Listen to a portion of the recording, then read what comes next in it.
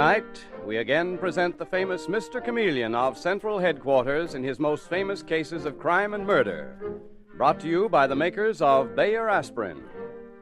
As all of you know, Mr. Chameleon is known in the police as Chameleon, the man of many faces, who appears in various impersonations to track down his prey. The audience always knows who Mr. Chameleon is, but the criminal he is tracking down seldom does. Tonight we give you Mr. Chameleon and the case of the Jewels of Death.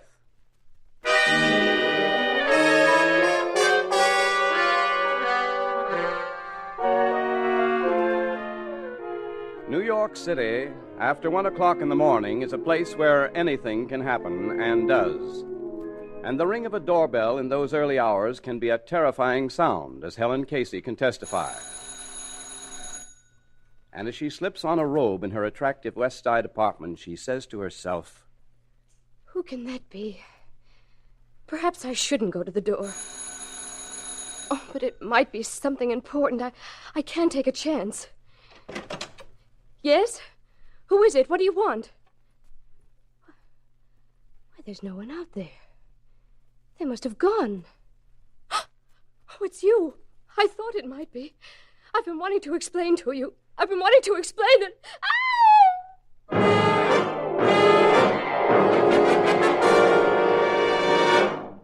And an hour later, in quite a different neighborhood, among the swarming tenements of the East Side, another sleeper is aroused by a pounding on the door this time.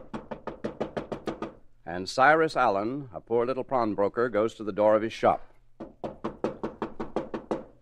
All right, I'm coming. Merciful heavens, what sort of an hour is this to get a man out of bed? Can't they see the place is closed? Yes? You? What are you doing here? You've never come here before. I've been wanting to explain to you. If you just give me a chance to explain to you. Oh, no! No!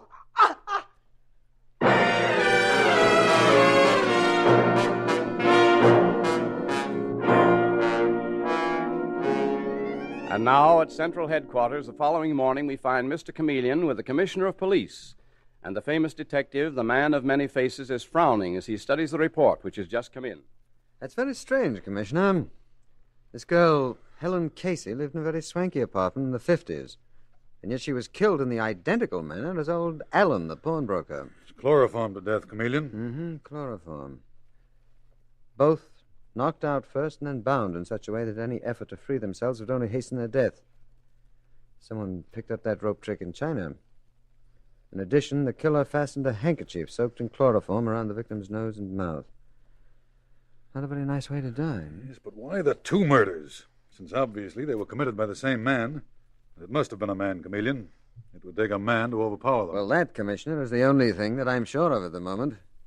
Casey girl's apartment was violently ransacked, so was the pawn shop. Commissioner, that pawnbroker, Cyrus Allen, hasn't he been under suspicion as a fence? Of course he has. Aha, well, now we're getting somewhere. Come in. Well, if it isn't Detective Sergeant Arnold. And look at his shining face, will you, Dave? What's the matter? Have you caught the killer? Nope, but I've got news about that Casey dame, Mr. Chameleon. She worked at Farshon, the jeweler's, right up till last week. Farshon? Mm-hmm. She worked for the fabulous Farshon. Well, now we are getting somewhere. Hello, operator. Put a call through to Farshon, the jeweler on Fifth Avenue. I want to speak to Mr. Farshon himself. Do you know Farshon, Chameleon? Not the man himself, no, Commissioner, but I've often bought things at his shop. What a layout he has. He's designed some of the most beautiful pieces of jewelry I have ever seen and charges fantastic prices. Hello? I'd like to speak to Mr. Farshon, please. This is Mr. Chameleon of Central Headquarters. Oh, he isn't. I see. Are you his secretary? Well, perhaps you can help, Miss Kent. I'm calling about Helen Casey. Oh, you know about her death, do you? I understand that she worked for Mr. Farshon. You fired her? For what? Oh, for stealing. Yes. They found one of their rings was missing. Tell me, Miss Kent, aren't you pretty careful about whom you hire for the jewelry shop? Oh, I see. Well, thank you. If I need more information, I'll call you back. That girl, Miss Kent, has a charming voice. So what, Mr. Chameleon? So what? Dave, I am extremely sensitive to voices. Miss Kent said that they were shocked about the murder of the Casey girl. She was sent to them by the Apex agency to get them all their people. They haven't yet replaced her. Dave, you get the list of all stolen jewelry and bring it to my office. I want to look it over.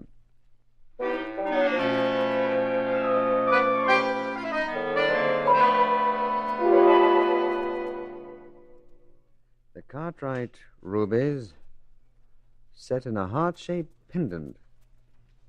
Oh, they're worth a small fortune. The black pearl of Isis. Oh, that'll never turn up. Or will it? Mr. Chameleon, did you send for me? Yes, come in, Madeline. I want you to go to Farshon's, the jeweler's, and order a very special sort of pendant. One that corresponds with the one that we have here on the stolen jewelry list. Rubies and diamonds in a heart-shaped setting. But, Mr. Chameleon, you don't think that Farshon... Why, he's the finest jeweler in town. Surely he wouldn't deal in stolen gems. Farshon, my dear, simply designs the pieces. I hear he's a very gentle, vague old man. But someone working in the shop may be dealing in stolen gems without his knowledge. But, Mr. Chameleon... Now, you're a very beautiful woman, Madeline, as well as a good detective. I'm sure that they'll believe that someone is quite willing to buy you a ruby pendant. I'll see you this afternoon. You mean you're going to question them? No. I mean, I will probably take your order. What? You see, they need a new clerk at Farshon's jewelry shop. And the Apex agency is sending them a distinguished gray-haired man who walks with a slight limp and comes from a fine old family. His name will be Howard Dillon, Mr. Chameleon to you. Oh, that's to be your disguise. Mm-hmm. Mr. Dillon has an appointment in half an hour with Mr. Farshon's secretary, who has a very beautiful voice. I hope her face won't disappoint you. Oh, you are a woman as well as a detective, Madeline. I'll tell you something about Howard Dillon. He's very nearsighted, so Miss Kent's face will be much less important than her voice.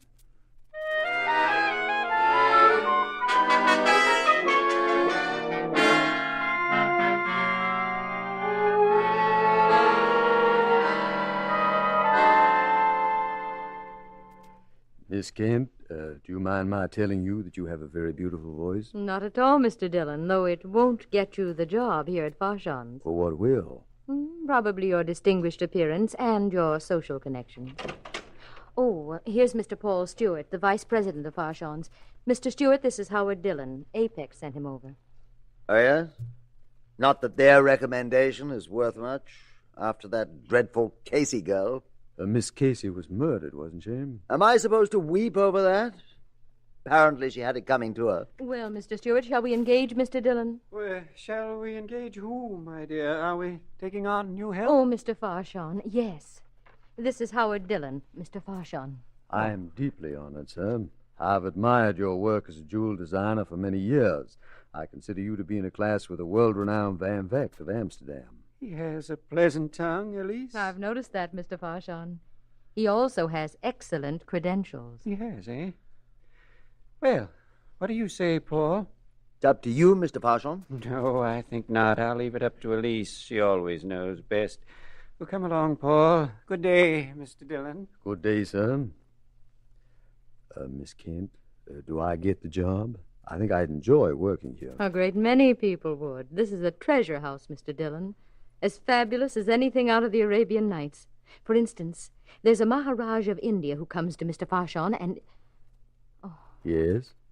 Oh, but you'll hear about that later. There is one thing I must caution you about, however. If any customer consults you about an unusual piece of jewelry, always send for Mr. Stewart, who'll tell you if it can be made.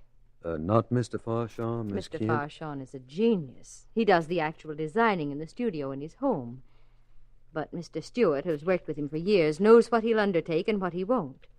So, send for Mr. Stewart. Is that understood? And it is also understood that the job is yours. Principally, I'm afraid, because I happen to like you.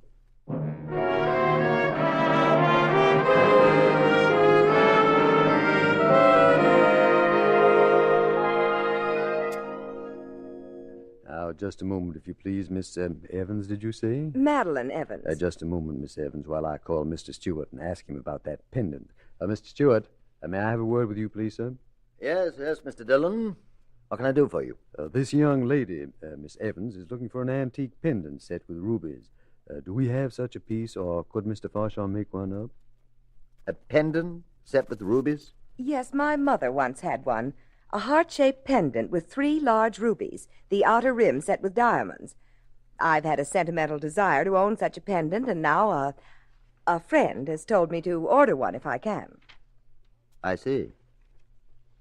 Why do you look at me so strangely, Mr. Stewart? I assure you my friend is quite able to pay for it. I don't doubt it, Miss Evans. Just occurred to me that we might have such a piece. Seems to be Mr. Farshon once designed a similar pendant. Miss Evans, suppose you come with me and give me your address and telephone number. I'll get in touch with you. Splendid. And thank you, Mr. Dillon. And I want you to know, Miss Evans, that you were my first customer, and I do hope you get your pendant. So do I, Mr. Dillon. Well, you look extremely pleased with yourself. Well, Miss Kent, I didn't hear you coming. I was just keeping an eye on you. I feel, in a way, you're my protege, Mr. Dillon. Well, I can't think of anything that I'd enjoy more than having you keep an eye on me, as long as I am allowed to indulge in the same pastime.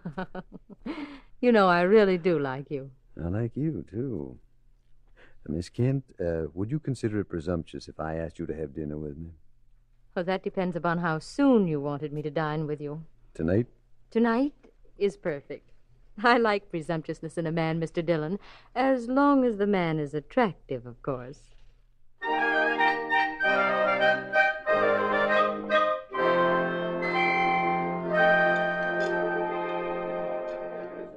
Enjoying yourself, Elise? It's wonderful, Howard.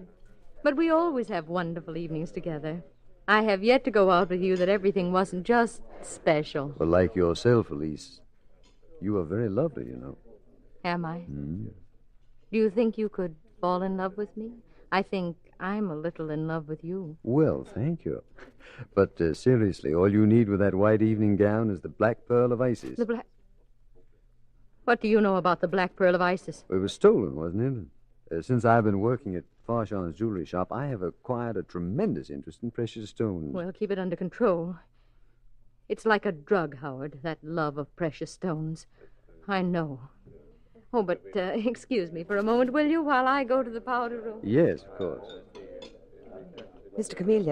Mr. Dillon. Madeline, what are you doing here? Oh, dining out, just as you are. I have a social life, too. Oh, I see. Well, what about that pendant? Farshon phoned me today. They're going to have it for me. Good. If that turns out to be the missing Cartwright pendant, or if the rubies turn out to be those famous rubies, then we'll know that someone at Farshon's is dealing in stolen gems, and those 2 ghastly murders will... Look out. Here she comes. Well, thank you, Mr. Dillon, and you'll probably see me at Farshon's tomorrow. Good night. Good night, Miss Evans. Lisa, I was just talking to Miss Evans, my first customer, you remember? How could I forget her? She's very attractive. And I happen to be an extremely jealous woman. Jealous of Miss Evans? I hardly know her. Then leave it like that. After all, Howard, you don't want to get mixed up with a detective, do you? Oh, what? Oh, yes. I found out this afternoon that beautiful girl, Miss Evans, is really a detective. Seems too bad. I mean, what a profession for anyone. Detectives must have such very unhealthy lives.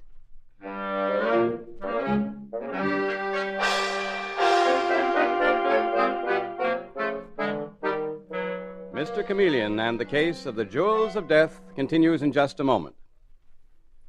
If you have an ordinary headache and want fast relief, get Bayer aspirin.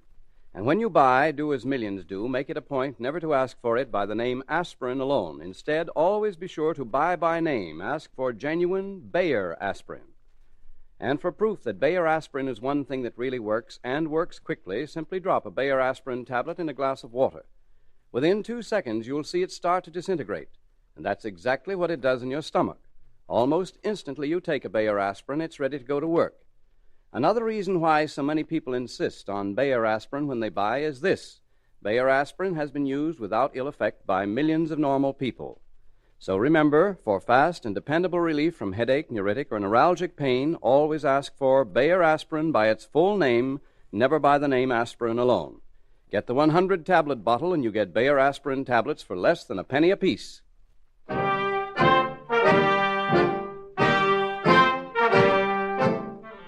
And now back to Mr. Chameleon and the case of the Jewels of Death.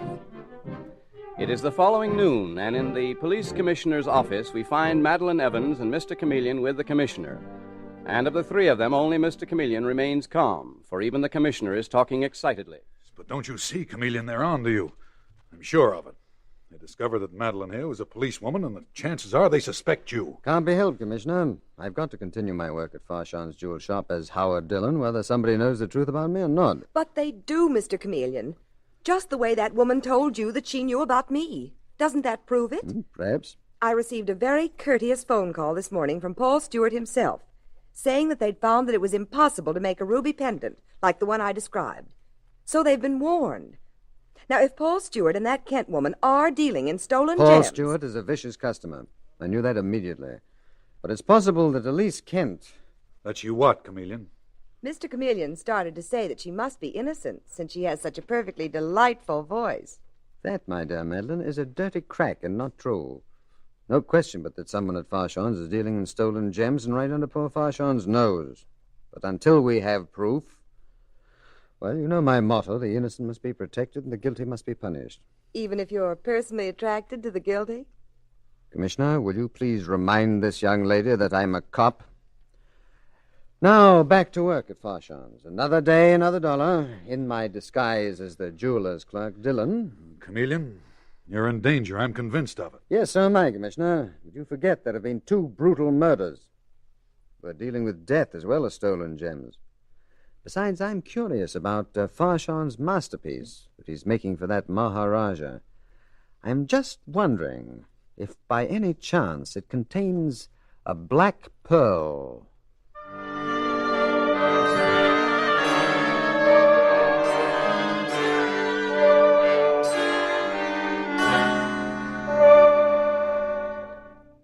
Now listen, Elise. You're playing a dangerous game and it's got to stop. It's a matter of life and death. Whose death, Paul? I think you know. You must be there tonight, that's all. Did you hear footsteps? No. All right, I'll be there at 11 o'clock sharp. You can count on me, Paul. I'll be Wait a minute. Is that you, Mr. Dillon?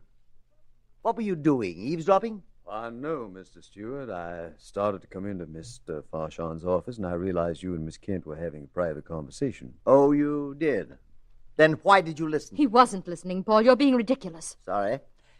Better get into the shop, Dillon. That is, if you're really serious about the job. Well, what ails him, anyhow, Elise?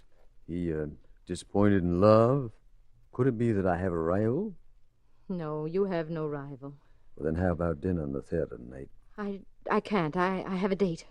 With Paul Stewart at 11 o'clock? I did overhear that much. Do you really care if I have a date with Paul Stewart? I'd care a great deal if you had a date with that girl detective friend of yours. Elise, are you meeting Paul Stewart tonight? And if so, where? Tell me, you must. Oh, Howard, don't be silly. You're imagining things. Of course I don't have a date with Paul Stewart tonight.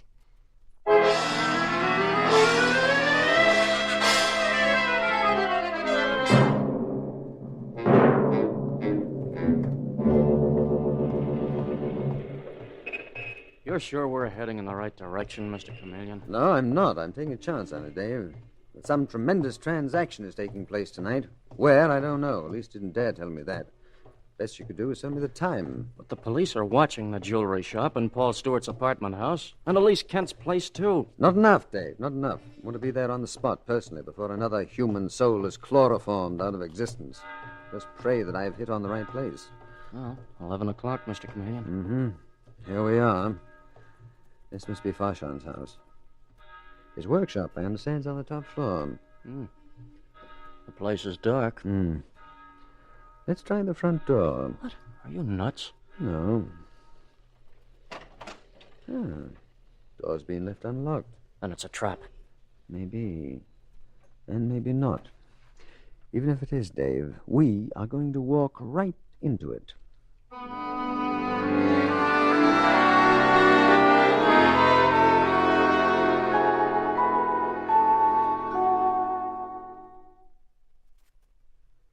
Okay, here we are, Dave. This must be the workshop. Look, Mr. Chameleon, I don't like this. No one's even tried to stop us. Don't be impatient, Dave. They will in time. See if this door is open, too. Oh, there's a light on in here. Yes. A light shining down on the work table. There's a single piece of jewelry lying on the table. I think we're supposed to go in and look at that. Holy smoke! Mr. Chameleon, look at it, will you? Beautiful, isn't it? Perfect setting for the Black Pearl of Isis. The what? The Black Pearl of Isis, about to be shipped to that Maharaja, I imagine. Why, good evening, gentlemen. What are you doing here? Did Paul Stewart bring you, Mr. Dillon? Not exactly, Mr. Farsham. I see you've been admiring my handiwork. Do you like it? It's magnificent.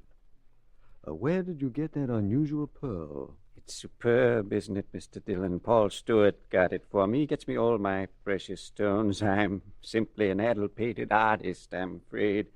I specify what I want, and he produces it. Well, the Black Pearl of Isis is quite something to produce. That was stolen 3 years ago from a tremendously wealthy Chinese warlord. What? Paul! Take it easy, Farshon. Nothing will happen to you. But these two gentlemen had better get their hands up. Sorry, Mr. Stewart. I was a little quicker than you were. Dave, you got his gun? Yeah, Mr. Chameleon, I've got it. Oh, so you are Mr. Chameleon. I should have known it. And who's Mr. Chameleon? Paul, I don't understand this. They say this pearl is stolen. What is it all about? And this is Howard Dillon. His name isn't Chameleon. You know perfectly well, Mr. Farshon, that my name is Chameleon. I think you've known it for at least 24 hours. You also know I'm a detective who works in disguise. But believe me, I am not the actor that you are. What? Really, this is all so bewildering. Paul, tell this man, this Chameleon, that I don't know what he's talking about. Mr. Farshon's quite innocent, Chameleon.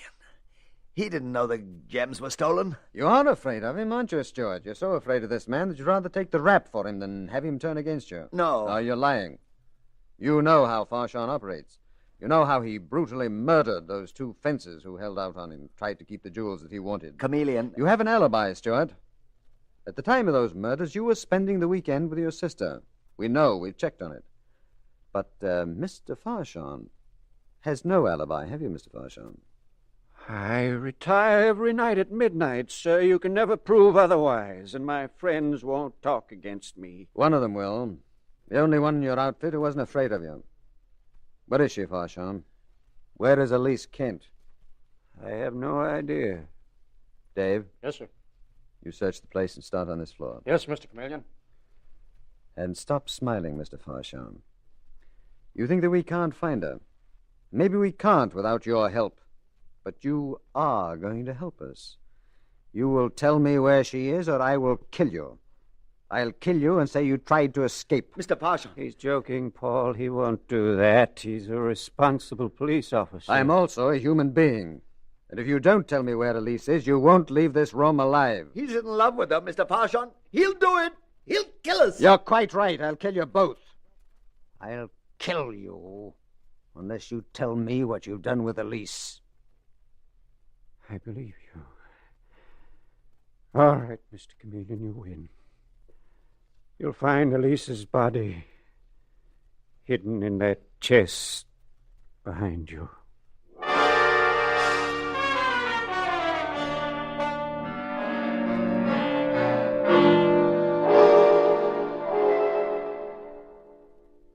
You feeling better, Elise? Yes.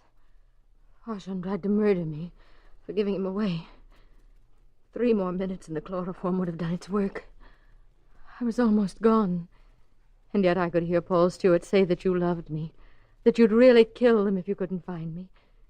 Mr. Chameleon, would you have killed them? No, Elise, I'm an officer of the law. I don't kill wantonly. But just for a moment, I must have meant it. I wouldn't have convinced them otherwise. Farshon isn't human. He's a hideous combination of a great artist and a criminal. He had to have the greatest jewels in the world to work with. Nothing else would satisfy him. And yet you stayed on with him. You helped him, Elise. I've tried to even that score. I've turned state's evidence. You already have my statement that Farshon was the murderer. That's what will save you from a heavy sentence. And I personally will testify that you helped me break the case. That's not enough. I don't want to go to jail even for a year. You'll help me escape, won't you? It won't be difficult. Oh, darling, please. You know you're a little in love with me. Please let me go. No one will know you helped me. Elise, I'm deeply grateful to you. I'm fond of you, too. I'll do all I can to help you, but I can't let you go free. You've been working with criminals, and I'm a cop. I lied when I said I was a human being first. Mr. Chameleon, are you all right? Hello, Madeline. Yes, I'm quite all right. I was just taking Miss Kent down to police headquarters. Would you like to come along? I'm sure she'd like to come along. Then the two of you can talk shop far into the night. When I look at Miss Evans, I'm afraid I realize that there's something to be said for being on this side of the law. Yes, you're quite right, Elise. And from now on, I know that you, too, are going to stay on the side of the law.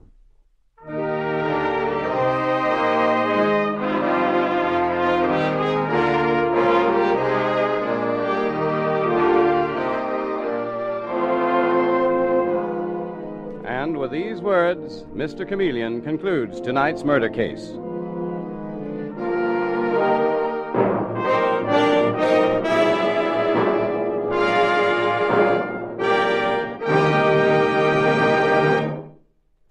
Here's how to relieve a common early morning headache quickly. Instantly you get up, take 2 Bayer aspirin tablets with water, and chances are by the time you finish dressing, your headache is gone.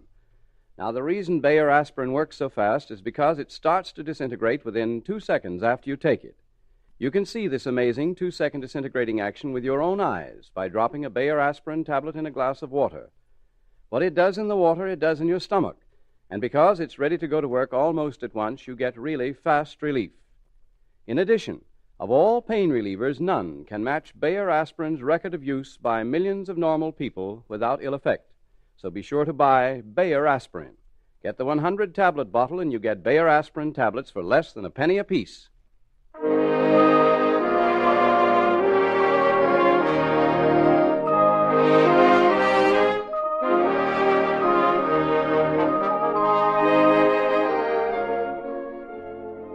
Listen next Wednesday night at this same time for Mr. Chameleon, the man of many faces, in The May and December Murder Case.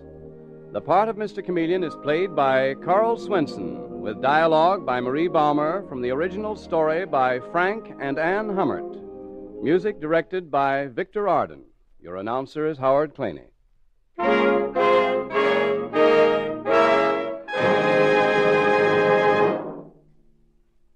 Now, at last, you can get an utterly new, radically different, incredibly better toothpaste. It's revolutionary new Lion's toothpaste. And it's better because thousands of laboratory tests on scores of individual teeth show that it actually gets teeth brighter. 2.5 to 5.5 times brighter than any of the 5 leading brands. Brighter by far than any other toothpaste. New Lion's toothpaste does this because it's a new kind of toothpaste with a formula that's completely new, radically different. A toothpaste that cleans without soap, polishes without chalk. Try it. Buy Lion's toothpaste.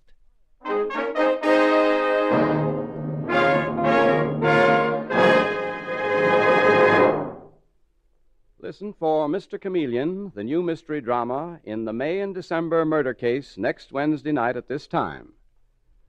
This is CBS, the Columbia Broadcasting. Next, Mr. Chameleon and the Locked Room Murder Case.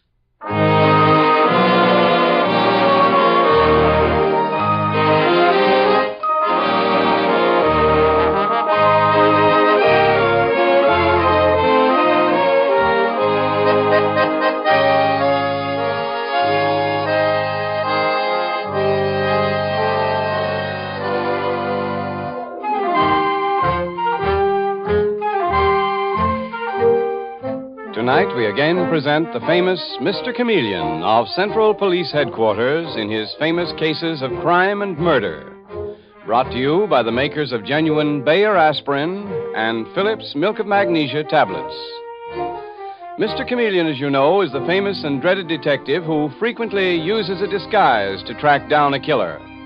A disguise which at all times is recognized by the audience. Tonight we give you Mr. Chameleon in The Locked Room Murder Case.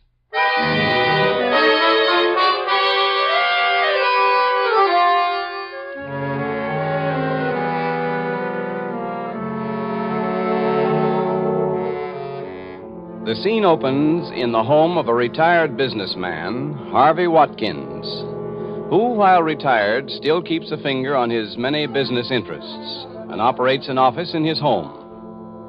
And it is there that we find him, angrily facing his confidential secretary, Arthur Finley, as he says the words that lead to a fantastic murder case. Finley, I've been going over your accounts. You're $5,000 short.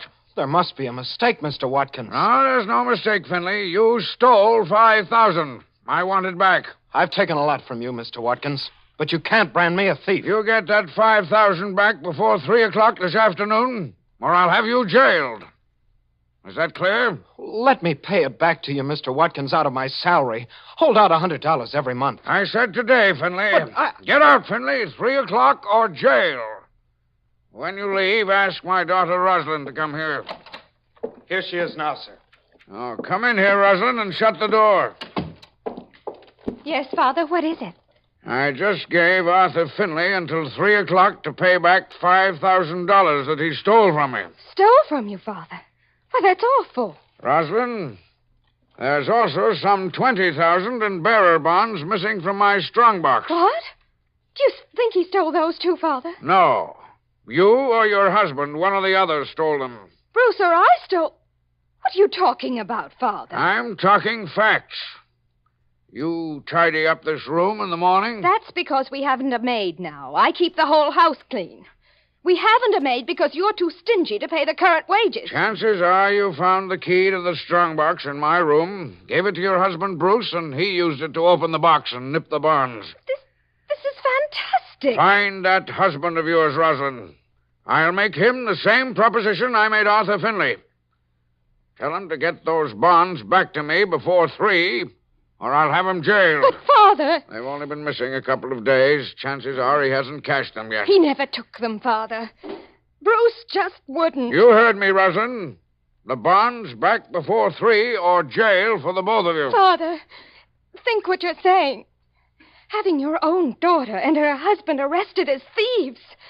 It's too horrible. It won't be if you return what you stole from me. Here by 3 or jail. Stop slobbering, Rosalind. It's cold in here, Father. Shall I light the gas grate? You light out and tell your husband what I said. That's all you've got to worry about. All right, Father. Oh, you, Mr. Fisher. Hello, Rosalind. Your father sent for me. I'll say I sent for you, Fisher. Come in. Mr. Fisher, please intervene with Father for me. I've done it lots of times, Rosalind. What's up, my dear? Get out, Rosalind, and shut the door. Remember what I said. Yes, Father. What's happened, Watkins, old man? You look ready to break a blood vessel. Now, listen, Fisher. I'm telling you this because I'm surrounded by a pack of thieves. Pack of thieves, Watkins? You've had these ideas before. I caught that confidential secretary of mine red-handed. Stole $5,000 from me. Gave him till 3 this afternoon to make good, or I'd have him jailed. Arthur Finley, you mean? By George. I'll take the responsibility for that. I hired him for you. Forget it, Fisher. That's not the half. And my own daughter, Rosalind, and her husband, Bruce, snitched $20,000 in bearer bonds from my strongbox. What do you say to that, Fisher? What would you do about that? I'd say Rosalind is your daughter, and that to err is human, and to forgive divine. That's because you're a soft-hearted old fossil. I gave them the same treatment I gave Arthur Finley. Return what they stole before 3, or jail. No, not that, Watkins. You simply can't. I can and I will, Fisher. And I'll tell you another thing. Any of the 3, including my daughter, is capable of killing me. I know murder when I see it blazing from people's eyes. Let me try to straighten this out, Watkins, old man. Look before you leave. I am looking, Fisher. Here's a letter I've written to police. If anybody kills me, you give it to them. Or better still, stick it in the mailbox when you leave. I'll not mail any such letter, Watkins. Do as I say and don't argue with me. I won't mail it. I said to look before you leap.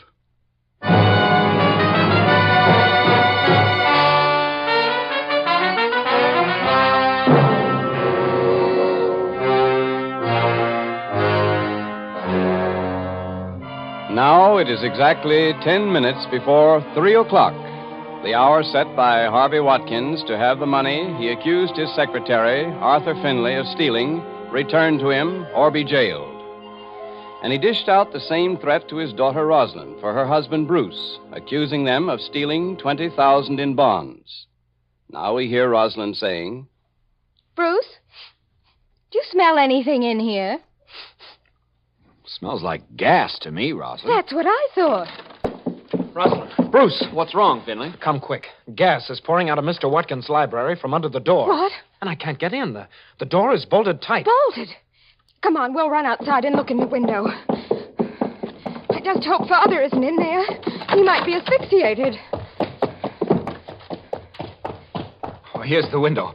I'll try to lift you up, Finley, so you can look in. Okay, Bruce. Come on. Here we are. There, I've got hold of the window ledge, Bruce. Steady now. Do you see anything, Mr. Finley? Your father. Your father, Rosalind. He slumped down before the door. I think he's dead. No, he can't be. I'll break the glass in. Hand me that rock, Bruce. Here. Thanks. That'll let some of the gas out of the room. Is Father dead? Yes. I'm sure he is, Rosalind. Then he committed suicide. Call a doctor. I'll phone the police. Why the police, Finley? Because I think you and Rosalind killed him, Bruce. Killed him? What do you mean? How could we gas a man to death in a bolted room?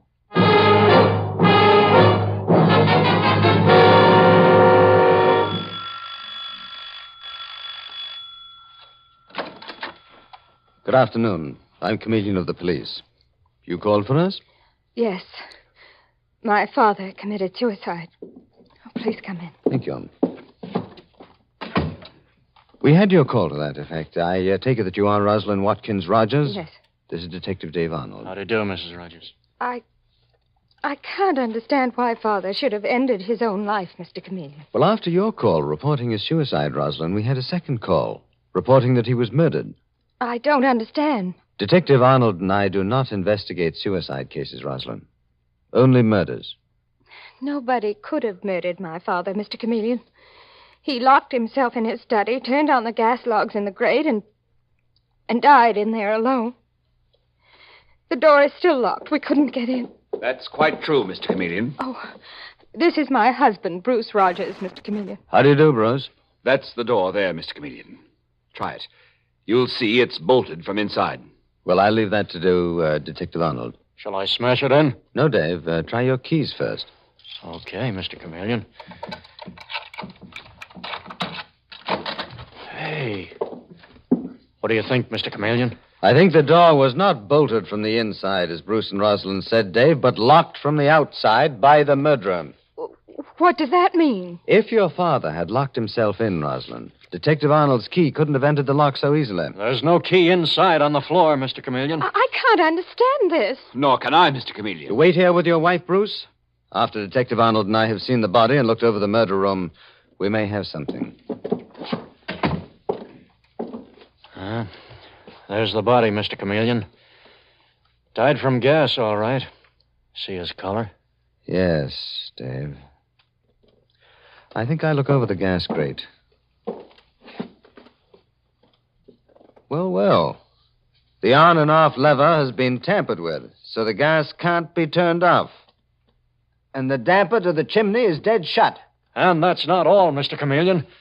This murdered man was bashed on the head before he was bumped. What do you know? I know why I never believed in locked room murder mysteries, Dave. And that most murderers are stupid people. Sure, but where does that get us? Easy. Easy, Dave. I think I hear Bruce and Rosalind talking outside. Come, sneak over to the door.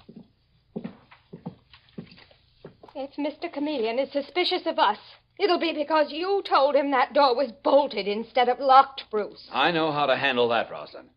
I'll tell him a few things when he comes out. Open the door, Dave. Well, Rosalind, your father did not kill himself. He was murdered. How unspeakable. Mr. Chameleon, I've been thinking about that locked door. You have, Bruce? The only person who could have locked Rosalind's father in there to die was his confidential secretary, Arthur Finlay. Really? Father gave him until 3 o'clock today to return $5,000 he'd stolen from him. And threatened him with jail if he didn't, Mr. Chameleon. That's what I was leading to. Why didn't you tell me this before? Why, I had no opportunity, Mr. Chameleon. Oh, it's the phone. I'll answer it, Boswell. Hello, Chameleon of the police speaking. Oh, Chameleon, this is the commissioner. Oh, hello, Commissioner. Funny thing, Chameleon, but a special delivery letter just got here from the murdered man, Harvey Watkins. From the murdered man? Right.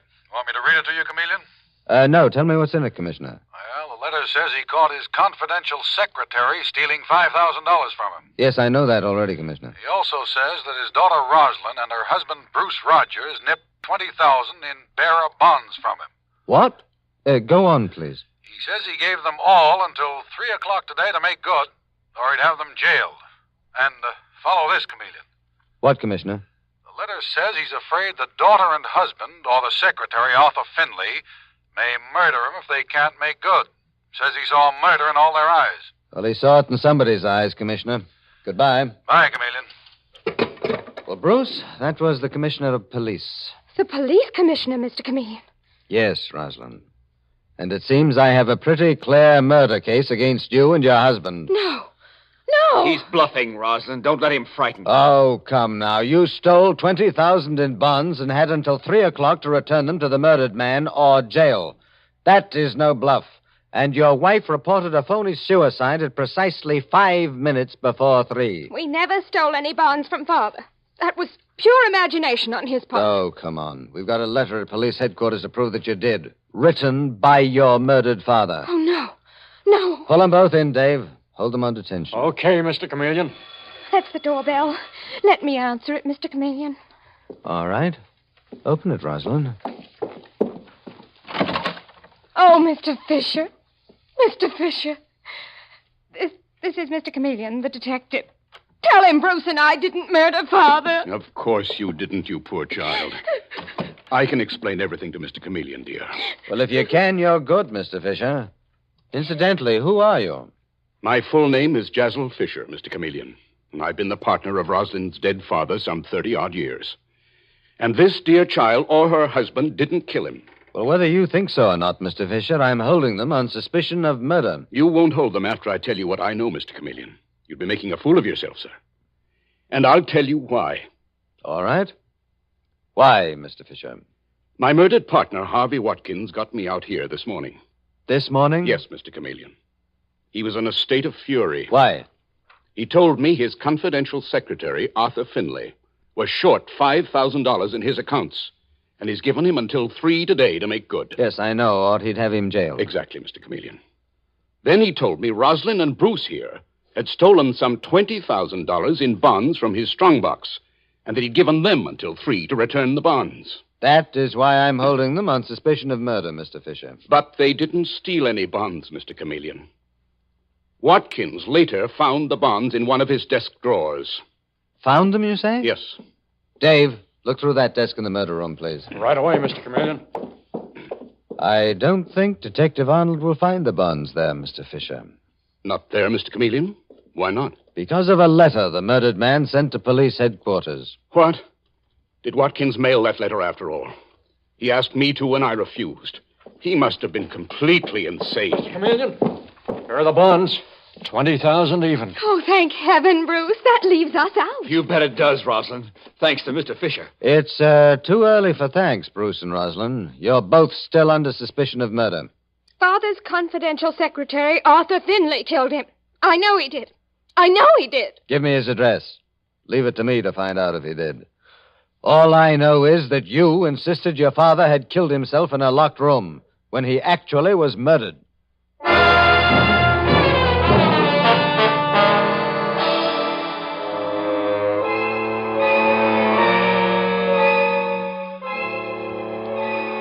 Mr. Chameleon and the Locked Room Murder Case continues in just a moment. More and more men and women who have suffered for years are finding that an amazing medication called Phillips Tablets brings wonderfully fast and effective relief from upset stomach, gas, heartburn, and other distressing symptoms of acid indigestion. The relief you get by taking Phillips Tablets is so quick that almost before you're aware of it, your acid indigestion distress is gone and you're feeling like a new person. The reason Phillips Milk of Magnesia tablets work so quickly is they contain one of the fastest, most effective stomach sweeteners ever discovered. And because they taste so good, Phillips tablets also bring you pleasant relief from acid indigestion. Their delightful peppermint flavor leaves your mouth so fresh and clean, lots of people find them as delightful to take as after-dinner mints. So next time acid indigestion causes you discomfort, let 2 or 3 flavorful Phillips tablets melt in your mouth, and you'll be amazed at how fast you get relief. Always carry Phillips tablets with you to take after meals or wherever you may be when acid indigestion causes you distress. Pocket-sized tins of 30 tablets cost only 25 cents. Ask for Phillips Tablets.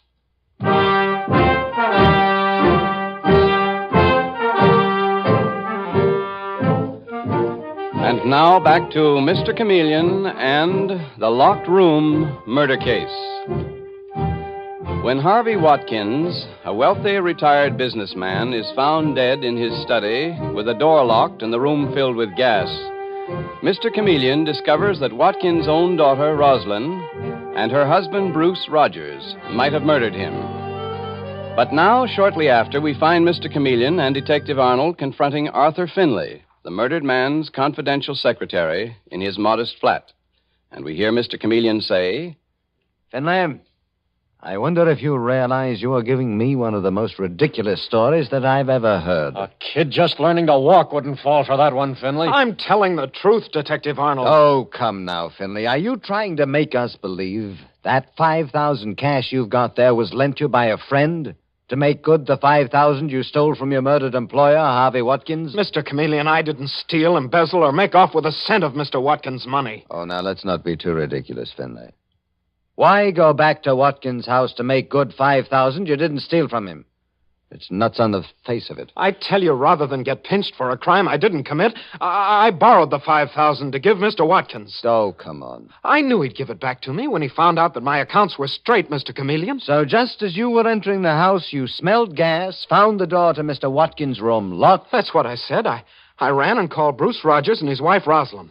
We ran outside, and I smashed in the window and saw him dead. Why didn't you unlock the door in the first place, Finley? You had a key to the murder room, didn't you? Oh, I didn't have the key with me. I left it here. Who loaned you this 5,000, Finley? My mother. Where is your mother? Here? I lied about that. My mother is dead, Mr. Chameleon. But I won't tell you where I got the money. Oh, you won't you? Never mind, Dave. Come along. We put men up for murder on less likely stories than this bird's. You can't put me there, Mr. Chameleon. I'm telling the truth. Well, I've caught you in one lie. Tell me, did Bruce Rogers give you this money? What? Him? Why, he killed Mr. Watkins himself. Okay, Finley, that's all for now. Let's go, Dave. Goodbye, Finley. But don't get the idea that I finished with you. Oh, brother, what a cockeyed story that guy gave us, Mr. Chameleon. He's near enough to the electric chair to be singed by the sparks, Dave. I'll say he is. The whole case hinges on whether his accounts on the murdered man's books were off to the tune of 5,000 or not. Yeah, I get you, Mr. Chameleon. Now, I'll get back to headquarters, Dave, and start the wheels turning to find that out. Well, what about me? Where do I go? Back to the murder house, Dave. Sneak in if you can and look for any clues that indicate who turned off the main gas line to the house, near the meter. Hey, so that's why there wasn't much gas coming out of the grate in the murder room. Oh, what a dope I am. It was probably turned off by the murderer. Afraid, perhaps, that somebody might snap on a switch or light a match and blow up the house.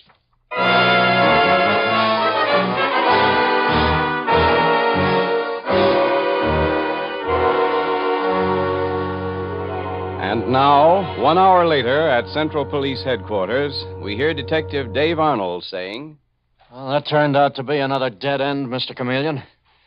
The gas was shut off near the meter, all right.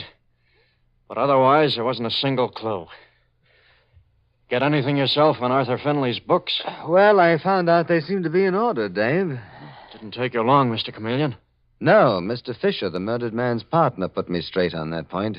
But that doesn't mean that Finley isn't our man. No, but if he is, that lets out Bruce Rogers and his wife, Rosalind, the victim's daughter. Nobody's out, Dave.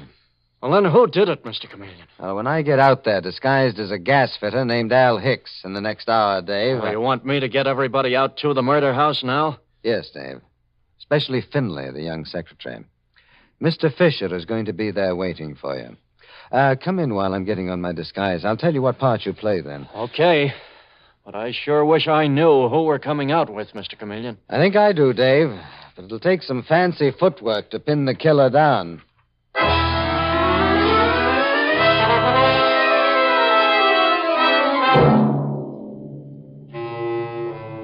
And shortly after, we see Mr. Chameleon in his disguise as Al Hicks, gas fitter, in greasy coveralls, about to enter the murder house, and we hear him saying... Dave, before we go in, here's the voice of my disguise. That the gas grate Mr. Chameleon wants me to look at, Detective Arnold? Uh-huh. I got you, Mr. Chameleon. Okay, now I'll open the door. Who is this man, Detective Arnold? He happens to be a gas fitter, Bruce. Name of Al Hicks. A gas fitter? A gas fitter? Yes, that's right, Rosalind. Is, that the gas grate Mr. Chameleon wants me to look over, Detective Arnold? Yes, it is, Mr. Hicks. So start moving, will you? Mr. Chameleon wants me to find out if the off-and-on lever has been tampered with. Well, has it been, Hicks? Don't take an expert like Al Hicks to tell you that, Detective Arnold. Look at it yourself. Been fixed so it can't be turned off. Gas would keep coming no matter what you did. It hasn't been tampered with. Certainly it hasn't, Bruce. You're saying that, Rosalind, because your husband, Bruce, murdered your father. I saw Bruce fooling it with it myself this morning. Well, if you did, why didn't you tell me that this afternoon, Arthur Finley? I forgot it until this moment. Say, you're not a gas fitter. You're Mr. Chameleon in disguise. Well, that's right. That's right, I'm Chameleon. So you saw Bruce Rogers fix this gas grate so the gas couldn't be turned off, Finley. I suspected as much myself. Oh, Bruce. Bruce, how could you? Bruce didn't, Rosalind, you poor child. Now, don't accuse your husband. Think what you're saying, my dear. Arthur Finley, your father's secretary, murdered him and then locked the door to deceive the police. You're a liar, Fisher. I didn't, Mr. Chameleon. Finley, who gave you that $5,000 I found you with this afternoon? Now answer fast. Nobody gave it to me. It was the money I stole from Mr. Watkins. But I'm not taking a murder rap for it. His son-in-law, Bruce, killed the old man. Mr. Chameleon, isn't that exactly what I told you? Isn't it evident Finley murdered my partner, Harvey Watkins, and now is trying to place the crime on these innocent young people, Bruce and Rosalind? Oh, Mr. Fisher, you're the kindest man I ever met. I don't think he is, Rosalind. Mr. Fisher killed your father. What's that, Chameleon? I killed him? Well, you've lost your head. I told you exactly what happened. You told me exactly nothing, Fisher. You told me that Finley's accounts were in order. That's what I believed at the time, Chameleon. You didn't believe anything of the sort, Fisher. You told me Finley's accounts were straight because your own were crooked. My account's crooked, Chameleon. Ridiculous. Ever hear of the police auditors, Fisher? Here is their report.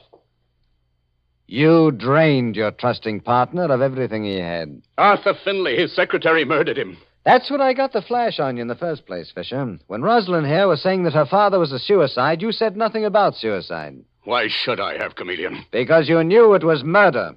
That's why. Those are guesses, Chameleon, and guesses don't hold up in court. Give me that key you have to the locked murder room, Fisher, or I'll throw you on the floor and take it from you. Quick, now, let's have it. All right.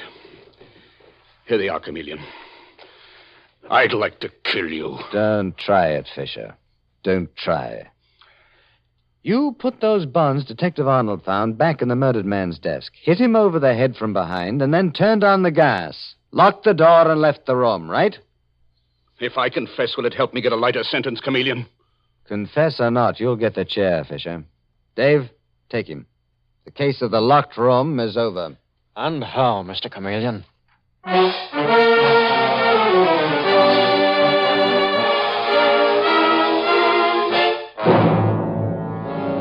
And with these words, Mr. Chameleon concludes tonight's murder case.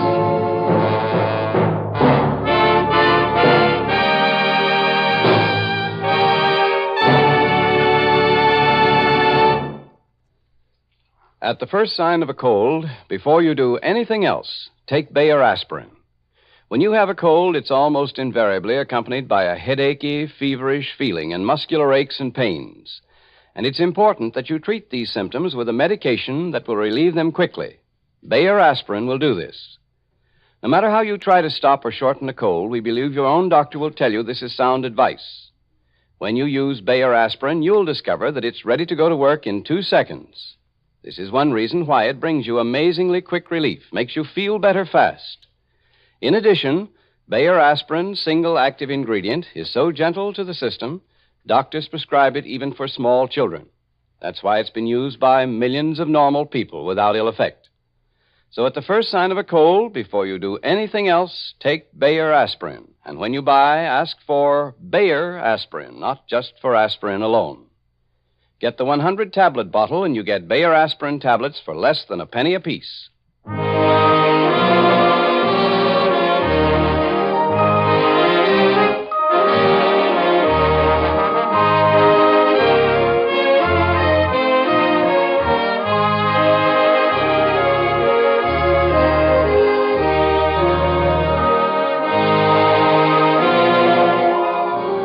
Listen next Wednesday night at this same time for Mr. Chameleon, the man of many faces, in The Shocking Revenge Murder Case. The part of Mr. Chameleon is played by Carl Swenson, with dialogue written by Frank Hummert from the original story by Frank and Ann Hummert. It is directed by Richard Leonard, with music by Victor Arden. Your announcer is Howard Claney.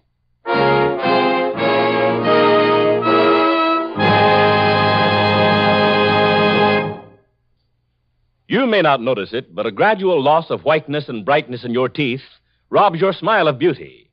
So if you've been trying to prevent tooth decay in the last year by changing your way of cleaning teeth and your smile has faded, use a dentifrice that not only helps prevent tooth decay, but also whitens and brightens your teeth, really cleans them. And no dentifrice cleans teeth like powder. Try Dr. Lyon's tooth powder, and if you don't agree that it gets your teeth cleaner than your present dentifrice, whitens and brightens them so your smile sparkles with all its old-time luster, return the package and your money will be refunded.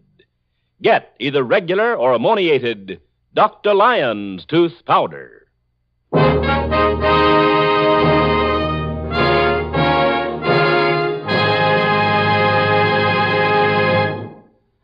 Listen for Mr. Chameleon in The Shocking Revenge Murder Case next Wednesday night at this time.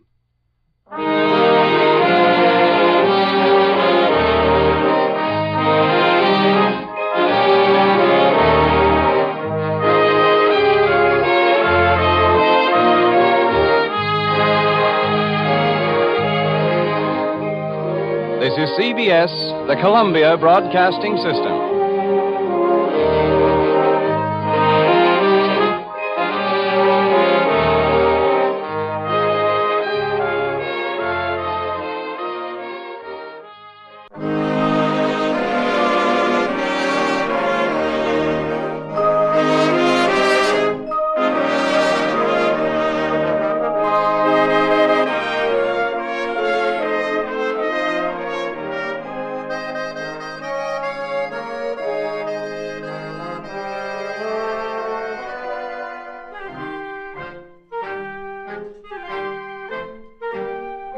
Tonight, we again present the famous Mr. Chameleon of Central Headquarters in his most famous cases of crime and murder.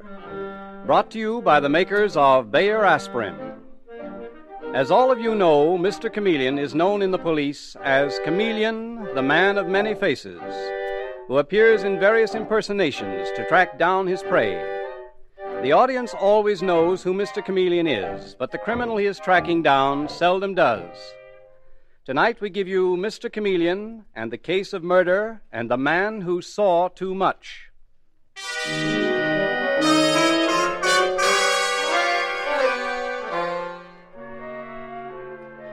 Our story opens at twilight, in that lively section of New York City where Broadway crosses Columbus Circle. Already electric signs are flashing in the dark, and the sidewalks are swarming with hurrying forms. And lost in that crowd is the figure of a man, stalking another man like a panther stalking its prey, until suddenly the air is shattered by a cry of pain and terror. I've been stabbed! I've been stabbed! Oh, no. Oh, how ghastly. Wilfred, did you see that? Yes, I saw it. And I saw the man who stabbed him. Oh. Catch him! Catch him, somebody! The man in the gray suit! Don't let him get away! What's happened? It's murder! A man's been stabbed to death! Somebody said a man in a gray suit did it.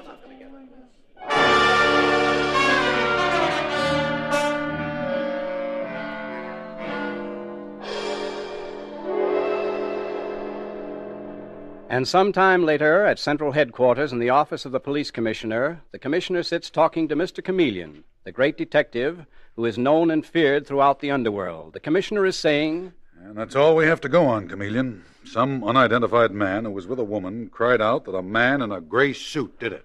Well, that's something, Commissioner. Maybe the two witnesses will come forward and give us a more complete description of the killer. Yeah, but you know how people are. Scared to death to get involved in a thing like this. Certainly the killer wasn't lacking in nerve, stabbing a man to death in the early evening on a crowded street. And a man like Carl Lynch. Yes. We belonged to several of the same clubs. Carl Lynch was a wealthy bachelor high up in the banking business. Patron of the arts. Killer had his nerve to strike him down right under the nose of the police. Well, that seems to annoy you, Chameleon. Well, certainly it does. See, it's 3 hours since Lynch was murdered. The witnesses really should turn up very soon. For their sake, they should come to the police. The longer they stay away, the more dangerous it is for everyone.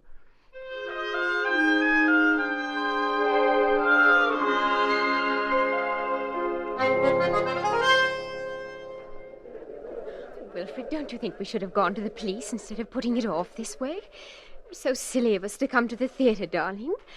I can't keep my mind on the play, and neither can you. Oh, it's a very good play, Millicent. The cast is excellent, especially that one actor, what's his name, Roger Appleby, who was just on in the first act. He was really remarkable. Stop it, Wilfred. You don't fool me for 1 minute. You're just as nervous as I am. I don't even like being alone in this theater box. I'd rather be in the orchestra, surrounded by people. You have got the jitters, haven't you, dear? All right, we'll leave during the next intermission and go straight to the police. I can't tell them much, but at least I could identify the murderer if I saw him. Feeling better? Much better. So am I. This intermission should be over in a few minutes. Meanwhile, let's relax and... Oh, Millicent. What's the matter? Have you a pin in your evening wrap? Something just pricked my arm. Oh, no, there's no pin. Well, there must be. It was a sharp, quick stab. And I feel so strange, so drowsy, as if... Oh. Wilfred! Wilfred!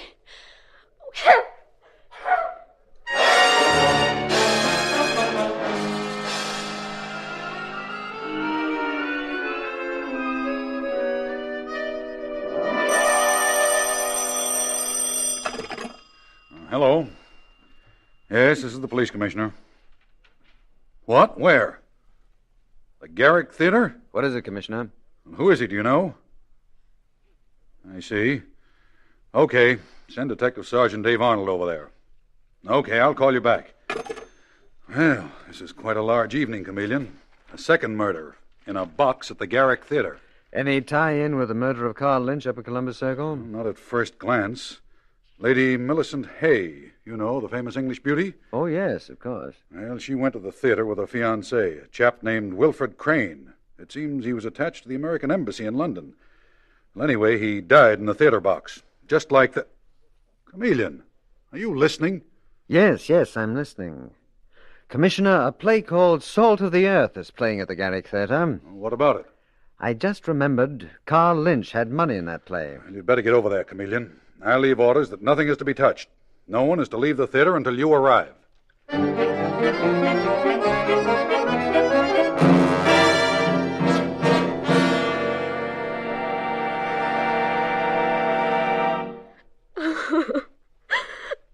Mr. Chameleon, is Wilfred really dead?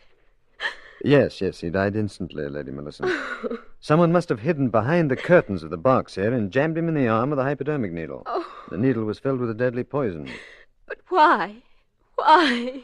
Were you and Mr. Crane the persons who witnessed that other murder in Columbus Circle late this afternoon? Yes, we were. Wilfred and I were discussing it just before he died. We intended to leave during the next intermission and go to the police. Well, you should have come to us immediately. Anyway, there is your answer. Your friend was killed, Lady Millicent, because he saw too much. But, Mr. Chameleon, I saw that murder, too. Yes, I'm well aware of that fact. Where are you staying? At the Millbrook Hotel. Oh, that's fortunate. That's one of those small, exclusive places. What do you mean? Lady Millicent, from now on, you must not be alone, not even for 1 minute. I'm sending one of our women detectives home with you. Madeline, come in here, will you, please? Yes, Mr. Chameleon. Madeline, this is Lady Millicent Hay, Miss Madeline Evans, who happens to be a detective like myself. How do you do? How do you do? Madeline, you are to go with Lady Millicent to her hotel. You're to stay in the same room with her night and day. Is that really necessary, Mr. Chameleon? Yes, it is, Lady Millicent. If you want to remain alive. And Madeline, remember, no one is to be admitted to Lady Millicent's hotel suite except myself. Is that clear? Perfectly clear, Mr. Chameleon. Right. Where's Dave? Right outside in the corridor. Detective Sergeant Arnold, Mr. Chameleon wants to see you. Okay, thanks. Say, Mr. Chameleon, the manager of that show, Ted Martin, is awful anxious to talk to you. Oh? And the actors are getting very indignant about being kept waiting backstage. Well, I'll get around to them as soon as possible. Dave, I want you to accompany Lady Millicent and Madeline. Now, you're to take up your post outside the Millbrook Hotel. Now, I believe there's only one entrance. Is that right, Lady Millicent? Yes, Mr. Chameleon. Good. Now, Madeline is going upstairs with Lady Millicent, Dave, and you are to keep an eye on that entrance. All night, if necessary. But, Mr. Chameleon... Dave, believe me, I know exactly what I'm doing. Nothing is more important than keeping watch over Lady Millicent.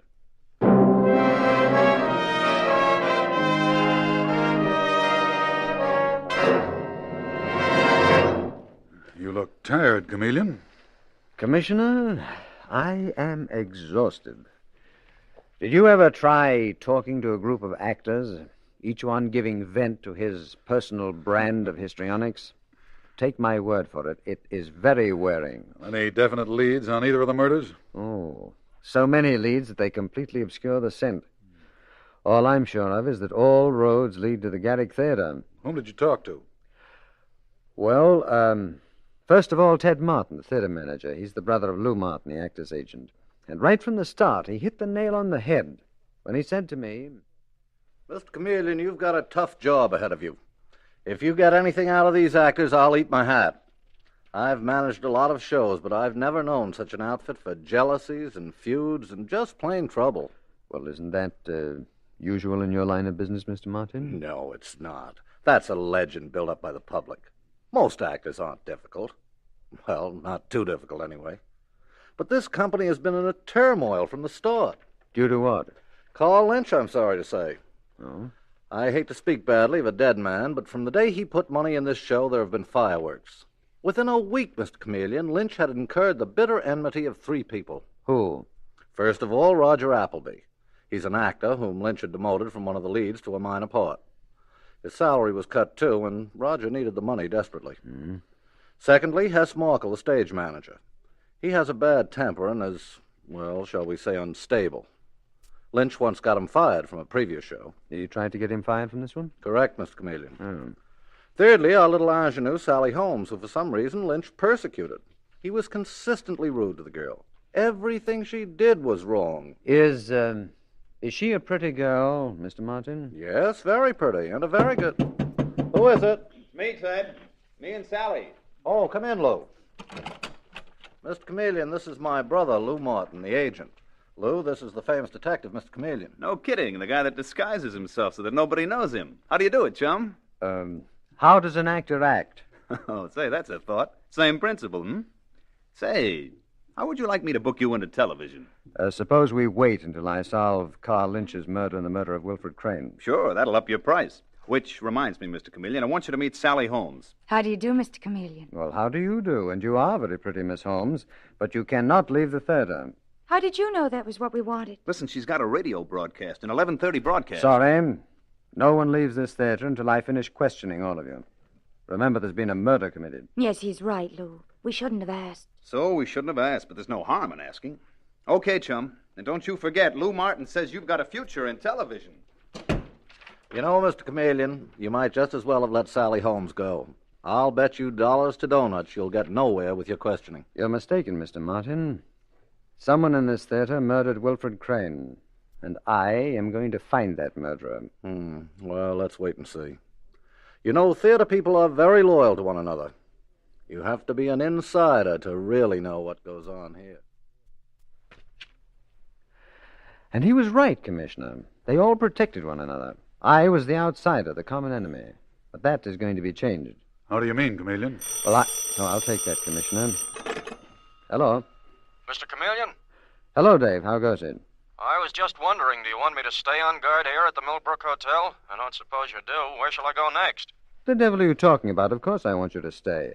But what for? When I saw you leave with the Lady Millicent Hay... Dave, wait a minute. Is this some sort of joke? Why, no. You walked out of the Millbrook Hotel about 15 minutes ago with Lady Millicent Hay. You got into a car? That's enough. Go upstairs immediately to Lady Millicent's room and see what's happened to Madeline. Then report here immediately. I haven't been near the Millbrook Hotel.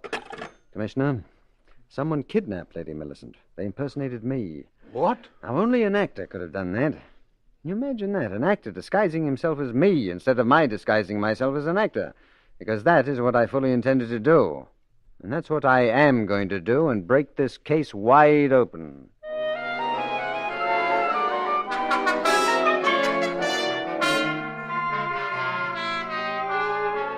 Mr. Chameleon and the case of murder and the man who saw too much continues in just a moment. When you're suffering from an ordinary headache, neuritic, or neuralgic pain, there's nothing more important than fast relief, really fast relief. Millions who use Bayer aspirin to get such relief know that Bayer aspirin is ready to go to work almost the instant it's taken. Within 2 seconds, it starts disintegrating in your stomach, and as a result, relief comes with amazing speed. You can actually see how quickly Bayer aspirin acts by dropping one of these tablets in a glass of water. Before it touches the bottom of the glass, it starts to dissolve or disintegrate. Because Bayer aspirin does the same thing when you take it, you get the fast pain relief you want. In addition, Bayer aspirin gives you reliable relief. Its record of use by millions of normal people without ill effect is a record unmatched by any other pain reliever. Remember this next time you want quick, dependable pain relief. Be sure to ask for Bayer aspirin by its full name, never by the name aspirin alone. Get the 100-tablet bottle and you get Bayer aspirin tablets for less than a penny apiece.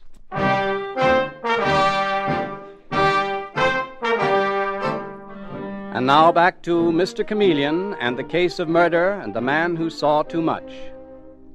It is later that night, and in Mr. Chameleon's office at Central Headquarters, a distraught Madeline Evans is saying bitterly, I'll never forgive myself, never, Mr. Chameleon. But that man's voice on the telephone sounded just like yours. He called up from the hotel lobby downstairs, and when the doorbell rang... You stepped into the hall and were promptly struck on the head and knocked unconscious. Yes.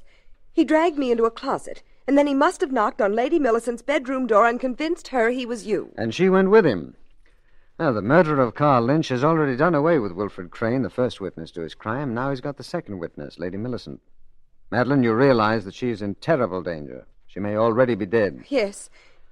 Yes, I know, Mr. Chameleon. Well, this tells us one thing about the murderer, however, narrows down the field. What do you mean? Well, the person we're tracking down, certainly an actor. Clever one. So good at impersonating me that Lady Millicent actually went with him. That man I want to see. As Lou Martin said, he should have a future in television. Well, so should Rupert LaRue. Rupert?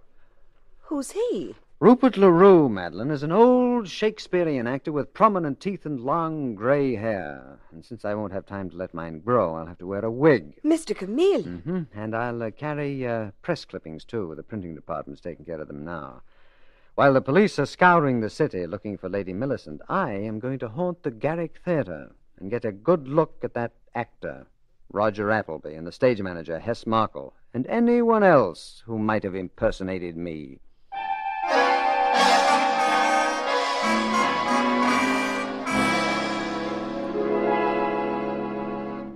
But Mr. Appleby, Forgive an old-timer like me for being a bit skeptical, but I've had years and years of stage experience.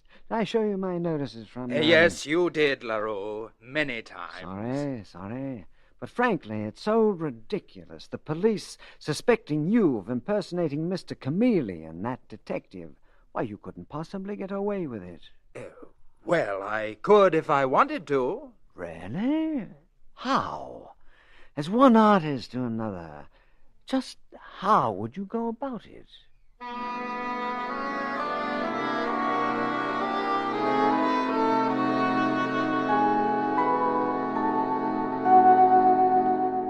As I was saying, Mr. Markle, when I toured in Othello, Or am I boring you? Oh, that's okay, LaRue. I'm just kind of all in. Those dumb dicks started questioning me again today. I got the notion I posed as that detective Chameleon. Oh. What's the matter? Quit it, will you? I don't let anyone laugh at me. Quit it. I'm sorry. Excuse me. I didn't mean to scare you like that. I got a bad temper. Anyway, I could take off Chameleon if I wanted to. If Roger Appleby could, I could. But Appleby is a first-rate performer. I'm glad you think so. But let me show you something. Let me show you just how I'd go about it if I were going to take on the part of Chameleon.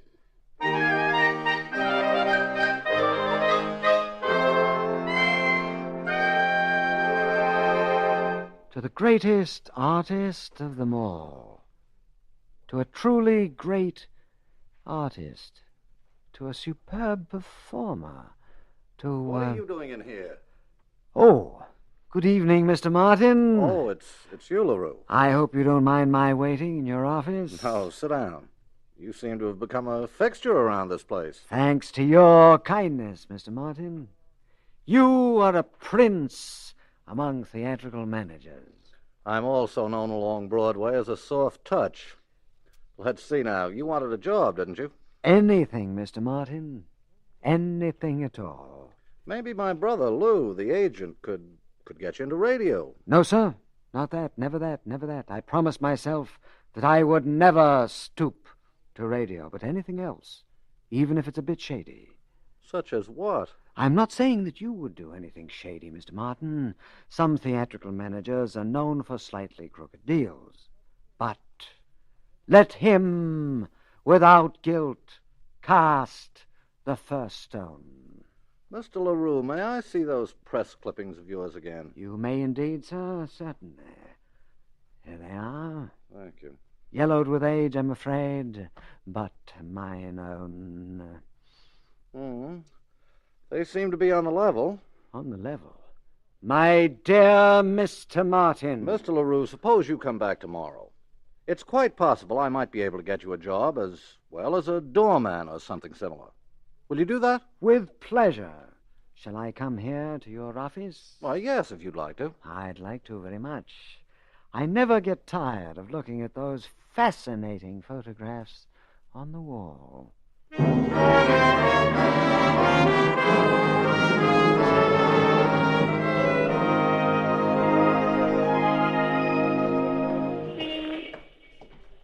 No trace of Lady Millicent, Dave, is that right? Not a sign of her, Mr. Chameleon. For all we know, she's... No, Dave, she's still alive. She must be. Poor Madeline's sake. And I think I know where she is. I think I know who managed to impersonate me and get away with it. Well, they must be good. Yes, that's the point, Dave. That's the theory I've gone on. Must have been a very clever actor to have fooled you and Madeline. Well, here's the address. If I don't come out in half an hour, you know what to do. Suppose you're mistaken. If I am, Dave, I'm afraid we won't find Lady Millicent until it's too late. Now make yourself scarce. I'm going to ring the bell. Okay, see you later, Mr. Chameleon.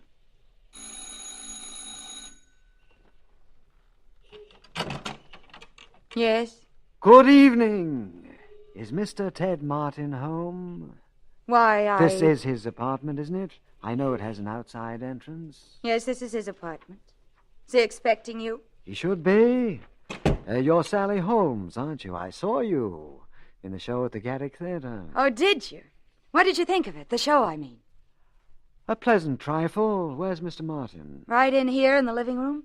But what did you think of my performance? Who is it, sweetheart? What the... Say, what are you doing here, LaRue? Mr. Martin, didn't you expect me? I thought you said tonight. Oh, of course, you didn't expect the young lady to be here. What? Now, wait a minute. Would you like me to come back later? Who is this character, Ted? And what business did you have with him that you didn't want me to know about? Who are you? Rupert LaRue. Perhaps you've heard of me. I toured the Middle West in... 1700, I'd say. And you still haven't told me what business you've got with Ted. He hasn't any, Sally. He's been hanging around the Garrick Theater. And I told him if there were any odd jobs that I could do for him, I'd be only too happy to, even if they were a bit shady. So we reached an agreement. What about? Are you crazy? What about, Mr. LaRue? About Lady Millicent Hay. What's that? I understand her continued existence is becoming a burden. I'm afraid I wasn't supposed to discuss that in front of anyone. Say, what are you up to? What are you up to, LaRue? Leave him alone, Ted. You're not to touch him until I finish talking to him. Can't you see he's lying? About what? Lady Millicent? Is that a gag? Shut up. Don't you dare to speak to me like that, Ted Martin. I thought you weren't very anxious to see me tonight. No wonder. You had plans that didn't include me. Mr. LaRue, what were you going to do about Lady Millicent? Well, take care of her, I suppose, and then take her someplace else, to some girl's apartment, I think. What? Sally, he's making this up. Why, no. Oh, is this the young lady who'd been getting money from Carl Lynch before he was murdered? Dear, I'm afraid I've spoken out of turn. I really had better go. You're not going anywhere, LaRue. Oh, don't look at me like that, Sally. Can't you see this is a trap? I told this man nothing. Then how could he know?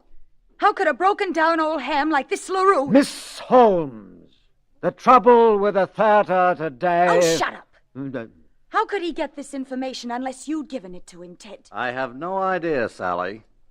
But I'm going to find out. But of course you told me, Mr. Martin. You said this young lady had been blackmailing Carl Lynch.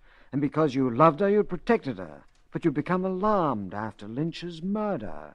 So you wanted to get out from under. And frame me for the whole thing. Is that it, Ted? You were going to kill Lady Millicent and plant her body in my apartment. Who's that? I think you know who it is. Ted, don't let him hurt me. Who is she talking about, Mr. Martin? Your accomplice? The man who really murdered Lynch and who poses Mr. Chameleon? Is that who's coming down the hall? Well, hi, Sally. Hi, Ted. And who's this old creep? What's your name, chum? My name is Chameleon.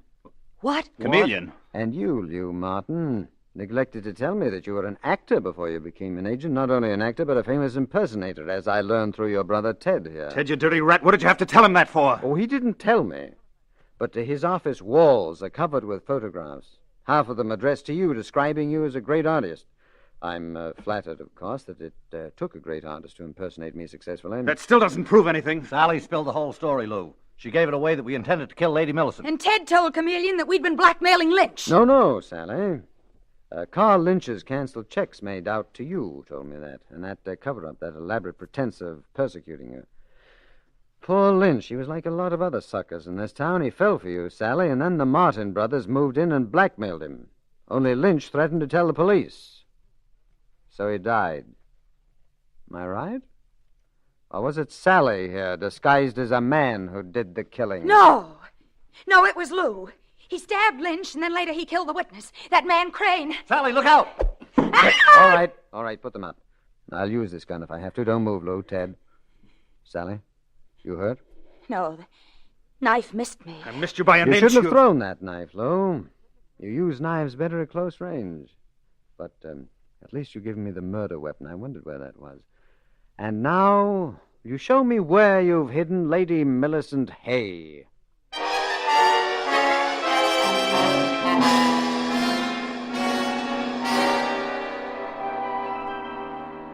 Mr. Chameleon, when you walked into that room, it was like a miracle. I thought no one would ever find me. Well, no one thought of looking in the exclusive apartment of a successful theater manager and a successful blackmailer, I might add, Lady Millicent. It seems that Ted Martin and his brother Lou had been blackmailing for years, using Sally as bait. You were fortunate that they didn't kill you immediately, that they were worried as to how to dispose of the body. As a matter of fact, I believe Ted Martin fully intended to use old Rupert LaRue as a means of getting rid of you. Well, thank heavens Rupert LaRue was really you, Mr. Chameleon. Anyway, I'm deeply grateful. And you too, Miss Evans. Oh, please don't say that, Lady Millicent. It was due to my inexcusable carelessness and stupidity that they were able to kidnap you. Well, now, she's being dramatic. She's caught the acting fever. That's a fine thing to say, Mr. Chameleon. I thought I'd get a rise out of you, Madeline. But that's better than letting you feel guilty, because you shouldn't. You know, the best of investigators have been trapped occasionally. And never forget, Madeline, that in our profession, eternal vigilance is the price of success. And of not being conked on the head.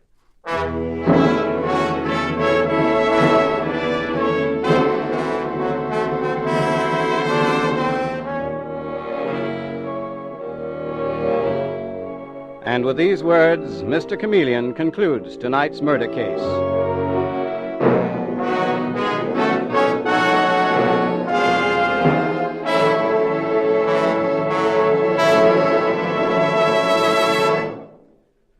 The way that millions get amazingly fast relief from common headache, neuritic, or neuralgic pain is to take quick-acting Bayer aspirin. Bayer aspirin is one thing that really works and works quickly, and you can see the reason why with your own eyes.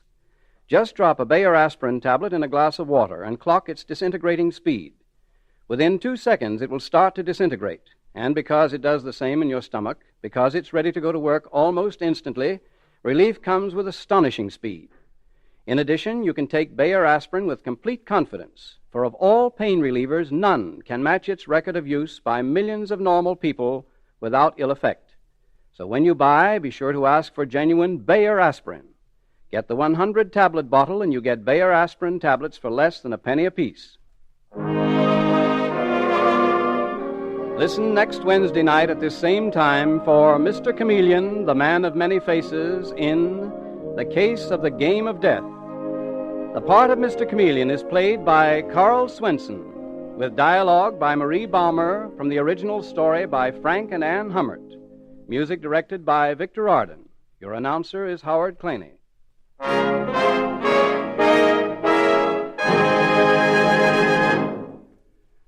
Friends, there's a new toothpaste in the market that you'll want to try. It's called Lion's Toothpaste.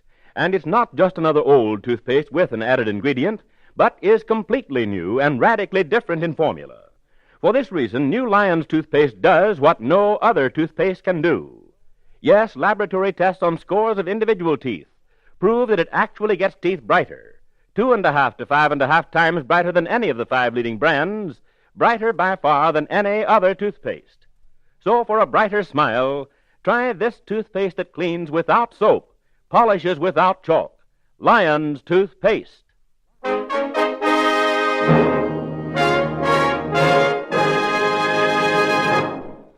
Listen for Mr. Chameleon, the new mystery drama in The Case of the Game of Death, next Wednesday night at this time. This is CBS, the Columbia Broadcasting System.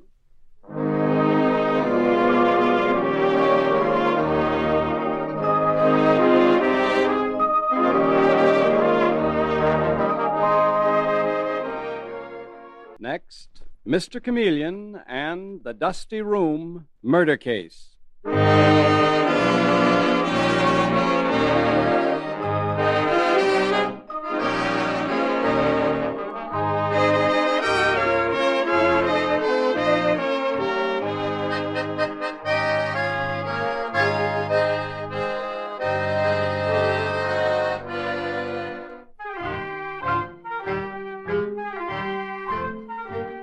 Tonight, we again present the famous Mr. Chameleon of Central Police Headquarters in his famous cases of crime and murder, brought to you by the makers of genuine Bayer aspirin. Mr. Chameleon, as you know, is the famous and dreaded detective who frequently uses a disguise to track down a killer, a disguise which at all times is recognized by the audience. Tonight, we give you Mr. Chameleon in the Dusty Room Murder Case.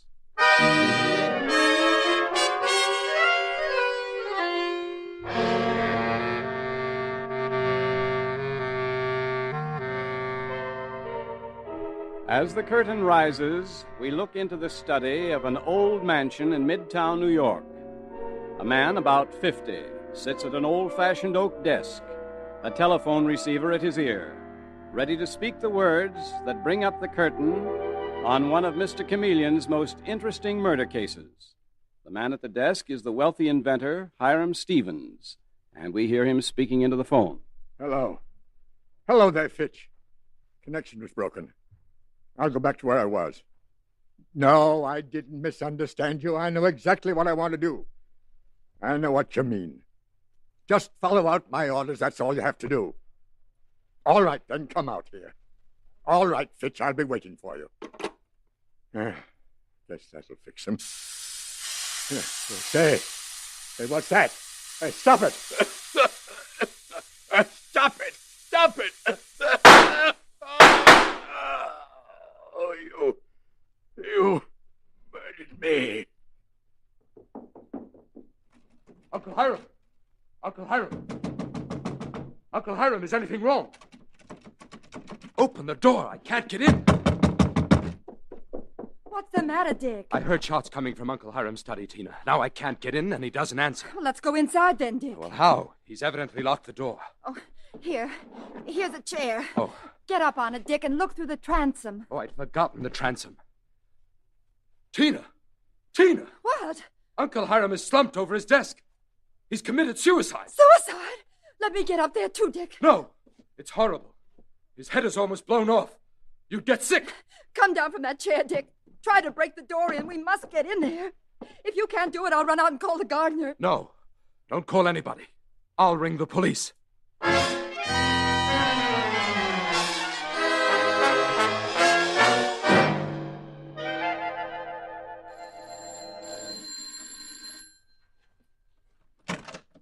Yes? You called the police? I'm Chameleon of Central Police Headquarters. This is Detective Arnold. Oh, come in. Dick! Dick, here are the police. Oh, yes. Glad to meet you, Mr. Chameleon. My husband's uncle committed suicide. The last thing we ever expected of him. But he had been brooding lately. Your uncle's name was Hiram Stevens, Mr. Dick Stevens, Mr. Chameleon. Will you take us to the body, please? It's in that room, but you'll have to break the door down to get in. Uncle Hiram must have locked himself in first. Dave. All right, try your keys. Okay, Mr. Chameleon. Lock turns all right, but nothing happens. Seems to be bolted from the inside. Is there any other way to enter this room, Dick? This is the only door, Mr. Chameleon. Let's break it in, Dave. Here we are, Mr. Chameleon. There's the gun next to the body. I'll get it. Stay where you are, Dave. Don't walk across that floor. What? The floor and everything in this room is covered with dust. And there are no footmarks leading to the body. It's strange. Very strange. Strange, Mr. Chameleon? What do you mean, Mr. Chameleon?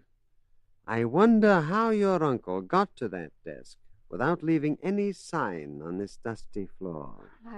I suppose he was sitting at the desk and killed himself there without walking anywhere. He still had to get there some way. Unless... Unless what, Mr. Chameleon? Unless the murderer made a very silly mistake, Tina. Murderer? Murderer, you say? Exactly, Dick. Your uncle was murdered. But how could he have been, Mr. Chameleon? That's what I'm here to find out. Dave. Yes, Mr. Chameleon. Stand in front of this door until the police photographers get here. Right. And don't let anyone enter under any circumstances. Dick, Tina, suppose we go into the room across the hall where we can talk. Of course. Come on, Tina. Won't you sit down, Mr. Chameleon? Thank you, but I'll do better standing up. Oh, that's the doorbell. I'll answer it. Detective Arnold will answer it, Tina. The police photographer, I'm sure. Oh. Can either one of you explain why the room in which your uncle Hiram Stevens was murdered was completely dust-covered? My husband's uncle was an inventor, Mr. Chameleon. Was not very tidy. That's not the point I'm getting at, Tina. I don't understand. I'll explain later. The first thing I want to know is, where were both of you when the murder occurred? Dick and I were both in the house, upstairs. That's right, Mr. Chameleon. We had just come in from the airport. The airport? We went out to get our tickets. We're flying to Europe tomorrow. I see. Were you both together upstairs? Well, Yes and no, Mr. Chameleon. Yes and no, Dick? Well, what I mean is Tina went into the dressing room and changed her clothes. Changed her clothes, so you were not together. What difference does that make, Mr. Chameleon? Did you change your clothes, Tina? I started to, but changed my mind. Then the clothes you are now wearing are the same ones that you had on when the murder took place. Yes. Step over to the window with me, please. In the light. In the light? Why? I can't see very well here. Come along. All right, then. Thank you. Well, what are you looking for on my wife's clothes, Mr. Chameleon? Dust, Dick. Dust. Well, you don't see any on me, do you? No, Tina, but... Mr. Chameleon? Yes, Dave? The pictures have been taken. We used a distance lens from the door. Good. We can go into the murder room now. Come along, Dick. Tina. Mr. Chameleon, you act as if you think Dick and I know something more than we've told you. Not at all. You haven't told me anything yet. Shall I try to raise the body now, Mr. Chameleon? First, make a note, Dave. This entire room is dust-covered, including the murdered man. Write that down. I have, Mr. Chameleon. Also write down every object in the room, the pictures, the 2 glass mirrors, the mantelpiece, even the dead man's hair. Everything is covered with a layer of dust. Got it all down, Mr. Chameleon. Everything except the murder gun. That is clean. Well, what does that mean, the gun is clean? Obviously, the murderer threw it on the desk to make it look like suicide. I tell you, Dick, Mr. Chameleon suspects you of murder. Suspects me? Why should he, Tina? Dave, let's raise the body from the chair. Yes, sir. You take this side. I'll take the other here. Exactly as I guessed, Dave. The only spot in this room that's not coated with dust is the seat on which the unfortunate man was sitting. There's no dust on the seat of his trousers. Well, I'll be... Dick, you and your wife go back into the living room. I'll see you in there in a few minutes. This is outrageous. It's a murder investigation, ma'am. Now do as Mr. Chameleon says. Oh, all right, then. We'll be in the living room, Mr. Chameleon. What's it all about, Mr. Chameleon? Those 2 people were at the airport arranging to fly to Europe, Dave. Uh-oh. Tomorrow. So there you are. They could have killed their rich uncle, left a perfect suicide set behind, and been off like birds in the air. Tomorrow. But I can't figure that dust, Mr. Chameleon. The dust, Dave, would make it seem that no one had entered or left the suicide room, and that the dead man had been lying there for days. But how did all the dust get here? The dust was sprayed in here, Dave. Probably with an insecticide sprayer, like the kind used to spray plants. What do you think of that? Have the house and grounds search for a sprayer. Call headquarters right away. Shall I use this phone? Yes. Also order men with vacuum cleaners out here from headquarters. Vacuum cleaners? Mm-hmm. Have this room vacuumed. Send the dust they collect to the lab for analysis. Okay. Say, Mr. Chameleon, look here.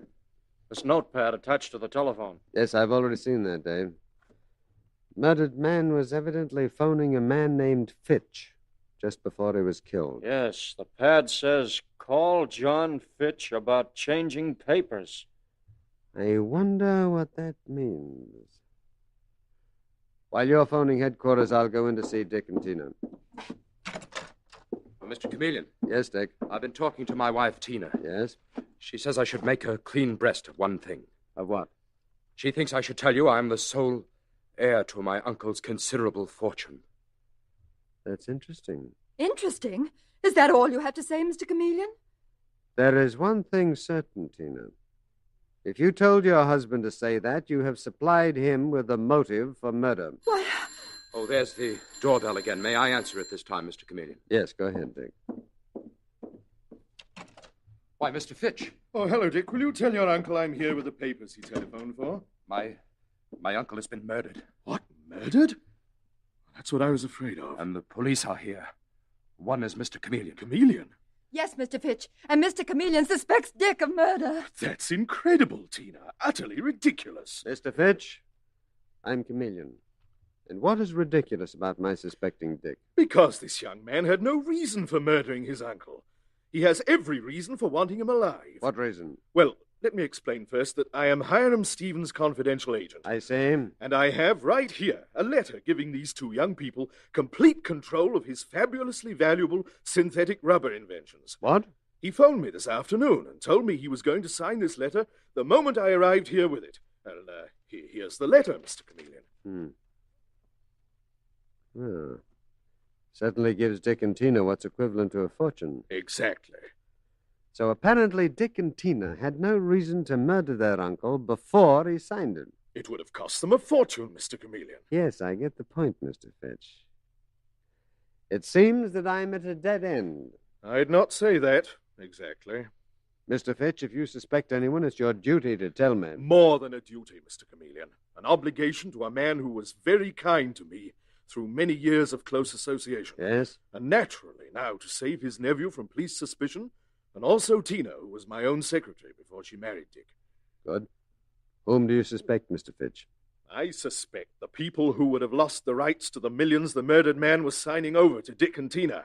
You say other people had these rights and were losing them on account of this letter? Who are they? A man named Seymour Wakefield, who was Hiram Stevens' original partner, and his wife, Donna. Well, when does the wife come in? She was a rich woman when Wakefield married her, and she advanced the money to start him and Hiram in the business. I see. The point is that the murdered Hiram, who was a very changeable and eccentric man, had given them the rights that the letter you have gives to Dick and Tina. What did Hiram do? Cancel the Wakefield's rights? That's exactly what he was doing, Mr. Chameleon. Was doing, you say? Yes, here's the cancellation itself, duly signed by Hiram. I see. Hiram told me to give the cancellation to the Wakefields after he'd signed this letter to Tina and Dick. This is becoming very interesting. The question is, did the Wakefields know about this, Mr. Fitch? I told them myself this afternoon, and they literally flew out to see Hiram. They left my office about 30 minutes before the murder, on their way here. What it sums up to, then, Mr. Fitch, is that if Hiram had lived long enough to sign this letter to Dick and Tina, the Wakefields would have lost a fortune. Yes. And when I informed them, they said they would kill Hiram before they'd let him take the control from them. I see. Well, there's no time to waste. May I keep these papers? Certainly. You know where the Wakefields live? Oh, I have their address, Mr. Chameleon. I'll give it to you. Thank you, Tina.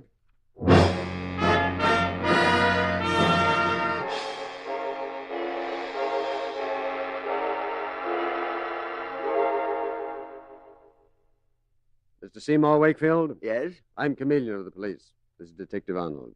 Come in. Come. I came for some information. Yes, Mr. Chameleon? You were a partner of Hiram Stevens? I am a partner of his. Then you haven't heard that he was murdered. Murdered? Oh, that's impossible. Murdered in a dust-covered room. Before you go any further, Seymour, let me say something. Donna, this is Mr. Chameleon, the detective. How do you do, Mrs. Wakefield? You were about to say... I was going to tell my husband not to say he didn't know Hiram Stevens was murdered. We both heard it on the radio. Donna, please. Acting like we don't know will only make things worse. My husband and I were at Hiram Stevens' house this afternoon. When he was murdered? No, we'd gone. What was the subject of the quarrel that you and your husband had with the murdered man? We had no quarrel. You know we did, Seymour. But it wasn't serious, Mr. Chameleon. I was informed it was because the murdered man was canceling a paper that gave you control of his valuable synthetic rubber inventions. The only person who could have told you that was John Fitch. Did you or did you not quarrel? Well, it's just as my wife says, Mr. Chameleon. Wasn't anything serious. The control the murdered man was canceling was worth millions of dollars. I've seen murders committed for less than $10. Mr. Chameleon, I'd like to show you something. Show me what? I'll get it from this desk. Please read this, Mr. Chameleon. It's a document from Hiram Stevens giving my husband and me complete control of his synthetic rubber inventions. And it's signed by Hiram himself. Yes, I see. Dated last year. Yes.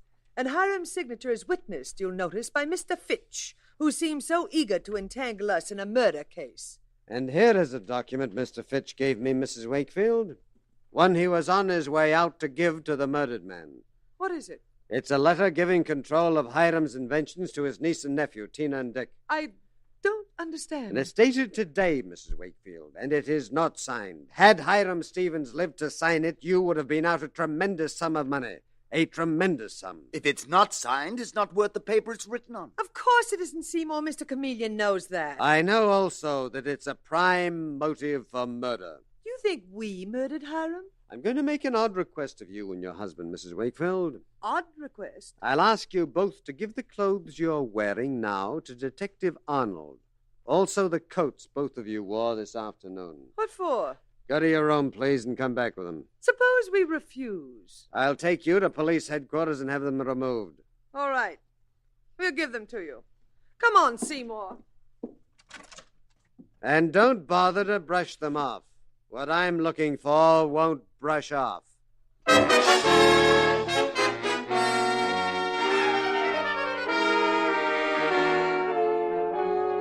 Mr. Chameleon and the Dusty Room murder case continues in just a moment. The very first thing to do when you feel a cold coming on is to take genuine Bayer aspirin. You should do this and do it before you do anything else, because a cold is almost always accompanied by muscular aches and pains and a headachy, feverish feeling. And it's important that you relieve this distress in the fastest possible way. Ask your own doctor about this. No matter what you do to try to stop or shorten a cold, we think he'll tell you it's sound advice. And as millions know who have followed this advice, Bayer aspirin provides the relief you want, makes you feel better fast. It's actually ready to go to work in 2 seconds. And remember, Bayer aspirin's single active ingredient is so gentle to the system that doctors regularly prescribe it even for small children. That's why it's been used by millions of normal people without ill effect. So at the first sign of a cold, before you do anything else, take Bayer aspirin. When you buy, ask for Bayer aspirin, not just for aspirin alone. Get the 100-tablet bottle, and you get Bayer aspirin tablets for less than a penny apiece.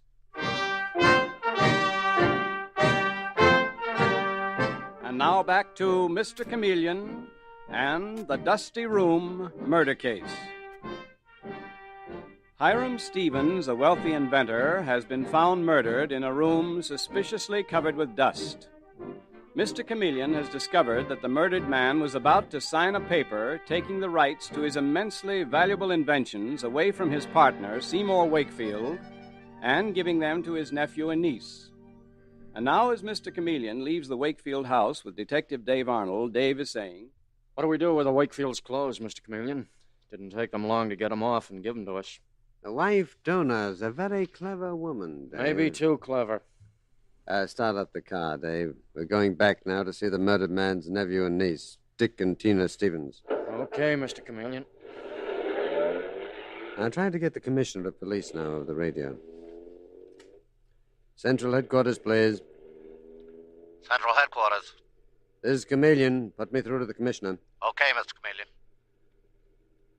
Hello, Chameleon. The laboratory just gave a report on that dust you had vacuumed from the murder room. What's that analysis, Commissioner? Well, you guessed right, Chameleon. The dust had been sprayed over the room with an insecticide sprayer. Traces of insecticide are in the dust. Anything else you want? Yes, I've got a man's suit and a woman's dress and coat in the car with me. I want vacuum, too. Send one of the boys out to get them, please. Send where? Dave Arnold will be in the car in front of the murder house. We're on our way there now, Commissioner. Right, Chameleon. Bye.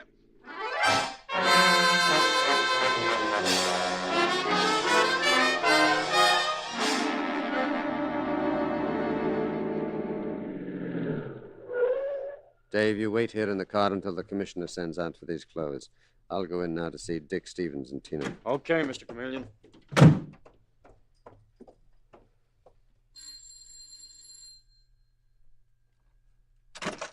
Oh, it's you, Mr. Chameleon. Come in. Thank you.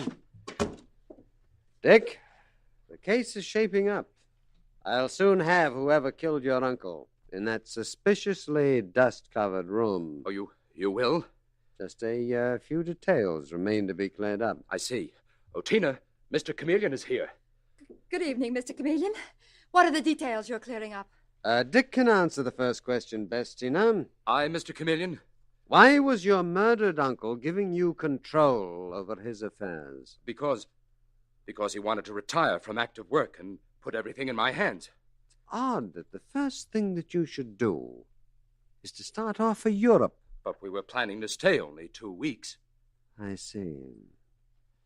I'd like to go back to the murder room with both you and Tina. Come ahead. Very, very well. What do you expect to find in the room my uncle died in? I want to show you something in here. What? Let me pull these draperies aside. There's a door here. You and Tina told me there was only one door to this murder room. Well, that door behind the draperies, it's always locked. It's kept that way. Isn't it, Tina? It's never been open since we lived here, Mr. Chameleon. It's directly behind the desk where your uncle was murdered. I put it to you, Dick, that while your wife was in the dressing room, you could have slipped downstairs, shot your uncle without Tina's knowing it. But why should Dick have killed his uncle? Why, Mr. Chameleon? The Wakefields are the only people who can benefit by the murder. When I make an arrest in this case, I will then present the evidence. You can't accuse Tina and me of murder. I am not accusing Tina of anything. Then you can't accuse me either. One other point, Nick. Yes? The police laboratory reports the dust found in this murder room was deliberately sprayed in here to make the murder look like suicide. What? And we've got the insecticide sprayer that was used. It came from this place. Oh, Dick! Dick! Tomorrow morning, I will send a Professor Simpkins out here. He is the expert man on dust at police headquarters. What for? He won't find anything. We'll see tomorrow. Good night. And remember, Dick and Tina, this house is under police observation. Don't you think we know that, Mr. Chameleon?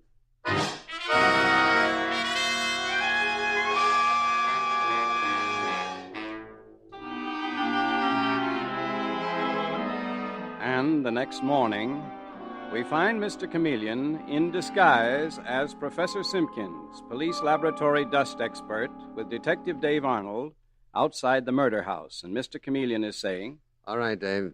We're ready for the kill. I've got all the papers and the other evidence here, Mr. Chameleon. Maybe I should say Professor Simpkins. You certainly look like one in that disguise. You have Seymour Wakefield and his wife Doone in the house? Right. And Mr. Fitch is in there, too. Good. Let's go, Dave.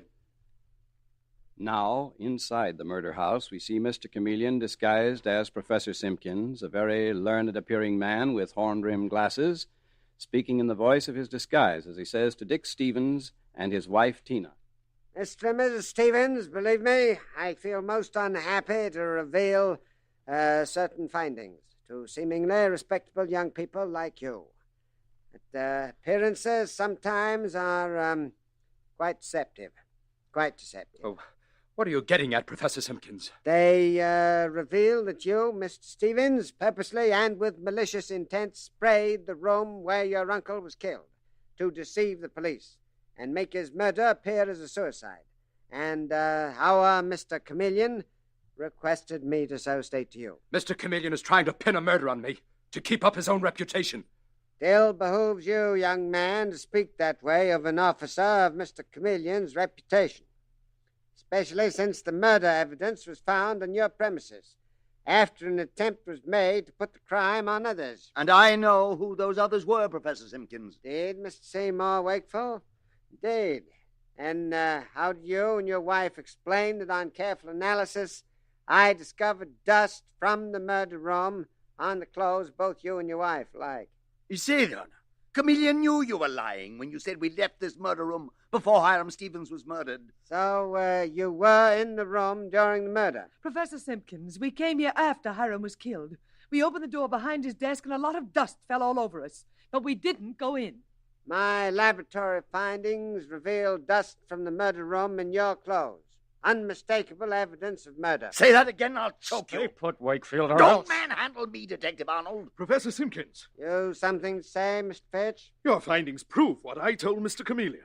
You told him, Mr. Fitch, that Seymour Wakefield and his wife killed Hiram Stevens to prevent his giving the control of his valuable inventions to Dick and Tina Stevens. Yes, and I was right.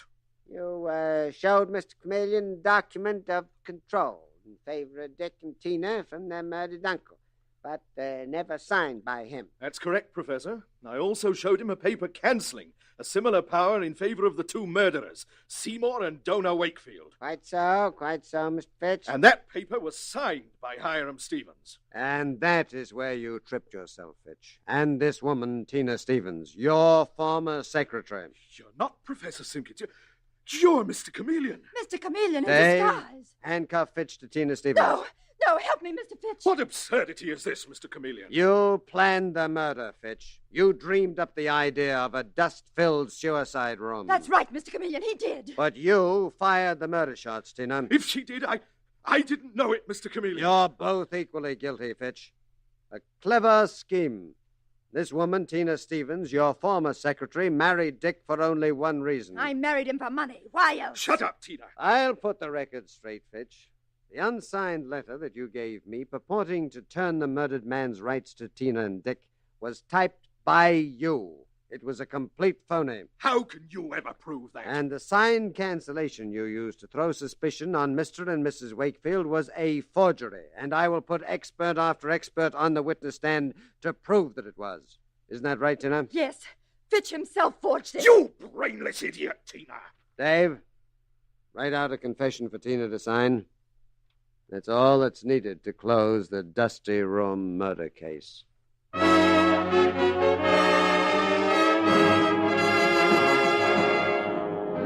And with these words, Mr. Chameleon concludes tonight's murder case.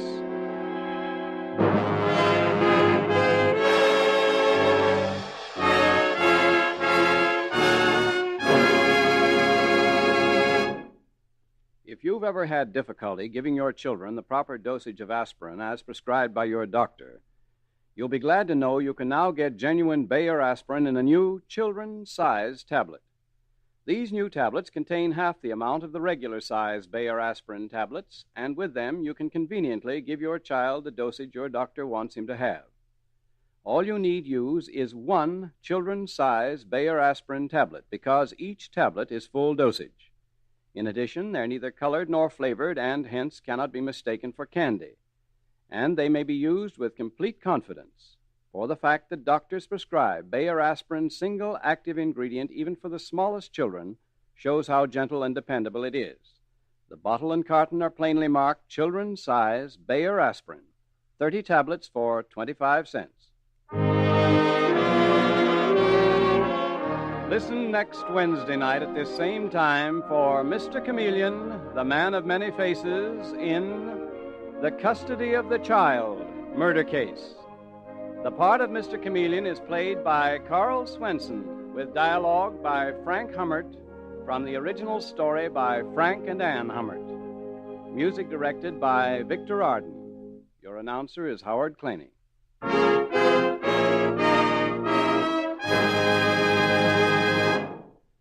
Scientific studies show that the only sensible way to help prevent tooth decay is to keep your teeth thoroughly clean at all times. This is because teeth that are free of decay-breeding deposits and film actually resist decay. And to clean them, use powder. For there's no dentifrice you can get that cleans teeth like powder. Thanks to its remarkable cleaning power, Dr. Lyon's tooth powder almost instantly helps remove deposits and film in which bacteria form, bacteria that cause tooth decay. So to help prevent tooth decay before it gets started, to whiten and brighten your teeth beautifully, use either regular or ammoniated Dr. Lyon's tooth powder.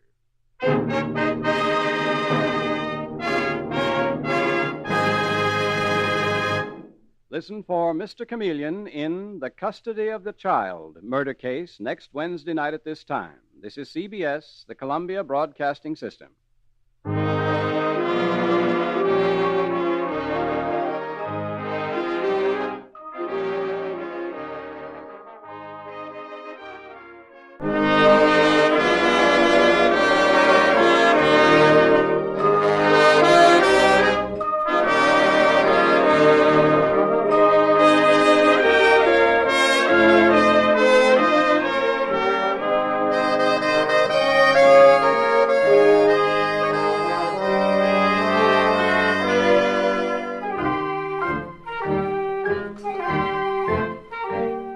Tonight, we again present the famous Mr. Chameleon of Central Headquarters in his most famous cases of crime and murder.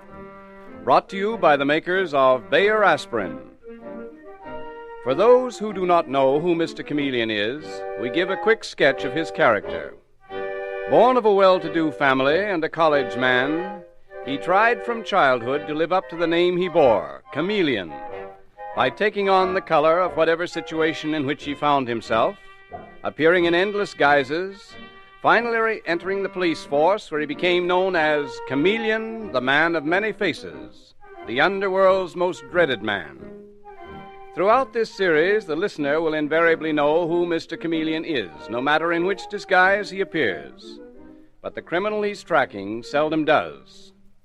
Tonight we give you Mr. Chameleon and the case of his brother's murderer.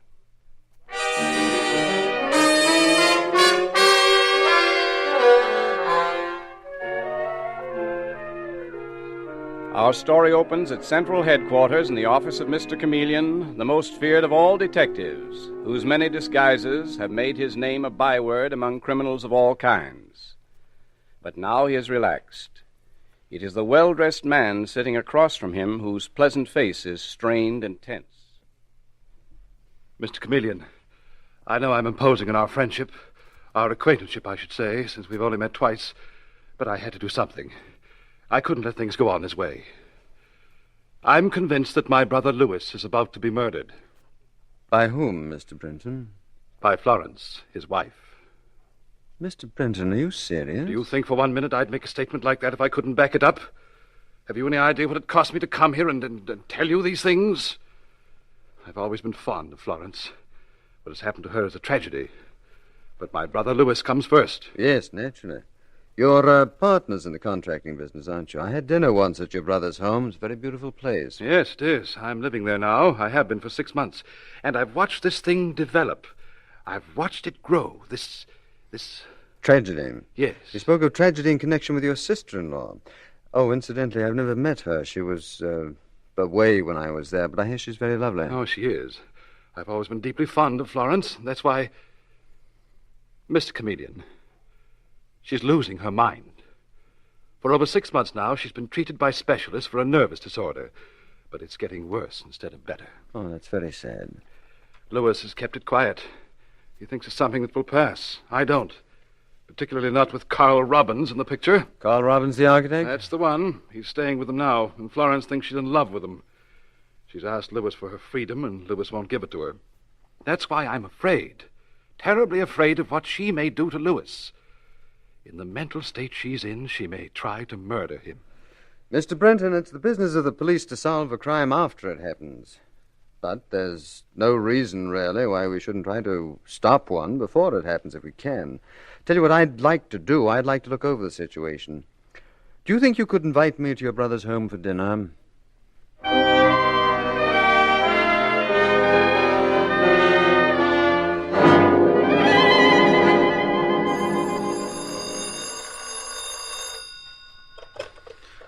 Hello. Chameleon? Oh. Hello, Commissioner. To what do I owe the honor of this call, may I ask? Or don't you know that it's exactly 3 minutes of 6 a.m.? Yes, I know it. Chameleon, you know Ralph Brenton, don't you? Mm-hmm. I'm having dinner at his brother Lewis Brenton's tonight. Oh, no, you're not. You're going up to the Brenton place immediately, but not on a social visit. Lewis Brenton is dead. What? Yes, he was stabbed to death with the scissors about 5 o'clock this morning.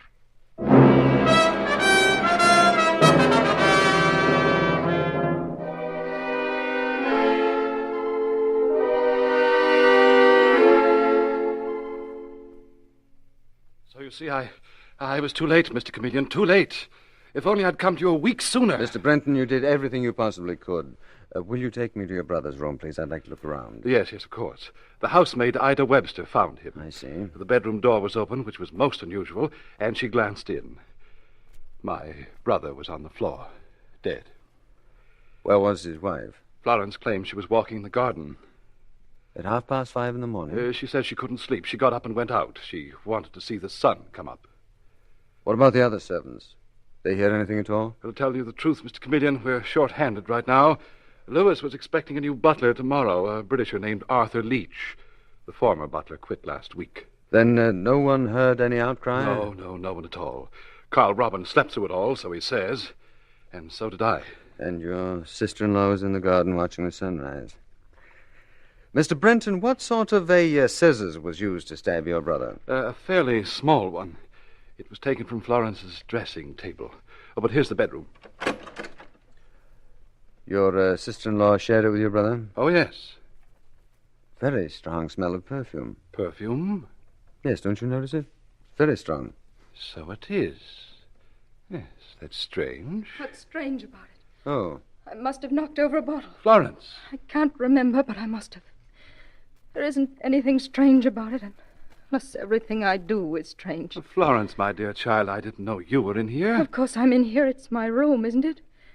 Louis died here, but it's still my room. Florence, this is Mr. Chameleon, the famous detective. He's taken over the case. How do you do, Mrs. Brenton? Very sorry about your husband. Louis was a good man. He loved me. He believed in me. And I must have spilled that perfume, but I can't remember. That's the terrible part. I can't remember anything.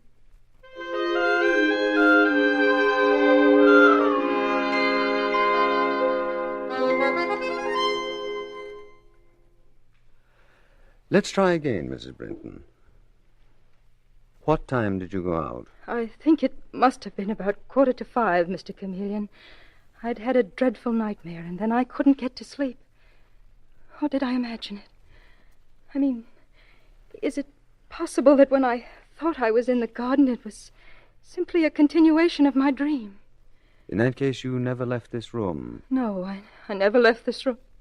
No, that's not possible. I didn't kill Louis. I'm sure I didn't.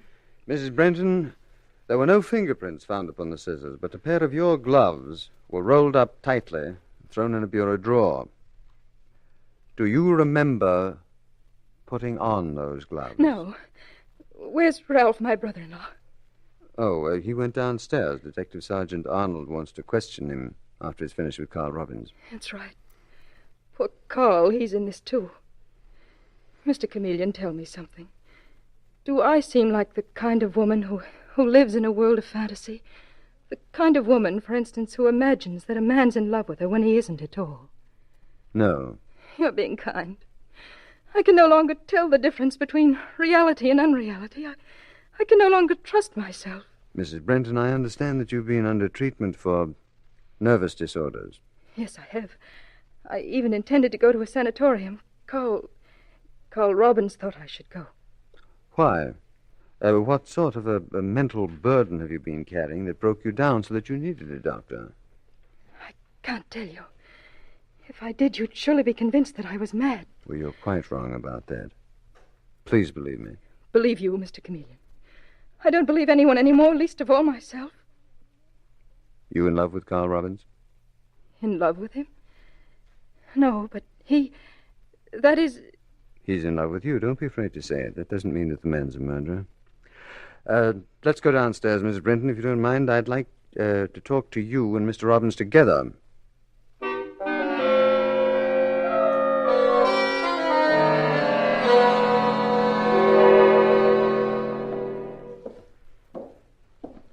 Mr. Chameleon, you really don't believe, do you, that I'm the sort of woman who imagines men are in love with her? Mrs. Brenton, why do you keep harping on that? Because I... What's that? Oh, that must be Mr. Robbins and Detective Sergeant Arnold. They're in the library. You come along, please? No, wait, please. I want to hear what they're saying. Oh, very well. But if we must eavesdrop, let's get a little closer. There's only one thing I want to know. All I asked you, Mr. Robbins, was why you were staying here at Louis Brenton's house. I've told you that. I was designing a summer home for the Brentons. I happen to be their friend as well as their architect. Nice work, if you can get it. What? Mr. Robbins, there's a rumor going around that you happen to be in love with Mrs. Brenton. That's a lie. Carl. I'm sorry for Mrs. Brenton. She's been unhappy, and I advised her to see a psychiatrist. But I've never been in love with her, never said I was. If anyone thinks I am, they imagined the whole thing. Carl. Oh, no. Mrs. Brenton. Dave, will you get me some water, please? Mrs. Brenton has fainted.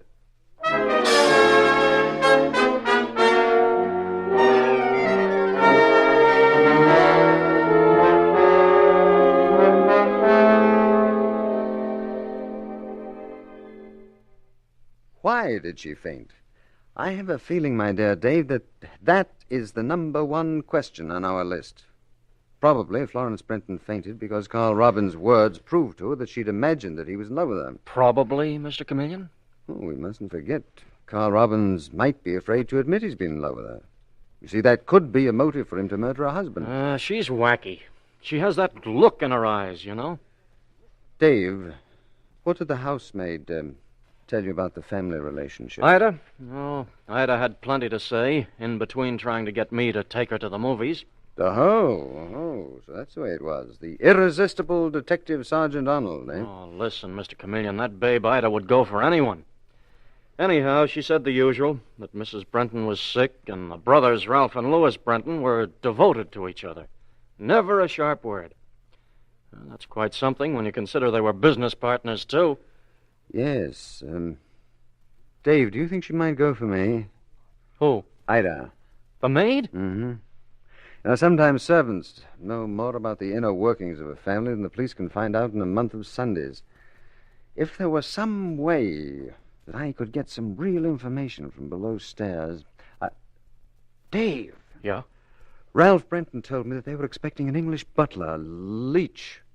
Yes, that was it, Arthur Leach. Curly hair, rimless glasses, thick around the middle. Is that the way he described him? No, I'm describing myself, Dave. You mean you're going to turn up there tomorrow morning impersonating Leach, the new butler?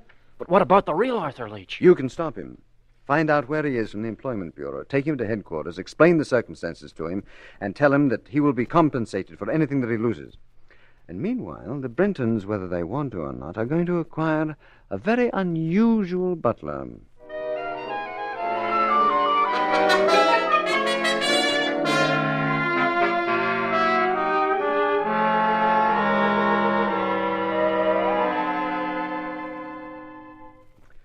Well, Dave, did you take care of Arthur Leach? Yes, we headed him off about an hour ago, Mr. Chameleon. You all set? I swear I'd never know you in that getup. Well, you better beat it now. Don't want anyone to think that I'm friendly with a common detective. Good morning. Good morning. I'm Arthur Leach, the new butler. Oh, come in, Mr. Leach. We've been expecting you. Mr. Ralph said to take you right up to your room. Might I ask, just who is Mr. Ralph? Mr. Ralph Brenton, Mr. Lewis's brother. Mr. Lewis is dead. So I hear. I must say I find it rather odd to come into a house where a murder has been committed. Not accustomed to working for that type of person. Me neither. I'd quit, only they won't let me go. I don't know why they don't just arrest her and get it over with. What is your name? Ida Webster. You might as well know from the beginning, Ida, that I never discuss my employer's affairs. If Mrs. Brenton murdered her husband, that is most unfortunate, but I consider it her business and none of mine. It was her husband's business too, wasn't it? He got killed. I could tell you plenty if I wanted to. Wouldn't you like to hear it? Wouldn't you like to have a cup of tea with me down in the kitchen? Afraid I don't care for American tea. Nor do I, Mr. Leach. I'll make it strong. Do you know something? I like you. I always go for men with curly hair. I'm flattered. Whenever I see curls like yours, I just want to run my fingers right through them. Oh, I say. So how about it, eh? A nice little cup of tea. I could tell you things I didn't even tell the police. For instance, there's a secret closet hidden in this house, and yesterday morning I saw someone putting something there. Really? Secret closet? Where is it? I won't tell you. Not unless you come downstairs for a cup of tea. Very well, Ida. In 40 minutes, say. Tell you the truth, I'd like a spot of tea, as long as it's strong, and you sit and talk to me while I drink it.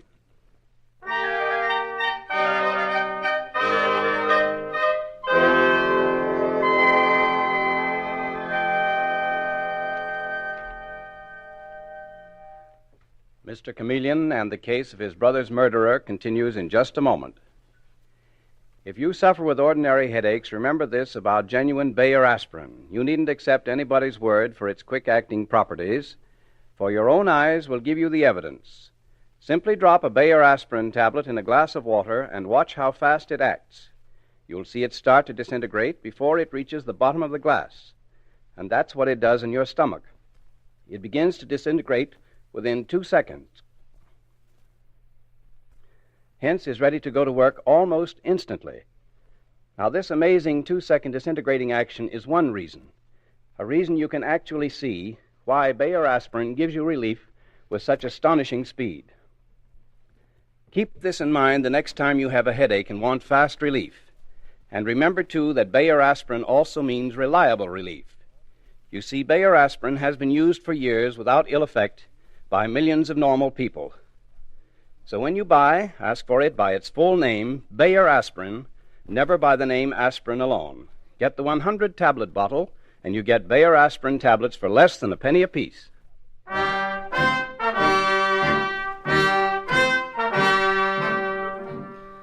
And now back to Mr. Chameleon and the case of his brother's murderer. It is half an hour later, and in the Brenton drawing room, Ralph Brenton is talking to Mr. Chameleon. Not that Ralph Brenton is aware of this fact. On the contrary, he believes he is addressing the new butler named Arthur Leach, and he says apologetically, I'm very sorry that you had to come here under such unhappy circumstances, Leach. I can't even promise that we'll be able to keep you on. It's quite all right, Mr. Brenton, sir. I understand. Naturally, my sister-in-law is very much upset. My brother's death, you know. Well, there's no telling what will happen. Dreadful business, sir. Your American police aren't very quick, are they? The American police are doing just fine, Leach. I'd back them against Scotland Yard any day of the week. Everyone is entitled to his own opinion, sir. Also, we have a very famous detective working on the case, a man named Chameleon. Maybe you've heard of him. Oh, yes. Chap who goes around in false face and putty noses and all that sort of thing. Rather silly. Well, everyone is entitled to his own opinion. But Chameleon's a good man. I'm counting on him. Yes, sir. You suppose that I could see Mrs. Brenton? As a matter of fact, she's been looking for you, Leach. She went down to the kitchen. I think she's there now. Very good, sir. I'm on my way down there anyhow, if you'll excuse me, sir. By the way, shouldn't you have dark hair? Beg your pardon? It's funny. It was Wilfred Dodd who recommended you, and I could almost swear he said you had dark hair. My hair is really brown, sir, an indeterminate brown, but I've been out in the sun a great deal and it's bleached it. I see. Not that it matters. I have a hunch that you're extremely good at your job, Leach. Thank you very much, sir. As good at your job as a butler, let us say, Leach, as Mr. Chameleon is at his job as a detective.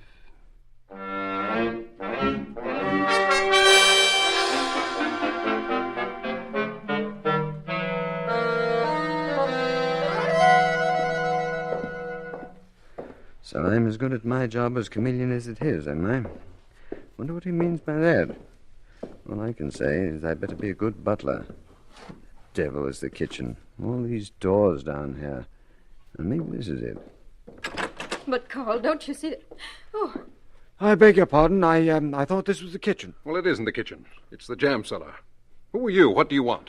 I'm Arthur Leach, sir, the new butler, and I'm looking for Mrs. Brenton. I'm Mrs. Brenton. I'd like to talk to you, Leach.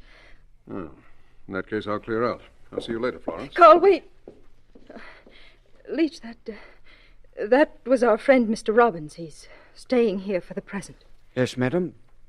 Shall we go into the servants' sitting room? You'll be more comfortable there. Certainly, madam. First, if you don't mind, I'd like to stop in the kitchen. The kitchen? Why? Which one of those doors is it? That one there, but what do you want in the kitchen? Your housemaid Ida is brewing some tea for me. I'd like to tell her that I'll be delayed. Ida? Ida? Maybe she isn't there. Kettle's on the stove. Ida? What's the matter? Ida! Leach, she's dead! Yes. She's dead, Miss Brenton. Been stabbed to death.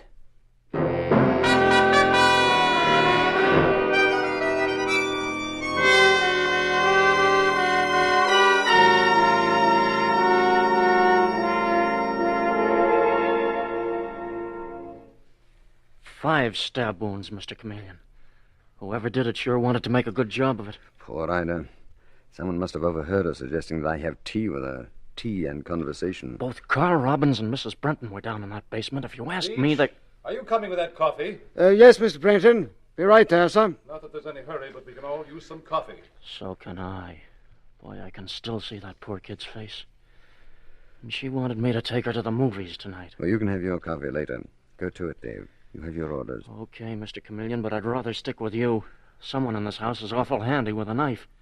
Are you sure you're going at this the right way? Dave, I've had a theory for quite some time as to what lay behind Lewis Brenton's death. Now I want facts. And I intend to get them. But, Mr. Chameleon, if My you... dear chap, will you please get out of my way?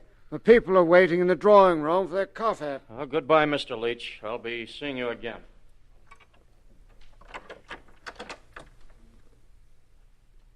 So, Mr. Leach, you are Mr. Chameleon.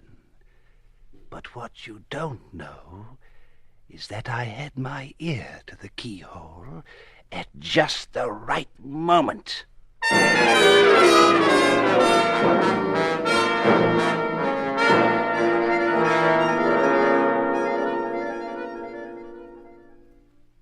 Sugar, Miss Brenton? What?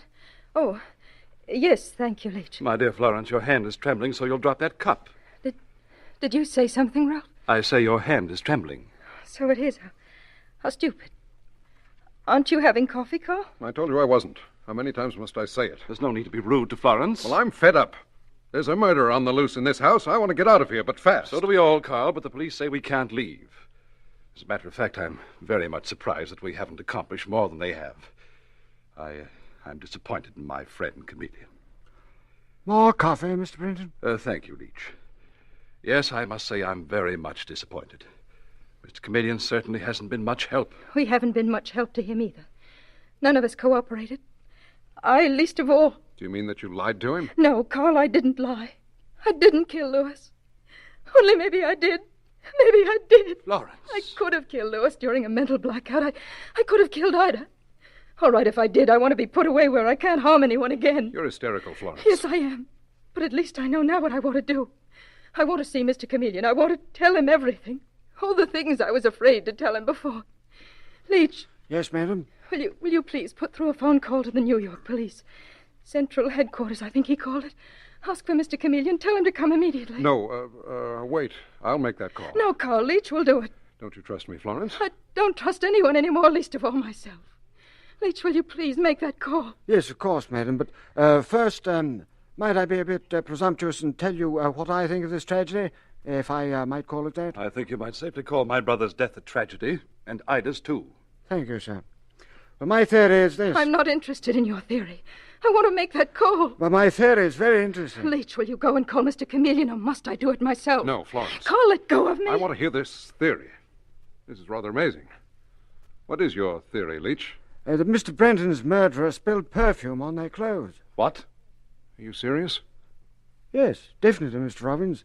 I noticed the odor of perfume in the upper hall. I was told it came from Mrs. Brenton's room. Now, when the murder occurred, the bottle was knocked over. The clothes were drenched with perfume, but the murderer didn't have time to dispose of those clothes. They knew the closets would be searched, the whole house would be searched, so they had to hide those clothes until later things were quieter. You follow me? Yes. Yes, we follow you. About the maid, Ida.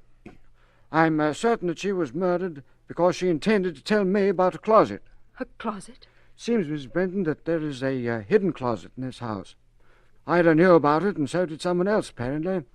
Ida told me that she saw someone carrying something to that closet.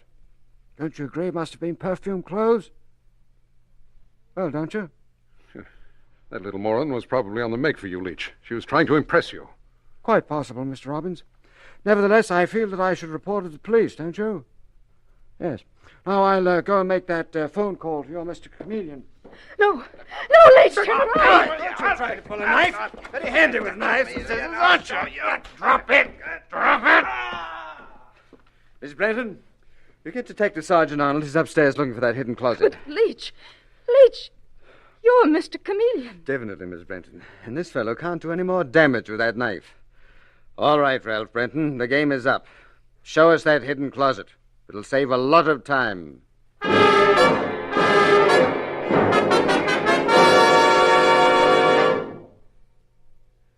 You are feeling better, Miss Brenton? I feel awake, Mr. Chameleon.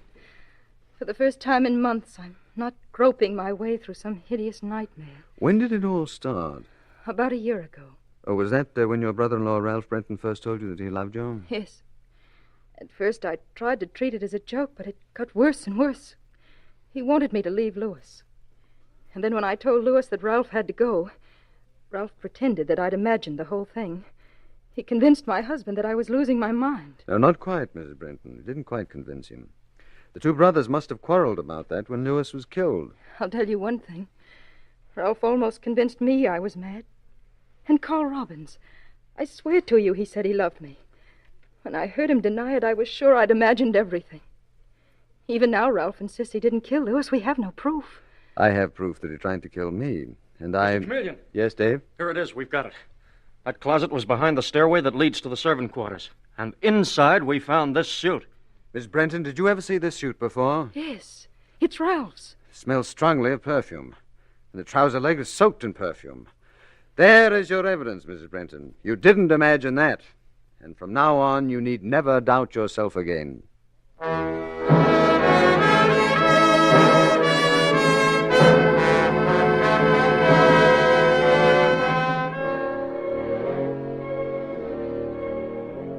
And with these words, Mr. Chameleon concludes tonight's murder case.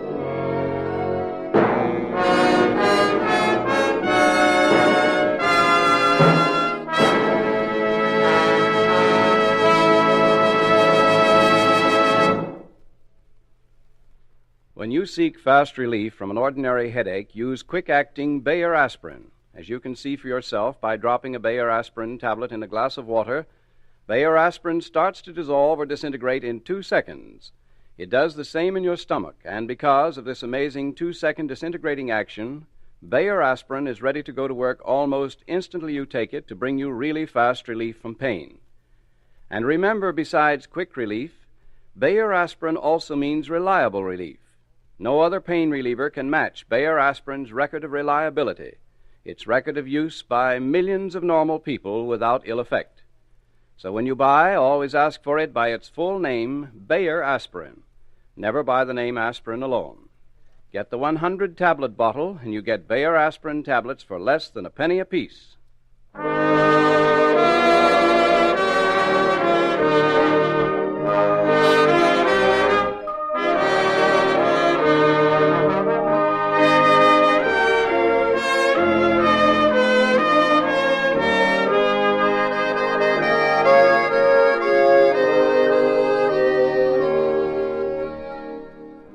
Listen next Wednesday night at this same time for Mr. Chameleon, the man of many faces, in The Case of the Blood-Stained Dollar Bills. The part of Mr. Chameleon is played by Carl Swenson, with dialogue by Marie Baumer from the original story by Frank and Ann Hummert. Music directed by Victor Arden. Your announcer is Howard Claney.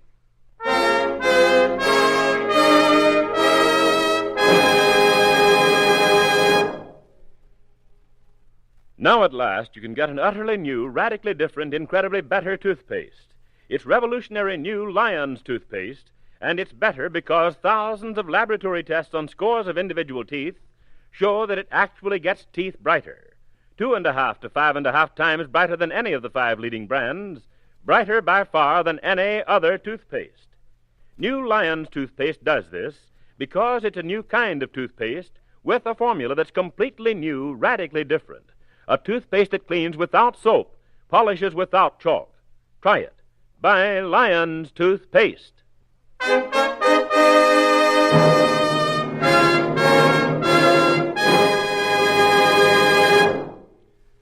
Mr. Chameleon, the new mystery drama, will be heard in another performance next Wednesday night at this time. This is CBS, the Columbia Broadcasting System.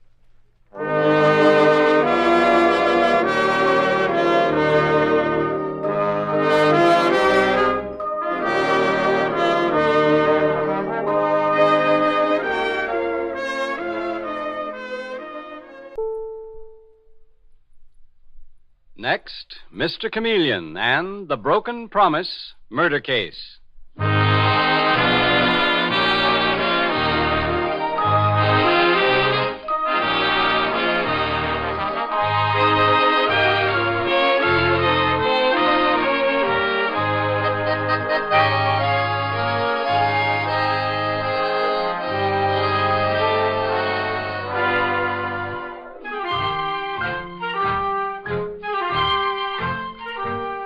Tonight, we again present the famous Mr. Chameleon of Central Police Headquarters in his famous cases of crime and murder. Brought to you by the makers of genuine Bayer aspirin and Phillips Milk of Magnesia tablets. Mr. Chameleon, as you know, is the famous and dreaded detective who frequently uses a disguise to track down a killer. A disguise which at all times is recognized by the audience. Tonight we give you Mr. Chameleon in The Broken Promise Murder Case.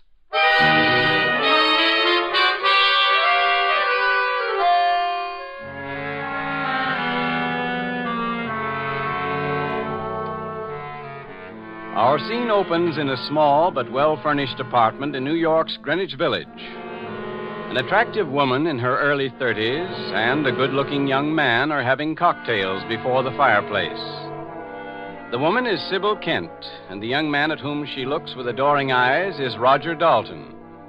And Roger, little dreaming that his words are to be the preamble to murder, is saying eagerly, "This is the moment I've been waiting for, Sybil. I've got terrific news for you. News, Roger? I've finally landed it, Sybil. That job as an artist with the advertising agency. Roger, oh, darling. That agency is one of the most important advertising firms in town. I'm to start work the beginning of the week. And it's all thanks to you, Sybil. Oh, Roger, that's wonderful. Because it means that now at last we can go ahead with our plans. What do you mean, Sybil? Oh, Roger, darling. Do I have to say it? Our understanding was that as soon as you graduated from art school and got a job, we'd be married. Great Scott, you mean you took that seriously? What? Roger, you know that was our agreement. But, Sybil, I never dreamt you were really serious. I always thought it was, a kind of joke between us. Joke? Roger, The fact is, I've made plans of my own. I'm going to marry Vera Langdon. That's something else I meant to tell you this evening. You're going to marry Vera Langdon? After all I've done for you, all the sacrifices I've made for you. Sybil, you've been a wonderful friend, and I mean to pay you back someday. Pay me back? Roger Dalton, you're not throwing me over for that society girl, Vera Langdon. Not when I've done everything for you. When I've spent every penny I have to put you through art school. Sybil, listen to me. No, you listen. Roger, if you leave me, I'll go to the agency where you got this job. I'll fix things so that you'll be through for good with every agency in town. What's more, I'll go to Vera Langdon and that wealthy father of hers and show you up for the selfish, ruthless heel you are. You're not serious. You're talking nonsense, Sybil. I'll go even further, Roger. I'll kill you before I give you up to someone else. Do you hear me, Roger? I'll kill you.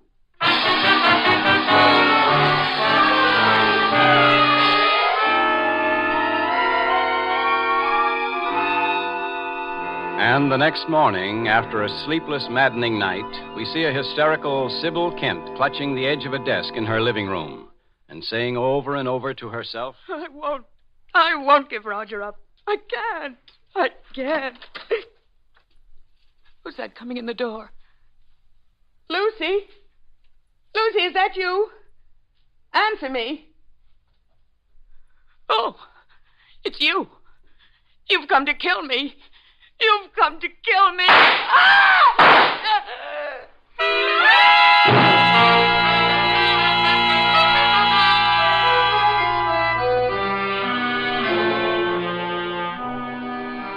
And a short time later, we find Mr. Chameleon, the famous and dreaded detective, and his assistant, Detective Dave Arnold, at Sybil Kent's apartment, which has become the scene of violence and tragedy. Near them, a young woman sits quietly as Chameleon says to Dave, Sybil Kent was shot through the heart, and at close range, Dave. I'd say the murder took place about an hour ago. Oh, that'd be about 10 o'clock, Mr. Chameleon. Mm-hmm. But nothing in the room has been touched, so it doesn't look like the motive was robbery. No. Mr. Chameleon, I just can't believe it. Sybil murdered. It's horrible. Yes, Miss Lucy. You say that you are the murdered woman's sister. Yes. Sybil was all I had in the world. Now, dear heaven, what am I going to do? Well, first you must try to compose yourself, Lucy. Now, tell me exactly what happened. Mr. Chameleon, could we open the window? I feel as if I were going to be ill. Yes. Dave, open one of the windows, please. Right away, Mr. Chameleon. Yes, that smell of fresh paint in this apartment is rather oppressive. All the apartments in this building are being repainted. They finished work on this one only yesterday.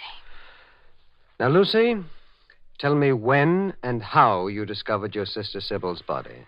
I left the apartment around 9 o'clock to go shopping.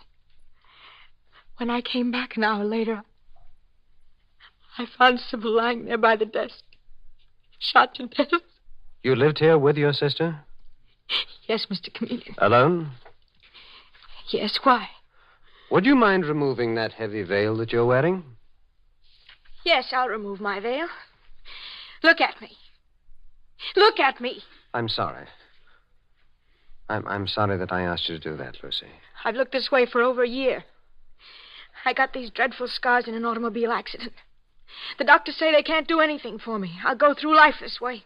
I asked you, Lucy, because I wondered why a young girl like you should be wearing a heavy veil. If it hadn't been for Sybil, I don't know what I would have done. She was so kind to me. And now he's murdered her. He? Lucy, do you mean that you know who the murderer is? You just told me that you were out of the apartment when your sister was shot. Mr. Chameleon, I know who did it. It was Roger Dalton. Roger Dalton, who's he? He's an artist. My sister Sybil was in love with him, and she gave him money to go through art school. Well, that scarcely indicates a motive for murder. No? Well, Roger led her to believe they'd be married as soon as he graduated and got a job. I see. And yesterday, Roger landed a good job with an advertising agency. Yes? Last night, he came to tell Sybil about it. Instead of keeping his agreement to marry my sister, Roger told Sybil he thought it was just a joke, that he'd never had any intention of marrying her. What did your sister Sybil say to that, Lucy? She was incredulous, Mr. Chameleon. And then Roger told her he was going to marry Vera Langdon. Vera Langdon? You mean the society debutante who's always getting into some sort of scrape? Yes, Mr. Chameleon. Roger said he was going to marry her.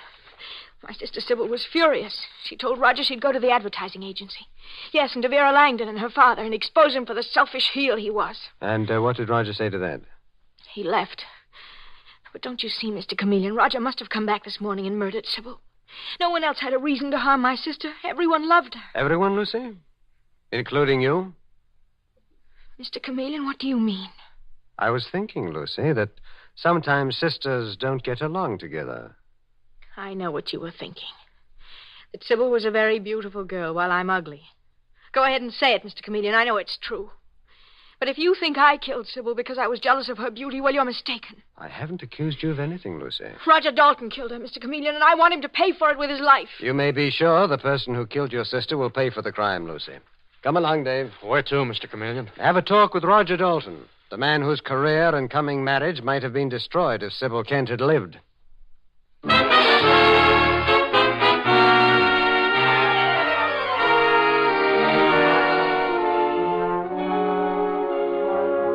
And 10 minutes later, Mr. Chameleon and Detective Dave Arnold are in Roger Dalton's apartment, and Roger is saying dazedly, Sybil dead.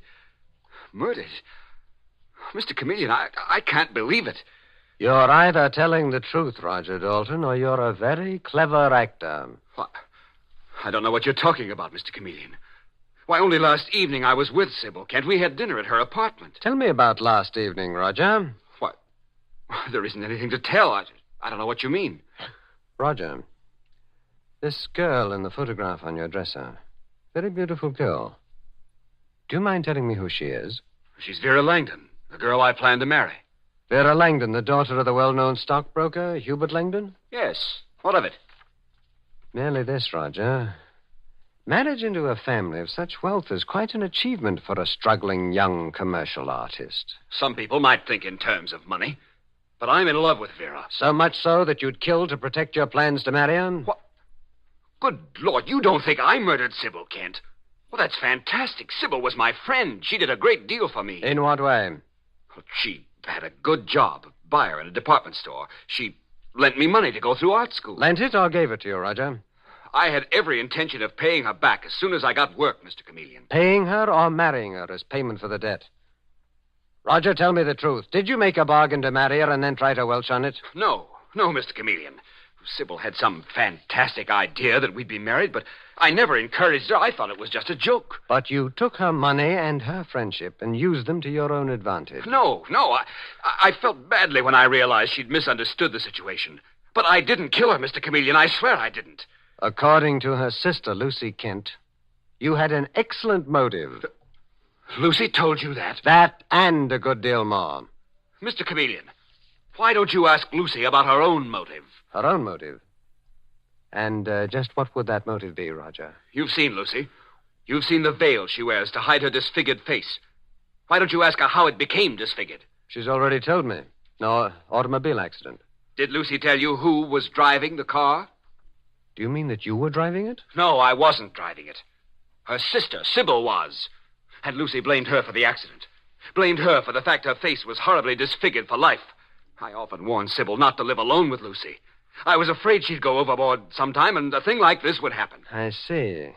Mr. Chameleon, if anyone had a reason for killing Sybil, it's her own sister, Lucy. Thank you, Roger. Come along, Dave. We're through here for the moment. What do you think, Mr. Chameleon? I don't know, Dave. Right now, I think we'll pay a call on Vera Langdon, Roger Dalton's fiancée.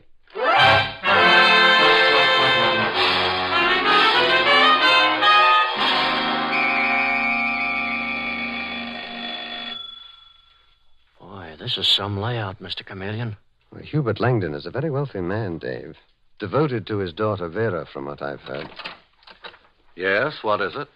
I'd like to speak to Miss Vera Langdon. I'm sorry, but my daughter's not at home. Who are you?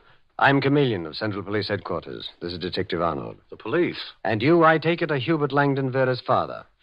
May we come in, please? Now, look, if my daughter is in some sort of little scrape, I'm sure it can be straightened out. I'll come down to headquarters with you and... Mr. Langdon, I suggest that we step inside. Now, see here. This isn't as minor as one of your daughter's little scrapes. It's a matter of murder. Murder? Yes. You'd better come inside. What is it, Father? Vera. So, your daughter is at home after all, Mr. Langdon. Who are these men, Father? What do they want? Go to your room, Vera. I'll handle this. Stay where you are, Vera Langdon. I'm Chameleon of the police. I'm here to question you about the murder of Sybil Kent, shot to death in her apartment 2 hours ago. Sybil Kent? Mr. Chameleon, why should you question my daughter about someone she's never even heard of? Mr. Chameleon, who on earth is this Sybil Kent? A rather important person in the life of the man that you plan to marry, Vera. And I can hardly believe that her name is unfamiliar to you. You heard what Vera said, Chameleon. She's never heard of Sybil Kent. And you, Mr. Langdon?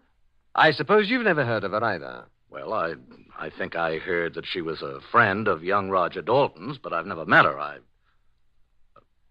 Why are you staring at me, Chameleon? Because I just noticed something rather interesting, Mr. Langdon. You say that you've never met Sybil Kent. Then how do you explain the fact that the sleeve of your coat is spotted with blue paint? What? Blue paint? The murdered Sybil Kent's apartment was freshly painted yesterday. The same color of paint that's on the sleeve of your coat.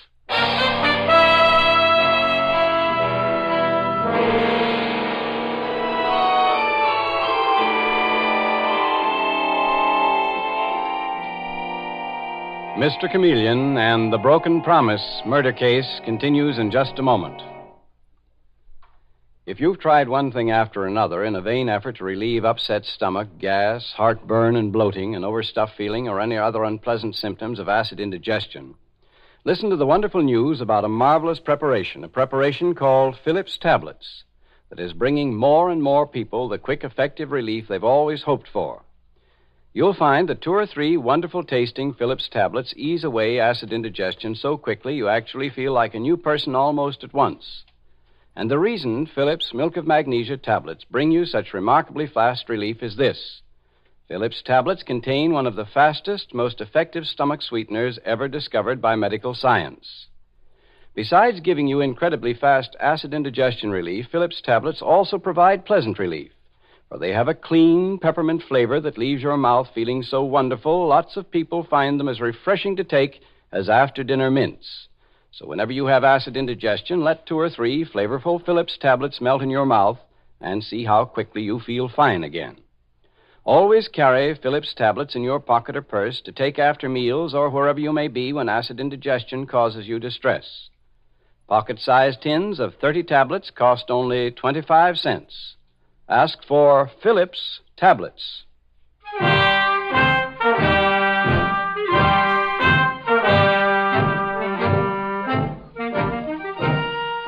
And now back to Mr. Chameleon and the Broken Promise murder case. When Sybil Kent is shot to death in her apartment, Mr. Chameleon discovers that several people had strong reason to want to kill her.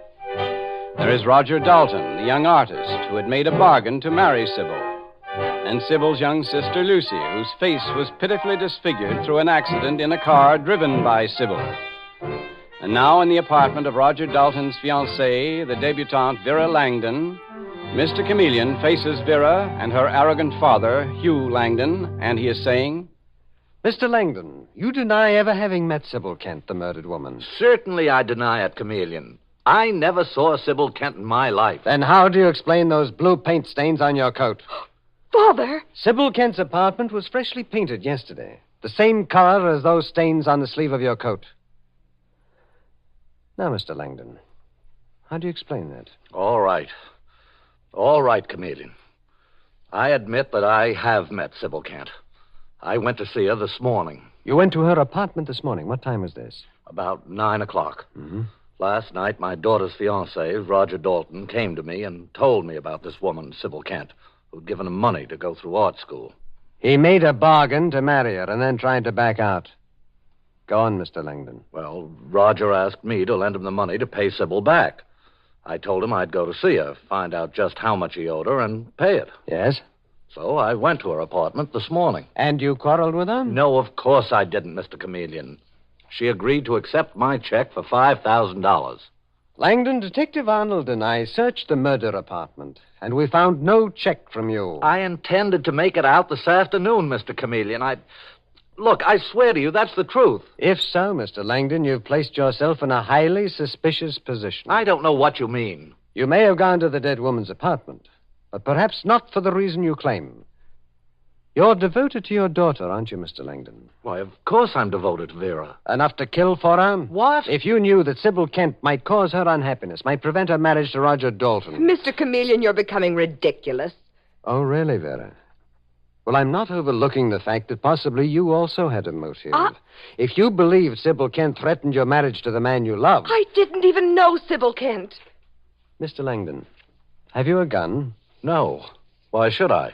And you, Vera? Oh, don't be absurd. Of course I don't have a gun. I see. All right, Dave, let's be going.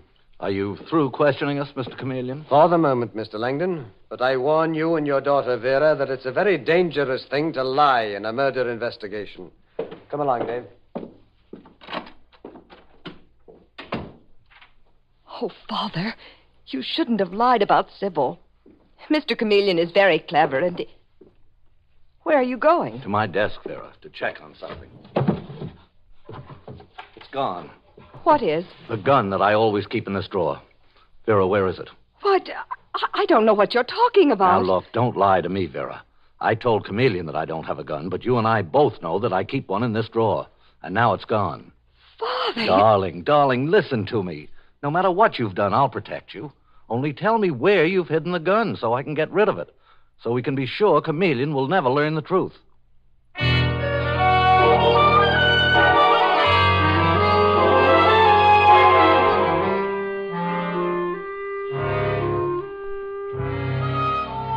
And half an hour later, at the murder apartment, Lucy Kent answers the doorbell to find Mr. Chameleon and Detective Dave Arnold in the hall. Mr. Chameleon, you've come to tell me you've arrested Roger Dalton for my sister's murder. Tell me, Lucy, why are you so anxious to see Roger Dalton punished for your sister's death? Because I want justice done, Mr. Chameleon. I adored my sister, Sybil. She gave me a home with her. She took care of me after my dreadful accident. Lucy, why didn't you tell me that you blamed your sister for the accident in which your face was disfigured? But I didn't. I didn't, Mr. Chameleon. Sybil was driving the car, but it wasn't her fault. Please don't make me talk about it. Excuse me, I want to get a handkerchief from my bag on the table. No, I'll give it to you. Here. Oh, I'm sorry. But... It's clumsy of me, letting the bag slip from my hand like that. I'll gather up these things. Well. What is it, Mr. Chameleon? A snapshot of Roger Dalton. Fell out of your bag, Lucy. Give me that picture. You dropped my bag on purpose to find out what I had in it. Odd that you carry a picture of Roger Dalton with you, Lucy. I don't know what you mean. It may mean that you're in love with Roger yourself. In love? He stopped looking at me. And you bitterly resented your sister Sybil's bargain to marry him. Mr. Chameleon, even if I did love Roger, I wouldn't murder my own sister Sybil because of him. Perhaps not, Lucy. I won't say any more. Dave, we're going back to headquarters. Yes, sir. What about Roger Dalton? Aren't you going to arrest him? You do hate him now, don't you, Lucy? I'll make an arrest when I have proof of who your sister's murderer is. Come along, Dave. I want to see the commissioner of police.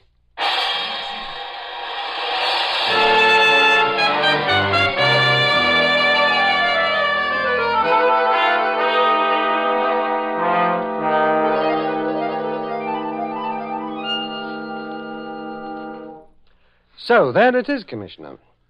4 people had equally strong motives for killing Sybil Kent. It's quite a case, Chameleon. Yes.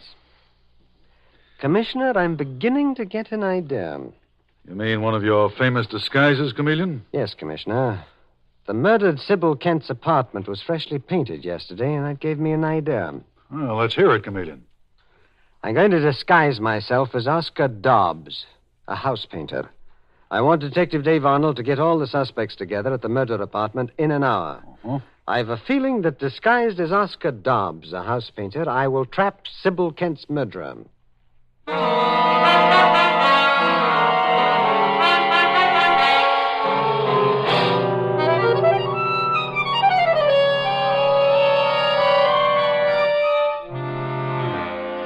And an hour later, in the hall outside Sybil Kent's apartment, Mr. Chameleon, his face disguised and wearing painter's cap and overalls, is saying to Detective Dave Arnold, You know what to do, Dave. You bet I do, Mr. Chameleon. All the suspects are in the Kent's apartment. Yes, sir. The dead woman's sister, Lucy, Roger Dalton, Roger's fiancée, Vera Langdon, and Vera's father, Mr. Langdon. Good. Get out of sight now, Dave. I'm going to ring the bell. And now, a moment later, the door is opened by Lucy Kent, and Mr. Chameleon, speaking in the voice of his disguise, says to her, I beg your pardon, miss. I was here the other day. Me and another guy painting your apartment. You mind if I come in? Yes, I do mind. I'm very busy. I got a feeling you ain't too busy to talk to me, Lucy Kent. So, I'll just come in. No. How dare you push your way in here? What's the matter, Lucy? Who is this man? He's one of the painters, Roger. He shoved his way in here. Get out of here, whoever you are, or I'll call the police. The police? That's a good one. What's going on here? Mr. Langdon, this horrid man forced his way into the apartment. Who are you?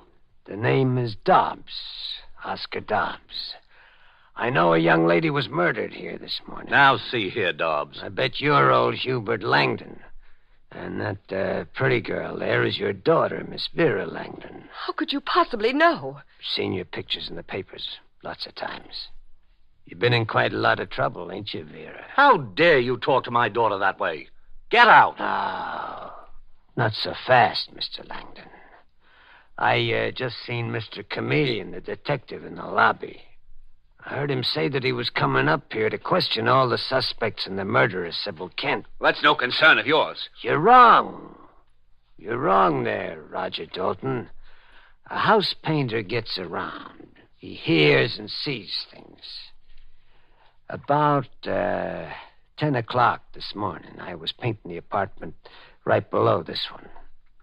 I heard a shot. You heard it? I stepped out into the hall where nobody could see me.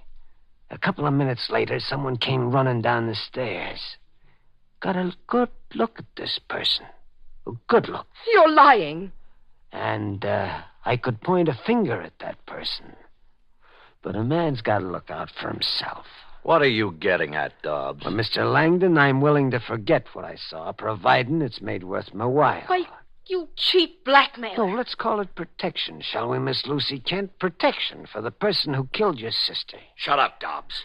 You'll never tell anyone what you know. You were a fool to come here. Roger, good heavens, don't shoot him. I'm not as big a fool as you to pull a gun, Roger Dalton. Mr. Chameleon, it's you. You were disguised as a house painter. Yes, Lucy. Why, you double-crossing cop, you tricked me. And my trick apparently succeeded. Put down the gun, Roger Dalton. Not before I put a bullet in your head, Chameleon. Roger, no! No! You okay, Mr. Chameleon? Yes, Dave. You shot the gun out of his hand just in time. I've got it now. And it's undoubtedly the gun with which Roger Dalton murdered Sybil Kent. Oh, Roger. Roger, what have you done? How could you kill her? I did it for you, Vera. Sybil threatened to ruin all my plans, my whole life. I couldn't bear the thought that she might turn you against me. Last night I took the gun from your father's desk, came here this morning, and killed her. And you tried to put the blame on an innocent girl, on Lucy Kent. That, Roger Dalton, was almost as great a crime as murder. But you'll pay for both in the death chamber. All right, Dave, take him away.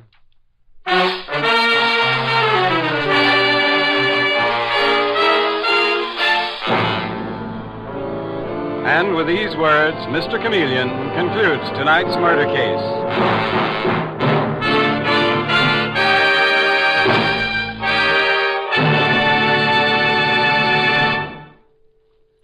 A very important thing to know about genuine Bayer aspirin is that its single active ingredient is so gentle to the system, mothers give it even to small children on their doctor's advice. Always remember this because it means that when you have an ordinary headache, neuritic, or neuralgic pain, you can take Bayer aspirin with complete confidence. For Bayer aspirin gives you more than fast relief. It also gives you the dependable relief that's important to your health. Bayer aspirin speed is proved by the fact that it's actually ready to go to work in 2 seconds. And its dependability is proved by the fact that no other pain reliever can match its record of use by millions of normal people without ill effect. So don't experiment when you're in pain. Don't risk using drugs that have not stood the test of time.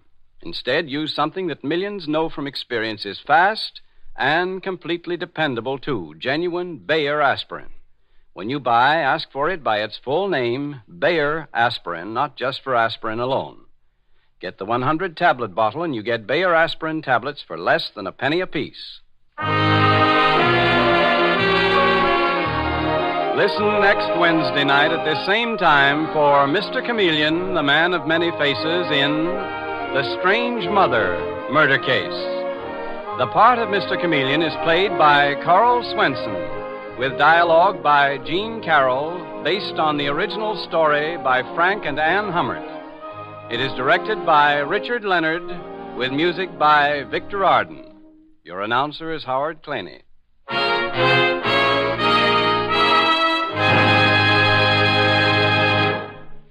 You may have trouble knowing if your teeth are still as white and bright as they used to be, for improper cleaning causes them to become dingy gradually.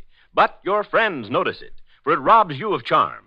That's why it's important to use a dentifrice that does more than fight tooth decay. What you need is a dentifrice that also whitens and brightens your teeth, gets them really clean. And no dentifrice cleans teeth like powder. Try Dr. Lyon's tooth powder.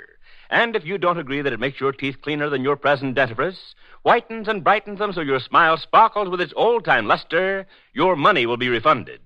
Get either regular or ammoniated Dr. Lyon's tooth powder.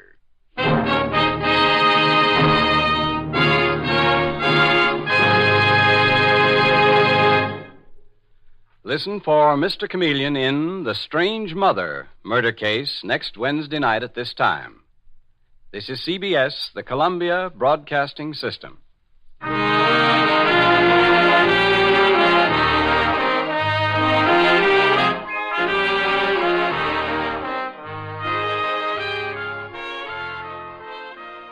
Next, Mr. Chameleon and the Friendly Divorce Murder Case.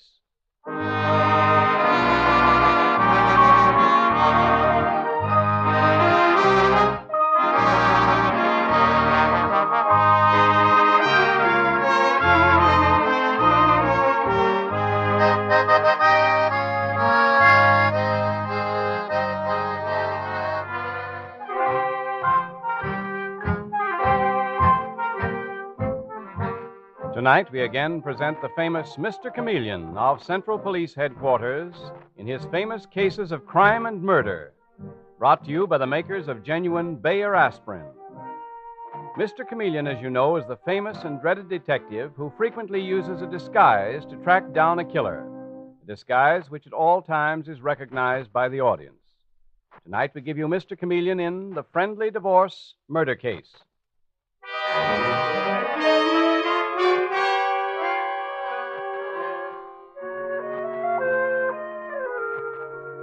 It is 8 o'clock in the morning, and in the bustling city, most people are up and about their business. But the attractive apartment of Eric Belden is ominously quiet as Letty Stone, the daily cleaning woman, enters it. And she looks around her in surprise as she moves toward the bedroom door. That's a funny thing. Mr. Belden's always up at this hour. He's usually finished with breakfast, too, and on his way to the studio. I don't see any breakfast dishes. Bedroom door. It's closed. And the key's on the outside. Well, that's strange. Mr. Belden? Mr. Belden? Are you in there? Mr. Belden? Guess I better open the door and see. Might be sick. Oh, Mr. Belden. Oh, dear heaven. Oh, he was shot. He's dead. What's that? Oh. What's the matter? Oh, Miss Katie, where'd you come from? Well, I just came into the apartment. You left the front door open, Letty, but what's the trouble? Eric. He's dead, Miss Katie. Oh, poor Eric. I knew he'd been depressed lately, but what a horrible thing to do, to kill himself that way. You think he did it himself, Miss Katie? I'd better call the police. Well, go ahead and call them, Letty, but I tell you it's suicide.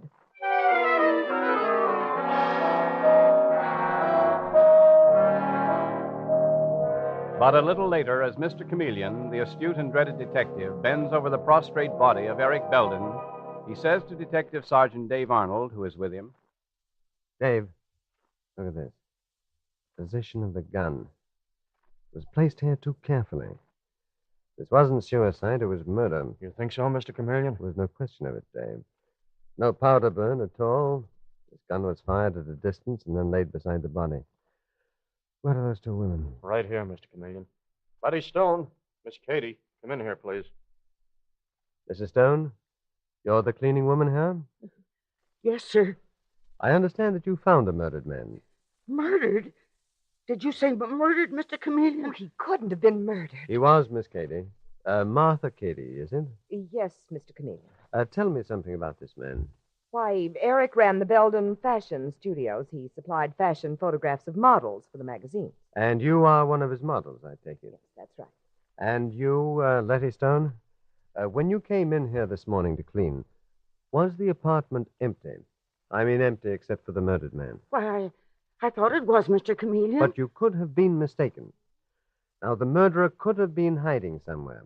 Tell me, what is this key doing on the outside of the bedroom door? Oh, so you noticed that. My job to notice things, Letty. When you came in, did you find the bedroom locked? Well, no, Mr. Chameleon. That's the strange part. It was unlocked, and the key was on the outside. Mr. Belden always locked his bedroom door at night. You say Eric Belden always locked his bedroom door when he went to bed? From the inside, of course. Yes, Mr. Chameleon. Why did he do that, Letty? What was he afraid of? He said he was afraid of burglars. You sound as if you didn't believe it. Well, neither do I believe it, Letty. If Eric Belden was afraid of anything, he was afraid of being murdered. And for very good reason. Someone has murdered him, tried to make it look like suicide, but forgot to lock the bedroom door when leaving and take the key along. Miss Katie, what were you doing here at the apartment so early?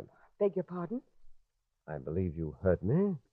What were you doing here in Eric Belden's apartment at 8 o'clock in the morning? I had an appointment with Eric, a business appointment. We were going to Park Avenue, where Eric intended to take pictures of me modeling fall clothes. And you stopped here first?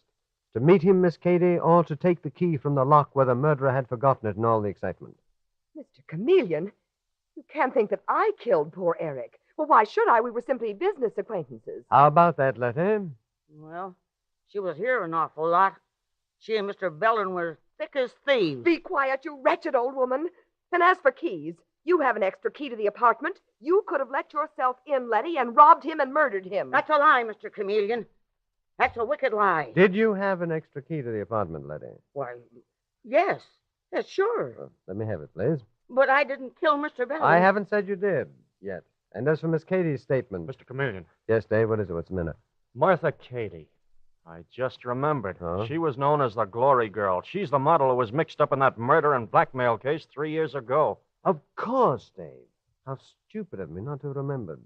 Of course, Martha Cady is the same one. Well, so what? That doesn't mean I killed Eric Belden. Why don't you go after Cherry? If anyone had a reason for killing him, she did. Who is Cherry? Eric's ex-wife. She was one of his models, too. He'd reneged on his alimony, and Cherry was threatening him. She and her old battle axe of a mother were both threatening him. What about it, Letty? Did you know about this? Well... Did you? Yes, Mr. Chameleon.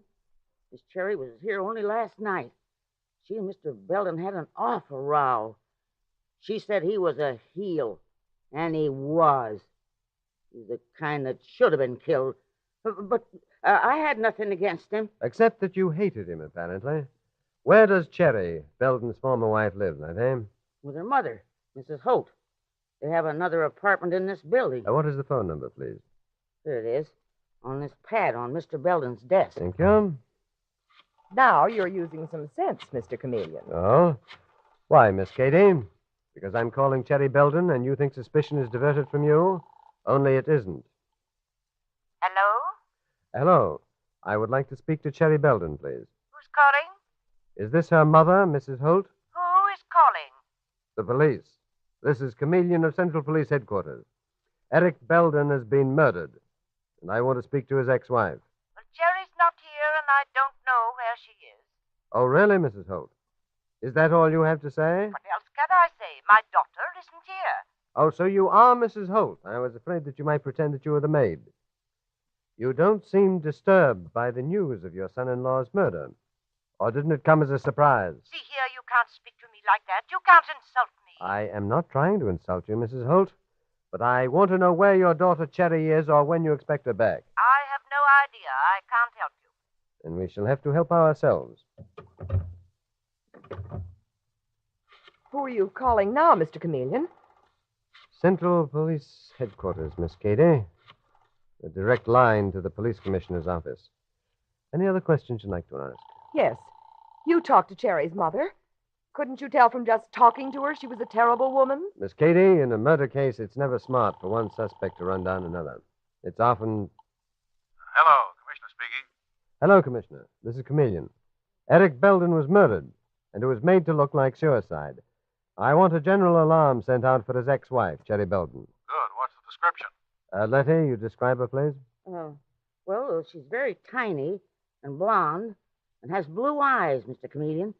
She's in her 20s. Her 20s? She's 30 if she's a day. She's between 25 and 30, Commissioner. Blonde, blue-eyed, very small, lives with her mother, Mrs. Holt, here in this apartment building. You think she murdered Belden, Chameleon? Well, there's a chance of it, Commissioner. But she's not the only one who might have done it. Far from it. This chap Belden was a fashion photographer, and his life, I gather, was full of women. And I think Dave Arnold and I will pay a visit to his office, to the Belden Fashion Studio, which must have been a clearinghouse for some of the most beautiful girls in New York.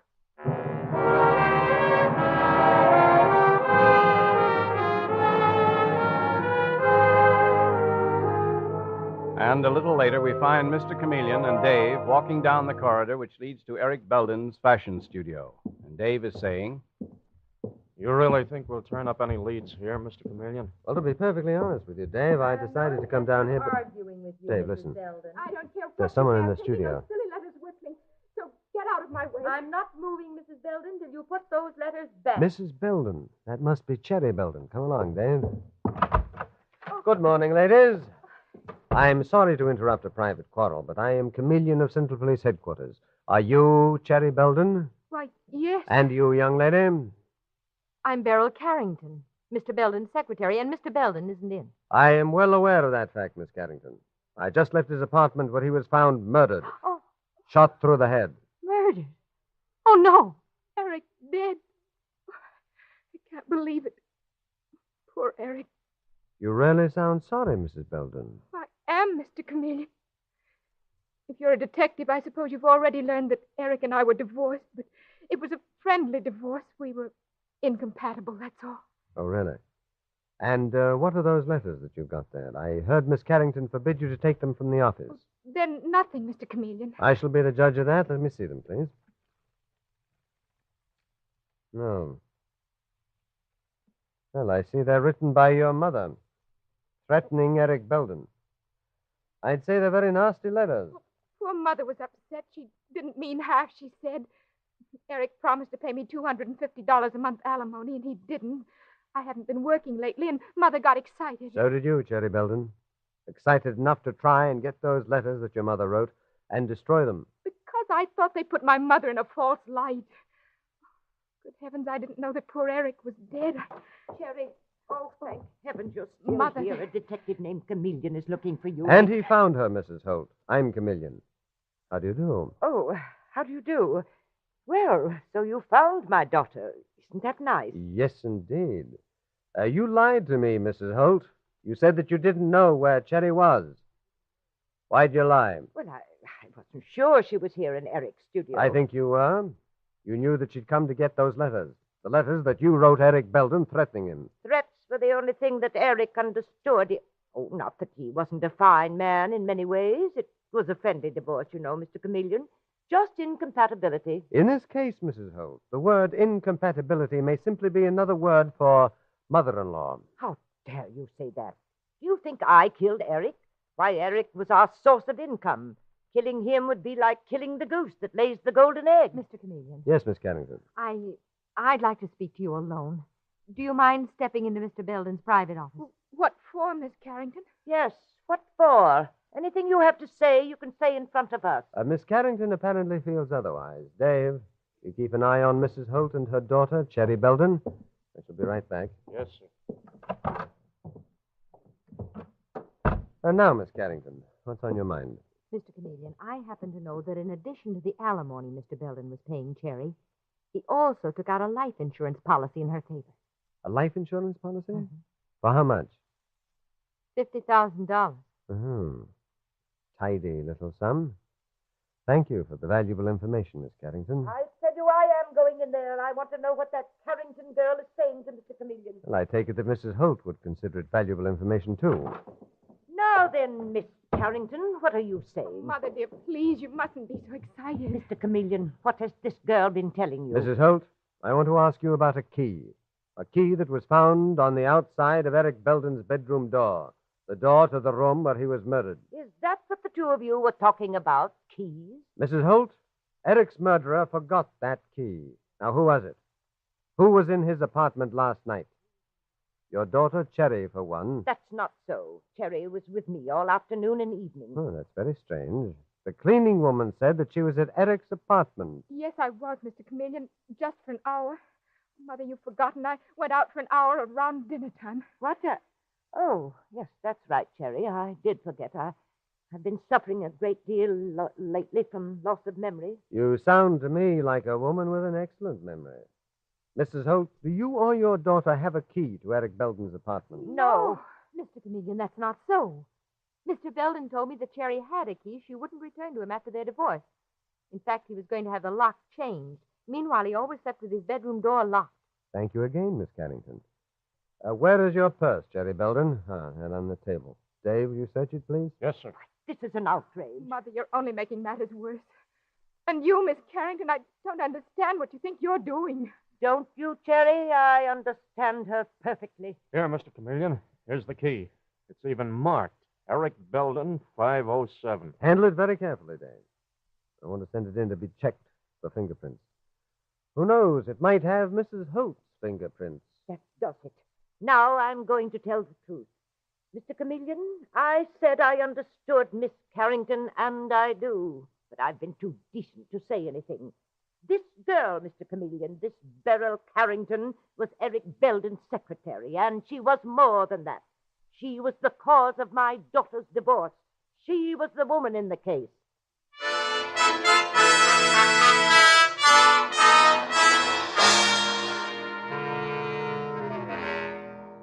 Mr. Chameleon and the friendly divorce murder case continues in just a moment. The two most important kinds of relief to anyone suffering from ordinary headache, neuritic, or neuralgic pain are fast relief and gentle, dependable relief. And genuine Bayer aspirin gives you both. It's amazingly fast because it's ready to go to work in 2 seconds. And it's completely dependable because its single active ingredient is so gentle to the system, mothers give it even to small children on their doctor's advice. Add to this the fact that no other pain reliever can match Bayer aspirin's record of use by millions of normal people without ill effect. And it's easy to see why Bayer aspirin is one thing you can take with utmost confidence. So don't experiment with drugs that have not stood the test of time. For fast relief and for the dependable relief that's important to your health, do as millions do, use Bayer aspirin. When you buy, ask for it by its full name, Bayer aspirin, not just for aspirin alone. Get the 100-tablet bottle and you get Bayer aspirin tablets for less than a penny apiece.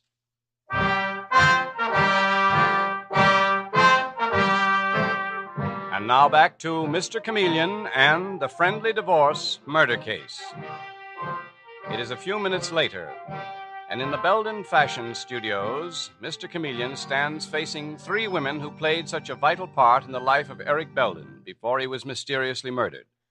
And he says to Beryl Carrington, Belden's secretary, "So you were the woman in the case, Miss Carrington.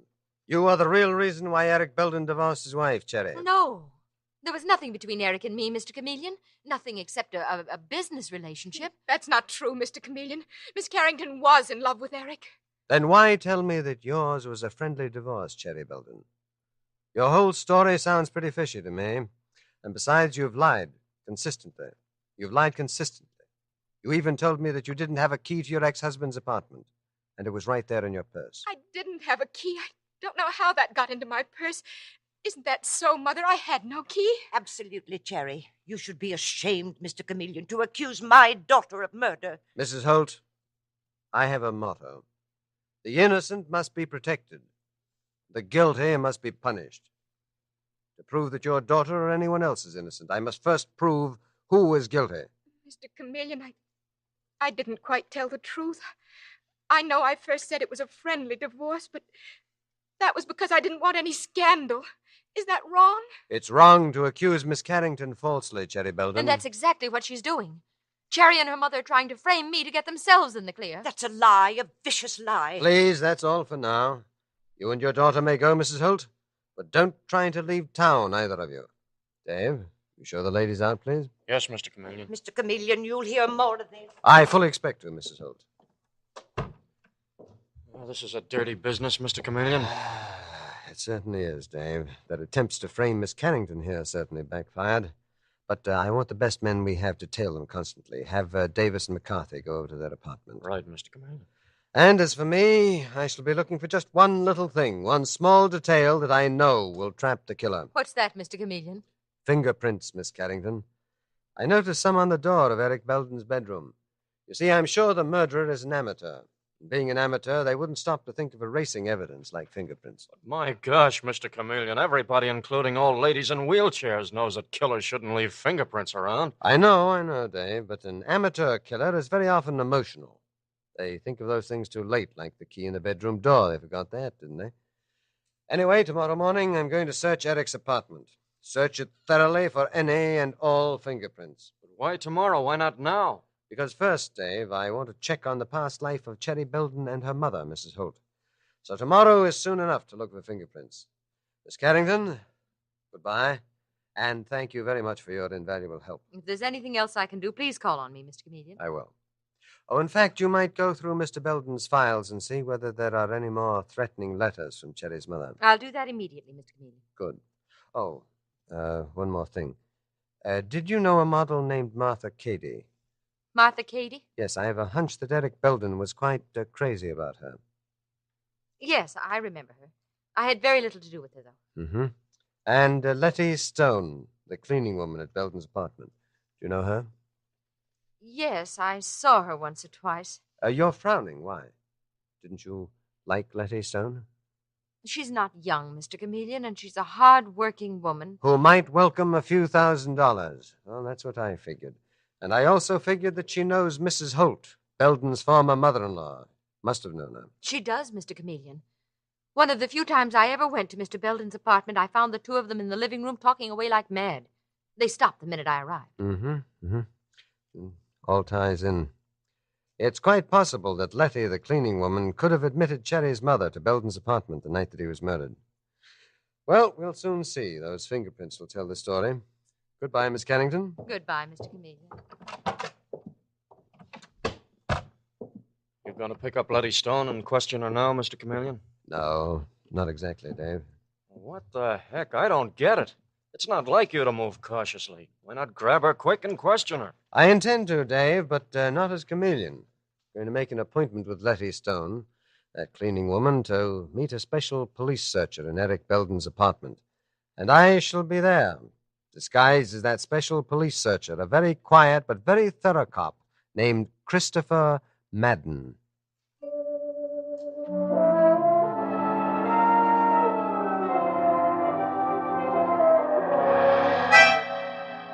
And so, that night, we find Mr. Chameleon in his disguise as Christopher Madden, a police searcher, in the Belden apartment with Detective Sergeant Dave Arnold. And with them is the cleaning woman, Letty Stone, a badly frightened Letty Stone, to whom Chameleon is saying in the voice of his disguise, Mrs. Stone, my name is Madden. I'm a special police searcher. I came to this apartment to look for further fingerprints. The murderers. But, Mr. Madden, why send for me? I mean, my fingerprints is sure to be all over Mr. Belden's apartment. I used to come here almost every day and clean. Well, then you can't be much of a cleaner, Mrs. Stone. You leave fingerprints all over the place. Well, there'd be sure to be some around. I couldn't help it. What about Mrs. Holt, Belden's former mother-in-law? What do you mean? What about her? Well, you and she were friendly, weren't you? Make a deal? She promised you some of Mr. Belden's insurance money to keep your mouth shut? I don't know what you mean. I never said 2 words to Mrs. Holt. Now, I got to get home and cook supper for my husband. At 9 o'clock? Well, he don't get home from work till 9 o'clock. All right, Mrs. Stone, you can go. We're leaving immediately, too, right after you. Good night. Good night, sir. And I don't know Mrs. Holt hardly at all. Mr. Chameleon, for Pete's sake, you've done it again. Every time you get someone cornered in this case, you let him go. Dave, it won't be long now before you see a very interesting little drama unfold. I'm going to call the police commissioner. As soon as I finish dialing, turn off all the lights, will you? Oh, I get it. Letty Stone will think we're gone, and she may come back. Mm-hmm. All right, you can turn off the lights now, Dave. Okay. Hello? Hello, Commissioner. This is Chameleon. Yes? We're at the Belden apartment. What is the report on the key to the front door? The key that we found in Cherry Belden's purse? Just what you thought, Chameleon. You hit the bullseye. Good. Send the report to the corner drugstore where Dave will pick it up later. Right. Good hunting. I think we've got them, Commissioner. Goodbye. Mr. Chameleon, I think someone's trying the front door. Yes, you're right. Can you see in this darkness, Dave? Well enough. Yes, sir. By gosh, the door is opening. Is it Letty, the cleaning woman? All I can really make out is that it's a woman. She's got a flashlight, Mr. Chameleon. She's wiping things off with a damp cloth. Right, Dave. Shall I grab her? No. Not yet. Let's see if she goes to the bedroom door. Bedroom where Belden was murdered. She's going there, all right. Now she's wiping off the door. Let her go inside. Now, where's the light switch? Right here. Turn it on, Dave. Let's have light. Plenty of light. And see what sort of a bird we've snared in our net. Oh. All right, Miss Carrington. Put your hands up and keep them up. I have a gun which I shall use if I have to, the way you used one on Eric Belden. Mr. Chameleon, what are you doing here? I could ask you the same question. Only I happen to know what you're doing here, Miss Carrington. I scared you into thinking that you might have left fingerprints. I said I was going to look for those fingerprints tomorrow. But why should I kill Eric? Because of Martha Cady. This afternoon, when I mentioned her name, I watched you very closely.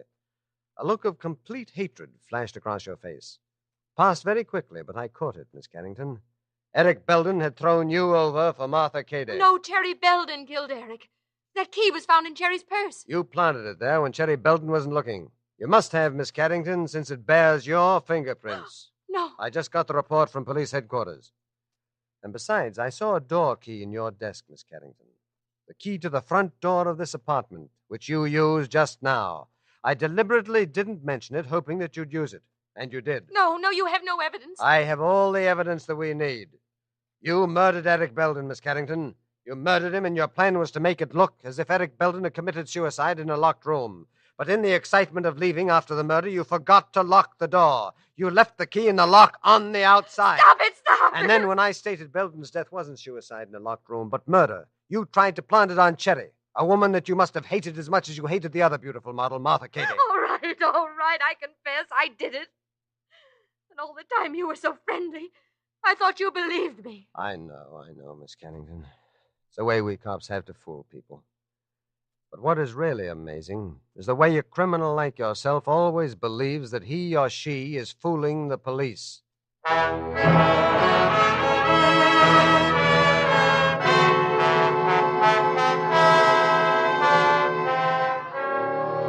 And with these words, Mr. Chameleon concludes tonight's murder case.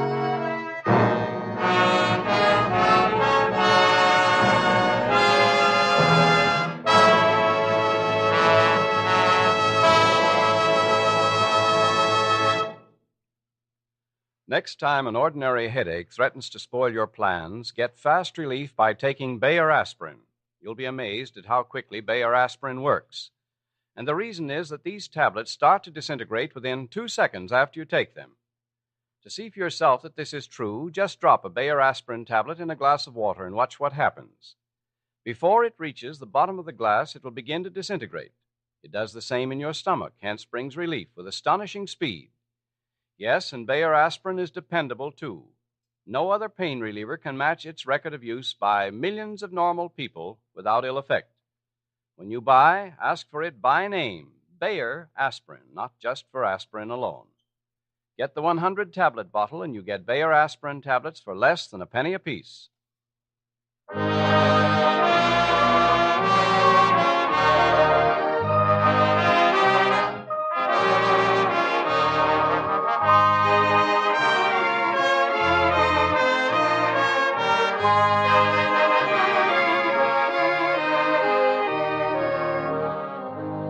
Listen next Wednesday night at this same time for Mr. Chameleon, the man of many faces, in The Suspicious Father Murder Case. The part of Mr. Chameleon is played by Carl Swenson, with dialogue by Marie Baumer from the original story by Frank and Ann Hummert. Music directed by Victor Arden. Your announcer is Howard Claney.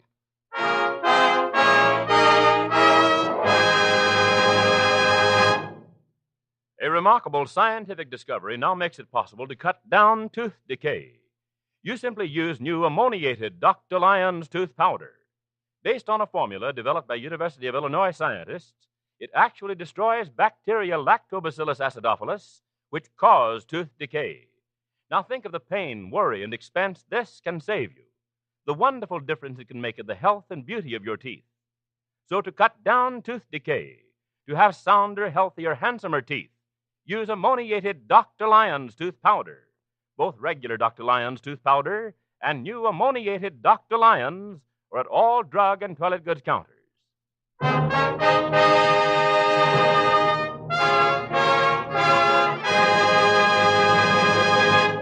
Listen for Mr. Chameleon in The Suspicious Father Murder Case next Wednesday night at this time. This is CBS, the Columbia Broadcasting System.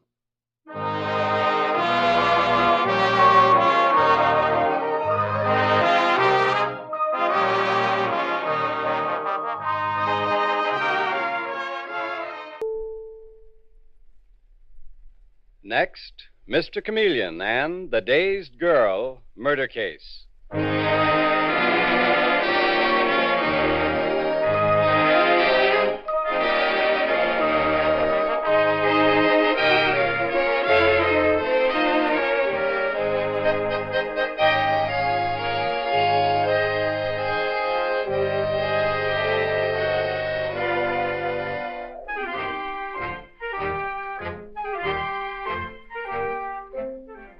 Tonight, we again present the famous Mr. Chameleon of Central Police Headquarters in his famous cases of crime and murder. Brought to you by the makers of genuine Bayer aspirin and Phillips Milk of Magnesia tablets. Mr. Chameleon, as you know, is the famous and dreaded detective who frequently uses a disguise to track down a killer, a disguise which at all times is recognized by the audience. Tonight we give you Mr. Chameleon in The Dazed Girl Murder Case.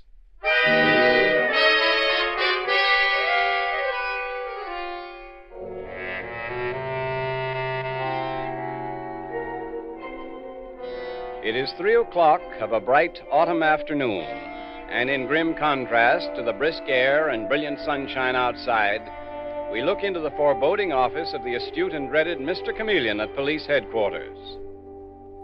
Attracted by the beauty of the day, he steps to the window and gazes at the street below, when suddenly his door is flung open, and the commissioner of police hurriedly enters, saying, Chameleon, let me give you this quick.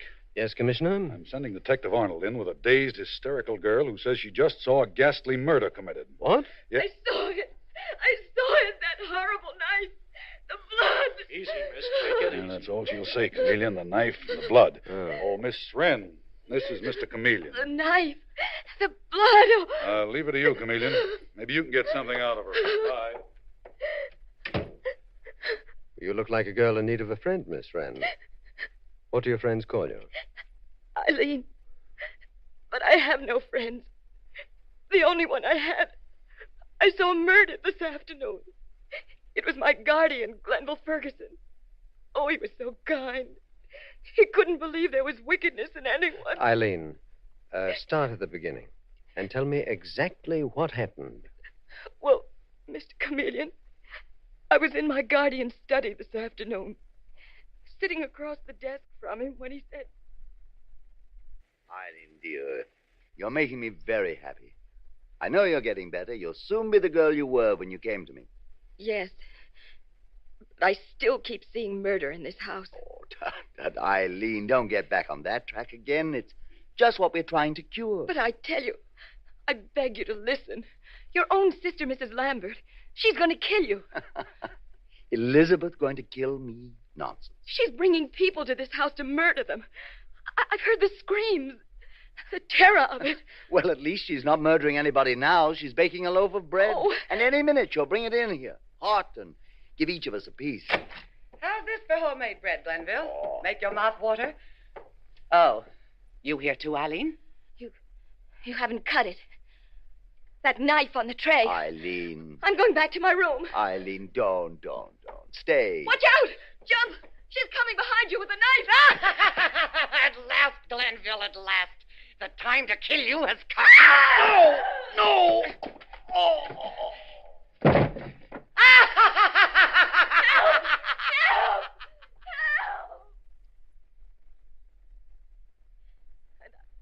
I ran out of the house, Mr. Chameleon, and came here to police headquarters. Oh, the knife, the blood, the way she laughed. It's drumming in my ears. It's driving me mad. Detective Arnold, Dave, quick, get the car. Come along, Eileen.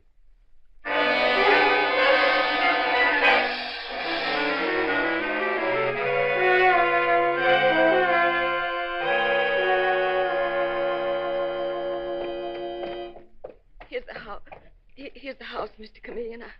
I'll give you my key. Now, let me open the door, Eileen.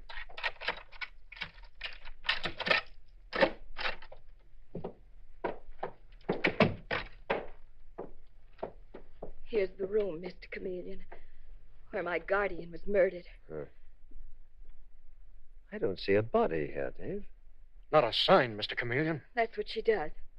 She murders people and destroys their bodies. I know. I know. Eileen, where were you? I've been looking everywhere for you. Keep her away from me, Mr. Chameleon. She's the woman. My guardian sister, Mrs. Lambert. Easy, Eileen. There's nothing to be afraid of now. Who are these men, Eileen? I'm Chameleon of the police. This is Detective Arnold. The police? Why are you here? To investigate the murder of your brother, Mrs. Lambert. Where is his body? His body? Why, Glenville. Glenville. Yes, Elizabeth? Did you call me? No. No! Oh, it can't be. I saw you murdered.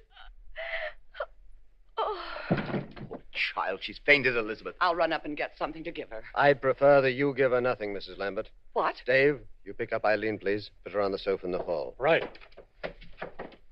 Mr. Chameleon, I've taken care of Eileen ever since she came here a year ago. For the present, the police are going to take care of her, Mrs. Lambert. I have no objections.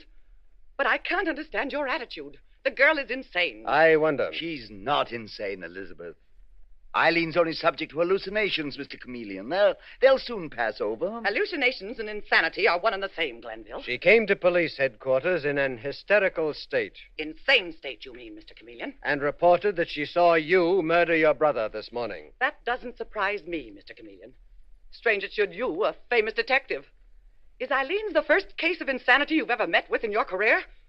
Besides, my brother, the murdered man, is standing right here. Mm-hmm. So he is. Well, I should think that's what would surprise you. It would.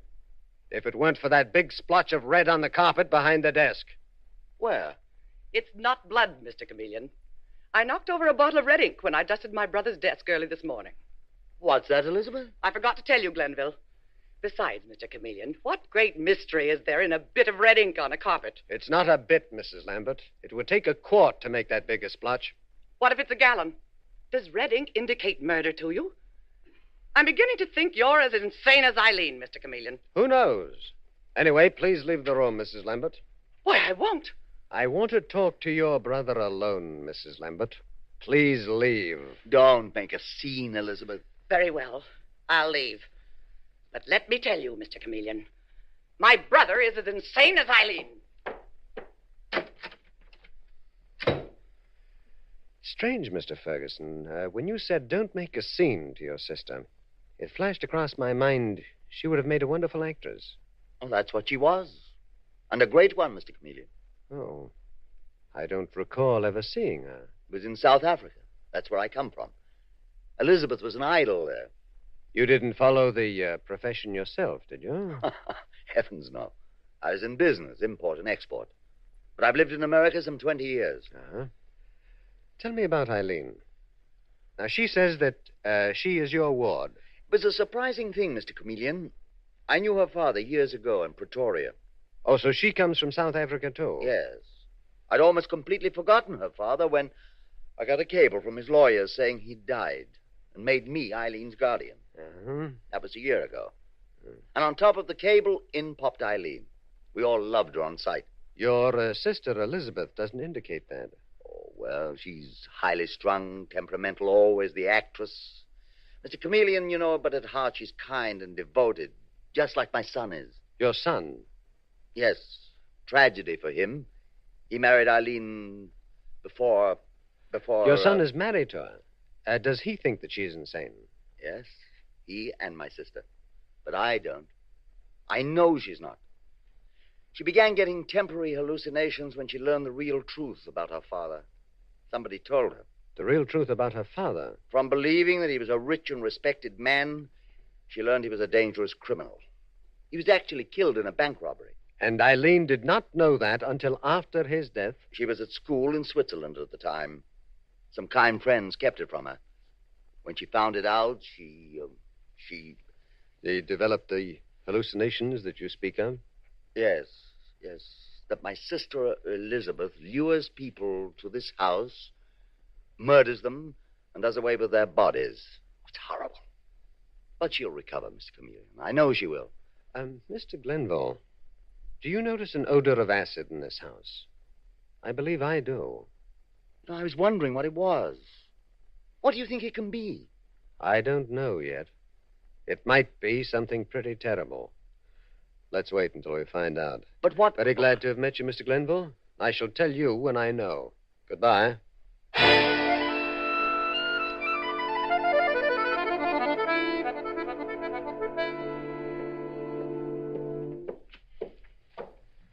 Oh, Dave, you're still here in the hall waiting for me, eh?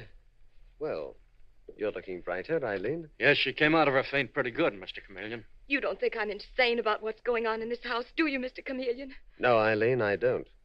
Come along. Dave Arnold and I will put you up in a hotel. No, I can't leave my guardian, Mr. Ferguson. She'll kill him. All right, if that's the way you feel. But I'll be back. I'm going to find out what's going on in this house. All right, Dave, let's go.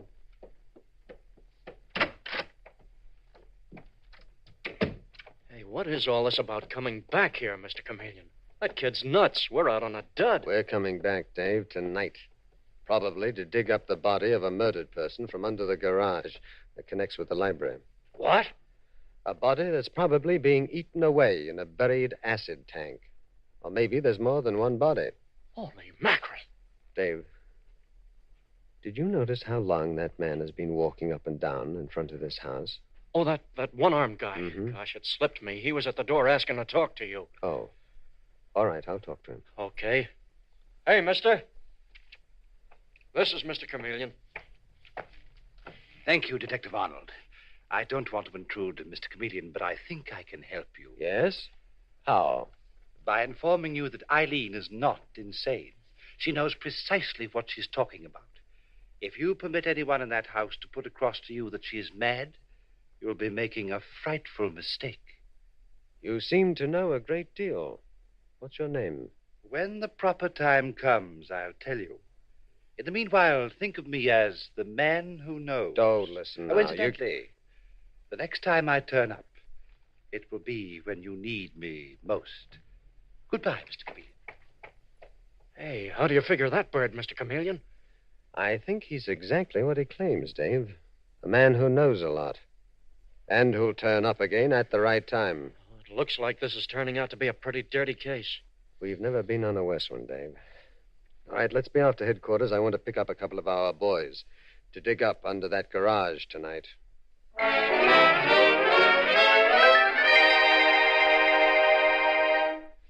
Well, everything's set, Mr. Chameleon. Got a couple of the boys waiting with shovels ready for digging. When do we start?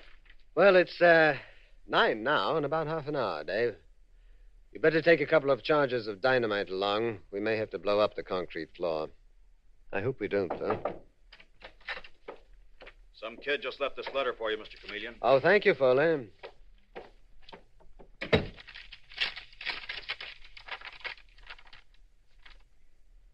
What is it, Mr. Chameleon? I'll read it, Dave. Dear Chameleon, I've always admired you, so I'm giving you a tip-off. The parties you suspect are fixing to murder Eileen Wren in the bushes about 200 feet down from the 110th Street entrance to Central Park at 9:30 prompt tonight. Be there and you'll bag them all. Signed, a friend. It's that bird who called himself the man who knows. He's out to get you, Mr. Chameleon. Don't go. I'm going. And alone, Dave. Take your boys out to the mystery house and start digging. I'll meet you there later.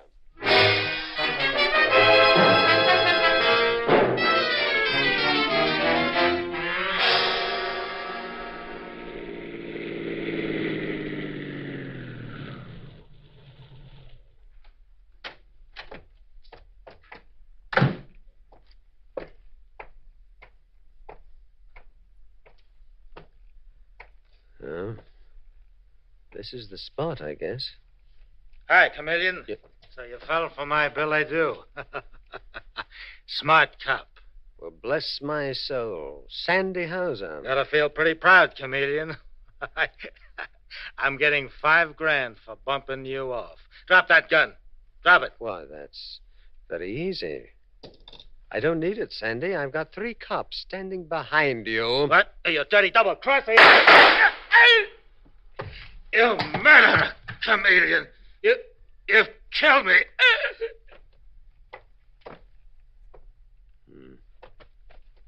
He's dead, all right. Oh, poor dumb Sandy. You shouldn't have looked around.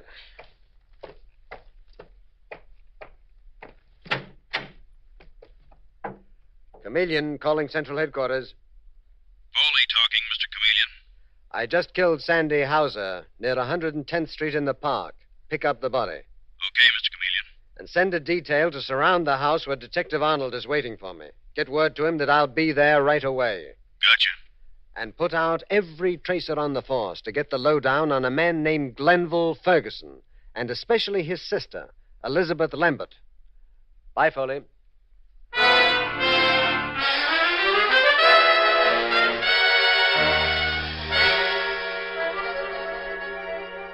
Mr. Chameleon and the Dazed Girl murder case continues in just a moment. It's only natural that when you have an ordinary headache, you want fast relief. And to find out how quickly Bayer aspirin is ready to go to work, all you need do is test it in a glass of water. What happens to a Bayer aspirin tablet in the glass also happens in your stomach. And the speed with which it disintegrates indicates the speed with which it's ready to go to work.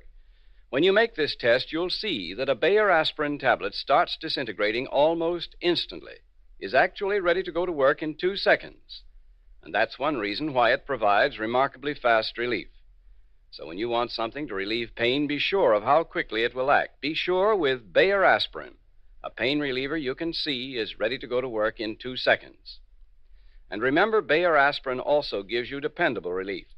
No other pain reliever can match its record of use by millions of normal people without ill effect. When you buy, ask for it by name, Bayer aspirin, not just for aspirin alone. Get the 100-tablet bottle, and you get Bayer aspirin tablets for less than a penny apiece.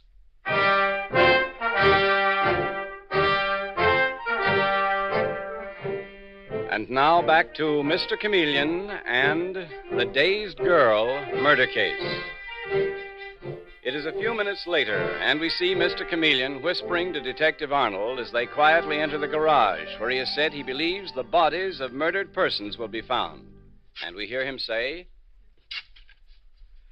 Have you unearthed anything yet, Dave? The boys are still digging, Mr. Chameleon. Uh-huh. Putting the earth on top of sacks to keep everything nice and quiet. Good. I think they hit it now, Dave. Quick, everybody. Put on those gas masks. Those acid fumes may be deadly. Hey, boys, put on these masks. Okay. Okay. Now, quietly lift the top off that vat. It's loose. It's a vat, all right, Mr. Chameleon. But I don't see anything in it. Fish around the bottom, boys, with those grappling hooks. Good thing you brought them.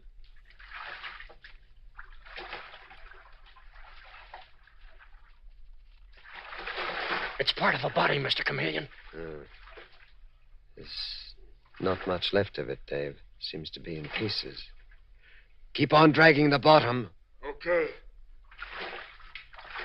There comes a skull. Keep moving. We want to get out of here without being caught if we can. It's the rest of the body. Practically nothing left of it. Well, there's not much for us to go on. I may be able to get some fingerprints, though. Maybe. All right, gather it up, Dave. Rush it to the laboratory. We can at least get the approximate height. And there's a bullet hole through the skull. Okay, Mr. Chameleon. Come along, Dave. Help! Help! That sounds like Eileen. Quick, Dave, come! What's going on here? He's trying to murder me, Mr. Chameleon. Keep him away. Who are you? I'm Jim Ferguson, this batty dame's husband. Glenville Ferguson's son? I'm not married to him. He's not my husband. I loathe him. Oh, don't let him touch me, Mr. Chameleon. I told you she was nuts, Mr. Chameleon. I don't have to murder her to get rid of her. She'll kill herself someday. I'm not married to him. Like to see the marriage license, Mr. Chameleon? I'll get it out of this drawer. Look out, Dave. He's got a gun. Sure. And I'll kill you before I'll be arrested on a crazy girl's word. I'll kill you anyhow. My Aunt Elizabeth told me you were after me. No! Did you shoot him, Mr. Chameleon? I was just getting set when... No. The shot came through the window, Dave. It's lucky he's not dead. We need him in our business. But who fired the shot? I think that the man who calls himself the man who knows. He said he'd turn up when I needed him most. Oh, what next? Look in that drawer. See if there is a marriage license there, Dave. Holy mackerel, there is. Look at it. Oh. Well, seems to be in order. I never married Jim Ferguson. He's a loathsome creature. What's happened here? I heard a shot. Oh, this insane girl killed my nephew, Jim. He's not dead, Mrs. Lambert. Just a flesh wound. Glenville, come here. What is it, Elizabeth? This insane girl, Eileen, shot Jim. Eileen is not insane, Elizabeth, and I don't believe she shot him. Are you all right, Jim, my boy? We're taking him to headquarters for treatment, Mr. Ferguson. Dave, you help him along, please. Chameleon's lying, Father. He's arresting me. You have no right to arrest this boy. No, Mrs. Lambert. I found a body in an acid vat under the garage of this house. I told you that girl, Eileen, was insane, Glenville. Oh, what has she been up to? This girl is behind everything, Mr. Chameleon. She's always shrieking about murder. I'm taking Eileen to headquarters, too, for safekeeping. Come along, Eileen. Yes, Mr. Chameleon. Good night, Mrs. Lambert and Mr. Ferguson. What a night, Mr. Chameleon. You come over here, Dave, please. Yeah? I'll take these people in. You stay here. Take every radio out of this house, and then call headquarters. Uh-huh. Have every radio station broadcast that Mr. Chameleon is urgently in need of the party who called himself the man who knows and does. And ask him to come to my office in the morning.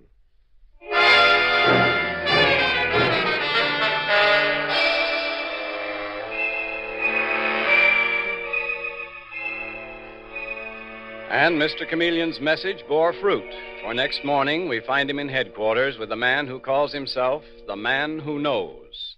And we hear this man saying, As I was saying, Mr. Chameleon, my name is Talbot, and I am a police officer from South Africa.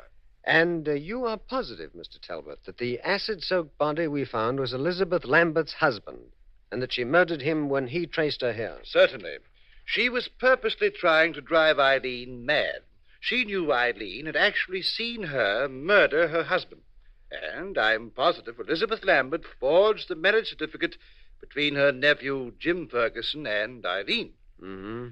Yes, it was forged, all right. She knew Eileen, far from being poor, had inherited one of the biggest fortunes in South Africa, and she proposed to get her hands on it. She made Eileen believe her father was murdered and was a criminal. She did that to shatter that young girl's mind. Elizabeth Lambert didn't tell me that story, Talbot. Her brother, Glenville Ferguson, told me. But our reports show him to be strictly on the up and up. Then his sister put him up to telling you. He doesn't know what's going on half the time, Chameleon. Did it ever occur to you that Eileen's insanity might be feigned and that she's our murderer? Oh, that's impossible, Chameleon. What about the body you fished out of the acid vat? It matches the Lambert woman's husband, doesn't it? It may be a plant of Eileen's. But I know a way to find out, Talbot. Oh, how, Chameleon? A trigger man hired by someone in the murder house tried to spot me last night, and I killed him. I'm going to disguise myself as one of his pals, and I'm going to confront our suspects as his successor and offer to bump myself off for $5,000. The one who accepts is the murderer. Well, that's an idea, Chameleon. You go out with us, Talbot? I wouldn't miss it for £1,000, Chameleon.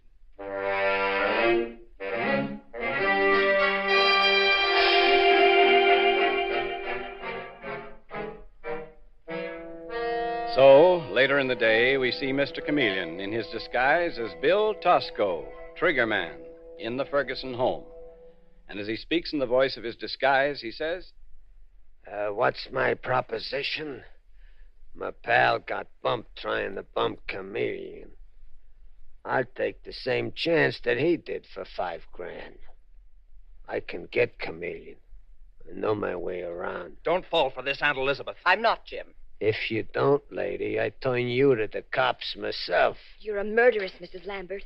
But if you give this man money to kill Mr. Chameleon, I'll warn him. I saw you kill a man myself. Eileen, be quiet. Don't listen to this girl, Tosco. This girl's insane. You told Chameleon she wasn't, Glenville Ferguson. I got that through the grapevine. Give him the money, Elizabeth. Don't go up for murder. Well, well, Ferguson, so you're the one. Cover him, Dave. Shoot to kill if he moves. Mr. Chameleon. Right the first time. I'm Chameleon. Listen, Chameleon, I didn't kill anybody. I told my sister to pay you off to keep her out of a scandalous Keep mess. him covered, Dave. Yes, sir. This is outrageous, Mr. Chameleon. My brother wouldn't hurt anybody. You're as crazy as this girl. Not so crazy that I failed to see that red ink on your carpet, Mrs. Lambert. And not so crazy that I didn't get the flash you and your brother were trying to drive this sweet girl mad by simulating a murder before her eyes. Handcuff Elizabeth Lambert, too, Dave. Haul them both in. Just don't move, Elizabeth. I'm pretty handy with this gun. Well, Talbot, Mr. the Man Who Knows, who do you think was right in this case? I think we both were right, Mr. Chameleon.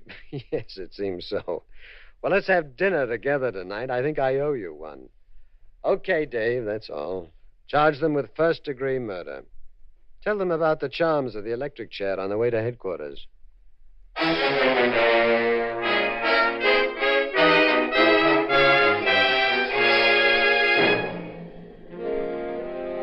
And with these words, Mr. Chameleon concludes tonight's murder case.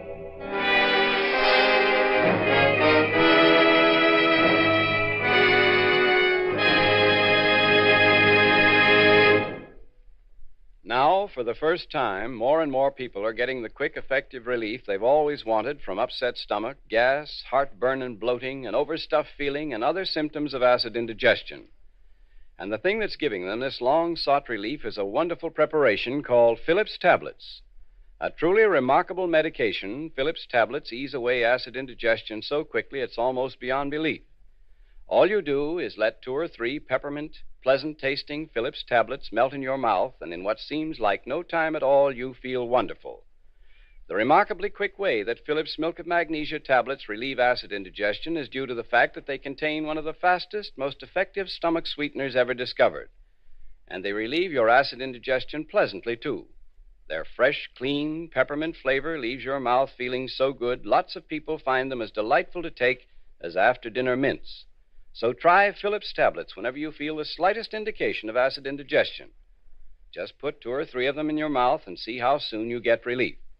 Always carry Phillips Tablets with you to take after meals or wherever you may be when acid indigestion causes you distress. Pocket-sized tins of 30 tablets cost only 25 cents. Ask for Phillips Tablets.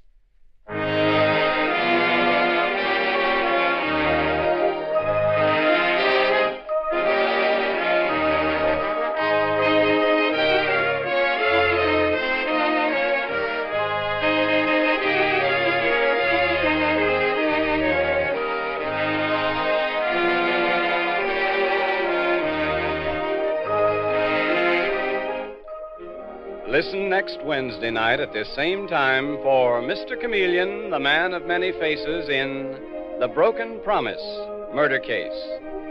The part of Mr. Chameleon is played by Carl Swenson, with dialogue by Frank Hummert from the original story by Frank and Ann Hummert. It is directed by Richard Leonard, with music by Victor Arden. Your announcer is Howard Claney.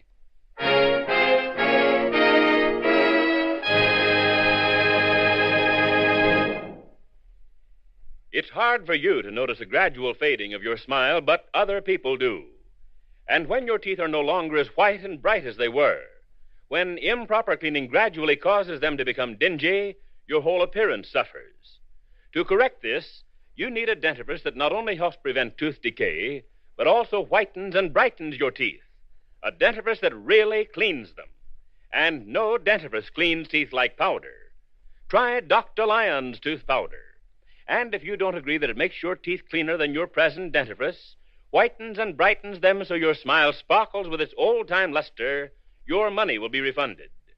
Get either regular or ammoniated Dr. Lyon's tooth powder.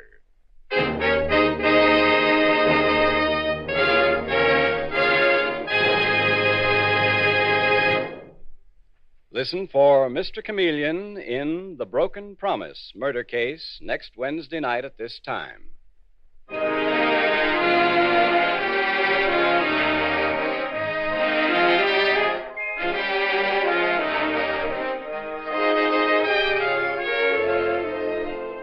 This is CBS, the Columbia Broadcasting System.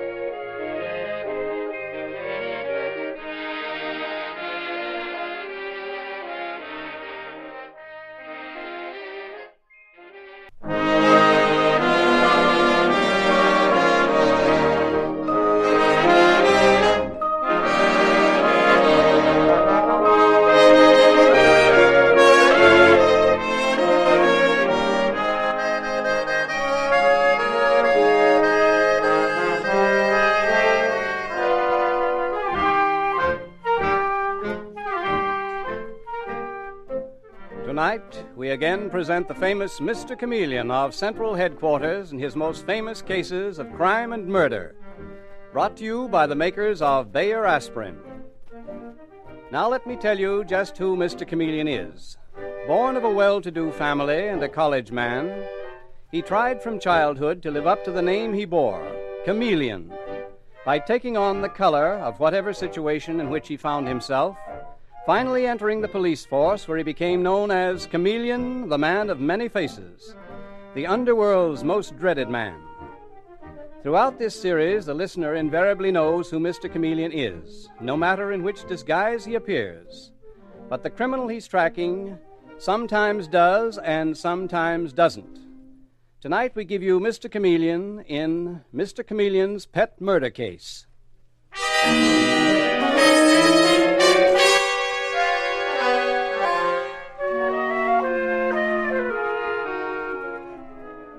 Our story opens in the criminal courts, during that solemn moment when sentence of death is about to be pronounced. The room is very still. All eyes are fastened on the thin, cruel face of Serrato, the gangster. For the notorious Serrato has at last met his Waterloo. Will the prisoner now rise? Have you anything to say before this court pronounces sentence on you? Then I hereby sentence you to die in the electric chair during the week of... No, you won't do it. Silence! You'll never burn me. I'll never see the death house. I'll break jail. And when I do, I'll get Chameleon for his lying evidence that sent me here. So help me, I'll kill Chameleon. Silence! Silence! You hear me, Chameleon? I see you back there. I'm gonna get out. And when I do, I'm gonna kill you.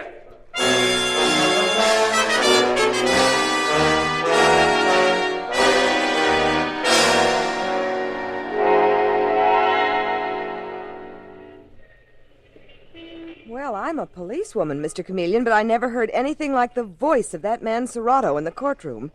He means to kill you. You're in dreadful danger. Oh, there are a lot of them in prison who've said they're going to kill me, Madeline. No, I feel very good. When you put an end to the career of a mad dog like Serrato, well, it makes you pretty proud to be a cop. But suppose he did get out. Maybe that's just a woman's way of looking at it. Let's go out to dinner tonight. And, incidentally, I've always wanted to ask why a beautiful girl like you ever got the idea of being a cop. My father was on the police force. He was killed by a hoodlum just like Serrato. Oh, I'm sorry. I didn't know that. Very few people know. But I adored my father. Madeline, look, about dinner. Dinner?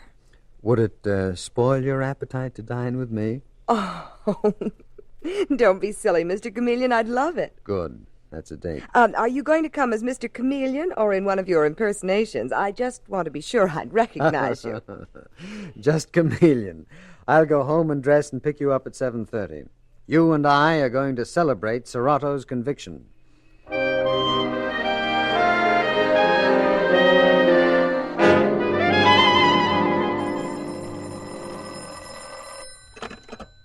Hello? Chameleon? Oh, yes, Commissioner. Chameleon, the impossible has happened. Serrato has escaped. What? Yes, someone smuggled a knife to him, and he stabbed the guard and made a break for it. He managed to get away.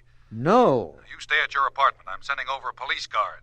Don't set foot out of the door. No, listen, Commissioner. You know where that puts you, don't you? Right behind the 8-ball. He and his whole gang are out to get you. I'm sending over 2 men. I don't need them, Commissioner. I'll take care of myself. Are you crazy? You heard Serrato in court this afternoon. He threatened to kill you on sight. I heard him, but I'm coming right down to headquarters and no guard. This one is between Serrato and me, and I think I'm quicker than he is. See you later, Commissioner. This should be interesting. Serrato is hunting me, and I'm hunting him. Makes us even. Well, I'd better change. Better call Madeline, too. What the devil? Hello? Is this Mr. Chameleon? Yes? Is this Mr. Chameleon a detective who goes around making like he's somebody else? What do you want? Who is this? Never mind who this is. I just thought you'd like to know we've got Madeline Evans. You don't need to look for her. You can't find her. Maybe nobody will ever find her. Unless you're willing to play ball. What do you want me to do? Take back the evidence you gave at Serrato's trial. Say that you lied, that the whole thing was a frame-up. Give me 24 hours to think it over, Marty. Marty? You think I didn't know that voice? Marty the moron, as Serrato calls you. You never called me that. Tell him for me to take it easy with Madeline and give me a little time. I'll think it over. And tell Serrato if he doesn't take it easy with Madeline that... Ask him how he'd like to digest a slug in the stomach.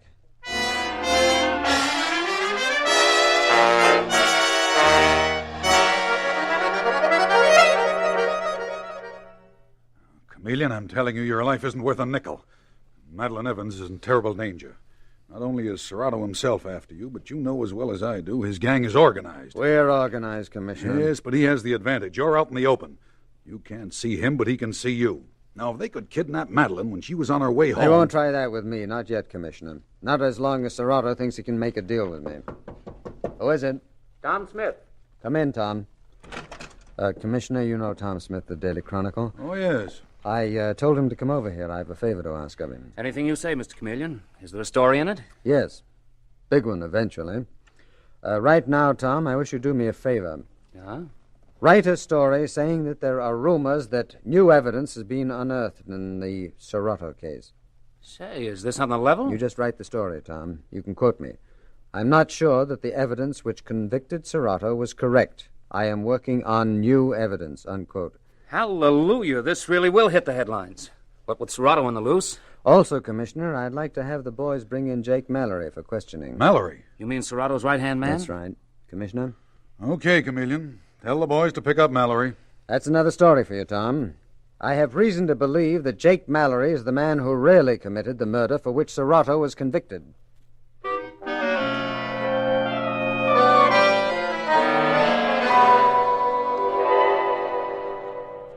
Read all about it. New turn in Serrato case. Rumors, a new trial. Read all about... Paper, mister? No, thank you. I'll borrow my friend's. All about the Serrato case. Read all about... Well, how about it, Detective Sergeant Arnold? Can I look at the headlines? Mr. Chameleon, what is this? You don't think Jake Mallory committed that murder, do you? That, my dear Dave, is a leading question. I refuse to answer. But we had to let Jake go this afternoon. We couldn't hold him. I expected you to let him go. Dave, you know Lily McCarty when you see her, don't you? Serrato's girlfriend. Oh, yeah, sure. She lives right in this block. But listen, Mr. Chameleon... I think I'll go and pay a call on her. And I'll go with you. No. No, Dave. Now, don't worry about me. Until Madeline is safe, I have to move in a certain way. I know exactly what I'm doing. You know, Mr. Chameleon, there's something about you that always gets me. What do you mean, Dave? The way you change. Ordinarily, you're an easygoing guy with a fancy education who's just as much at home on Park Avenue as at Central Headquarters. And then, like that, you're as hard and ruthless as Serrato. These gangsters are completely without mercy, Dave. They are enemies of society. They respect nothing and they trust no one. They trust no one. That is the thing that you must always remember. Hey, Mr. Chameleon, there she goes. Mm-hmm. Lily, Serrato's girl. You gonna question her? No. No, Dave, believe it or not, I'm going to invite the young lady to dinner.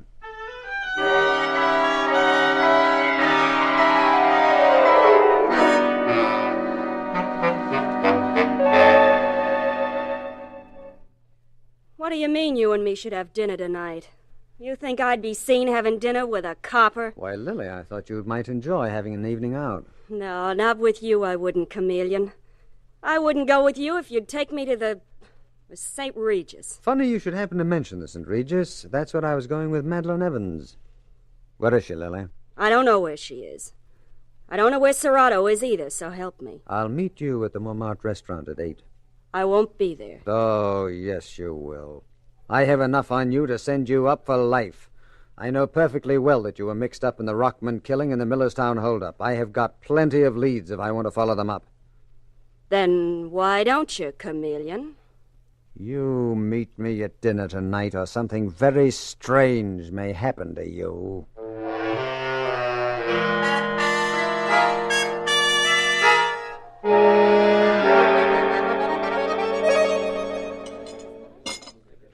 I got no business to be seen in a place like this with you, Chameleon. They'll think I'm leading you to Serrato. I don't even know where he is. You know where Madeline Evans is? That sort of kidnapping is right up your alley, Lily. You've managed them before. I never even seen her. Well, in that case, we'll go for a little drive tomorrow. The country is so beautiful this time of year. No, I can't meet you again. I wouldn't dare. Do you mean that your pals don't trust you, Serrato and Jake Mallory? Jake Mallory? Say, listen, he's fit to be tied. He thinks you and Serrato have made a deal between you to railroad him to the chair in Serrato's place. Dear me, what suspicious minds. Oh, why don't you lay off me, Mr. Chameleon? Leave me alone. Oh, I'm not hurting you. I'm simply giving you the pleasure of my company.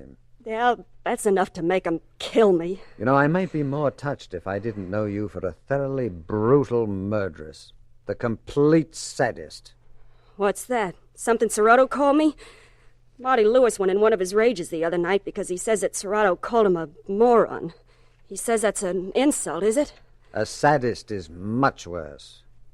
Come on, Lily. Where's Madeline Evans? Or must you and I have another date tomorrow? I'm beginning to believe that the boys will get you if we do.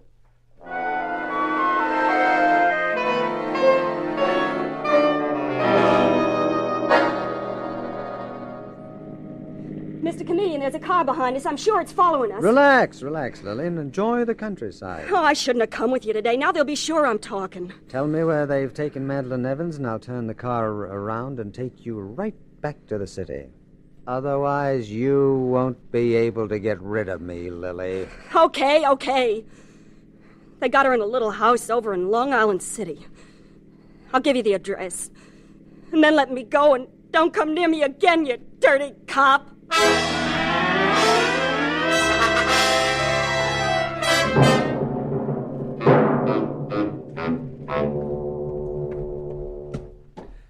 This is the place, Dave. You all set? Yeah, Mr. Chameleon.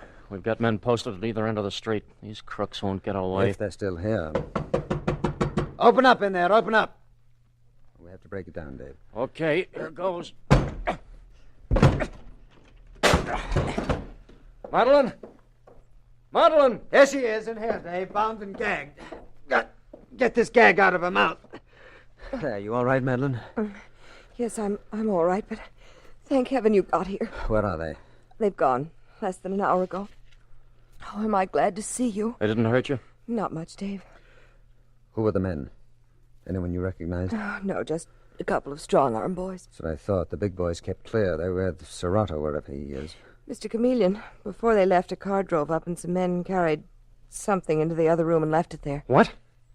Was it? Yes, it sounded almost like something heavy. Dave. Yes? Come here. What is it? It's Lily. They killed her and dumped her body here. Mr. Chameleon? No, don't feel sorry for her, Madeline. She'd have done the same to you and enjoyed it. Well, that's one of them gone. Now, with you safe, Madeline, I don't have to consider anyone. What are you going to do, Mr. Chameleon? Serrato and I can really have it out. Just the two of us. But it isn't just the two of you. He still has his gang. Minus one. Mr. Chameleon, what are you going to do now? Oh, the usual. I have a pretty strong hunch that Serrato is hiding out down near Chatham Square. Think I'll hang out there for a couple of days. But not out in the open. You mean you'll put on a disguise? Oh, yes. That better be a good one. No, on the contrary, Dave. This time my disguise is going to be so transparent that anyone, even Serrato, will recognize me instantly.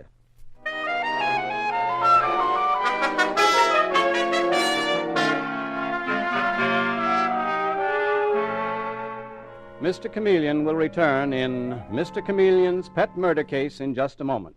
If you've never tried real Bayer aspirin, join the millions who use it for fast, reliable relief from ordinary headache, neuritic, or neuralgic pain. Once you've experienced its amazingly fast yet gentle relief, you'll likely never again use anything except Bayer aspirin. You can actually see why Bayer aspirin gives such fast relief by doing this. Drop a Bayer aspirin tablet in a glass of water and watch what happens. You'll see it start to disintegrate within 2 seconds. What it does in that glass, it does in your stomach. And because of this amazing 2-second disintegrating action, Bayer aspirin relieves pain with astonishing speed.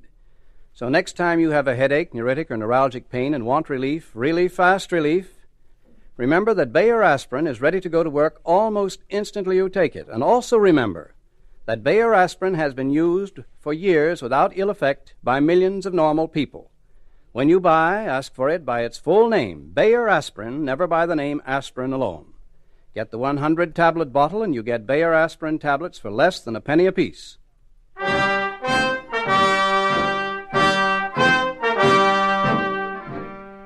And now we return to Mr. Chameleon and his pet murder case. It is the following morning, and in the office of the police commissioner, we find Mr. Chameleon dressed in the shabby clothes of a man from the tenement district. I thought I'd patrol that neighborhood.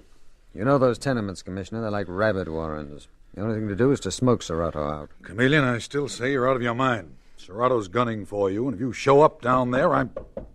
Come in. Commissioner, have you seen Mr. Chameleon? Oh, there you are. You mean you recognized him that quickly? Well, of course I did. He needs a shave, and his clothes are strictly Bowery, but he hasn't really changed. You hear that, Chameleon? Yes, I hear it, Commissioner, and it's just exactly what I want to hear.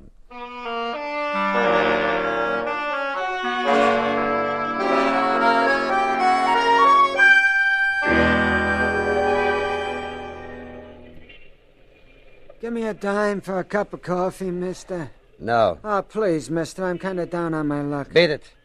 Did you hear me? Beat it. Hey, who are you? Oh, me? I know you. You're Chameleon. What are you doing down here dressed like a bum? You can't fool me. I know you're Chameleon. Well, good for you, Marty. So you're not a moron after all. And don't call me that. I'm as smart as anybody. Too smart to let anybody see me talking to you. What's the matter, Marty?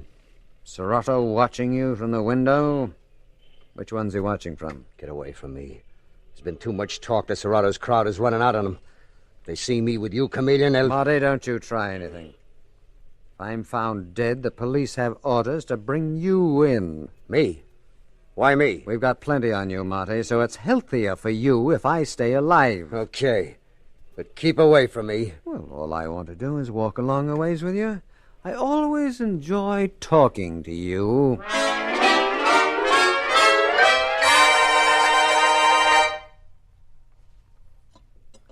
Mister, can you give me a dime for a cup of coffee? What? Do you, mind if I sit down at this table and join you? Chameleon, I told you to keep away. Everywhere I go, you turn up.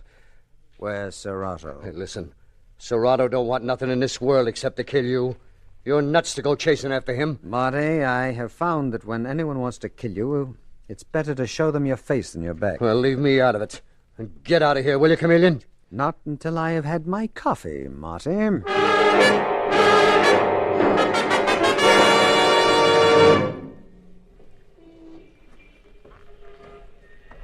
Give me a dime for a cup of coffee, mister. Huh? Oh, no, not you again, Chameleon.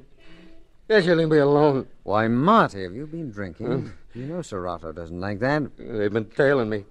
They think I'm singing to you. Save your tears, Marty. When Rockman was murdered, he cried and pleaded too, and you just sat there and laughed. Where's Serrato? I won't tell you, Chameleon. Everybody's run out on him except me and Jake Mallory. But I ain't going to squeal. Not even if Serrato is a dirty so-and-so. I told him that to his face. My, you're getting reckless, Marty. Well, good night. Pleasant dreams.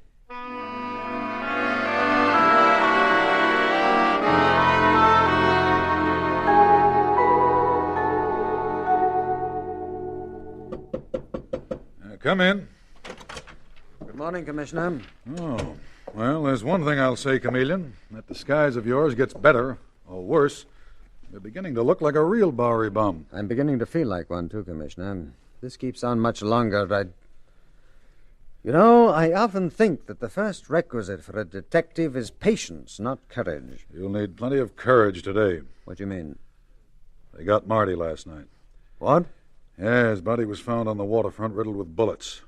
You did your work well, Chameleon. Good. I've no pity for the martyrs of this world. They live by the gun and they die by the gun. Well, that leaves Serrato. And Jake Mallory. That's two of them. 2 against 1 is still an uneven match, Chameleon. Let me send Dave Arnold with you today. Nope. Serrato must be frothing at the mouth by now. Yes, I'm counting on that. No, Commissioner, I've got to go after Serrato alone, and I'm going to patrol that neighborhood until he can't stand it. Until he has to come out and get me.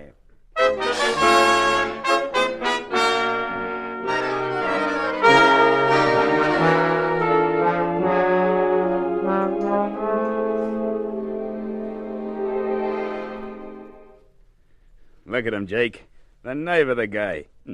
Who's he think he's fooling with that phony disguise? Nobody, Serrato. Nobody. He thinks he's fooling me. No. Are you screwy? Of course he thinks he's fooling me. No. Stop saying no. Your yes men are gone, Serrato. I took care of the last one last night. Remember? Are you trying to tell me that Marty didn't have to go, the rotten little squealer? Well, anyway, he's gone, along with Lily. Now I'm going to speak my little piece, Serrato. Oh, yeah? Yes. I don't like what's going on. I don't like you blowing your top over Chameleon. If you're gonna cinch you, let him walk up and down out there till he drops. I'm gonna kill that guy. I said I was gonna kill him, and I never go back on what I say. Okay, but later, Serrato. Hey, what's the matter with you, Jake? You giving him protection? Maybe you're making a deal with him, too. Well, that's a hot one coming from you, Serrato. Remember, they were after me. I was suspected of the murder that you were convicted for. I told you, Jake, I had nothing to do with it. I ain't so sure. Maybe it was you who made a deal with Chameleon, and you're anxious to go out there because you know that he won't touch you. That's a lie. Oh, is it? So what are you going to do, Serrato? Shoot him down while he's walking up and down the street? Why, the cops would be on our necks in a minute. We'd never get out of here. So you're the one that's yellow. I thought that was it. You know something else, Jake?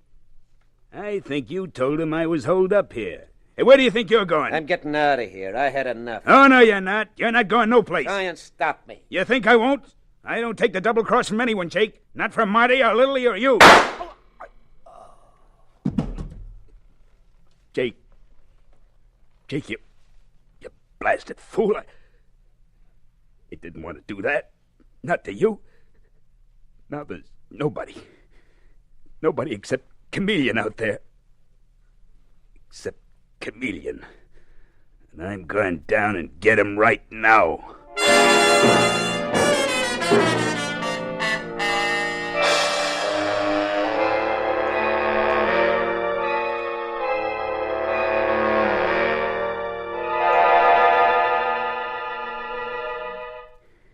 There he is, Chameleon.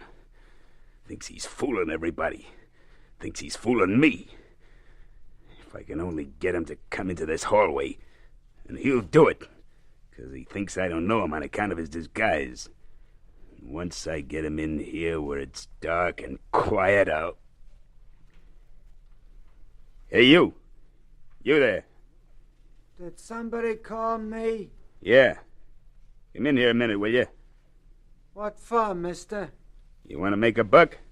Do I? Just ask me. I have asked you. Sure I want to earn a buck. What do you want me to do? I wouldn't kill nobody. Not for a buck. Quite a comic, ain't you? I want you to run an errand. Take a message someplace. Is that worth a buck to you? Yeah, it sure is. Then, come on in here. Well, come on, why don't you? I don't know, mister. Couldn't you give it to me out here? No, I couldn't. I gotta write the note out first. Oh, then go ahead and do it. I'll wait. Don't you want your buck? Yeah, sure I do. I ain't eating 24 hours. Okay, come and get it. You can go and eat while I'm writing the note. You mean you trust me to come back? Sure. I trust you, and you'll trust me. I wish everybody was like that. You know, I can't see you in there. It's so dark. Where are you? Right here. Oh. Yeah, now I see you. Well, take a good look. It's the last thing you'll ever see, Chameleon, you dumb copper. Do you think you fooled me with that phony disguise? No, I didn't think I'd fooled you, Serrato. You should have known that you couldn't play cat and mouse with me, that once I got a line on you, I'd shoot first. I'm dying. You shot me like a dog. Yes, you're dying, Serrato, but before you do, I have a little message for you to take along with you. Your girlfriend, Lily, did not squeal on you. I forced her to talk to me in the same way with Marty. He was loyal to you, too. No. And no. Jake. Where's Jake Mallory? I killed him. I thought that would happen, because that bird brain of yours, Serrato, couldn't conceive of anyone being loyal. Not even your pals. You're a murderer, Chameleon. Well, you can argue that out with St. Peter when he turns you away from the gates.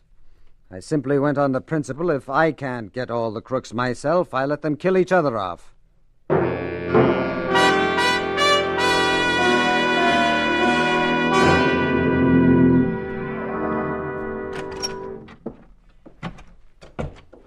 Are you busy, Mr. Chameleon? Oh, hello, Madeline. No, I was just looking over the records of these criminals that I murdered, according to Serrato. Lily, petty larceny, grand larceny, murder. Marty Lewis, assault and battery, arson, murder. Jake Mallory, he really had brains, which made him the most corrupt of the lot. And as for the late Serrato, well, Mr. Chameleon, you put yourself in such terrible danger. What sort of man are you to go into that alone? I didn't do it alone. They helped, every one of them. You know something, Madeline? I thought of your father. That helped, too. Really? Mm-hmm. Now, how about that dinner that was so rudely interrupted? 8 o'clock tonight at... Oh, wait a second. I want to call the commissioner. Hello? Commissioner Chameleon. Yes? What is the fee the public executioner gets up at Ossining? I don't know. $100 maybe. Why do you ask? I want to send him my check. You see, I'm afraid that I did him out of his money. 8 o'clock, Madeline. 8 o'clock at the St. Regis for dinner.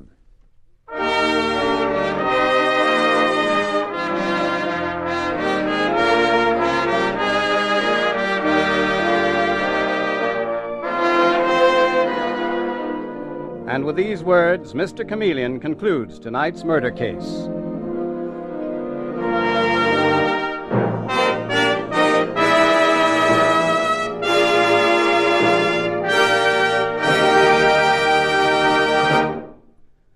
The next time an ordinary headache threatens to spoil your day, get fast relief by taking genuine Bayer aspirin. You'll be amazed at how quickly Bayer aspirin works, and the reason is that it starts to disintegrate within 2 seconds after you take it. To see for yourself that this is true, just drop a Bayer aspirin tablet in a glass of water and watch what happens. Before it reaches the bottom of the glass, the tablet will begin to disintegrate. It does the same in your stomach, hence brings relief with astonishing speed. So the very next headache, neuritic, or neuralgic pain you have, use Bayer aspirin for really quick relief. And when you buy, ask for it by its full name, Bayer aspirin, not by the name aspirin alone. Get the 100-tablet bottle, and you get Bayer aspirin tablets for less than a penny apiece.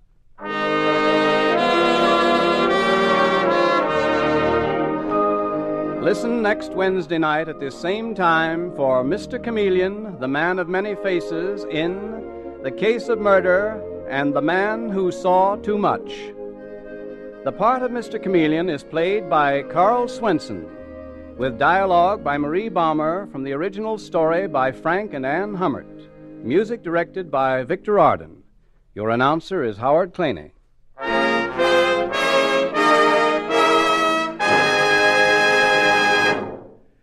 After years of work, a revolutionary new toothpaste has been developed called Lion's Toothpaste.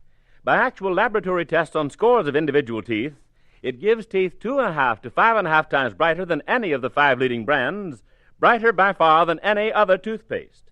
New Lion's Toothpaste does this because it's a new kind of toothpaste with a formula that's completely new and radically different. A remarkable toothpaste that cleans without soap and polishes without chalk. Try it. Ask for Lion's Toothpaste.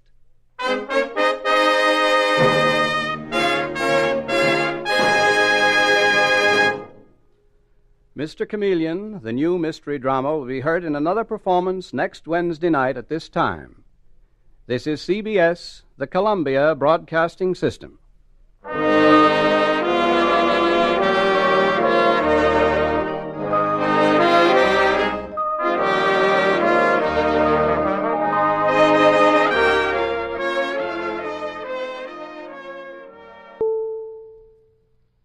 Next, Mr. Chameleon and the Dream House Murder Case.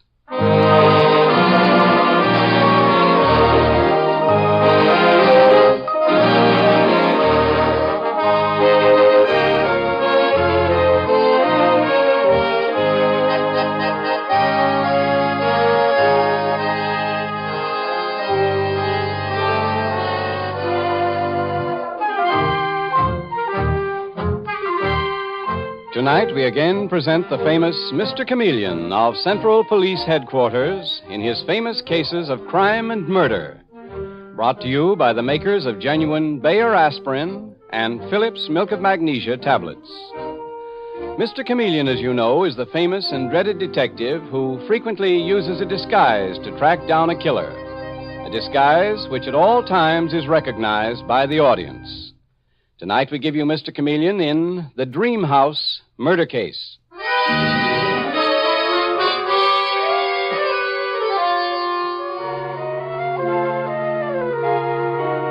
The scene opens in the charming dream house of Philip Adams and his wife Molly, the kind of little house so many of us dream of having one day. But over this one, the clouds of murder are slowly, ominously gathering as we hear Philip say, Molly, do you still think this is the most wonderful house in the world? Of course I do, Philip. And so do you. I did at first, but now... Now what, silly? Oh, Molly, do you ever get a feeling there's something strange about it? What? Something dreadful. Something fearful. What on earth are you talking about, Philip? Molly, I've got to tell you the truth. I can't stand living here any longer. But, Philip, it's our dream house. Oh, but there are other dream houses, dear. We can sell this one and buy another. But, Philip... I have a premonition. If we keep on living here, something unspeakably terrible will happen to us. Philip, darling, you've been working too hard. You're getting unwholesome ideas. You need a rest. Rest? When I walk the floors of this house all night, think of it all day, let's get rid of it. You love me, don't you? Yes, dear. And that's why I won't let you give up our dream house. Oh, that's the doorbell. I'll answer it. Oh, Mrs. Wall, come in. While you were out, somebody left this package for you at my house, Molly. Oh, thanks, Mrs. Wall. Oh, no trouble at all, Molly. Oh, good evening, Philip. How are you? I'm all right, Mrs. Wall. But Molly thinks I'm crazy. What? Oh, I don't think any such thing. I wish you'd help me convince Molly we should sell this house. Philip has a silly idea. Something dreadful will happen to us if we stay living here. I'll go mad if we don't get out. I can't stand it another day. Well, I guess that's something for you to settle between yourselves. I've got to run back home. Bye. Bye. Well, I wonder what's in this package. I don't remember ordering anything. Look, Philip. It's a perfectly beautiful cake. Throw that cake away, Molly. You don't know where it came from. It may be poisoned. It comes from Ballard's Bakery, and they don't make poisoned cake. I tell you, throw it away. Just to show you how silly you are, Philip, I'm going to cut a piece and eat it. Don't eat that, Molly. Silly? It's a little stale, but tastes marvelous. Philip, help. Molly. Molly! I'm dying. I'm dying.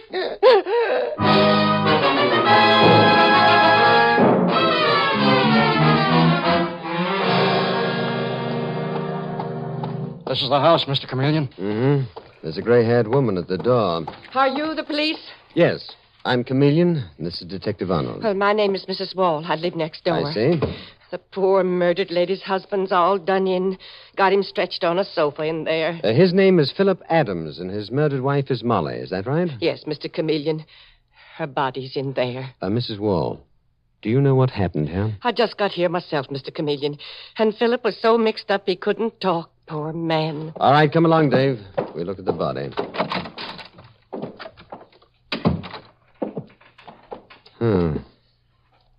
She died while eating a piece of cake. Uh-huh. Piece of it's still in her hand. Well, obviously the cake was poisoned, Dave. Yes, no question of it. Looks like she just got it. There's the whole cake on the table with the box and wrappings. Yes, with only one piece cut from it. All right, now let's talk to the husband. Mrs. Wall, will you please show us to the murdered girl's husband? He's in that room over there, Mr. Chameleon. But he's in no condition to talk now. Well, we'll step back to see him anyway, Mrs. Wall. Are you Philip Adams? I'm Chameleon of the police. What? I knew something like this would happen if Molly and I stayed on in this accursed house. She called it a dream house. I had a premonition. It was a murder house. What gave you that idea, Philip? I don't know. I just had it, that's all. Well, your wife met her death by a piece of cake that was poisoned. I don't get the connection between it and this house. I begged her not to touch that cake, Mr. Chameleon. Oh, but she thought I was crazy. She thought I was crazy, too, when I told her there was something horrible about this house. I wanted to sell it, get out of it, never see it again. Now, try to calm down, Philip. Mr. Chameleon, can't you realize my wife is in the next room, murdered? And I am here to find her murderer. You never will, Mr. Chameleon. You never will. It's supernatural. There is nothing supernatural about a poisoned cake, Philip. Why did you beg your wife not to eat it? Because she didn't know where it came from, Mr. Chameleon. She didn't know where it came from. She didn't know where it came from. That's just the point. That's why I was afraid of it. Well, it got here some way, Philip. Of course it did. Mrs. Wall brought it. What? Mrs. Wall brought the poisoned cake here? The same Mrs. Wall that I've just been talking to? Yes. Well, that settles the whole affair, then. Oh, let me finish, Mr. Chameleon. Somebody tried to deliver the cake here when Molly was out and left it at Mrs. Wall's next door. She took it in and brought it over later. Well, well. Try to get a rest, Philip. I'll see you later. Mrs. Wall? Yes, Mr. Chameleon. Why didn't you tell me that you brought the cake that poisoned Molly into this house? What? I bring it? Philip told me that you did. Was that package I brought here the cake? What did you think it was? You know a cake when you see one, don't you? Certainly, but this one was in a box. Mm-hmm. A box with Ballard's Bakery special marshmallow cake printed on it. What's the answer to that? Don't try making out I killed Molly Adams. Why should I poison her? I have no idea. All I know is that you brought the cake here that killed her. I didn't know it was a cake. It was all done up in heavy wrapping paper. Exactly where did you get that cake, Mrs. Wall? A young man left it at my house next door. Asked me if I'd be kind enough to give it to Molly Adams when she got home.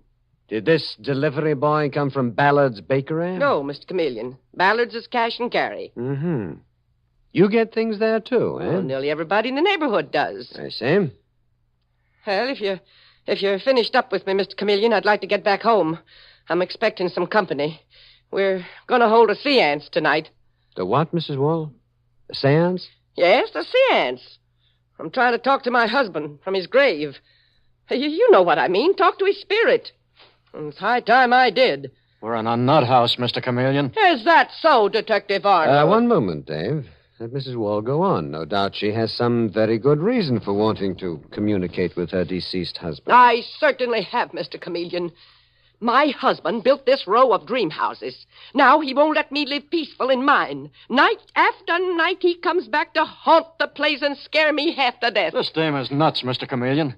And so's the murdered woman's husband. The place for both of them is a loony bin. I think Mrs. Wall is a thoroughly sane person, Dave. Go on, Mrs. Wall. You were saying... I was saying he comes back and scares me to death out of his grave. But he won't say a word. You actually see your dead husband's spirit, then? No. All he does is throw pebbles against my window, turn things upside down on the kitchen porch. He's trying to chase me out of the house we both lived in. That's why I say it's high time for me to communicate with his spirit. Yes, I understand, Mrs. Wall. Well, go home to your seance now. Oh, thank you, Mr. Chameleon. Goodbye. Goodbye, Mrs. Wall. Hey, have you gone nuts too, Mr. Chameleon? I'm sorry, but I mean, what's it all about? The question in my mind, Dave, is, did Mrs. Wall tell that fantastic story to the murdered woman's husband, Philip? What? See, it might be that Mrs. Wall was trying to frighten him into selling this house for reasons of her own. She looks too down to earth to me to believe in ghosts. Want me to ask Philip about it? No, I'll do that myself.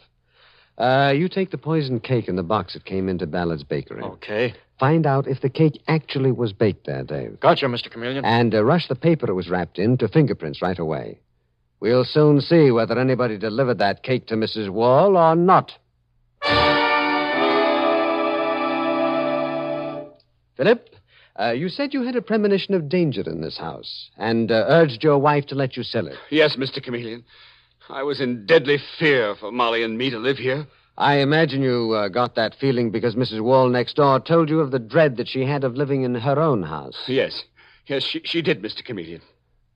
There's something supernatural about these accursed dream houses her husband built. Don't get excited again, Philip. I can't help getting excited. My wife, Molly, is lying in there murdered. Heaven only knows why. When the medical examiner gets here, he'll give you something to quiet you down, Philip. Hold on to yourself, old man. I think I'll phone the commissioner. Something darn queer about this case. Hello, Commissioner of Police speaking. This is Chameleon, Commissioner. Oh, yes, Chameleon. Try to get a line, will you, on a building contractor named Wall, who died a few months ago, and also on his widow. Wall, you say, Chameleon? Yes, Commissioner. W-A-H-L. Does that ring a bell? I'm not sure, but I think it does. I'll have it looked up. Okay, Commissioner. Goodbye. Well. Mr. Chameleon? Did you get anything at Ballard's Bakery on the poison cake, Dave? Ballard says he sold nearly 100 cakes like it yesterday, Mr. Chameleon. Sold them yesterday? Not today? Yes, sir. Marshmallow cake is a Tuesday specialty there. He's got no idea who all bought them. But did you ask him if Mrs. Wall had bought one, Dave? He knows Mrs. Wall, all right. But he can't remember whether she was in yesterday or not, Mr. Chameleon. That's a tough break, Dave. Mr. Chameleon! Mr. Chameleon! Here's a letter I just found among Molly's papers. Read it. From a real estate firm, Jones and Abel. Read what it says, Mr. Chameleon. Mr. Philip Adams, dear sir, since we have received no reply to our previous letter, our client will withdraw the offer of $18,000 for your house on Saturday of this week unless we hear from you before then. What do you make of that, Mr. Chameleon? What does it mean? It seems that somebody was trying to buy your dream house, Philip, and your murdered wife was afraid to tell you because she didn't want you to sell it. Incidentally, it's dated 2 weeks ago. If Molly had given me that letter, we'd have been out of this house. She wouldn't be lying in there, dead. When we know who was trying to buy your house, Philip, we'll know who the murderer is.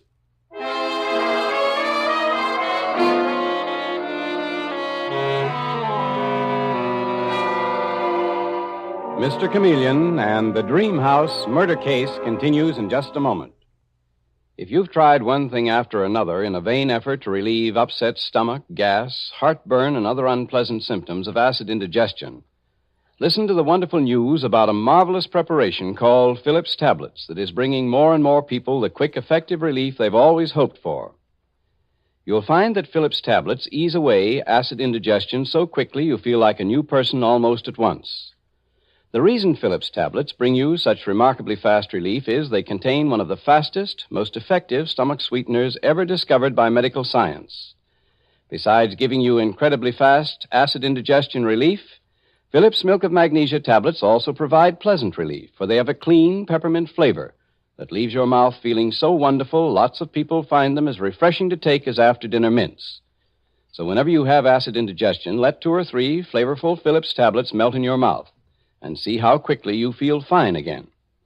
Always carry Phillips tablets in your pocket or purse to take after meals or wherever you may be when acid indigestion causes you distress. Pocket-sized tins of 30 tablets cost only 25 cents. Ask for Phillips tablets.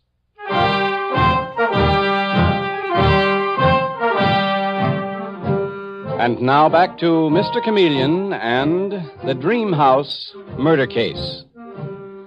When Molly Adams is murdered by poison in the charming little home which she had called her dream house, Mr. Chameleon learns that her husband, Philip Adams, had a morbid fear of the place.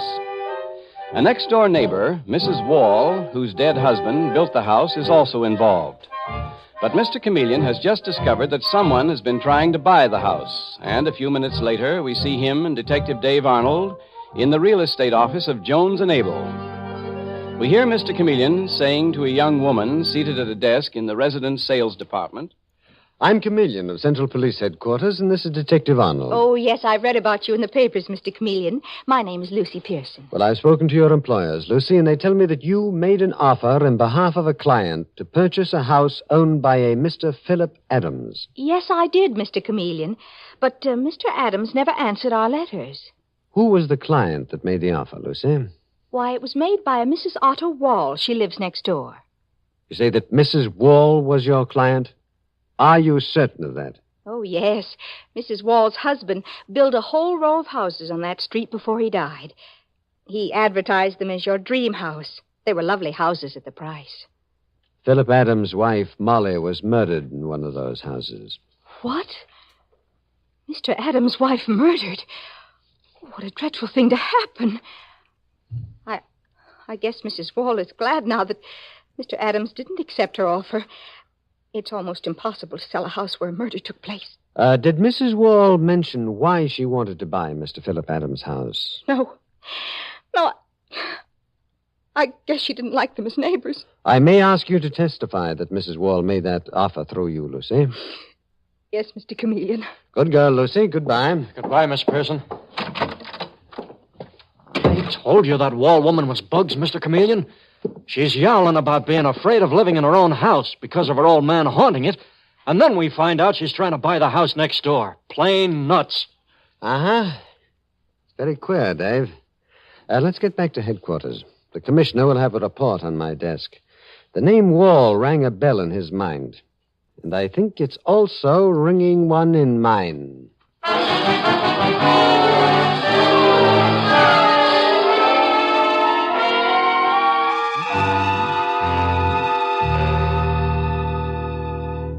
Well, Dave, here's the report the commissioner promised. Mrs. Wall's late husband, Otto, got a stretch for bank robbery years ago. That fits in with these. Huh? Oh, they're $20 gold pieces. Where'd you get them, Mr. Chameleon? Gold was withdrawn from circulation on government order in the 30s. Right you are, Dave. I got these out of a chamois-lined bag the murdered Molly Adams had on her body. And they have dried-up particles of mud on them. And this report on the late Otto Wall says the loot from the job he pulled was never recovered. Everything ties together, Dave. Let's start moving. Where to, Mr. Chameleon? To that Wall dame's house? Where else, Dave?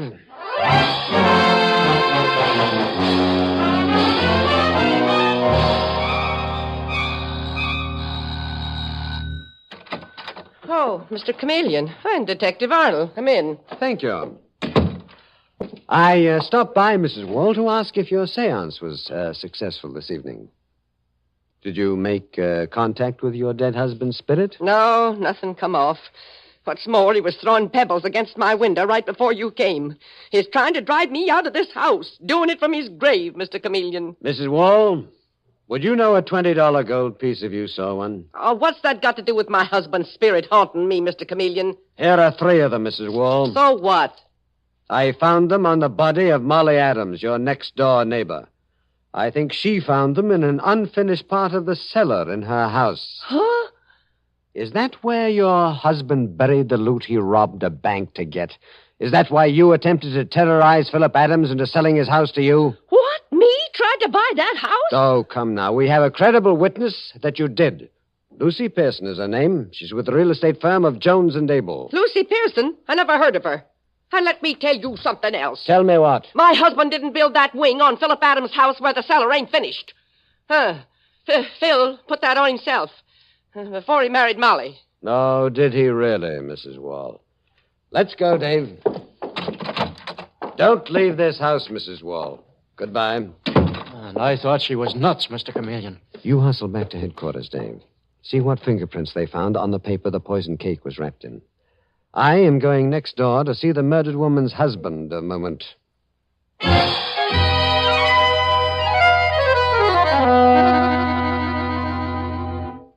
Philip, I must know something from you. What, Mr. Chameleon? What?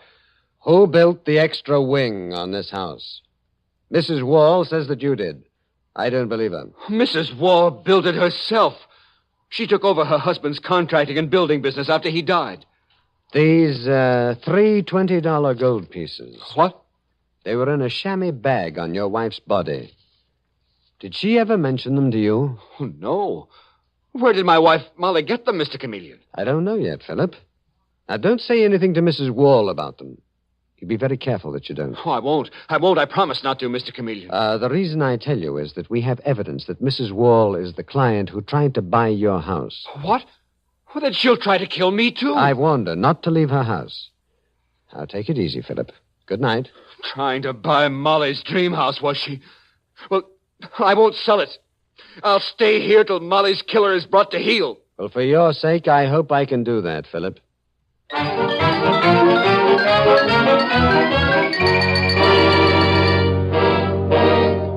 And now it is 2 hours later in Mr. Chameleon's office at headquarters. And we hear him impatiently asking Detective Dave Arnold, Dave, won't that fingerprint report ever come in? The boys are screening the whole country like you ordered, Mr. Chameleon. Now, look, you've got the tin of poison from Mrs. Wall's kitchen that matches the poison in the cake.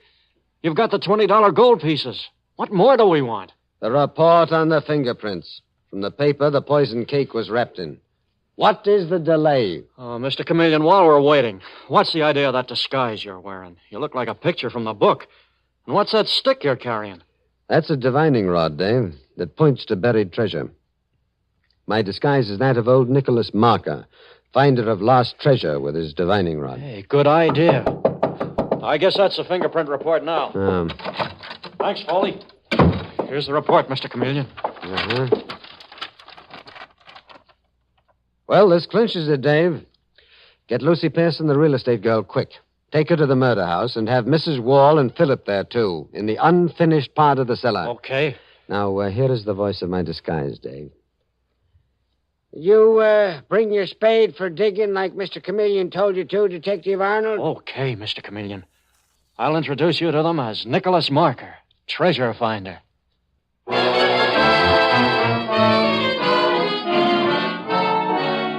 And a few minutes later, we hear Mr. Chameleon speaking in the voice of his disguise as he enters the earth-floored cellar of the murder house. You, bring that spade for digging like Mr. Chameleon told you to, Detective Arnold? Who is this man, Detective Arnold? I'm, old Nicholas Marker. Guess you're Mrs. Wall, huh? Yes, I am. What are you doing here? See this divining rod in my hand, Miss Wall? Magic, ma'am. When I hold it this way, point to buried gold. That is, if there's any here. Think I believe in that kind of poppycock? Mr. Chameleon told me you believe in spirits haunting you, ma'am. This divining rod's no different. Get on with your work, Nicholas. Don't lose time gabbing. Okay, Detective Arnold. Start in this corner. Look, divining rod points over there. Dig that spot up. Now let's find out. In all my born days, I've never seen such nonsense. Shut up, Mrs. Wall. Jump and catch, your divining rod is right, Nicholas. Look at this. A box of $20 gold pieces. I told Mr. Chameleon this wing to the house was built after my husband died. Mr. Chameleon told me, too, ma'am, but this was the backyard then. Mr. Chameleon figures you tried to buy this here dream house to get the loot your robber husband stashed here. Sure, Nicholas. And when Mrs. Wall couldn't buy it, she dished up a poison cake to Mr. Philip Adams' wife because the poor girl wouldn't give up her dream house. That's a lie. I didn't know my husband had buried the loot here. Oh, but maybe that's why he's been haunting me. What he was coming back from his grave to tell me. Oh, tell that to my aunt, Mrs. Wall. So that's why my wife, Molly, was murdered. Looks that way, Philip. Heaven help us all. Hey, Detective Arnold. Divining rod of mine's acting funny. You see, it's pointing over there. Must be more gold there. Dig up that spot. He's wrong, Detective Arnold. That spot was dug up because there was a leak in the sewer. Dig it up anyway, Arnold. Old Nicholas Marker's divining rod ain't ever been wrong yet. Okay, Nicholas. No, you don't, Detective Arnold. Give me that spade. This is my house. I won't have that cellar dug up anymore. There's nothing there. Move one more step, Philip, and I'll shoot you down. Dig up that spot, Dave. Okay, Mr. Chameleon. Oh, Mr. Chameleon in disguise. Right, Chameleon the cop. Keep digging, Dave. Great Scott, Mr. Chameleon. It's the decomposed body of a woman. Mrs. Wall's husband must have killed a woman and buried her here, Mr. Chameleon. I sensed this dream house of Molly's was a murder house. I sensed it. It's the body of your first wife, Philip Adams. The woman you killed before you married Molly. What are you saying, Chameleon? Your fingerprints on the wrapping paper of the poison cake you sent Molly matched those in an unsolved murder case in Brooklyn. You killed Molly because you saw those $20 gold pieces she found in this cellar. And you were afraid she'd go further and find the body of the other woman you murdered. Keep Philip Adams away from me, Mr. Chameleon. He got me to write that letter to buy the dream house. He said we'd take the money and go away. I loved him. He used you as a dupe, Lucy. Oh, no. And he terrorized Mrs. Wall next door by throwing pebbles against her window and gave her the idea her husband was haunting her, a trick to make it look like he was afraid to live in this house when he couldn't have been blasted out of it with dynamite. How did you get me, Chameleon? I found this bag of pebbles in your room, Philip. The poison cake you sent your wife was stale. Only a man would send a stale cake. And the letter from Jones and Abel wasn't stamped and mailed. You brought it here yourself. The case looked complicated, but it wasn't. All right, Dave, take him. The Dream House murder is solved.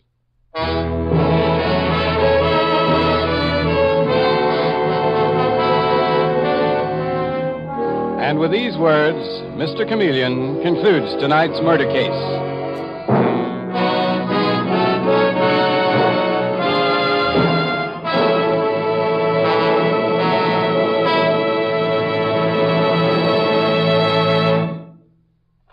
The very first thing to do when you feel a cold coming on is to take genuine Bayer aspirin. You should do this before you do anything else, because a cold is almost always accompanied by muscular aches and pains and a headachy, feverish feeling.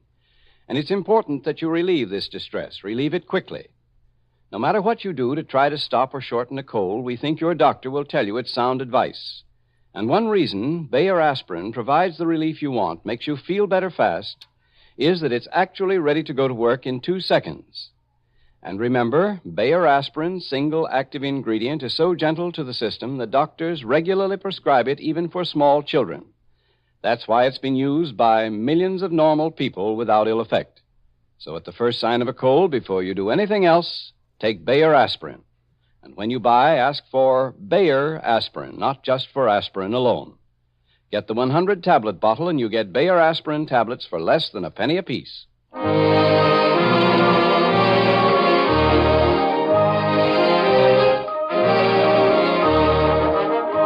Listen next Wednesday night at this same time for Mr. Chameleon, the man of many faces, in The Fairy Godmother, Murder Clue. The part of Mr. Chameleon is played by Carl Swenson, with dialogue written by Frank Hummert, from the original story by Frank and Ann Hummert. It is directed by Richard Leonard, with music by Victor Arden. Your announcer is Howard Claney.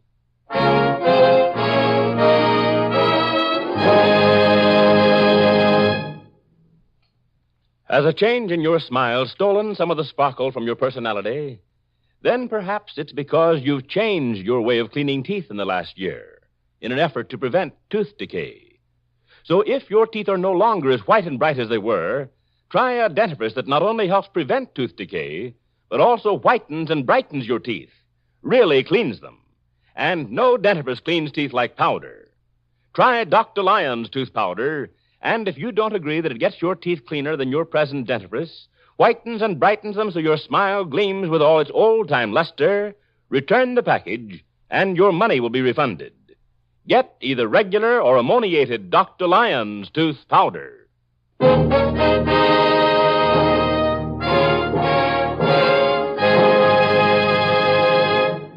Listen for Mr. Chameleon in The Fairy Godmother, Murder Clue, next Wednesday night at this time.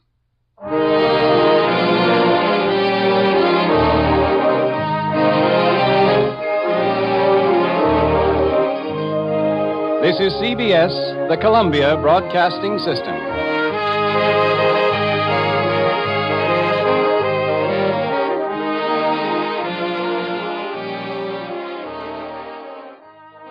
Next, Mr. Chameleon and The Custody of the Child Murder Case.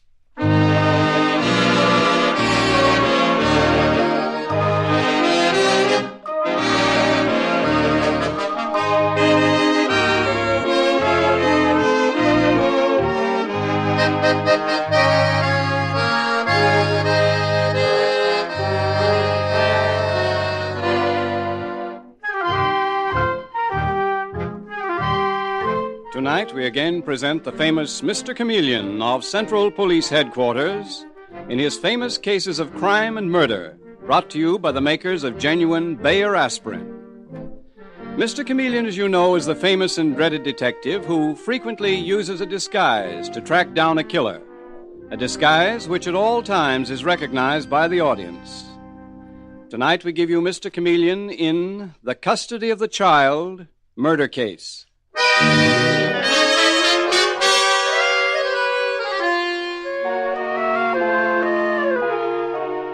A New York City courtroom is a solemn place. And to Janet Drew, this particular courtroom is like something in a nightmare. For as she stands side by side with her ex-husband, Donald Drew, she hears the judge saying, Donald Drew, I award the complete custody of your son to you, instead of to his mother, Janet Drew. Oh, no. No, you can't do that. I base this decision, Mrs. Drew, on the facts which have been fully presented to this court. The evidence was all against you, Mrs. Drew. I have no choice but to award full custody of your child to his father. Thank you, Judge. No, wait. Wait, this isn't right. Judge, you can't take my son away from me. I love him. You should have thought of that sooner, Mrs. Drew. Your son is 4 years old. According to the evidence, you are unfit to be the mother of any child. But the evidence was faked. My husband Donald faked it. Those things they told about me, they were lies. You had plenty of opportunity during the trial, Mrs. Drew, to refute the evidence. You didn't, however, which seems to me to prove the evidence is true. But it isn't. Judge, you don't understand. I have a greater reason than any that's been presented to want this child. For Donald has no right to him. He is not Donald Drew's legitimate child. What? Yes, now the truth is out. Order, please. Mrs. Drew, this is a very serious statement.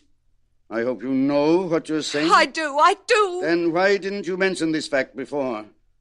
Why didn't you bring it up during the trial that your boy is not Donald Drew's legitimate child? Because it's not true, Your Honor. It's a desperate lie. She knows the boy is mine, but she won't stop at anything. She'd rather injure my son's good name than let him go. You're lying, Donald. Isn't the very fact that she would do such a thing?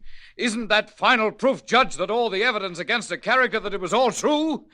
She's not fit to touch my boy. No! Donald, before I let you get away with this, I'll kill you. I'll kill you! That's enough, Mrs. Drew. The decision of this court is final, and you must accept it. And in the future, if I were you, I wouldn't be so quick to threaten people.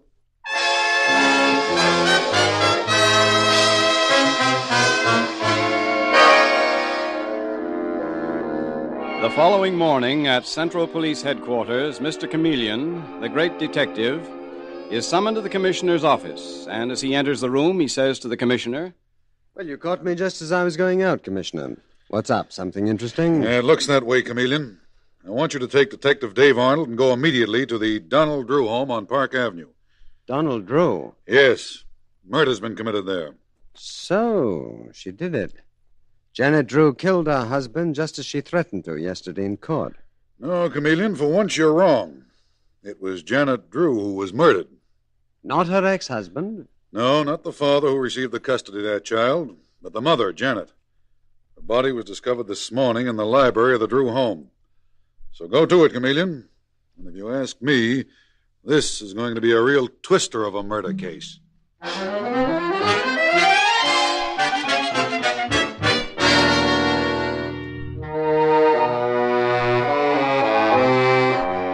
And so, a short time later, we find Mr. Chameleon kneeling beside the lifeless body of Janet Drew. And he is saying to Donald Drew, who stands dazedly beside him, "But whoever strangled her, Mr. Drew, approached her from behind. See, the way the scarf is knotted around her throat shows us that." Yes, but who? Who, Mr. Chameleon? For all our terrible differences, Janet was once my wife. This is a frightful shock to me. Yes, I can well believe that, Mr. Drew. Well, there's no need for us to stay here. Let's step into this room here. Your study? Yes. It was a frightful shock for Janet's sister, too. Her sister Mildred, who lives with us. She's nearly prostrated, Mr. Chameleon. Do you mean that even after your divorce, Janet Drew's sister continued to live in this house? I suppose that does seem odd, but Mildred's been our housekeeper for several years. And I needed someone to run this house, quite apart from Etta Hilton, my son's governess. Yes. Well, you really do have quite a household, don't you, Mr. Drew?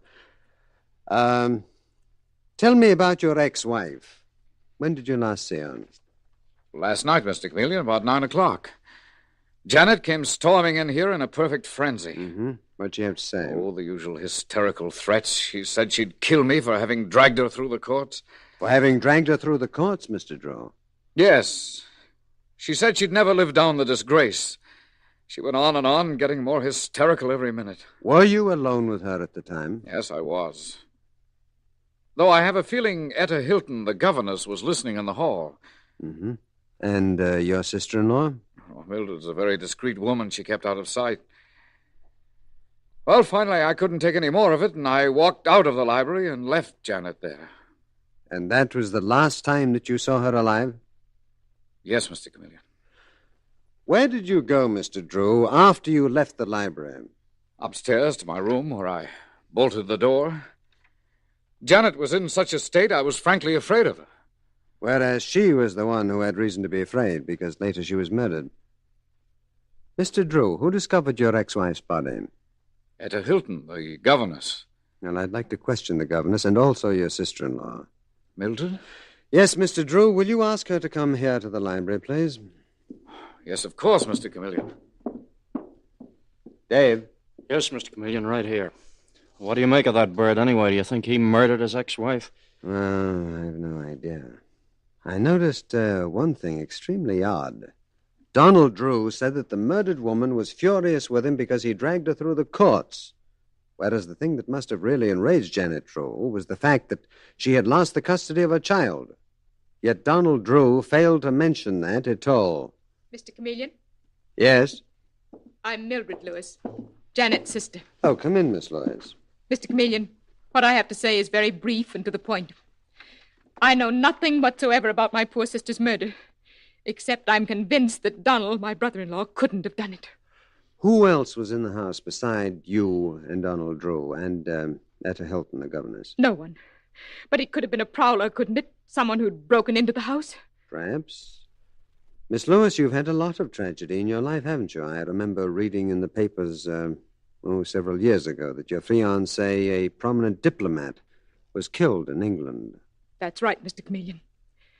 I first went to live with Janet and Donald after that. Janet was in England at the time. She was very good to me. Yet you testified against your sister in court, didn't you? I had to, Mr. Chameleon. Nearly killed me to do it, but Janet was not a fit mother for her child. There's such a thing as right and wrong, and I had to put that first. Well, I'd say that you had very rigid moral standards, Miss Lois. I do.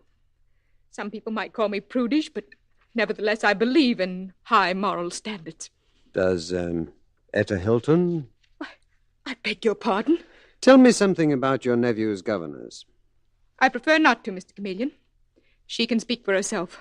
Though most men are so busy looking at her, they fail to hear what she says. Come in. Mr. Chameleon, I'm Etta Hilton. I understand you sent for me. Oh, really, Miss Hilton? Oh, that's very interesting.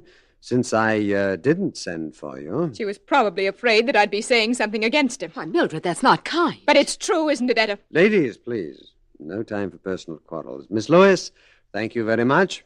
You mean you're through questioning me, Mr. Chameleon? For the time being, yes. Very well. I'm sure you'd much prefer to question Etta alone. Miss Hilton, I noticed that you and Mildred call each other by your first names. Yes, we do, Mr. Chameleon. We all went to school together. Janet, Mildred, and I in England. In England? Where were you at the time that Janet and Donald Drew's child was born? The boy was born in England, wasn't he? Yes, and that's where I was. My father had left me penniless. That's how I happened to go to work in Janet's home in Bournemouth as governess. I see. What sort of person was the murdered woman, Janet Drew? Oh, very gay and fun-loving.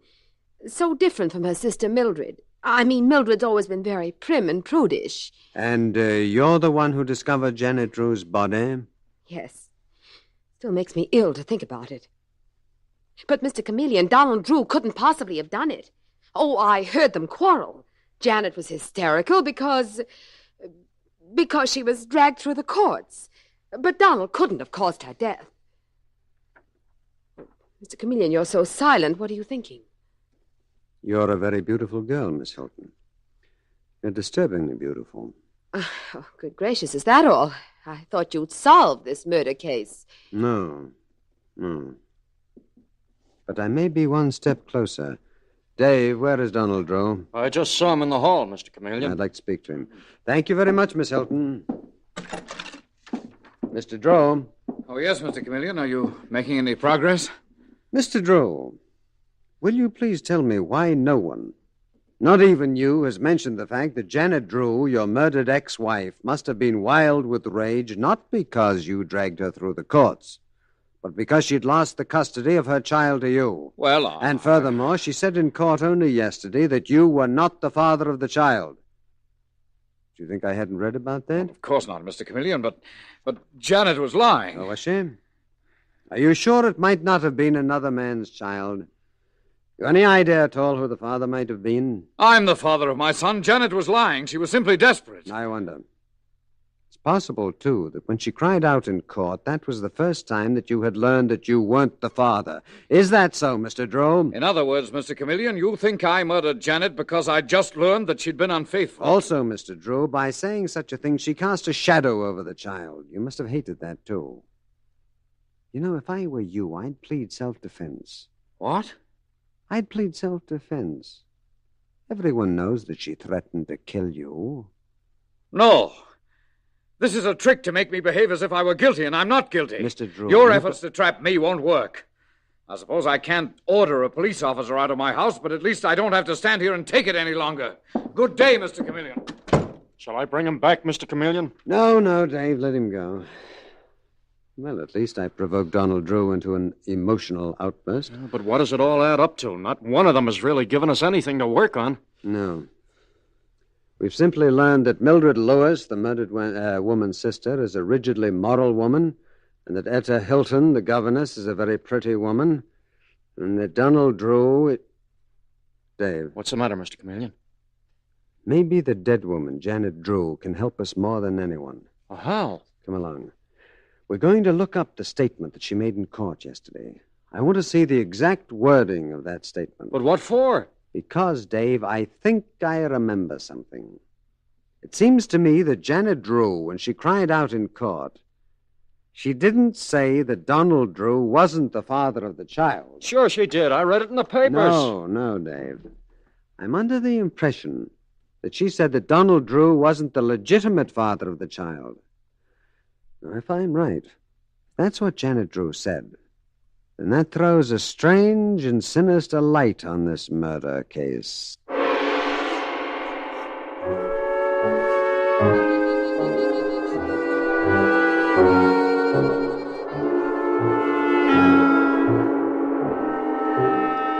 Mr. Chameleon and the custody of the child murder case continues in just a moment. Here's advice about colds that we think your own doctor will tell you is sound advice. No matter how you try to stop or shorten a cold, the first thing to do before you do anything else is to take genuine Bayer aspirin. You see, a cold is almost invariably accompanied by muscular aches and pains and a headachy, feverish feeling.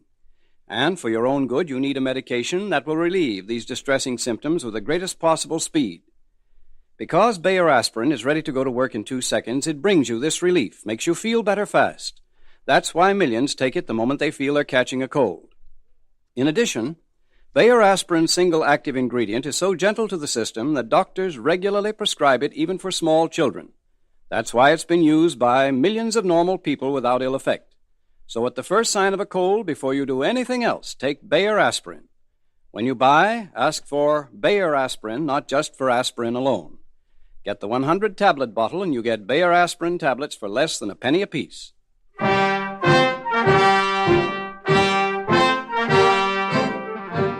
And now back to Mr. Chameleon and the custody of the child murder case. The brutal murder of Janet Drew poses many new questions about her sordid divorce from Donald Drew and her desperate fight to keep the custody of the child. And now at Central Police Headquarters, we find Mr. Chameleon at his office with Detective Dave Arnold. And Mr. Chameleon is saying, I was right, Dave. I was right.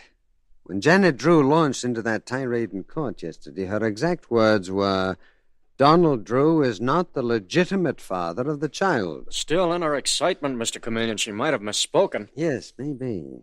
But on the other hand, Dave, she might have meant that the child was Donald Drew's illegitimate child. Then who is the mother? Dave, Etta Hilton, the governess, was in England at the time the child was born. Beautiful girl. Exceptionally beautiful. Anyway, I've sent for both her and Mildred Lewis, the murdered woman's sister. Send Miss Lewis in first, please, Dave. Well, Mr. Chameleon, there's only one thing. Yes? Maybe I'm just soft because Etta Hilton is so pretty, but, that sister Mildred Lewis may not be fair about her. But you mean because she's so, prim and proper? Well, sure. And I also got the feeling Mildred Lewis was kind of sweet on Donald Drew, her brother-in-law. I don't know, just the way she spoke his name, but maybe I'm nuts. No, on the contrary, Dave. That may be a very valuable observation. Yes, let's talk to Mildred Lewis and see what happens. Will you come in, please, Miss Lewis? Yes, certainly. Good morning, Mr. Chameleon. Good morning, Miss Lewis. Sit down, please. Miss Lewis, who's the mother of Donald Drew's child? What was that? I think you heard me, Miss Lewis. Your murdered sister Janet declared in court yesterday that Donald Drew wasn't the legitimate father of the child, meaning that he was the father, but the child is illegitimate. Janet Drew was not its mother. She only adopted him as her own. Oh, Mr. Chameleon, you must be out of your mind. This is perfectly shocking. Why, of course the child's legitimate. Your murdered sister said otherwise. Janet was frantic. Either that or you misunderstood her meaning. No, on the contrary, Miss Lewis. I understood. Who is the mother of Donald Drew's child? Mr. Chameleon, I just can't go on with this conversation. This whole thing's been a horror to me. My sister Janet and I come from a respectable family with definite ideas of right and wrong, and this whole ugly mess has been more than I can bear. You testified in court, however, that your sister Janet was immoral, not a fit mother. I had to, so that the child would have a chance to grow up decently. But just the same, in my heart, I loved my sister. Now she's dead. In the name of heaven, Mr. Chameleon, can't we let her rest in peace? Be no rest for any of us till we find her murderer, Miss Lewis. What about the child's governess, Etta Hilton? What about her? Well, has there been anything between her and Donald Drew? It's fantastic to claim that Janet wasn't the mother. Has there ever been anything between Etta Hilton and Donald Drew? There might have been, yes, Mr. Chameleon. I've suspected it for years, but I've never been sure. Well, apparently only your dead sister really knew the truth about the situation. Well, I'll see what Etta Hilton has to say about it. Mr. Chameleon, you're not going to tell her what I just said. Well, I must, Miss Lewis. Miss Hilton, you come in, please. Yes, Mr. Chameleon. Miss Hilton, I have a theory that Janet Drew was not the mother of the child for whose custody she fought. Donald Drew was the father, but someone else was the mother. But that's ridiculous. Mildred, that is ridiculous, isn't it? I think so, Etta. Also, Miss Hilton, I must tell you that Mildred Lewis here is very much afraid that there was some emotional relationship between you and her brother-in-law, Donald Drew. Etta, I told Mr. Chameleon I wasn't sure, that I only suspected there was something between you and Donald, and it might have been my imagination. Well, Miss Hilton, what do you have to say to that? Nothing. Nothing? Nothing, Mr. Chameleon. Oh, come on now, Miss Hilton. You must have something to say. Maybe it was Mildred Lewis that Donald Drew was in love with. Detective Arnold, I'm a governess in that home, that's all. It was not my business to know anything about the personal affairs of the family. It's my business to know, Miss Hilton. Janet Drew was murdered. I'm sorry, Mr. Chameleon. I can tell you nothing. Good girl, Etta. Mr. Chameleon tried to trap us, but he failed. Not entirely, Miss Lewis. You failed, and you know it. Come along, Etta. That is, if you've finished questioning us, Mr. Chameleon. For the time being, yes. Again, thank you for your help, Miss Lewis. For their help? What kind of help were those two, Mr. Chameleon? Don't rub it in, Dave. Miss Lewis was quite right when she said that I'd failed. It's interesting I failed to trick Donald Drew, too. Tremendous amount of strength and willpower in all three of them. Well, at least you've learned that. Yes, that's true. Dave, I'm going to cable Bournemouth, England. Try to learn the facts of that child's birth. And meanwhile, I think the testimony about the murdered Janet Drew's loose morals will bear some very close investigating. I'm beginning to suspect that may have been faked.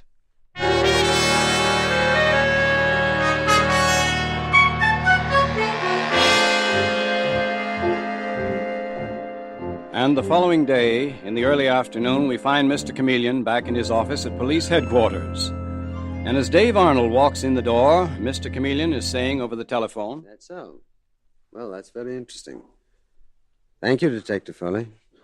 No. That gives me quite enough to go on for the present. Dave, Detective Foley just rounded up some professional fixers who admitted the testimony against Janet Drew in the divorce case was fixed. They were paid to defame her character. But who paid them, Mr. Chameleon? No. They were hired by telephone and received cash in the mail. They swear they can't tell who it was who hired them. What's that you've got, Dave? A cable from Bournemouth, England. Oh, let me see it. Well, the records simply say that 4 years ago a son was born to Mrs. Donald Drew. That tells us nothing. No, wait, Dave. The head nurse may still be at that hospital. We'll send pictures to her of the 3 women, the murdered Janet Drew, her sister Mildred, and Etta the governess, and she'll identify one of them. Hey, that ought to do it, Mr. Chameleon. Yes, but that'll take several days, Dave. I don't want to wait. I have a feeling that we ought to close in on the killer fast. Dave, I'm going to the Drew home and pose as one of the fixers who testified falsely against Janet Drew. Very, rough customer named Ed Roberts. You think you can trip them up? Well, this time I may be able to crack their self-control. But, I'm going to need your help, Dave. And we dare not wait. We daren't wait another day.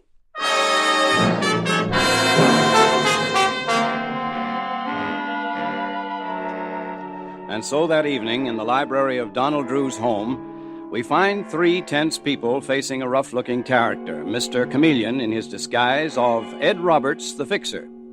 And as he gazes at Mildred Lewis and Donald Drew and Etta Hilton, Mr. Chameleon speaks in the voice of his disguise. Come on now, kiddies. Don't play hide-and-seek with me. You're the one who paid me, Mr. Drew, to testify falsely against your wife. Can you prove that, Mr. Roberts? I suppose I can't. You think the police won't believe me if I tell them you hired me to say your wife was a bad woman? Poor thing, I feel kind of sorry for that dame. She was murdered. You still can't prove anything. No. Might go hard with you if I go to the police. He's trying to blackmail you, Donald. Be quiet, Mildred. I'll handle this. Mr. Roberts, do you realize if you tell the police you testified falsely that you'll be sent to jail for perjury? Yeah. Oh. Yeah, that's right. So get out of here. Get out of here, Mr. Roberts, and fast. Yes, get out. You shouldn't be allowed in a decent person's home. Decent? You call yourself decent, Miss Lewis? You suppose the cops don't know all about you and your brother-in-law, Mr. Drew? What? Don't get excited, Donald. This sounds like another trick. One of Mr. Chameleon's. That's no trick. The cops know all about you, too. Your friend here, Miss Hilton, told them all about you. How the baby was born to you, Miss Lewis, and your sister Janet took it and raised it as her own to save you from disgrace. Etta, did you tell the police a thing like that? No, I swear I didn't, Mildred. All right, Mr. Roberts, whatever your game is, it didn't work. And now for the last time, I'm telling you to get out. Wait a minute, Mr. Roberts. Don't anyone move. Detective Arnold. How did you get in here? The door was unlatched, so I walked in, Miss Lewis. I don't know this character you call Mr. Roberts, but I want you all to stay right where you are. Why? What's the matter? Mr. Drew, I just received some pictures from the hospital in Bournemouth, England, identifying the mother of your child. Pictures? Yes, pictures of your child's real mother. Could I have a look at them? Sure, buddy. No, Donald, get those pictures. But Mildred, destroy them. I'll take care of Detective Arnold. The world's never going to know that baby was mine. Put down that gun, Miss Lewis. No, not until I get those pictures. Drop it, Miss Lewis. I have my own gun, and if necessary, I'll use it. Mr. Chameleon. Drop the gun, Miss Lewis. Why, you're Mr. Chameleon in disguise. Yes, you were broken down at last, Donald Drew and Mildred Lewis. The truth is out. Dave, you got the gun? Yes, Mr. Chameleon. She can't hurt anyone now. The respectable Miss Lewis can't fool the world anymore. It's too bad that she managed to do it as long as she did. She did it with Donald Drew's help. Child was theirs, and they wanted it for themselves. That's not true. So, Miss Lewis, between you and Donald, you worked out a dreadful scheme. You dragged Janet into the courts. You paid to have false evidence presented that would take the custody of the child from her and give it to you. It's a lie, we didn't. Poor Janet Drew sacrificed her life to you, her sister, Mildred. You who bore the child out of wedlock. That she accepted, and even accepted the horrifying fact that her husband was the father of her sister's child. But why should we have killed her? Tell me why. Because she couldn't bear to lose the child she'd brought up from infancy and turn its custody over to you. You killed her before she could tell the real truth and show you both up for what you are, the most vicious murderers I've ever seen.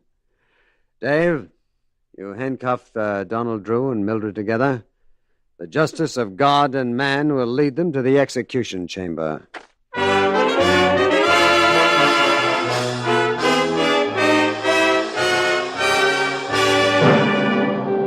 And with these words, Mr. Chameleon concludes tonight's murder case.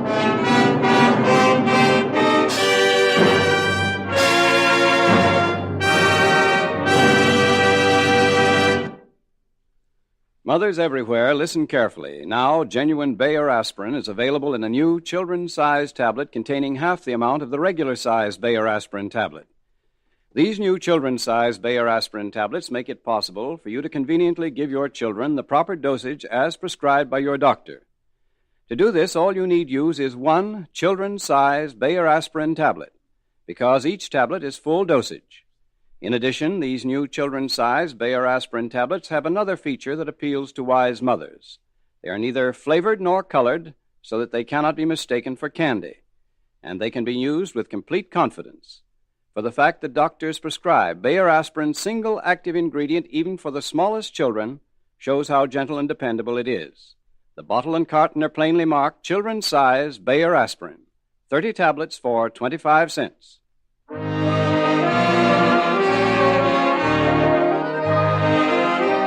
Listen next Wednesday night at this same time for Mr. Chameleon, the man of many faces, in The Insured Jewels murder case.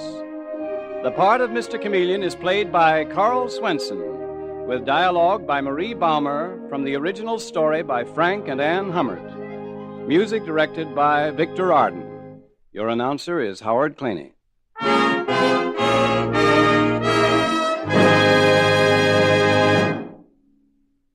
The only sensible way to help prevent tooth decay is to keep your teeth thoroughly clean at all times. For teeth that are really clean, free of decay breeding deposits and film, actually resist decay. And the best way that you can get your teeth really clean is with powder.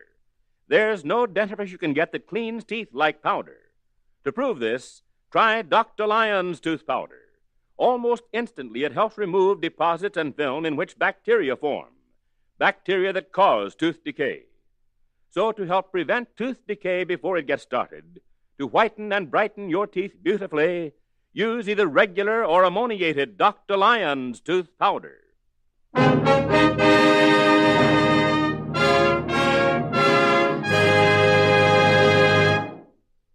Listen for Mr. Chameleon in The Insured Jewels murder case next Wednesday night at this time. This is CBS, the Columbia Broadcasting System.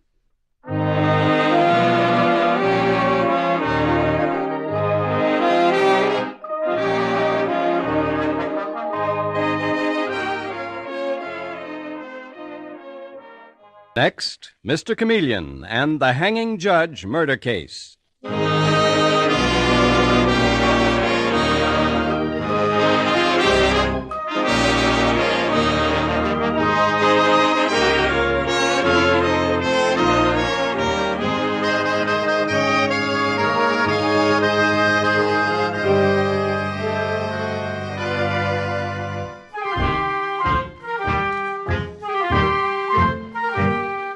Tonight, we again present the famous Mr. Chameleon of Central Police Headquarters in his famous cases of crime and murder, brought to you by the makers of genuine Bayer aspirin. Mr. Chameleon, as you know, is the famous and dreaded detective who frequently uses a disguise to track down a killer, a disguise which at all times is recognized by the audience. Tonight, we give you Mr. Chameleon in the Hanging Judge murder case.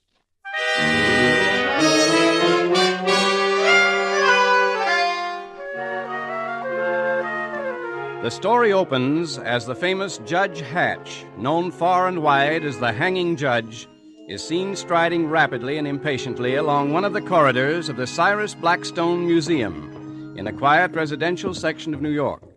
And with the judge is his young and obviously puzzled daughter, whom we hear saying, Father, what's this all about? Why did you insist on coming here to the museum today? You'll soon find out, Barbara. But I want to know now. After all, you've never come near this museum before, even though Cyrus Blackstone was your cousin. And then suddenly you decide that you have to come here this afternoon. Father, are you listening to me? I've seen that man before. Which man do you mean? Yes, I've certainly seen him before. Barbara, come in this room, quickly. But Father, what Come is this? in here, quickly. I don't want him to see me. I'll pretend to look at this antique wooden box. But Father, the sign there says do not touch. All these things are very valuable. Never mind the sign. I'm going to look at this box. Then I propose to have a little talk with the head of this museum, Miss Priscilla Ames. Miss Ames? Yes. Incidentally, this box is a work of art. Come and look at it, Barbara. Come. Father! Father! Oh, good heavens, he's dead! He's dead!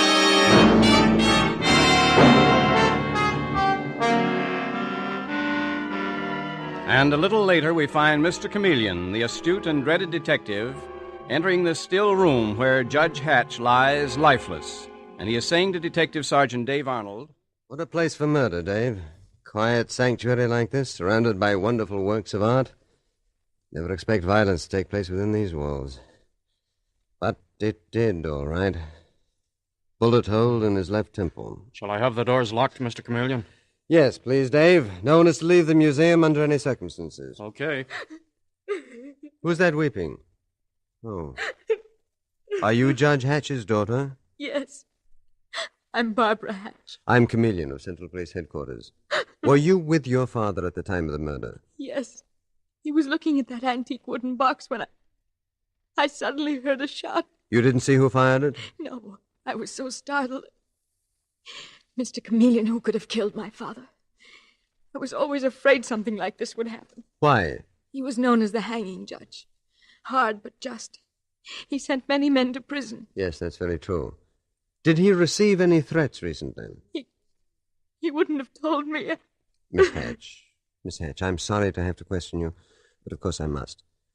Cyrus Blackstone, who founded this museum, wasn't he a cousin of your father's? Yes, Mr. Chameleon. Well, then you came here often? No, we didn't. This was the first time we ever visited here. What? Yes.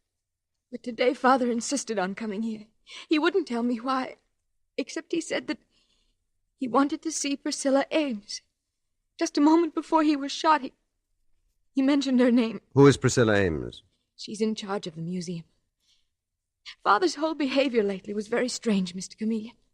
For a whole week he'd been absent-minded and worried. Now, you say that he was disturbed by something. Have you any idea what? No. But just today, he told me to put his gun in the shopping bag I carried. That bag there on the chair. Oh, let me see the gun, please. Father had never taken the gun out of the house before. He kept one there because it's a big, lonely house. But it was evident that your father expected trouble in this museum today. Here at the museum? Mm-hmm. But why, Mr. Chameleon and... Mr. Chameleon. Mm-hmm. Father's gun. It's not in my bag. What? Let me have the bag, please. Miss Hatch, think hard. Where was this bag at the time that your father was shot? Why, I'd laid it down on the chair. The chair is right by the door, and the bag is a loose one. Someone could have slipped the gun out. Who? It must have been someone in the museum.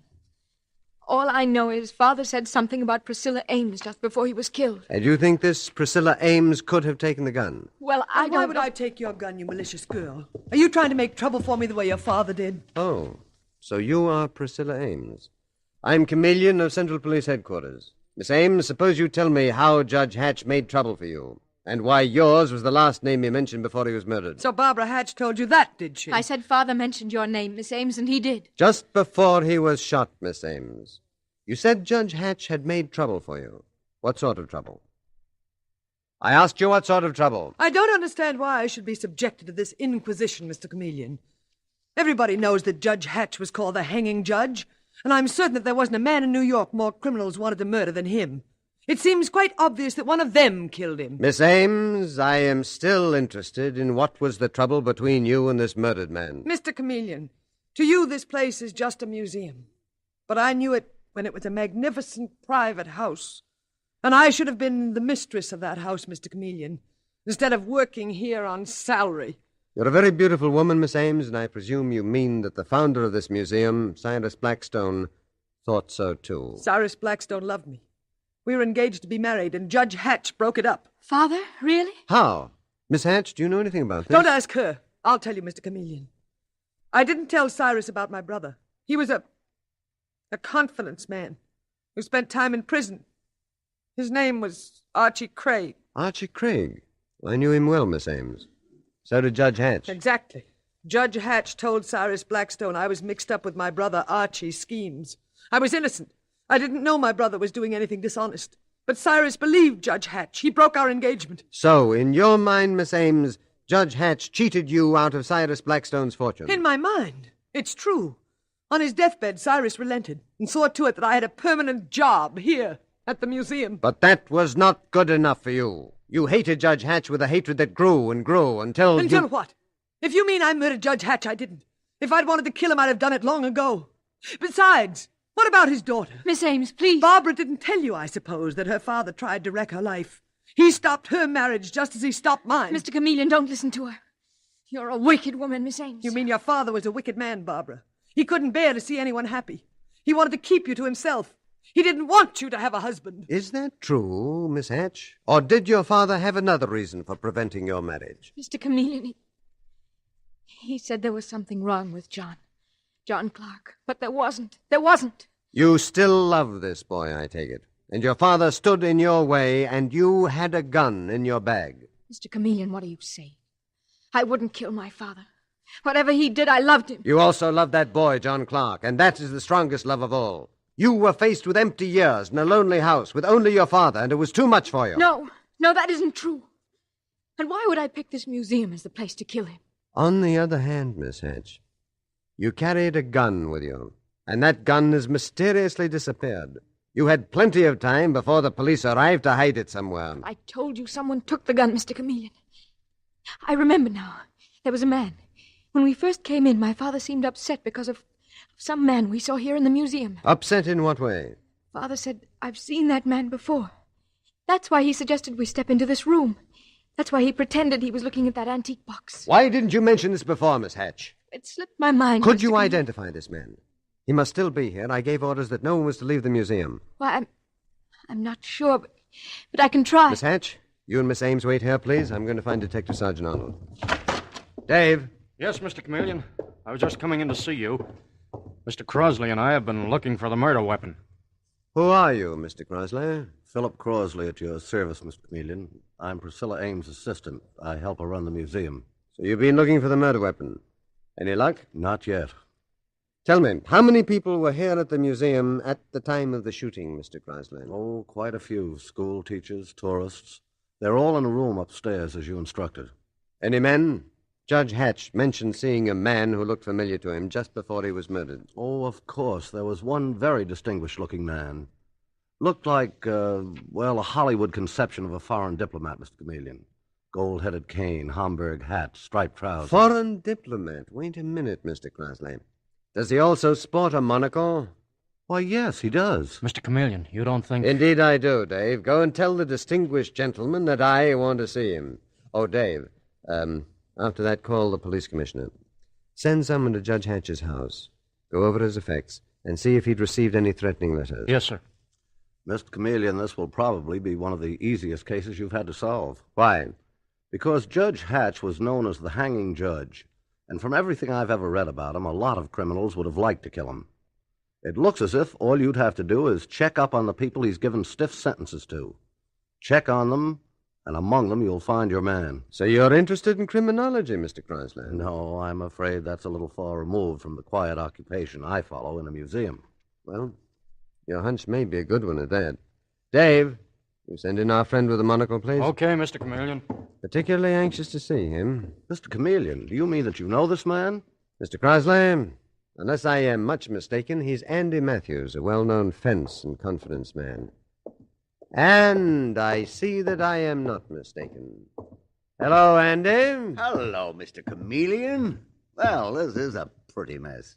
I walk into a museum to get a little culture, and what happens? A man is murdered. Police all over the place. Oh, it's awful tough on you, Andy. But tougher on Judge Hatch. Now, look, Chameleon, I'm going straight. You haven't had much chance yet. You were just released from prison after serving an 8-year term. Judge Hatch didn't sentence me. No, he didn't. But he sent your best pal and partner, Shorty Mason, to the chair. Now, what do you know about this murder, Andy? What were you doing in this museum, and where's the murder gun? Why don't you search me, Chameleon? Because I think you're too smart to kill a man and keep the gun on your person. And I think you're too smart, Chameleon, to even dream that I'd kill Judge Hatch. You haven't forgotten, I hope, that he was well known as the hanging judge. When I was in stir, at least 20 men said their first act on release would be to knock off that old beak. Did you get my point, old man? The point is that those 20 suspects you so kindly present, Andy, are still in stir, but you are out and on the scene here. And I'm quite sure that Judge Hatch's daughter will identify you right now, Andy. Miss Hatch, you step in here, please, to identify someone. Yes, Mr. Chameleon. Miss Hatch, is this the man that your father saw just before he was shot? Is this the man who disturbed him so that he ducked into a room to avoid being seen? I don't know, Mr. Chameleon. I honestly couldn't say. Sorry, Chameleon, your mistake. Miss Hatch, you go back into that room, please, and ask Priscilla Ames to step out here. Yes. Miss Ames, Mr. Chameleon wants you. Miss Ames, is this man familiar to you? What do you mean? How would I happen to know a cheap crook? You forget, Miss Ames, that your brother was a crook. A confidence man just like Andy. Well, I never saw this man before. I never laid eyes on him. That's very odd, because at one time he and your brother were partners. Mr. Crosley. Yes, sir. What's that in that showcase on the wall? Why, that's a display of antique guns, Mr. Chameleon. Let me look at them. Antique guns? Well, you don't say. And is that little automatic in the corner an antique? When'd you put it in there, Andy? When'd you hide the murder gun in that case? I didn't, Mr. Chameleon. I never saw it before. Mr. Crosley, open the case, please, so I can get the gun. Well... What are you waiting for? I said open the case. I can't, Mr. Chameleon. I don't have the key. Who has? The only person in the museum, Mr. Chameleon, who has the key to that case is Priscilla Ames. Well, Miss Ames, how do you explain this?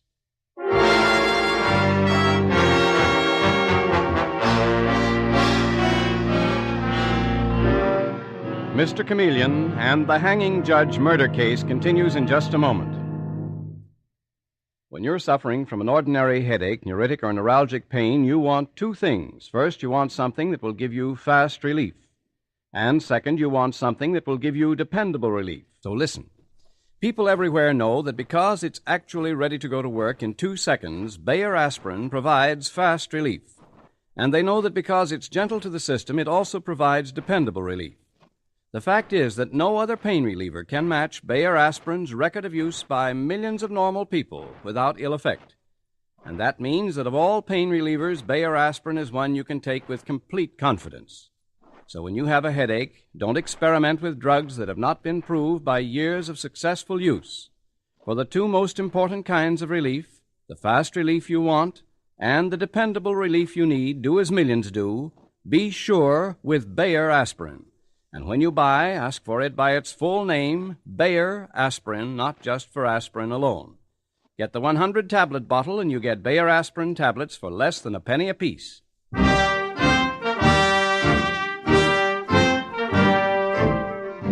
And now back to Mr. Chameleon and the hanging judge murder case. It is a few seconds later in the Blackstone Museum where Judge Hatch was mysteriously shot to death. Mr. Chameleon is facing a group of badly frightened suspects, and he is saying to the white-faced Priscilla Ames, the curator of the museum, Give me the key to that showcase, Miss Ames. The one with the antique guns and the murder gun among them. I haven't got the key with me, Mr. Chameleon. Mr. Crosley, your assistant says you are the only one who has a key. Then I must have left it somewhere. I haven't got it with me. I don't intend to wait while you look for it, Miss Ames. I'll have to smash the glass case. And here is the disappearing gun. The gun that killed Judge Hatch. Miss Ames, you're the only person who had the key to this case. Someone could have stolen my keys, couldn't they? I left them in my desk. You just told me that you didn't know where they were. Don't try confusing me, Mr. Chameleon. Barbara Hatch could have taken them and hidden the gun after she'd killed her father. And so could Andy Matthews here. Look here, Chameleon, what is this? Suppose you tell me, Andy. Mr. Chameleon, I'm certain Andy Matthews had as little to do with this murder as I did. Well, awfully nice to meet two such completely innocent people. Andy, get out of this room and wait for me upstairs. That suits me, Chameleon. Get going, Andy. Okay. Mr. Chameleon, why do you dismiss a person like Andy Matthews and hold me here? Mr. Chameleon, look what I dragged up from the basement. Yes, Dave? Let go of me, you big bully. Let go of me. Not till Mr. Chameleon has had a little chat with you. Who is he, Dave? Mr. John Clark, the former fiancé of Barbara Hatch. Just why were you hiding in the basement, young man? I was trying to keep out of sight while Judge Hatch was here. If you knew what a so-and-so he was, you wouldn't blame me. Judge Hatch has been murdered by an unknown killer. And you were here in the museum at the time he was shot. Sure I was. So what? What does that prove? A lot of people were in the museum. John, be careful. I mean, don't be so disagreeable. Keep out of this, Barbara. I know what I'm doing. I'm beginning to see why Judge Hatch objected to you as a possible son-in-law, John. Are the police going in the romance business, too? What affair is it of yours if Barbara and I have been... had been... You mean that you and Barbara have been meeting here secretly in this museum? That's what you've been doing, meeting here, isn't it? Is that a crime? John, don't you see what you're doing, acting this way? I told you to stay out of this, Barbara. I think that she said enough to reveal that you and Barbara have been using this as a secret meeting place. And you, Miss Ames, you knew about these meetings, didn't you? In fact, you encouraged Barbara to meet this young man. Mr. Chameleon, Judge Hatch broke up one romance, mine. I took great pleasure in helping along his daughter's romance, yes. And Judge Hatch got wind of it. He came here, Miss Ames, to tear you to pieces. And possibly he thought he'd run into John, too. But he didn't run into me, Mr. Chameleon. I wonder. Go on wondering, Mr. Chameleon. Let's see the great brain work. That's enough out of you. Let him alone, Dave. Let him alone. I only hope that he's talking himself out of Barbara's affections. You may finally catch on to the idea, Chameleon. The Judge Hatch was known as the hanging judge, and plenty of guys were after him. I was waiting for that from you, John Clark. It's what everybody in the case has told me so far. And it makes me wonder. More and more. Mr. Chameleon, in the name of heaven, give us a rest from this constant insinuation and questioning. Miss Ames, there won't be rest for anyone till Judge Hatch's murderer is caught. Get that straight, all of you.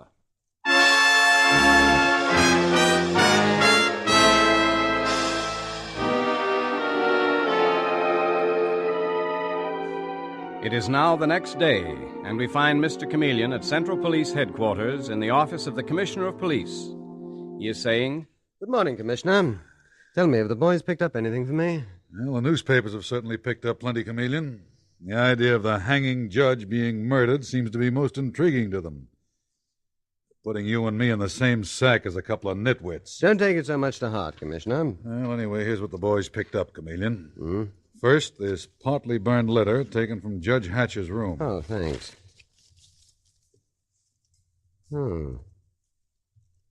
A note that definitely reveals the judge had been tipped off that his daughter Barbara was meeting the unsavory John Clark at the museum. And that, of course, is why the judge took his daughter there yesterday, Chameleon. That and perhaps something more, Commissioner.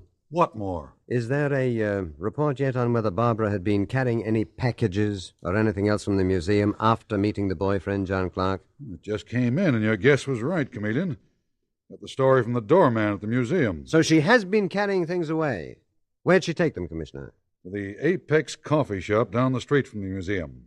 A hangout for Andy Matthews and a number of other crooks, including a couple of fences. The Apex coffee shop, Well. Chameleon, you don't think Judge Hatch's daughter killed her own father, do you? Incredible. Ghastly. It's happened before, Commissioner. Love-crazed girl, domineering, arrogant father. Anyway, it gives me an idea. Commissioner, order that museum reopened to the public right away. Open to the public? Why take that chance? Because it'll draw a big crowd of morbid curiosity seekers and give me the chance to go in there disguised as one of them. I want to draw the Apex coffee shop and that museum closer together.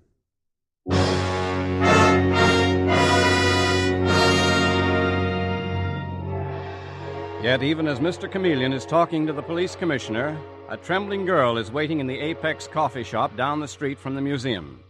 And Barbara Hatch half rises to her feet as Priscilla Ames swoops down upon her. Well, Miss Hatch, my dear little Barbara, I thought I'd find you here. And I came to warn you. What about Miss Ames? You know what about Barbara. So help me, I'll kill you if you say one word to Mr. Chameleon that implicates me in your father's murder. I didn't mean to, Miss Ames. Well, see that you don't. I've had enough of your sanctimonious family interfering in my life. I'm afraid. I'm afraid. You should be, Barbara. I suppose Chameleon will be coming to the museum in disguise. That's his specialty. But if he does, I'll recognize him. I'm sure I will. And then what? I don't know. But don't forget this. I know a lot about you, Barbara. And don't you ever forget it.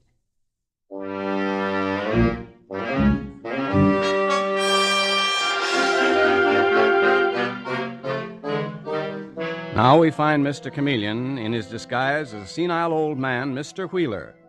And he is entering the museum, saying to Detective Sergeant Dave Arnold, who is with him, All right, Dave, the coast is clear. I don't think anyone's seen me with you. Or if they have, I'm just an old man who's been asking a few questions. So keep out of sight. Have your gun in readiness. Don't worry, Mr. Chameleon. I'll be... Uh-oh. Here comes Priscilla Ames. Just the one I want to see. Beat it, Dave. Okay. Just in time, Dave ducks out of sight behind a curtain, and Mr. Chameleon shuffles forward to intercept Miss Ames, and he speaks in the quavering voice of his disguise. Good morning, ma'am. Is this the room where Judge Hatch was killed? Oh, good heavens, I'm sick and tired of answering that question. People come here now out of morbid curiosity, instead of wanting to see these beautiful works of art.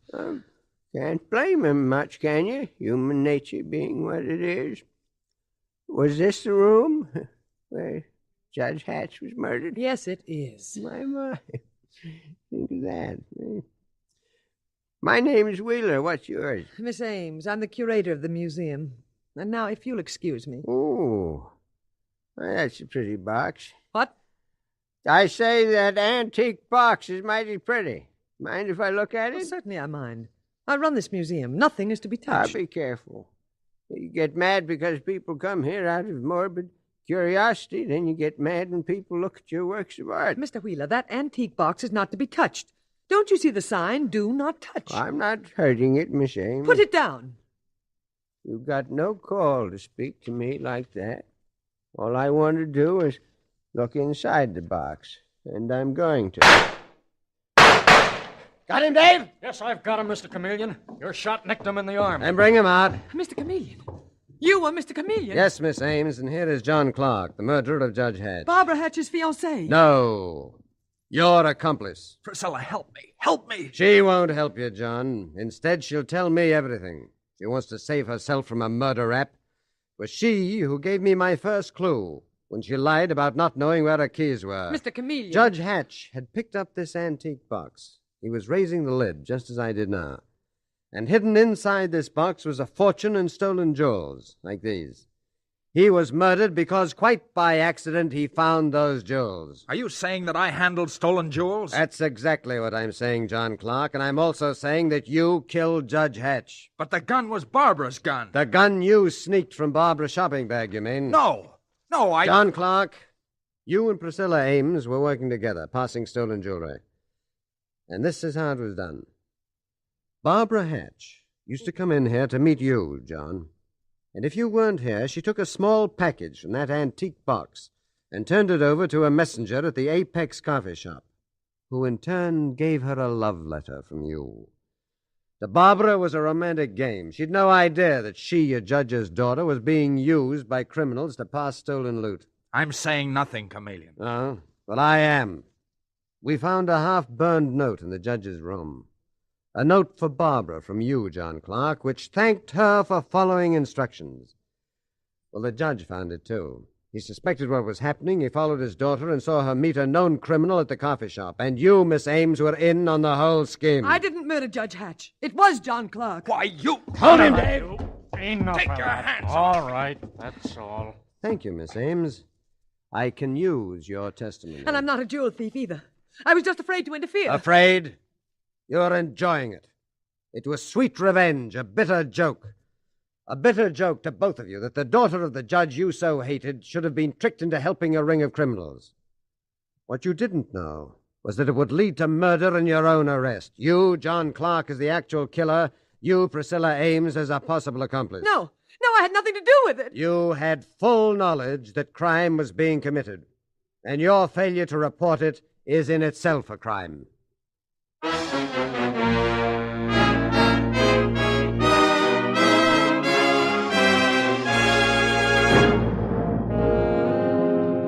And with these words, Mr. Chameleon concludes tonight's murder case.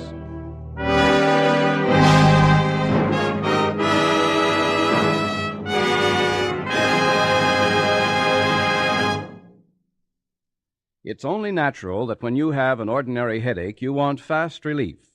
And to find out how quickly Bayer aspirin is ready to go to work, all you need do is test it in a glass of water. What happens to a Bayer aspirin tablet in the glass also happens in your stomach, and the speed with which it disintegrates indicates the speed with which it's ready to go to work. When you make this test, you'll see that Bayer aspirin tablets start disintegrating almost instantly, are actually ready to go to work in 2 seconds. Hence, they provide remarkably fast relief. So when you need something to relieve pain, be sure of how quickly it will act. Be sure with Bayer aspirin. When you buy, ask for Bayer aspirin, not just for aspirin alone. Get the 100-tablet bottle and you get Bayer aspirin tablets for less than a penny apiece.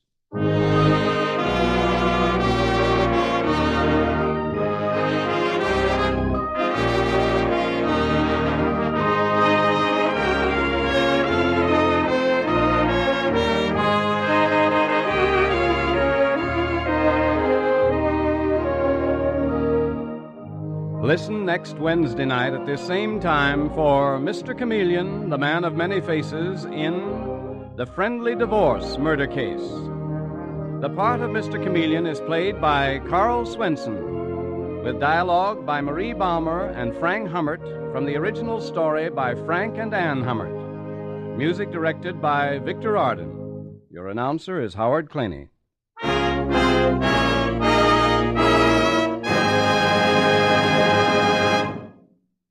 To millions, tooth decay means suffering, worry, expense. But now, thanks to a remarkable scientific discovery, you can actually cut down tooth decay simply by using new ammoniated Dr. Lyon's tooth powder. Based on a formula developed by University of Illinois scientists, it actually destroys bacteria Lactobacillus acidophilus, which cause tooth decay. As a result, dentists by the thousand recommend this type dentifrice. So to cut down tooth decay, to have sounder, healthier, handsomer teeth, use ammoniated Dr. Lyon's tooth powder. Both regular Dr. Lyon's tooth powder and new ammoniated Dr. Lyon's are at all drug and toilet goods counters.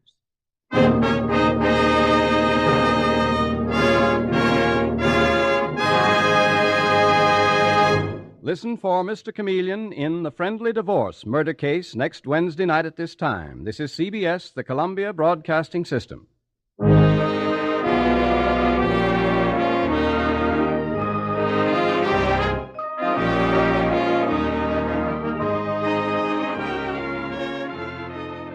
Next, Mr. Chameleon and The Perfect Maid Murder Case.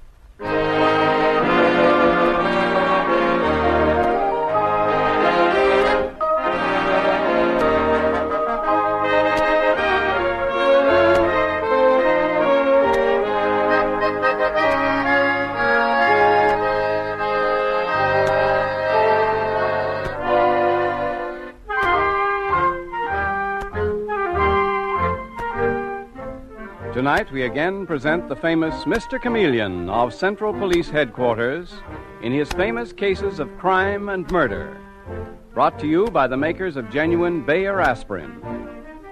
Mr. Chameleon, as you know, is the famous and dreaded detective who frequently uses a disguise to track down a killer, a disguise which at all times is recognized by the audience.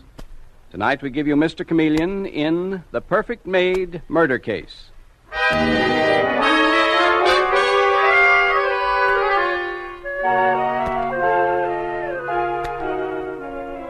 The scene opens in one of New York's most fabulous mansions, the home of Raymond Colby. And we see a young woman about to leave. Her hand is on the knob of the front door when she is interrupted by a maid whom we hear saying the words that lead to a gruesome, fantastic murder. Excuse me, Miss Laura. Can I see you a moment before you go? I haven't any time now, Fanny. But this is important, Miss Laura. Terrible important. Well, what is it then? I want to give my notice, Mum. Your notice? You mean you're leaving?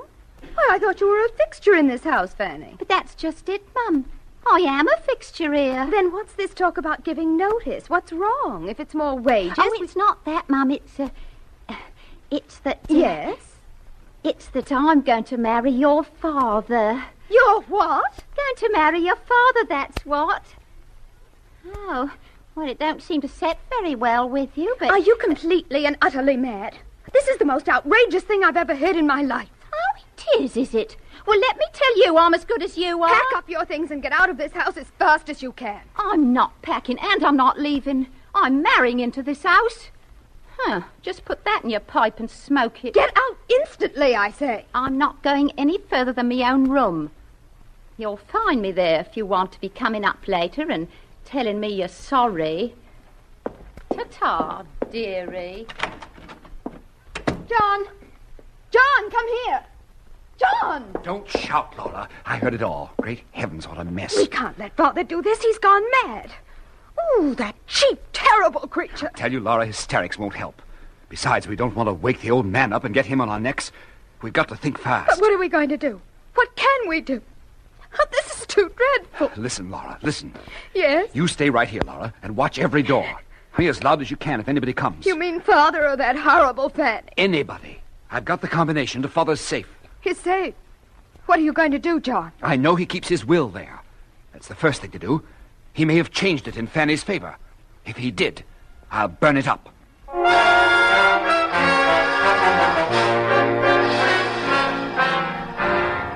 And sometime later, we hear the Commissioner of Police assigning another famous murder case to the astute and feared Mr. Chameleon, the man of many faces and disguises. Oh, here you are, Chameleon. A murder in Park Avenue. Oh, top drawer case, eh, Commissioner? Well, that's for you to decide, old man. The murder occurred in the Raymond Colby house. You mean the mysteriously rich Raymond Colby's been killed? No, not Colby himself, Chameleon. A maid in his house. A girl named Fanny Bilkins. Throat slashed open. Better get out there. Righto, Commissioner. I'll take Detective Dave Arnold with me. Oh, here you are, Dave. Yes, sir. You come with me, please. Bye, Commissioner. I suppose the case we're on is that parlor maid murder at Raymond Colby's house. Yes, that's it, Dave. I guess it'll be one of those jobs where the chauffeur killed some poor girl because he was in love with her and caught the butler getting away with her. I've no idea, Dave. Let's get the car and buzz out there. Oh, personally, I'd be more interested if old Colby himself was the victim. I hear he's a queer character, the absent-minded professor type. He invented something somewhere that made him fabulously rich.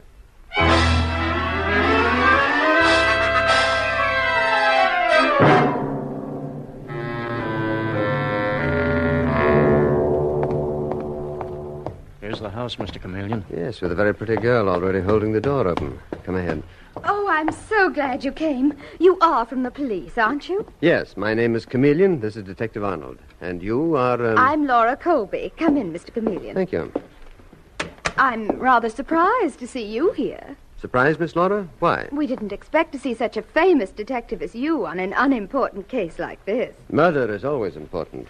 Judy O'Grady or the judge's lady? I see. I understand the girl who was murdered was a housemaid in your father's house, Miss Laura. Do you know anything about her? Practically nothing, Mr. Chameleon, except that she was a perfect maid, really marvelous, and that she had perfectly wonderful references when she came. When was that?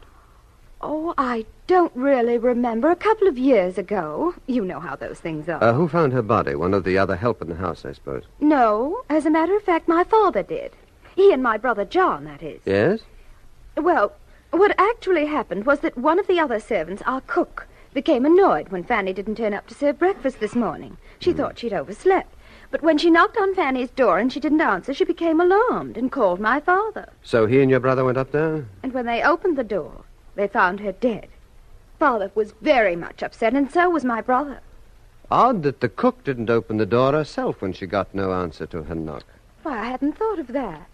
Oh, but I'm sure the cook wouldn't have killed her just because Fanny overslept. Oh, scarcely, Miss Laura.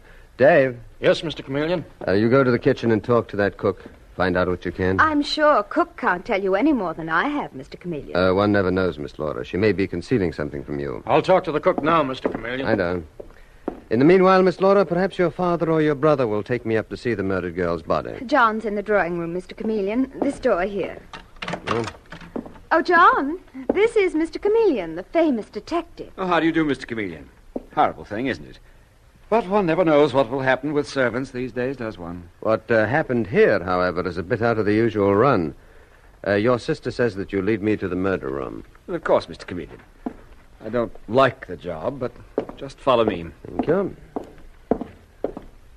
Here are the servants' stairs.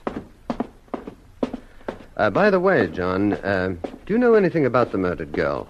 I mean, do you ever notice anything strange about her? Signs of being afraid of something, upset, anything like that? It's a funny thing, Mr. Chameleon.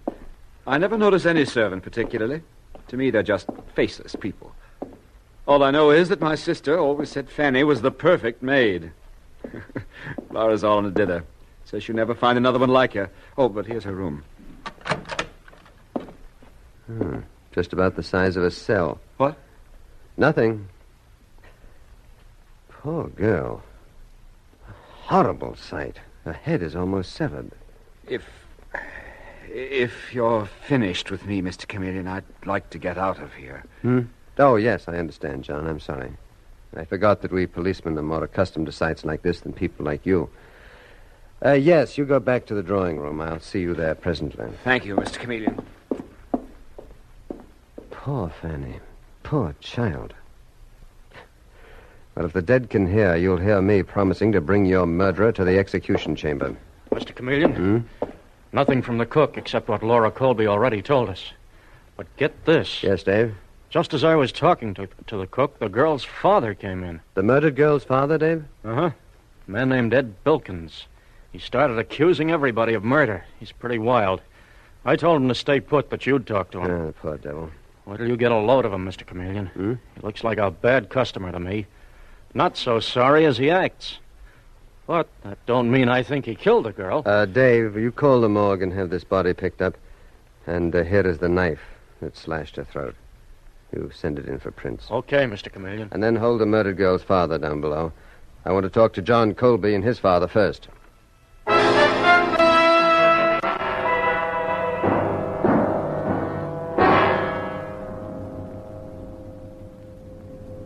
Well, John, feeling a bit more steady now? Forgive me for bringing you back to the murder room. It's all right, Mr. Chameleon. Took a drink and feel better. Well, this is my father, Raymond Colby. Father, this is Mr. Chameleon. Huh? Mr. what? Didn't catch the name. Chameleon of Central Police Headquarters, Mr. Colby. Police headquarters, you say? John, what's a police officer doing here? Investigating the murder of your maid, Fanny Bilkins, Mr. Colby. Oh, to be sure. You know, things slip my memory, sir.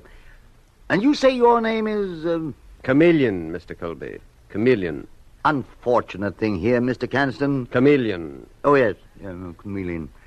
Last thing I ever expected in my house, murder.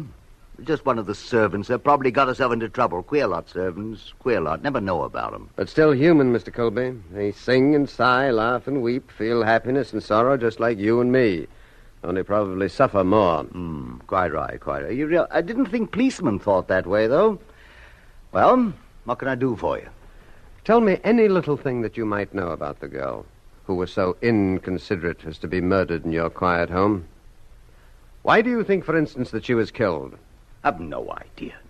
Never paid any attention to her, no attention at all. My daughter Laura runs the house. You better ask her. I did, and she told me just as little as you and your son John have, Mr. Colby. But I'll... Mr. Chameleon. Yes, Dave? You'd better come downstairs and talk to the man I told you was here. He's got something for you, something plenty hot. What man, Mr. Chameleon? After I see him, I'll tell you, John. He's going to tear this case wide open, John. Wide open. Tear it open, Detective Arnold? That's ridiculous. Never mind, son. I fancy it's someone of Fanny's own class, and that it'll all turn out that a grocer's clerk or delivery boy killed Fanny. Perhaps, Mr. Colby. I'll see you later, Mr. Colby. John, get Laura in here right away. What for, Father? If you don't manage to hold yourself in, you and Laura will find yourselves up on a murder charge. Our Mr. Chameleon's one of the most penetrating men I've ever met. Up to the time you revealed excitement, our story was going down perfectly. Now be careful, my boy. I beg of you. I don't want to see my children convicted of murder.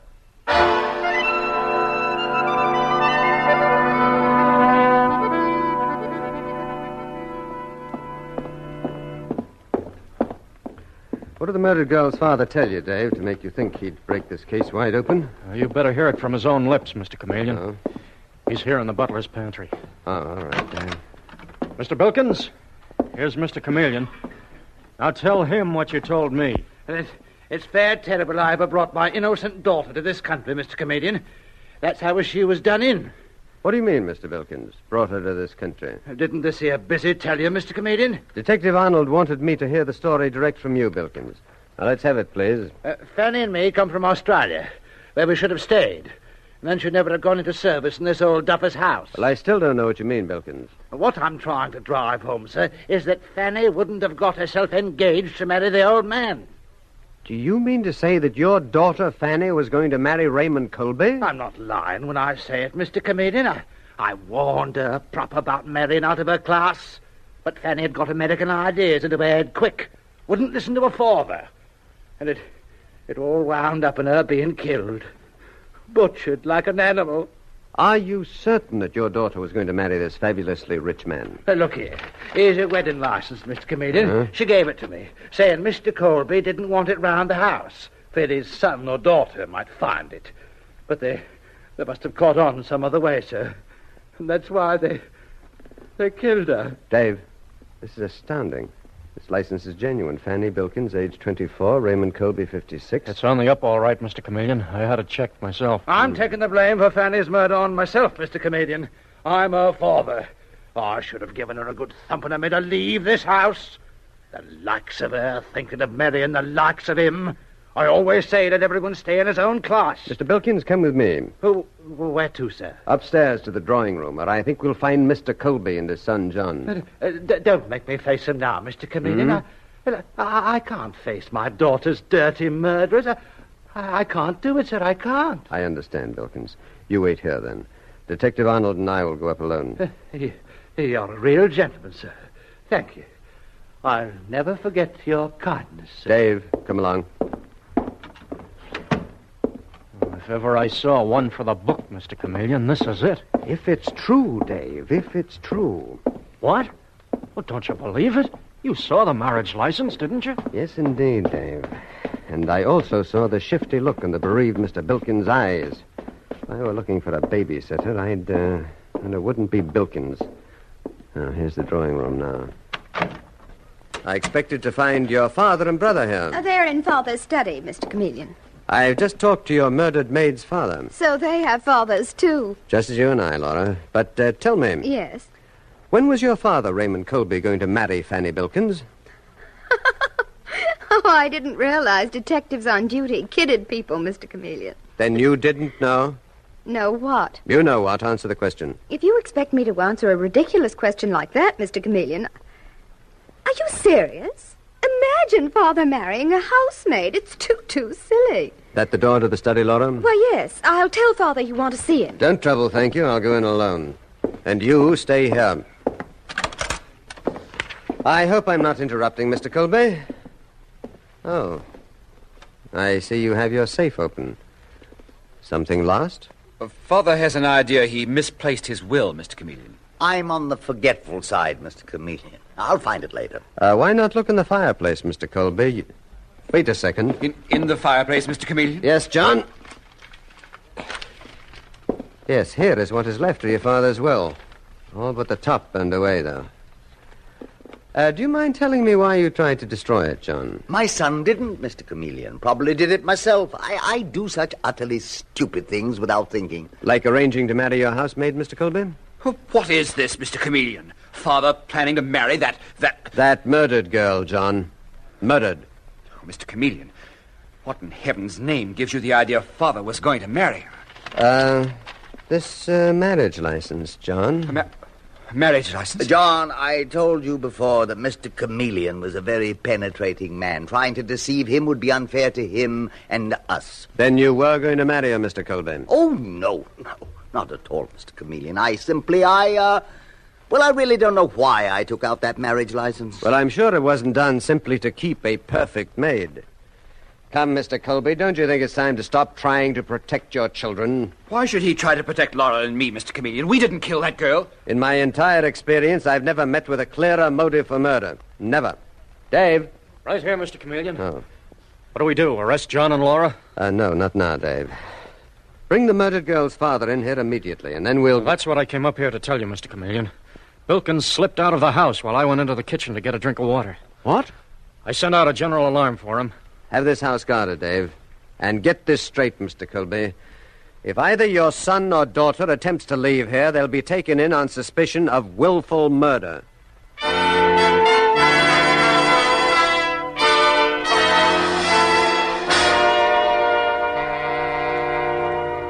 Mr. Chameleon and the Perfect Maid murder case continues in just a moment.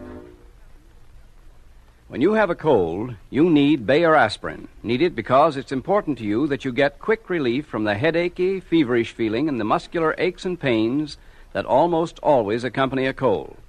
And because Bayer aspirin gives you this important relief, it should be taken at the first sign of a cold before you do anything else. Regardless of what you do to stop or shorten a cold, we believe your own doctor will tell you that this is sound advice. And it's advice you can follow with confidence, for Bayer aspirin is used by millions to treat these distressing symptoms. It provides amazingly fast relief, makes you feel better, because it's ready to go to work in 2 seconds. And its single active ingredient is so gentle to the system that doctors prescribe it even for small children. That's why it's been used by millions of normal people without ill effect. So at the first sign of a cold, before you do anything else, take Bayer aspirin. When you buy, ask for Bayer aspirin, not just for aspirin alone.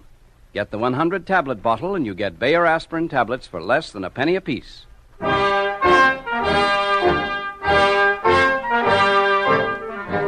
And now back to Mr. Chameleon and the Perfect Maid murder case. Fanny Bilkins has been viciously murdered in the home of wealthy Raymond Colby, where she worked as a housemaid. Mr. Chameleon has discovered that Colby had planned to marry Fanny in spite of the bitter protests of his son John and his daughter Laura. During the investigation, the murdered girl's father, Edward Bilkins, has disappeared from the Colby home. But an hour later, when Mr. Chameleon impatiently paces his office at headquarters, he suddenly finds that no general alarm was required to bring in Bilkins. For a strange surprise awaits him as Detective Dave Arnold rushes into his office saying, Mr. Chameleon, I just brought in Fanny Bilkins' father in an ambulance. In an ambulance, Dave? He's got a knife cut straight down his left cheek. Didn't miss his throat by half an inch. But the ambulance doc patched him up on the way in, and now he's squawking loud to see you. He says... Get him in here, Dave. Come in, Bilkins. Bilkins, what happened? Who tried to get you? Now get down to the point without wasting words. Very good, sir. But it was a near one. Not satisfied with cruelly murdering my daughter, Fanny. Who? Raymond Colby. Well, I mean his son, John. But the fact is, I don't know for sure. Where did the attack take place, Bilkins? In the old duffer's study, that's where. What were you doing there? Nothing, sir, nothing. Just nosing around. It won't do, Bilkins. Out with it. Mr. Chameleon, here's a bag the boys took off Bilkins on the way in. Give it to me, Mr. Copper. I never seen it before. Fanny gave it to me. Looks like about $500,000 in jewels, Bilkins. And they look familiar. Very familiar. But I don't know anything about them. Dave, put Bilkins on detention. I got the answer to this case. Look here, Chameleon, I got rights. Those jewels were planted on me. Come along, Bilkins. Killed your own daughter, did you? I'll be right back, Mr. Chameleon. Right on. Hello? Mr. Chameleon, this is John Colby. Yes? Most of my dead mother's jewelry has been stolen. Who discovered the loss, John? Our butler did. Caught the robber in the act, but he got away. Can you come out here right away? Not just now, John. You said only part of your mother's jewelry was stolen? The butler came in the room just in time to save the rest. I have got the stolen jewels, John. And the robber, too. You've got the jewels and the robber both?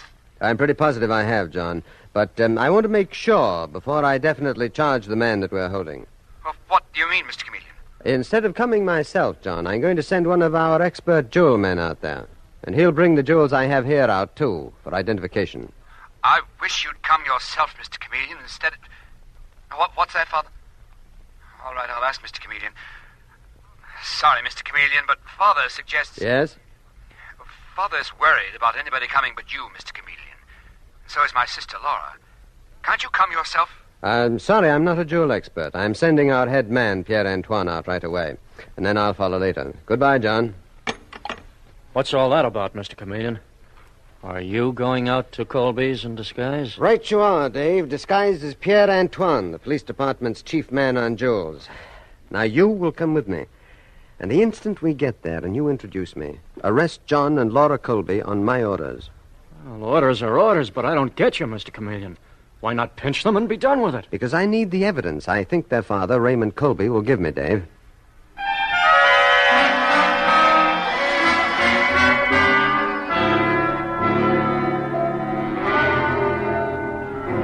And so, a little later, we find Detective Arnold with Mr. Chameleon in his disguise as Pierre-Antoine at the murder house, as Dave Arnold says.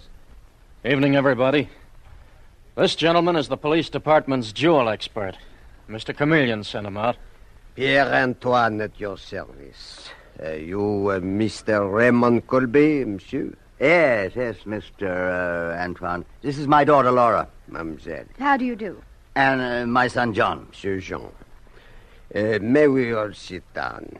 Or perhaps you, Mademoiselle Laura, will be so kind as to bring the remaining jewels from the robbery for me to see? Sorry, Monsieur Antoine, but Mr. Chameleon ordered me to arrest this lady and her brother and bring them back to headquarters. That is absurd, Detective Arnold. Surely Mr. Chameleon is making a mistake. Mr. Chameleon is a fool. We won't go, Laura.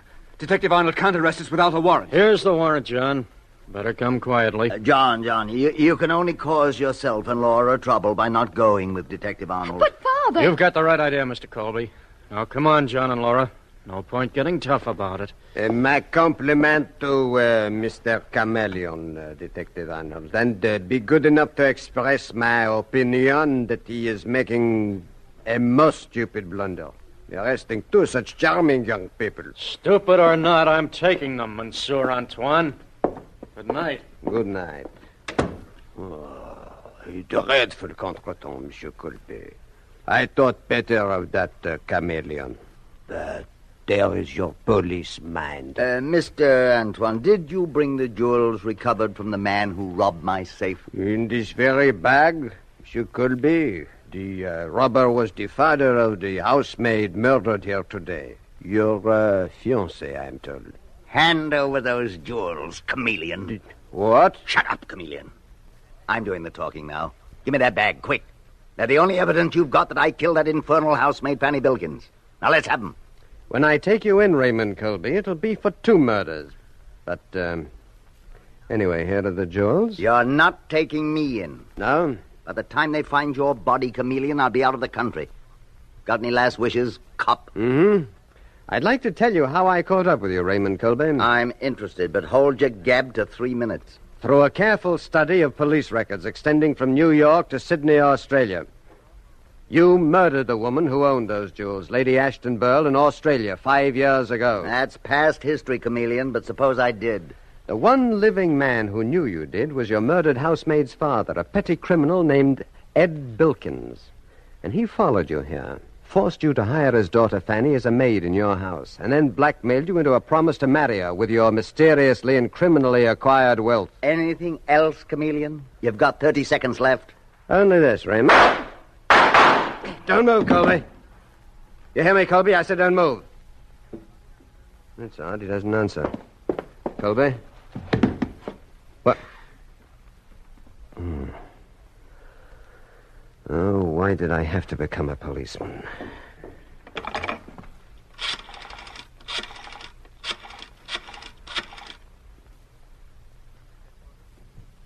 Police headquarters?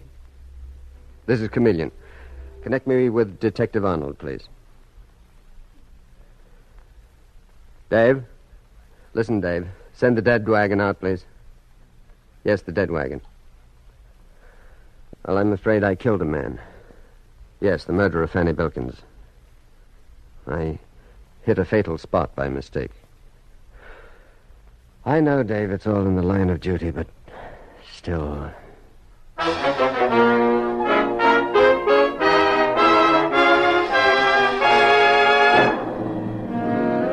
And with these words, Mr. Chameleon concludes tonight's murder case.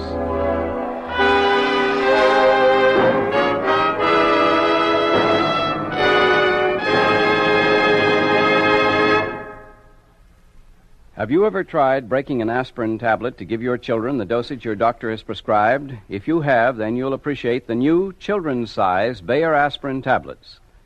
These tablets are genuine Bayer aspirin, but they contain only half the amount of the regular size Bayer aspirin tablets, and thus you can give your child the proper dosage as prescribed by your physician, and you can do it conveniently. And because they're made so you can break them right in half, it's also easy for you to give still smaller dosages whenever necessary. Another thing you'll appreciate is that they're uncolored and unflavored and therefore cannot be mistaken for candy, and you can use them with confidence. For the fact that doctors prescribe Bayer aspirin single active ingredient even for the smallest children shows how gentle and dependable it is. The bottle and carton are plainly marked children's size Bayer aspirin.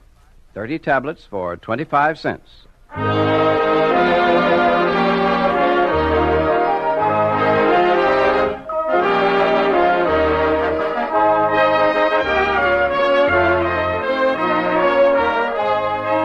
Listen next Wednesday night at this same time for Mr. Chameleon, the man of many faces, in The Greenhouse Murder Case.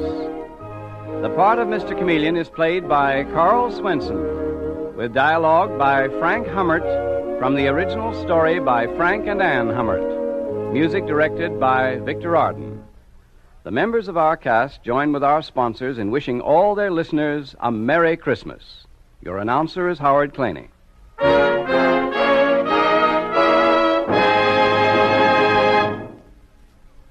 Scientific studies show that the only sensible way to help prevent tooth decay is to keep your teeth thoroughly clean at all times. This is because teeth that are free of decay-breeding deposits and film actually resist decay. And to clean them, use powder. For there's nothing you can get that cleans teeth like powder.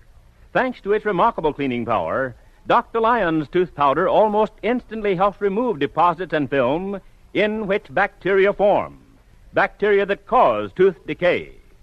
So to help prevent tooth decay before it gets started, use Dr. Lyon's tooth powder. Ask for either regular or ammoniated Dr. Lyon's tooth powder.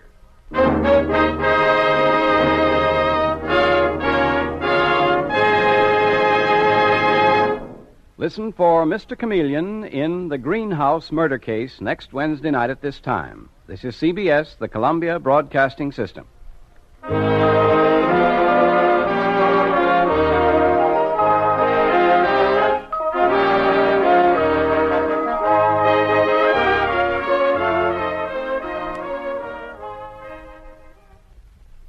Next, Mr. Chameleon and the Case of the Dance of Death.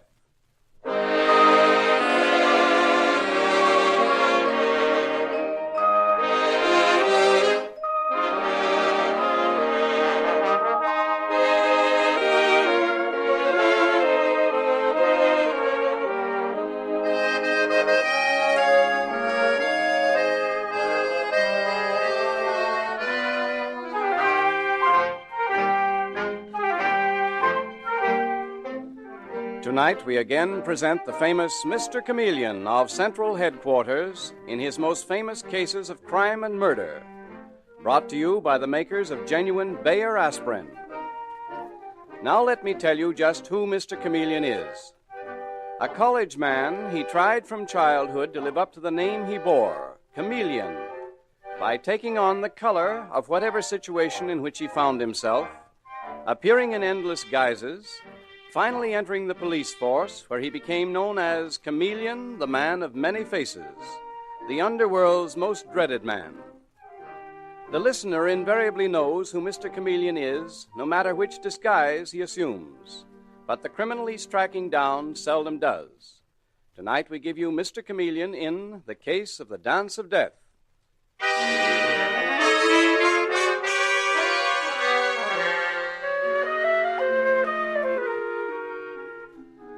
New York City is full of small, intimate nightclubs, each with its own devoted following. And the Club Savoy is considered one of the best, noted for its discovery of talented performers. And one of the most talented, Claude Berkeley, is now in the spotlight on the tiny dancing floor. He stands there, young, attractive, smiling. And a roll of the drums announces his specialty, tap dancing without any musical accompaniment. And as the drum beat stops, he begins to dance.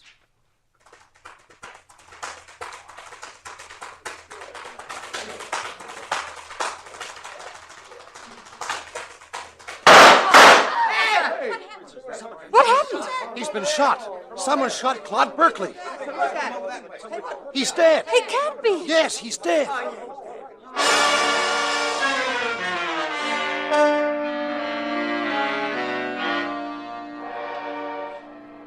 And so, Claude Berkeley's career comes to an end with his crumpled body still holding the spotlight.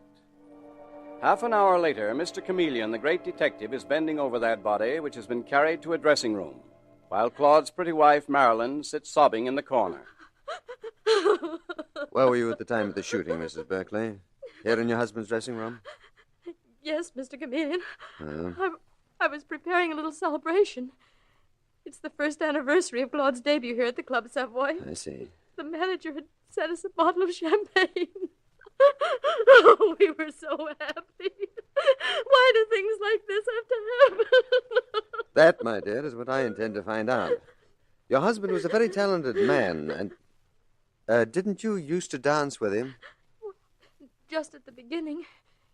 You see, he was a pupil at the Grayson Dancing School, and that's where I met him. I see. I was one of the teachers. We got married and formed a dance team, but Claude went way beyond me. I was only too happy to be just his wife.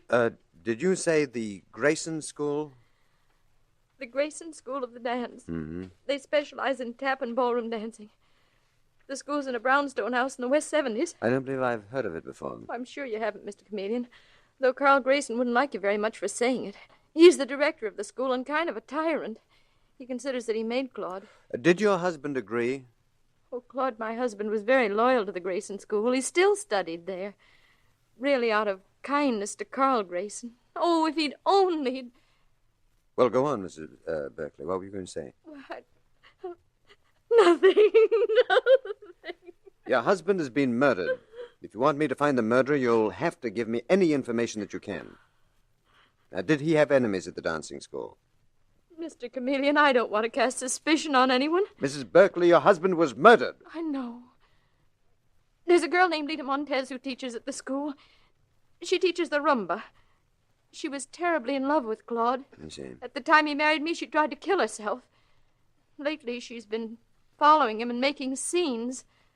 Claude didn't know what to do about her. Is Lita Montez her real name? Oh, I don't know, Mr. Chameleon. All I know is if she loved Claude, how could she want to kill him? How could a woman kill the man she loved? It seems to happen surprisingly often.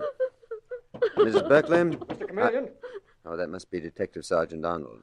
Dave? Say, Mr. Chameleon, I just heard something very interesting. Oh? Who do you suppose was here at the Club Savoy tonight? The head waiter recognized him. Johnny Moreno. What? Is he sure? Positive.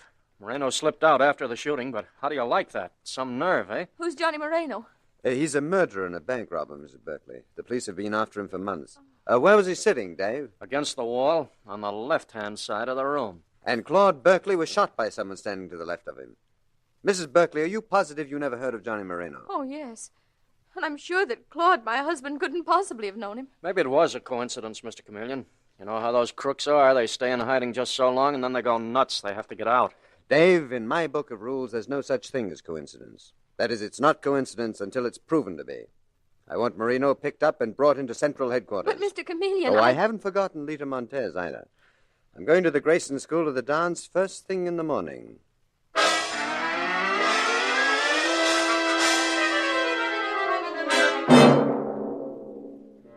And next morning at the Grayson School of the Dance, Mr. Chameleon is saying to Lita Montez, Come on now, Miss Montez. Tell me everything you know. Mr. Chameleon, it's unbearable that I should be questioned.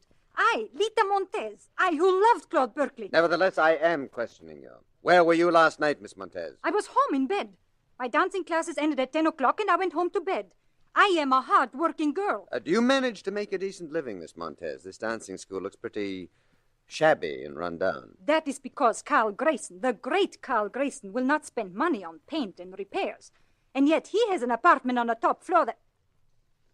Yes? What about his apartment? Well, I do not know, Mr. Chameleon. I have not been in it.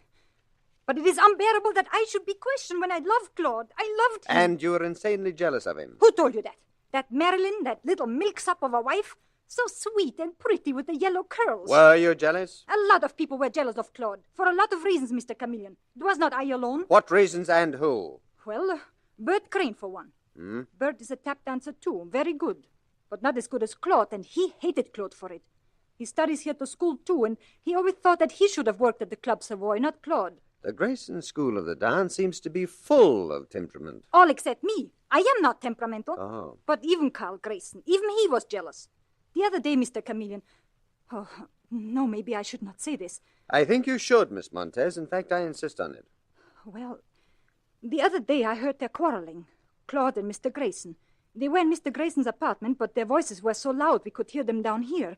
And Mr. Grayson was saying, Claude, I will not have it. I will not have you try to take business away from me. It was I who made you. You are an ungrateful wretch. Only my wording was a little bit different, my dear Lita. I said he was an ungrateful puppy, not a wretch. Mr. Grayson. Really, Lita, you do talk too much. Such a pity. Such an unattractive quality in a woman. How do you do, Mr. Chameleon? I'm Carl Grayson. I own the Grayson School of the Dance. Well, I'm very glad to know you. And you. When I heard the great Chameleon, the famous detective, was here in my modest little school, I was delighted. Though heartbroken, of course, at the circumstances which brought you here. The murdered man's widow is heartbroken, too. Oh, yes, poor child. Run along, Lita. Mr. Grayson. Run along. Yes, sir, and I'm sorry I said what I did. Pretty little thing, so full of fire. And she was telling the truth, Mr. Chameleon. It's all true. I did quarrel with Claude. He was planning on starting a dancing school of his own. I felt it was most ungrateful. He'd take all my pupils away from me. Well, have you many pupils, Mr. Grayson? I mean, the place looks so shabby. Do you mind if I look around? Oh, not at all. Come along. I'll show you the rooms where we give our lessons. Well, thank you. As for pupils, I have sufficient to pay my living expenses. That's enough. I'm primarily an artist. But you didn't relish losing what you have. Oh, exactly. And I have an alibi for last night, Mr. Chameleon. Oh. At the time Claude Berkeley was killed in that nightclub, I was working out a routine with another pupil of mine, a very talented young man. No, wait a moment. What is it? That dancing. I want to listen. Oh, it's just someone practicing a tap dance. Now, be quiet, please. That sounds as if it might be the young man I spoke of, Bert Crane. Well, don't interrupt him. Bert! Mr. Chameleon, the detective wants to talk to you. Mr. Grayson, I told you not to interrupt him. But why not, Mr. Chameleon? Bert can practice any time. This is important. Bert, my boy, this is the famous Mr. Chameleon. He's here investigating Claude's tragic death. Yeah? Well, I've got an alibi. I was here at the school with you, Mr. Grayson. I was practicing my new routine until after midnight. Yes, I've already been told that, Mr. Crane. Mr. Grayson here was very quick to supply both you and himself with an alibi. And you doubt us, Mr. Chameleon? What suspicious minds you detectives have. Yes, haven't we? Unfortunately for the criminals of this world. Mr. Crane, I am not an authority on tap dancing, but it sounded to me as if you had a brilliant technique. Thanks, pal. It's nice to have someone appreciate me. Well, I do. I wish that you'd repeat those steps. What? That dance that you were doing when I came down the hall. I would like to see it. Well, I'm kind of winded right now. I'd like to see it if you don't mind. Go ahead, Bert. Dance for Mr. Chameleon. Okay, Mr. Grayson. Here goes.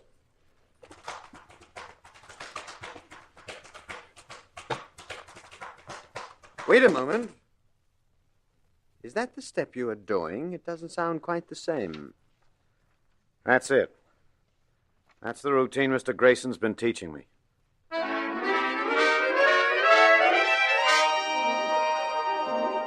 Now, a few minutes later, at the office of the Commissioner of Police at Central Headquarters, Mr. Chameleon says, The point is, Commissioner, that dancer Bert Crane was lying. That wasn't the tap dance routine that he'd been practicing. At least I don't think it was. Yes, but what difference does it make, Chameleon? What's the connection between a dance routine and Claude Berkeley's murder? I think there is a connection.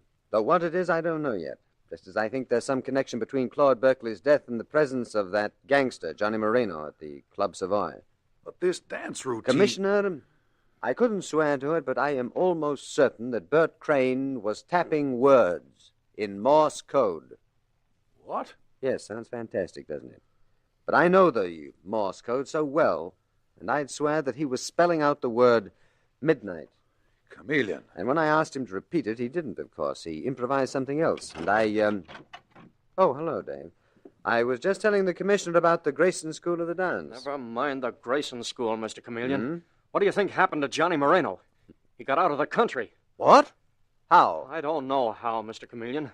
Anyway, we got his girl and one of his gang, but they simply laughed in our faces and said Johnny had skipped the country. He's probably in South America by now.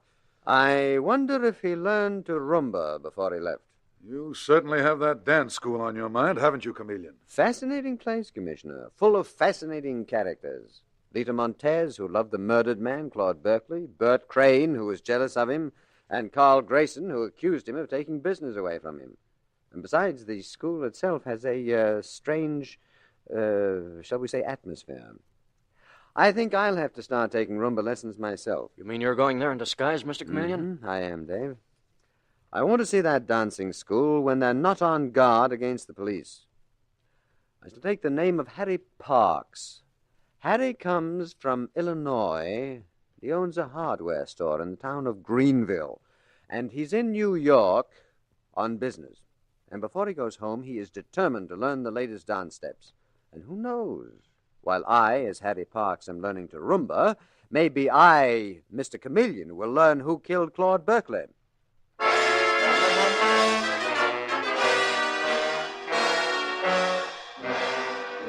Mr. Chameleon and the case of the Dance of Death continues in just a moment. If you ever take anything to relieve an ordinary headache, remember this about genuine Bayer aspirin. Its single active ingredient is so gentle to the system that mothers give it even to small children on their doctor's advice. Now, this is important, for it means that Bayer aspirin is something you can take with complete confidence.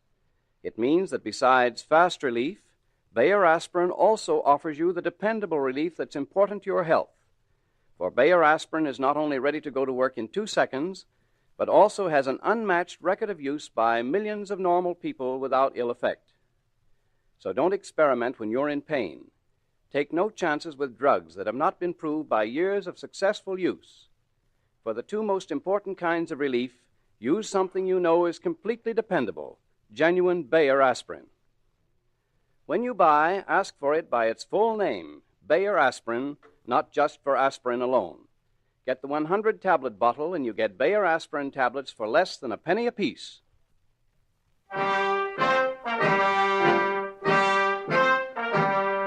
And now back to Mr. Chameleon and the case of the Dance of Death. Mr. Chameleon is convinced that the Grayson School of the Dance is a strangely sinister and mysterious place.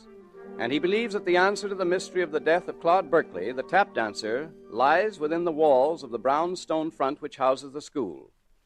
And so we find him, in his disguise as Harry Parks, taking rumba lessons from Lita Montez, one of the murder suspects. A very subdued Lita, who mechanically instructs her pupil... 1, 2, 3, 4. 1, 2, 3, 4. 1, 2, 3. Yeah, oh, my. Just a minute, Miss Montez. I have to catch my breath. Remember, I'm a boy from the country. I'm not doing bad, huh? I'll knock 'em cold when I get back home to Illinois. Yes, you're a very good pupil. You're a very good teacher. You know something? It seems to me, though, you're looking kind of peaked. Where's the old pep and fire? Got something on your mind? Oh, no, Mr. Parks. Well, you almost act scared. Come on, tell old Harry Parks. You know, everyone in town comes to my hardware store and tells me their troubles. Oh, you're very kind, but... Oh, just a minute. Someone I know just passed the door. The widow of Claude Berkeley. What? You mean the tap dancer that was murdered in that nightclub? Yes, and I want to speak to her. Marilyn. Oh, Marilyn. Yes, Lita? Why, I had to tell you. Oh, this is Mr. Parks, Mr. Harry Parks, a pupil of mine. How do you do? Glad to know you, Mrs. Berkeley. What did you want to tell me, Lita? Well, I heard that you've been very kind to Bert Crane, that you saw to it that he got Claude's old job at the Club Savoy. That's right. Bert's a good dancer. There's no reason why he shouldn't have the chance he needs. Just the same, it was very generous of you, Marilyn, to help him, and I wish... Marilyn, I'm not a bad girl. Please believe me, I had nothing to do with your husband's death. Well, Lita, I know you think so. I do not blame you for thinking so, but soon I may have proof that I did not kill him. Lita, nothing would make me happier than for you to find evidence against Claude's murderer. And I don't think you're bad. You couldn't help loving Claude. But this must be very embarrassing for Mr. Parks. Well, no, I don't mind. You ladies go right ahead. No, I think we've said enough. I'll be seeing you, Lita. Yes, Marilyn. And believe me, dear, I don't think you're bad. Sweet-looking girl. Yes, she is. Mr. Parks, would you like to take another half-hour instruction in the rumba? Miss Montez, if you don't mind, I think I'll call it a day. You know something? I'd like to see Mr. Grayson. Carl Grayson, the head of this dancing school? Well, he's the only one around here, isn't he? Don't he have an apartment on the top floor? Why, yes, but Mr. Grayson seldom sees people up there. Well, he's going to see me. I want to tell him that I like his dancing school. And when Harry Parks wants to do something, he goes right ahead and does it.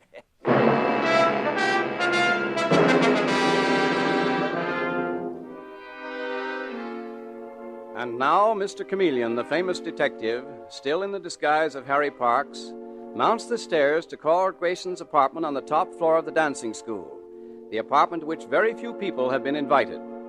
And as he approaches the door, Mr. Chameleon hears someone dancing, tapping out a routine with rhythmic precision. And Mr. Chameleon smiles. Then, looking every inch the small-time peeper, he pushes open the door to the apartment and enters. What the devil are you doing here? Who is it, Bert? How do you do? Oh, well, who are you, sir? How dare you come pushing in here this way? Well, my name is Harry Parks. Are you Carl Grayson? I am. And I asked you why you came bursting in here this way. Well, I didn't. I knocked a couple of times. This young man here was dancing. I guess he couldn't hear it. I'm one of your pupils, Mr. Grayson. That is, I'm Lita Montez's pupil. And I just wanted to tell you I think your dancing school is fine. I'm very happy to hear that. Yes, sir. I can rumble with the best of them now. Little old Harry will knock him dead when he gets back home in Illinois. That's fine, but of course, I still can't dance like this young man here. You're a professional? Yeah? He's a very talented boy. His name is Bert Crane. You'll be hearing about him. He opens tonight at the Club Savoy. Is that so? Too bad I won't be here to see him. I'm taking the sleeper back home to Illinois. Well, so long, Mr. Grayson. Nice to have met you. And, Mr. Crane, I wish you lots and lots of luck.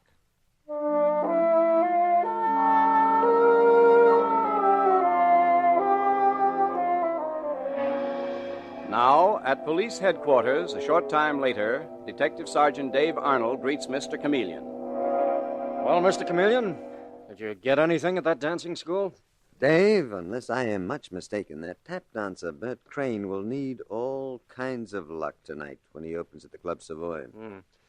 You're sure they didn't see through your disguise, Mr. Chameleon? Quite positive. If they had, I wouldn't have gotten out of that dancing school alive, Dave. Not after what I saw there. What about this Lita Montez? She worries me, Dave. I've sent one of the boys from headquarters to her apartment. I want her kept under constant guard. Oh, well, I could have gone up there, Mr. Chameleon. No, I want you with me at the Club Savoy tonight. I've already reserved a table. Though not in my name, you can be sure. Oh, I'll take that. Hello? Oh, yes, Detective McLean. What?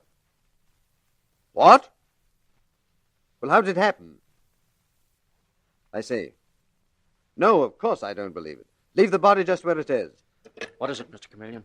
Lita Montez has been killed. Mr. Chameleon? Detective McLean got no answer at Lita Montez's apartment, Dave. The superintendent let him in, and they found her body shot through the heart. That's a cold-blooded outfit. That is an amazing outfit, Dave. That is one of the strangest criminal organizations I've ever been up against. But tonight, when you and I are at the Club Savoy, I hope to get the whole lot of them, including the murderer of Claude Berkeley and Lita Montez.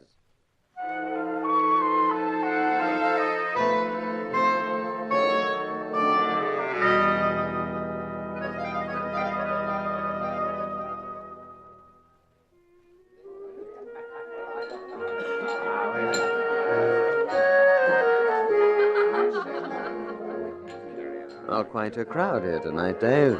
Club Savoy is doing all right. Nothing like a murder to boost business. What time does Bert Crane do his tap dancing act, Mr. Chameleon? Oh, in just a minute now. I imagine his nerves are pretty on edge. I think I'd be pretty nervous if I were in his dancing shoes. Mr. Chameleon, look. Over there to one side. Butch McCarthy. Well, I haven't heard about Butch since he pulled that bank hold up and then went underground.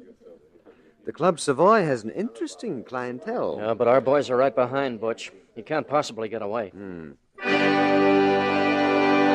Well, here's the master of ceremonies. Bert Crane is about to make his dancing debut. Ladies and gentlemen, I take great pleasure in presenting that great new find, Mr. Bert Crane, a tap dancer extraordinary who will present first a little number entitled Steps Without Music. And here he is, Bert Crane. Okay, Dave, here we go. Sit quietly until I say the word. Right, Mr. Chameleon. 13. West. Clay. Street. 13 West Clay Street. That's what he's tapping out in the Morse code, Dave. Oh, come on, stand up. Give the signal to the boys near Butch McCarthy. Ladies and gentlemen, I would like your attention. Everyone stay exactly where you are, and you, Bert Crane, don't move. I'm Chameleon of the police. I'll kill the first person who moves. Dave, bring in Carl Grayson, please. Detective McLean, bring in Carl Grayson. You, Bert Crane, come on. Get off that stage. Come with me to your dressing room. What's the meaning of this, Chameleon? You'll find out quickly. Come along, Crane. I demand an explanation from you, Mr. Chameleon. Just why was I dragged down here to the Club Savoy? Because I ordered the police to drag you here, Grayson. But why? Why? Because you were operating a criminal ring here, a vicious and dirty business that's let hundreds of desperate criminals escape from this country scot-free. Oh, that's nonsense, Chameleon. I demand to be released. Your game was to teach tap dancing routines to dancers like the murdered man Claude Berkeley. Is that a crime? And those tap dancing routines were rarely Morse code messages. Messages which rapped out addresses, telling escaping criminals where to pick up forged passports to get them out of the country. We've arrested Butch McCarthy outside with $5,000 cash on him. He confesses he was listening for Bert Crane to tap out the address where to pick up a phony passport to get him out of the country. What? If there's anything like that going on here, I never knew it. That's something the boys are doing themselves. Mr. Chameleon, he's lying. Now I know, Grayson, why you made me learn such strange steps. You dirty dog trying to... That's right, Bert Crane, but don't you worry. Move your hand any nearer to that light switch, Grayson, and I'll shoot you down. Put your hands up. You big-mouthed fool, Crane. I'll kill you for trying to frame me. Yes, just as you killed Claude Berkeley, eh, Grayson? Well, I'm afraid you won't get the chance. Keep those hands up. I didn't kill Berkeley. You didn't, who did? If you're such a smart copper, why don't you find out for yourself? I will. And quick, Grayson. You killed Claude Berkeley because he caught on to your passport racket and tried to start one of his own. Dave, you bring in the murdered man's wife, Madeline Berkeley, please. Yes, sir. She's just outside the door here. Oh, Mr. Chameleon, what is this? Have you found poor Claude's murderer? Oh, Carl. Carl, it can't be you. Claude trusted you so. What's that? Carl, how could you? Oh, how dreadful, how terrible. Why, you two-timing little devil trying to pin this on me? Listen, Chameleon, she's the one who killed him. Why, sure she did. That's a lie. Grayson, I'll... Dave, get that gun away from her. Let me go. You bite my hand again and I'll knock you over. Okay, I've got her, Mr. Chameleon. I didn't want to tell you, Chameleon, but I felt I had to. It's hard to believe at first. Such a nice, innocent girl. You lying double-crosser, Grayson. You helped me kill Claude. I tell you, Chameleon, he helped me. I know that too, Madeline Berkeley. And more than that, you and Grayson were in the whole thing together. The traffic in forged passports, the phony dance school, this Club Savoy with the tap dancer really tapped out Morse code messages to criminals. I tell you, Carl Grayson did it. Oh, haven't I been through enough? My husband murdered. I loved him so much. Cut the act, Madeline. You were in love with Grayson. In love with Grayson? What a lie. Yesterday, when I walked into Grayson's apartment, I saw you in his arms in a very passionate embrace before you ran into the next room. Now we've got you, Chameleon, you lying cop. You were never in my apartment. Oh, yes, I was, Grayson. I was disguised as Harry Parks. You were Harry Parks, that hick from Illinois who was taking dancing lessons? Yes, nifty disguise, wasn't it, Grayson? You sneaking cop. That doesn't prove I committed murder being in Carl's apartment. No, but it helps. This gun Detective Sergeant Arnold took from you is the same caliber that killed your husband. I got it from Carl. She's lying again, Chameleon. It's her gun. Careless of you, Madeline, to have carried that gun around, but you were getting careless on all fronts. You were so anxious to kill Lita Montez, who knew too much about you and Grayson, that you left your fingerprints all over her apartment. What? And she was killed with a bullet from an automatic, just like this one. Marilyn, you crazy fool. I told you to be careful. Yes, you had gloves on, didn't you, Carl? I think that's quite enough. No more arguments, please. You'll both be tried for murder. You, Marilyn Berkeley, is the killer of your husband, Claude Berkeley, and of Lita Montez. And you, Carl Grayson, as her accomplice. Dave, you take them along, please. Not nice people at all.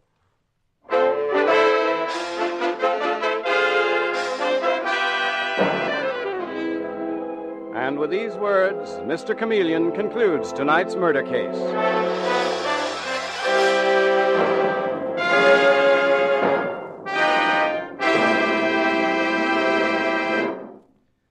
It's only natural that when you have an ordinary headache, you want fast relief. And to find out how quickly Bayer aspirin is ready to go to work, all you need do is test it in a glass of water. What happens to Bayer aspirin in the glass also happens in your stomach, and the speed with which it disintegrates indicates the speed with which it's ready to go to work. When you make this test, you'll see that Bayer aspirin starts disintegrating almost instantly, is actually ready to go to work in 2 seconds. Hence, it provides remarkably fast relief. So when you need something to relieve pain, be sure of how quickly it will act. Be sure with Bayer aspirin. When you buy, ask for Bayer aspirin, not just for aspirin alone. Get the 100-tablet bottle, and you get Bayer aspirin tablets for less than a penny apiece.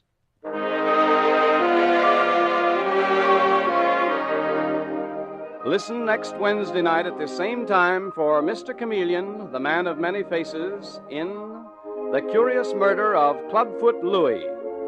The part of Mr. Chameleon is played by Carl Swenson, with dialogue by Marie Balmer from the original story by Frank and Ann Hummert. Music directed by Victor Arden. Your announcer is Howard Claney.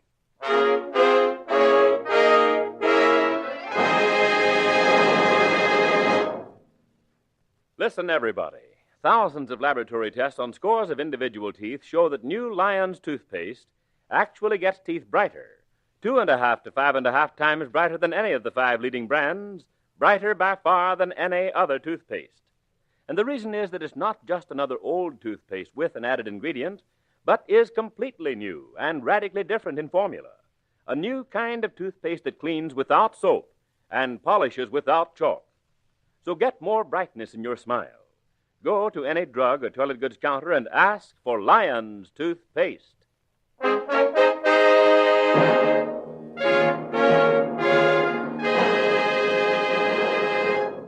Listen for Mr. Chameleon in The Curious Murder of Clubfoot Louie next Wednesday night at this time.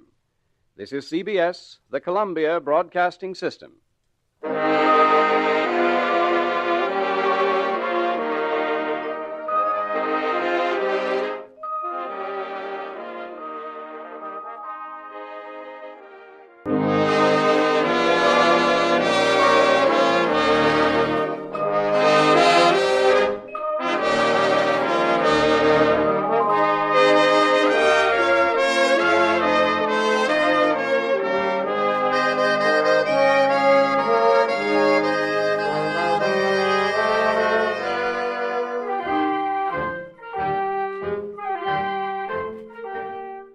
Tonight, we again present the famous Mr. Chameleon of Central Headquarters in his most famous cases of crime and murder. Brought to you by the makers of Bayer Aspirin. For those who do not know who Mr. Chameleon is, we give a quick sketch of his character. Born of a well-to-do family and a college man, he tried from childhood to live up to the name he bore, Chameleon. By taking on the color of whatever situation in which he found himself, appearing in endless guises, finally entering the police force where he became known as Chameleon, the man of many faces, the underworld's most dreaded man. Throughout this series, the listener will invariably know who Mr. Chameleon is, no matter in which disguise he appears, but the criminal he's tracking seldom does. Tonight we give you Mr. Chameleon and the case of the blood-stained dollar bills.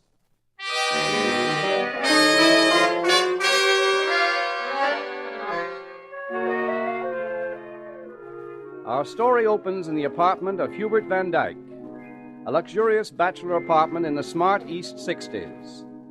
But the sprawling body on the floor of the attractive living room has been dead for many hours. Detective Sergeant Dave Arnold is saying to Mr. Chameleon, that fabulous detective whose ability to disguise himself is known and feared throughout the underworld. He was shot sometime during the early morning, Mr. Chameleon. Coroner places it between 1 and 2. No one heard the shot, but there are only 3 other tenants, and they're away for the weekend. Well, I'm surprised that Hubert Van Dyke stayed in town, Dave, instead of spending the weekend with some of his sporty friends. Could it be that Sylvia Sutherland was in town, too? Mr. Chameleon, you think that Sutherland girl had something to do with this murder? I think. I'm almost positive. She's been seen constantly with Van Dyke, just as she went steadily with Archie Clyde before he was found murdered 6 months ago. To say nothing of that guy who used to be her chauffeur who was shot to death in a waterfront hotel last week. Mm-hmm. Dave, that chauffeur and Archie Clyde, when they were found, they were each clutching a dollar bill. Yeah, not this one, though. There's no dollar bill on this Van Dyke guy. No? Look, Dave, protruding over the top of his vest pocket. A dollar bill. And it's stained with blood. Holy smoke, what is this, Mr. Chameleon? I don't know, but I'm going to find out. I'm going to get the goods on that girl, Sylvia Sutherland, if it takes me a year, or 5 years, or 10. Dave, she is incredible. Beautiful, from a respectable family, travels around with a wealthy, fast young crowd, yet her name has been linked with 3 murders. She's mixed up in something very evil. Yeah, she's a smart baby, all right. One of the smartest criminals we've ever been up against. Yes, she is. And this dollar bill, what the devil is that supposed to symbolize? That girl is a complete mystery, and I don't like mysteries. At least I don't like the kind I can't solve. Sylvia Sutherland really gets under your skin, doesn't she, Mr. Chameleon? Dave, I dream about her. I positively dream about her. Well, nothing to do except question her again.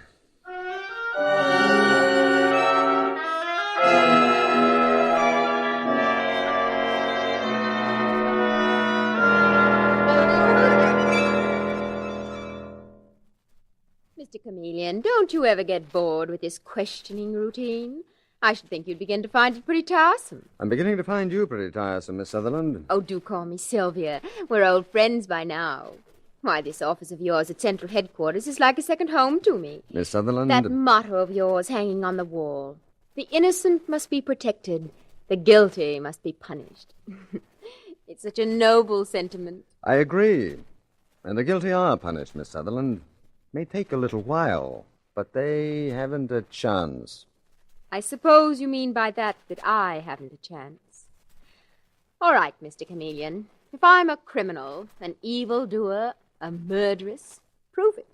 Miss Sutherland, you are amazing. For months, you have been seen in the company of Hubert Van Dyke. Van Dyke is found murdered, and yet you were as hard and unmoved as if Van Dyke were a stranger. Maybe I've learned to be hard. But you've certainly learned your lesson well. Well, I guess I'll have to pay another visit to your guardian. Poor Mrs. Clarkson. She must be tired of seeing me, too. Aunt Edith can't help you, Mr. Chameleon. She knows nothing about Hubert's murder. She can't even give me an alibi. I told you I had no alibi. I went to a midnight movie last night. All by yourself? All by myself.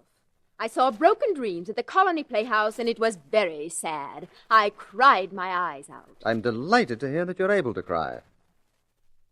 Mr. Chameleon, I suppose you won't believe me when I tell you that I was in love with Hubert Van Dyke. If that is true, Miss Sutherland, all I can say is that it's a great misfortune for any man to have you fall in love with him. Archie Clyde, for instance, he was murdered, too. Harry Peters, the chauffeur. Not that you loved him, he was simply your employee. But it's a great misfortune for anyone to even know me. Apparently, yes. In that case, Mr. Chameleon, aren't you worried about yourself? If you want to see Aunt Edith, we'd better get started. She's addressing a meeting of her literary club today.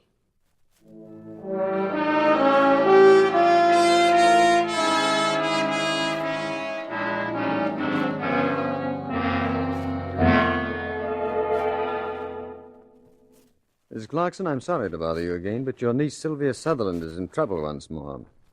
3rd time, within a year, she's been connected with a murder.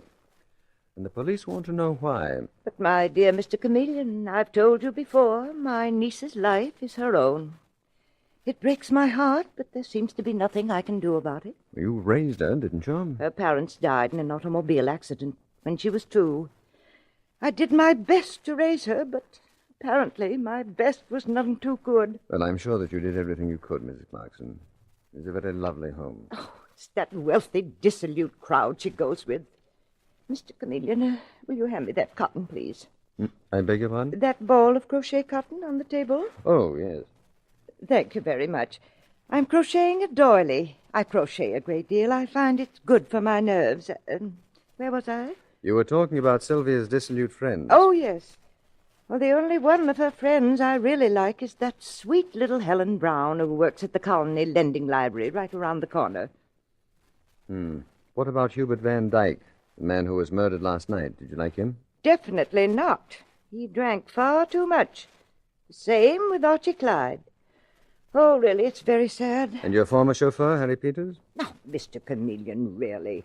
Surely you don't believe that my niece had anything to do with that. I discharged Harry for drinking and impudence. I discharged him, in fact, at Sylvia's request. But she certainly had nothing to do with his death. I disagree. Now, really, Mr. Chameleon. I disagree because when their bodies were found, all three men were holding dollar bills in their hands. Or at least two of them were. The third dead man had a dollar bill protruding from his pocket. And frankly, What? Oh, what is it, Martha? This is my housekeeper, Mr. Chameleon, Martha Stevens. Yes, we'd met before. Oh, of course. Well, what is it, Martha? That girl was just here. That Helen Brown from the lending library. She wanted to see Miss Sylvia. I wouldn't let her. Why not? Miss Sylvia said she had a headache. She went upstairs to lie down. But Helen Brown, she said she had to see Miss Sylvia tonight. She said it was important. Oh, well, in that case, I'd better go upstairs and give Sylvia the message. Wait for me, Mr. Chameleon. Don't worry, I will.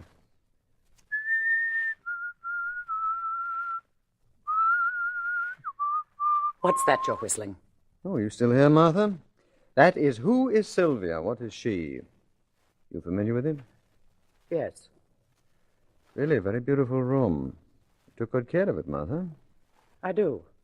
Mrs. Clarkson likes beautiful things. Yes, that's quite evident. Martha, where was Miss Sylvia last night? What? Where was Miss Sylvia last night? Let's say between midnight and 3 in the morning. What do you want to know for? Can't you leave her alone? You cops make me sick hounding her like you do. Where was Miss Sylvia between midnight and 3 a.m.? She was right here with me. You mean here in this house? You sure about that? Yes. She came downstairs to the kitchen just about midnight.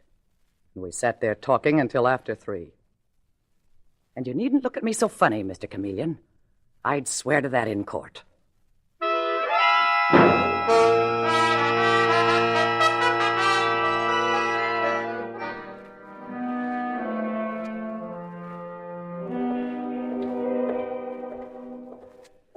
So you see, Dave, Martha, the housekeeper, contradicted Sylvia Sutherland's alibi. And one of them is lying, or both of them are lying. Sylvia made a slip for the first time. She should have seen to it that no one would contradict her story. Maybe it's the break you've been waiting for, Mr. Chameleon. Maybe. This girl is certainly involved in criminal activity. She's been so infernally clever. She's fooled all of her friends and literally gotten away with murder. What about this Brown girl we're going to see now at the lending library? You think she can tell us anything? I wouldn't be surprised. She's evidently close to Sylvia. The only friend her aunt approves of it. Dave? What's the matter, Mr. Chameleon? It was the Colony Lending Library, wasn't it? Yeah, here it is right here. Yes, I know, but the place is dark. It's closed up. Yes, it is dark and the door is closed. Ah, well, it isn't locked. Take it easy, Mr. Chameleon. Anyone there? Miss Brown? Miss Brown? Wait, I've got the light switch. Fine. Holy smoke! Miss Brown. Or at least I presume it's Miss Brown. Yes, here are her initials on her belt buckle, H.B. Is she dead? Mm-hmm. Apparently someone came up behind her and struck her on the head. Dave, look, in her left hand. A neatly folded dollar bill.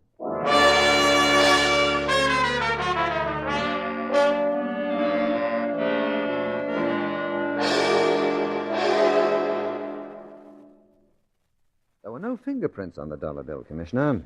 Just as there were no fingerprints on the one we found on Van Dyke. Mm-hmm. But there it was in Helen Brown's hand, the mark of the killer. The victim, as usual, was a friend of Sylvia Sutherland's. Did you check on the dead girl's background, Chameleon? Yes, indeed. Poor little Helen Brown was just an average girl, obviously dazzled by Sylvia Sutherland's glamour. But she was being used, Commissioner. And my guess is that lending library is being used for some purpose. Who operates it? Very nice couple named Hawley. They were horrified, naturally. To them, murder is something that takes place only between book covers. Which reminds me, Commissioner, Harry Peters, the chauffeur who was murdered in that ratty little waterfront hotel. You recall what he was doing when the killer entered his room? Why, yes, he was found sitting up in bed. He'd been reading, Commissioner. The book fell to the floor. We attached no importance to it, but it was impounded, of course. I want to see that book. You think it came from the Colony Lending Library? Yes. Commissioner, the Hawleys are reopening the library in a couple of days. Don't you think that the police might be able to persuade them to hire a man to succeed Helen Brown? And that man would be you, Chameleon, in disguise? Well, yes, who else? I'll take the name of Wilbur Wilcox. Rumpled hair, rumpled clothes, pasty skin, plus a perpetual cold in the head. Mm-hmm. Yes, well, that does it. You may be walking into a hornet's nest, Chameleon. Yes, I think so. I hope so. If you could only put the finger on that incredible Sutherland girl. By the way, where Sylvia Sutherland is concerned, I've a brand new theory. From now on, Commissioner, everything I do will be based on that new theory.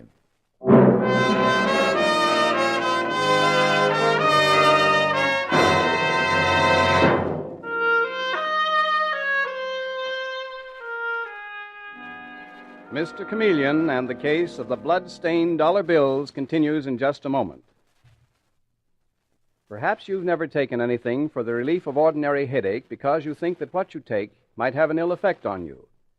In that case, remember this. Of all pain relievers, none can match Bayer Aspirin's record of reliability, its record of use by millions of normal people without ill effect. In addition to reliable relief, Bayer Aspirin also gives you fast relief. Within 2 seconds after you take it, it starts disintegrating. You can prove this by dropping a Bayer aspirin tablet in a glass of water. You'll see it start to disintegrate before it reaches the bottom of the glass, and what happens in the glass happens in your stomach. And that's why genuine Bayer aspirin brings you relief so quickly. So for fast relief from headache, neuritic, or neuralgic pain, take advantage of the 2-second disintegrating action Bayer aspirin gives you. When you buy, always ask for it by its full name, Bayer Aspirin. Never by the name aspirin alone. Get the 100-tablet bottle and you get Bayer Aspirin tablets for less than a penny apiece.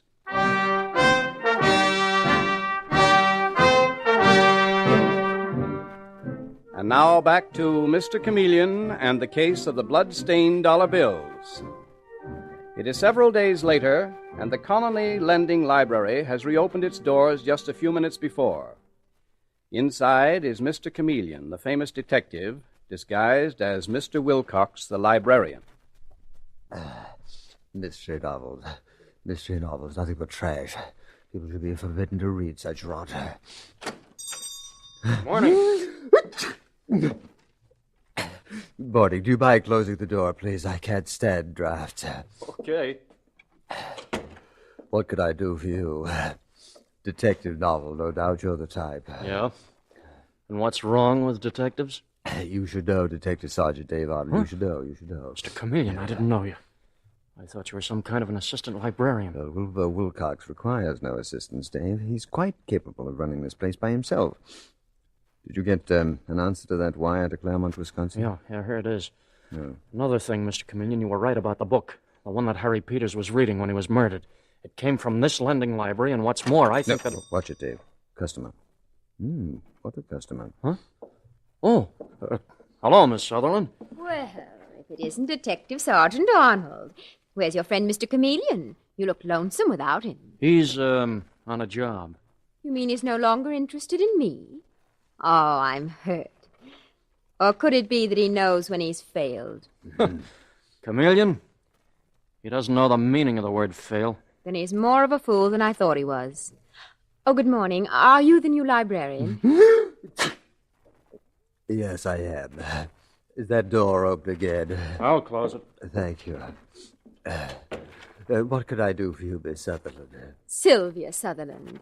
The notorious Sylvia Sutherland. Yes. Or hasn't word reached the bookworms here at the lending library that I'm a dangerous woman? I beg your pardon. Oh, never mind. I'm returning this book. It's due today. The Devil's Brew. The Devil's Brew. Are you taking out another book, Miss Sutherland? Not now. Detective Sergeant Arnold. Yes, Miss Sutherland? There's one thing your friend Mr. Chameleon was right about. He wouldn't believe this, but I was very fond of Helen Brown. Apparently I do bring tragedy to everyone I know. Miss Sutherland, wait a minute, will you? No, let her go, Dave. You don't want me to tail her, Mr. Chameleon? No, stick around. And let's take a look at this book that she's just returned. The Devil's Brew. Suppose we shake it. Mm-hmm. Nothing concealed in the pages, but... oh, no, who's this? Looks like Santa Claus. Yes, doesn't it? Good morning. Good morning. Good morning. It's a beautiful morning, isn't it? It makes you glad to be alive. Yes, sir, it certainly makes you glad to be alive. Do you have a book called The Devil's Brew? The Devil's Brew? Yes. Yes, but it isn't in right now. Oh, are you sure about that? Yes, certainly, I'm sure. But it may be in later. Oh, my. Excuse me. Can I interest you in something else? No, I want that particular book. I'll tell you, I'll stop back in about an hour.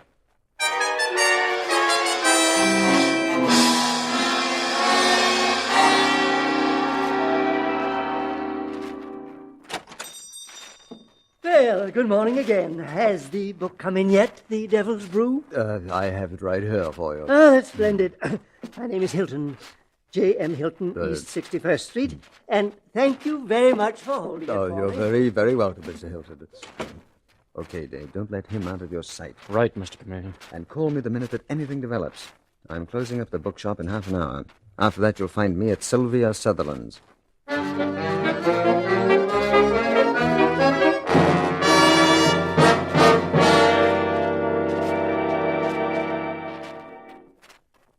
My dear man, I'm sorry. What was the name? Wilbur Wilcox. God bless you. There you go. My dear Mr. Wilcox, I don't quite understand why you insist on seeing my niece. Because, Mrs. Clarkson, it's a matter of grave importance. But does Sylvia know you? Oh, by the way, could I trouble you for that ball of crochet thread? It rolled under your chair.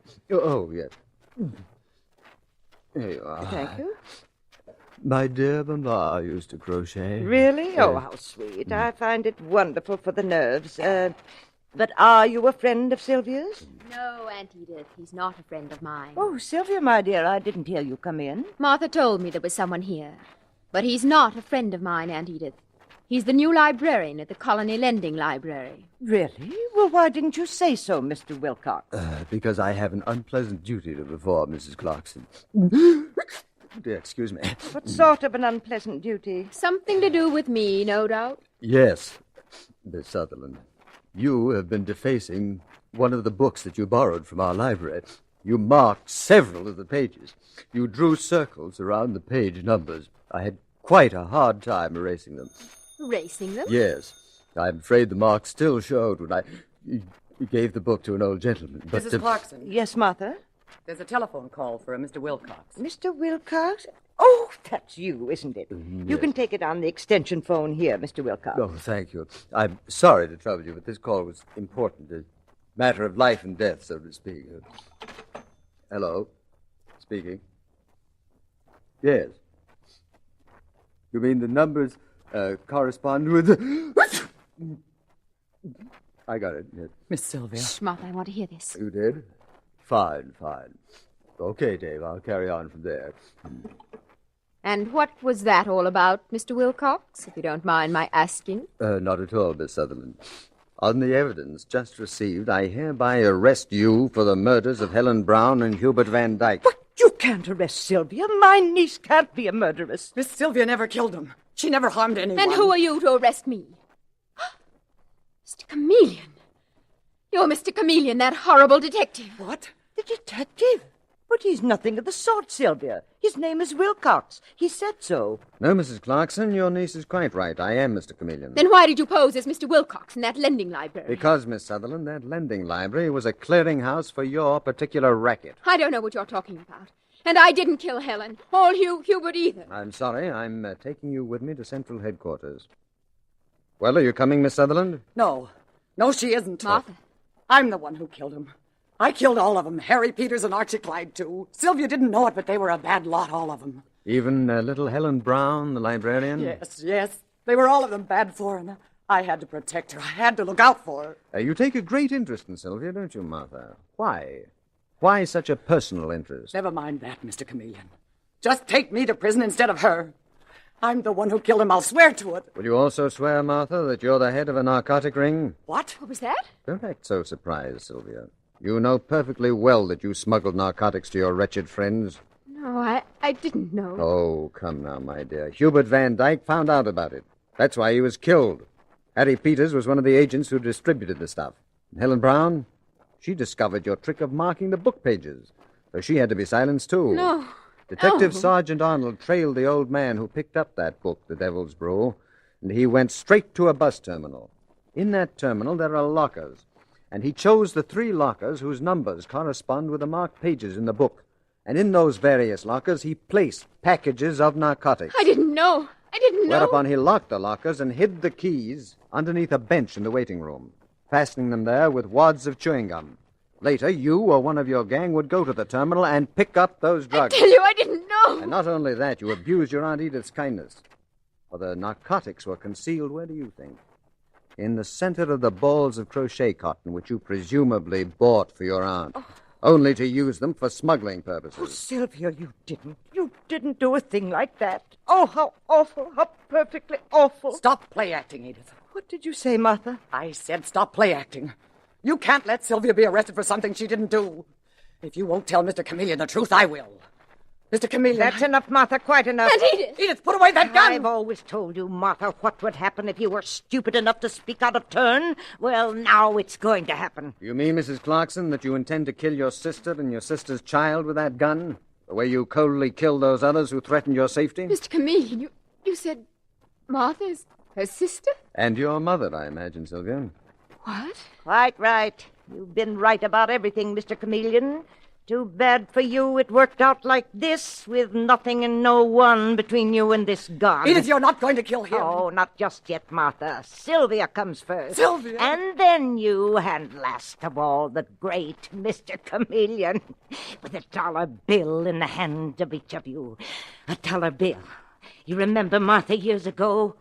$1 was all that stood between us and complete starvation before I learned that Before you learned that you had a first-rate criminal mind, Mrs. Clarkson, and could head a narcotics ring. Yes, and it paid off well. It's given me all this luxury, and no one's taking it away from me, and Sylvia goes Dave, first. don't shoot that woman. I want to take her alive. There, I knocked the gun from your hand, Mrs. Clarkson, and now I have But it. where's Detective Sergeant Arnold? I didn't know he was here. He isn't, Miss Sutherland. I wanted to take Mrs. Clarkson's eye off you and give me time to get the gun. It worked. Don't move, Mrs. Clarkson. You've got me covered. What can I do? Well, just let me put the handcuffs on you, that's all. Oh, just a moment. I have something I want to slip in the bracelet on your right arm. A brand new $1 bill.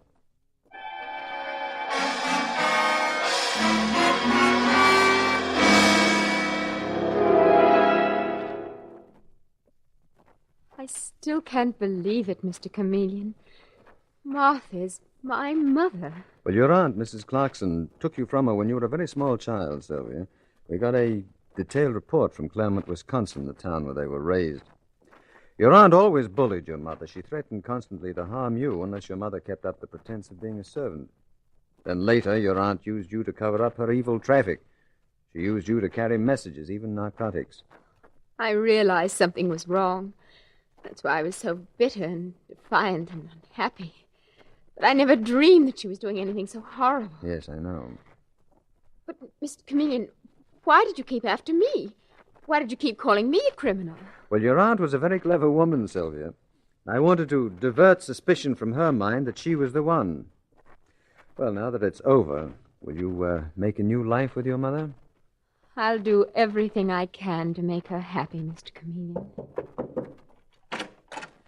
Mr. Chameleon, may I come in? Yes, yes, indeed, Martha. Come in by all means. There's someone waiting here for you. Your daughter.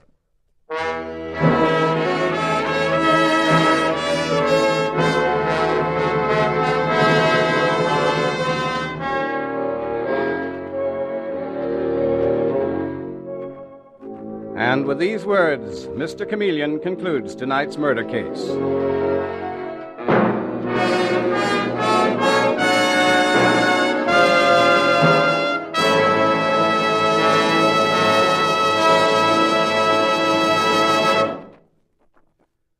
There's nothing as important as fast relief when you have an ordinary headache, and millions who want very fast relief use Bayer aspirin.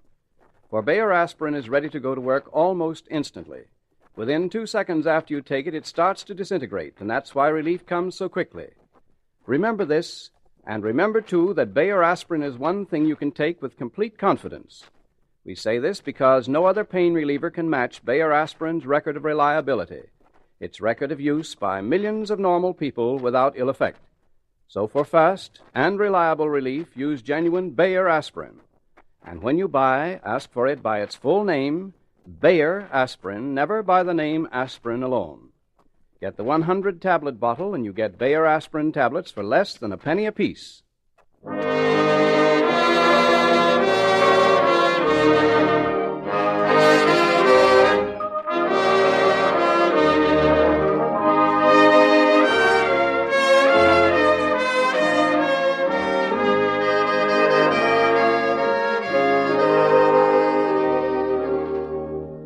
Listen next Wednesday night at this same time for Mr. Chameleon, the man of many faces, in Mr. Chameleon's Pet Murder Case. The part of Mr. Chameleon is played by Carl Swenson, with dialogue by Marie Baumer from the original story by Frank and Ann Hummert. Music directed by Victor Arden. Your announcer is Howard Claney.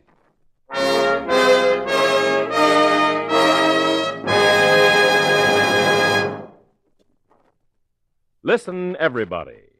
Thousands of laboratory tests on scores of individual teeth show that new Lion's toothpaste actually gets teeth brighter. 2.5 to 5.5 times brighter than any of the 5 leading brands, brighter by far than any other toothpaste. And the reason is that it's not just another old toothpaste with an added ingredient, but is completely new and radically different in formula. A new kind of toothpaste that cleans without soap and polishes without chalk. So get more brightness in your smile. Go to any drug or toilet goods counter and ask for Lion's toothpaste.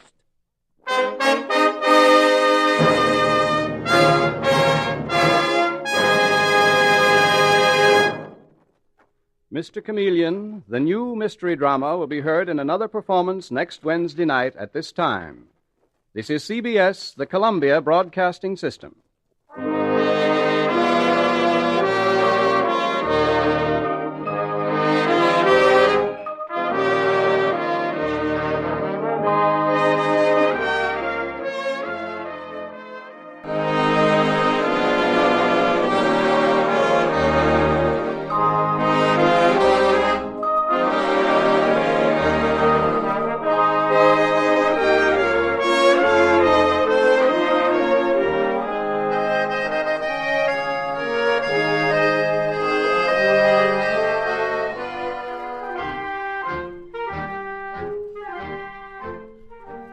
Tonight, we again present the famous Mr. Chameleon of Central Headquarters in his most famous cases of crime and murder. Brought to you by the makers of Bayer Aspirin. For those who do not know who Mr. Chameleon is, we give a quick sketch of his character. Born of a well-to-do family and a college man, he tried from childhood to live up to the name he bore, Chameleon, by taking on the color of whatever situation in which he found himself, appearing in endless guises, finally entering the police force where he became known as Chameleon, the man of many faces, the underworld's most dreaded man. Throughout this series, the listener will invariably know who Mr. Chameleon is, no matter in which disguise he appears. But the criminal he's tracking seldom does. Tonight we give you Mr. Chameleon and the Case of Death and the Dependent Husband.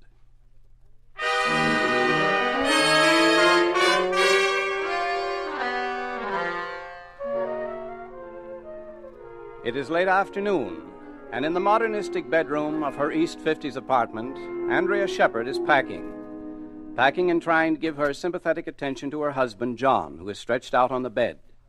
And she says to him gently, "Oh, darling, please. Why must you torment yourself with all these doubts? You know I love you. I hate to leave you like this. But after all... After all, you have to bring home the bacon. You're Andrea Shepherd, the successful fashion designer, and aren't I lucky that you are so successful? John. According to your friends, I'm the luckiest man in the world. They don't even believe I'm sick. They say I like having you support me. Well, I know better.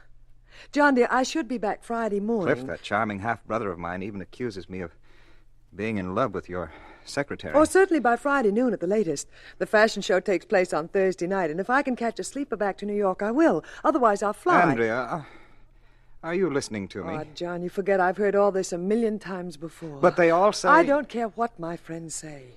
I don't care what your half-brother Cliff says. He's no good. You've lent him too much money as it is. Yes, and he hates me for it. He's even threatened me. He says if you really understood me, you'd leave me. Well, I do understand you, and I shan't leave you. As for your being in love with my secretary, darling, well, I'm very fond of Louise Clark, but I really don't think she's a threat to our marriage. I must admit she's got quite a crush on me. She knows I'm sickly, that I don't just sponge on you. So do I, John. And now, please, will you stop thinking about it? Just take care of yourself until I get back. And before you know it, darling, I will be back.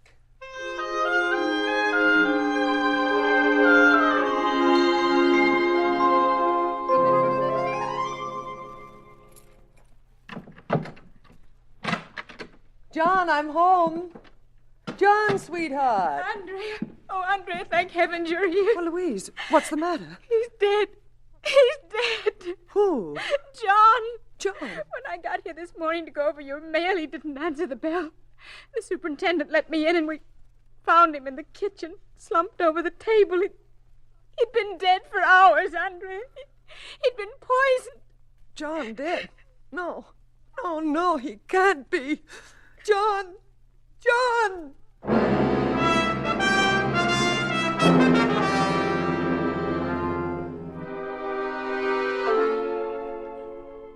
And now, at Central Headquarters in the office of the Commissioner of Police, we find the Commissioner restlessly pacing the floor.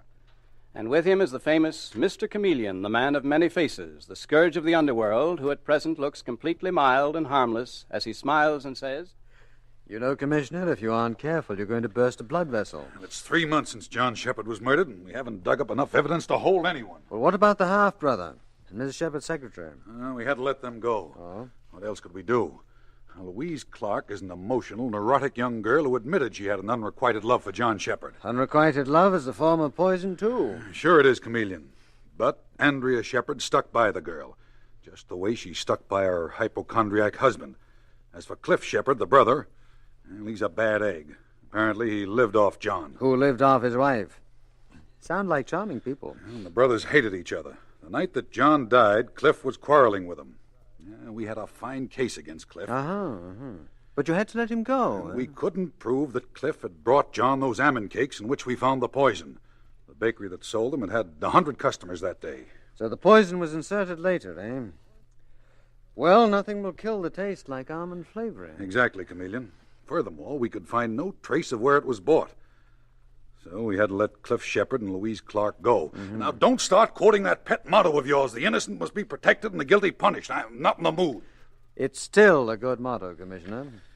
I wish you'd been free at the time to take the case. After 3 months, the trail's pretty cold. Well, that has its advantages, too. After 3 months, the killer feels fairly safe.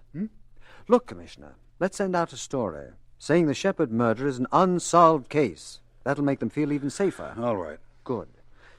Meanwhile, I want to meet Andrea Shepherd, murdered man's wife, and her secretary, and Cliff Shepherd. Let's see now, how'll I do that?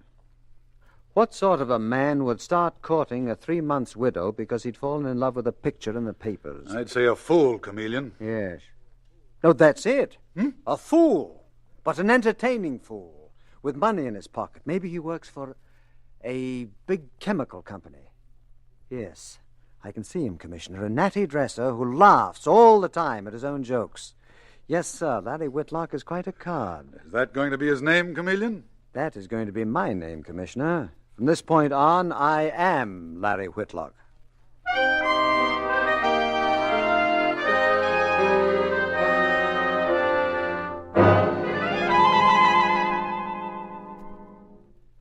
Darling, can hardly wait till tonight. Your witless friend, Whitlock. How's that, Dave? That's not bad, eh? You know, Mr. Chameleon, if you have to keep this up much longer, you're honestly going to start thinking those jokes are funny. Well, never mind, Dave. I'm making headway. Tonight, for the first time, I'm having dinner with Andrea Shepard. Took weeks of flowers and telegrams to do it, but at last I'm having dinner with her at the Coronet Restaurant. Alone? Dave, for a detective sergeant of police, you ask more questions. Alone? No. Philip Hawley will be with us. He's the dress manufacturer for whom she does most of her designing. Nevertheless, I expect to escort her home and finally meet that little secretary of hers, Louise Clark. Mr. Chameleon, tell me something. Aren't you working awfully slow? In this case, it's necessary. You see, we're up against a killer who's exceptionally clever. One false move will never get him. Well, now that does it. Yeah, those roses should convince Mrs. Shepard that I'm an ardent admirer. 3 dozen. See, that's Larry Whitlock for you. Always a little too much of everything. Well, good luck tonight. Well, the same to you, Dave. Have a nice trip. And if you get that information, call me immediately. Oh, yes, I will, Mr. Chameleon. Dave, please. The name is Larry. Good old Larry Whitlock, who doesn't have the sense he was born with, but he's going to be the life of the party if it kills him.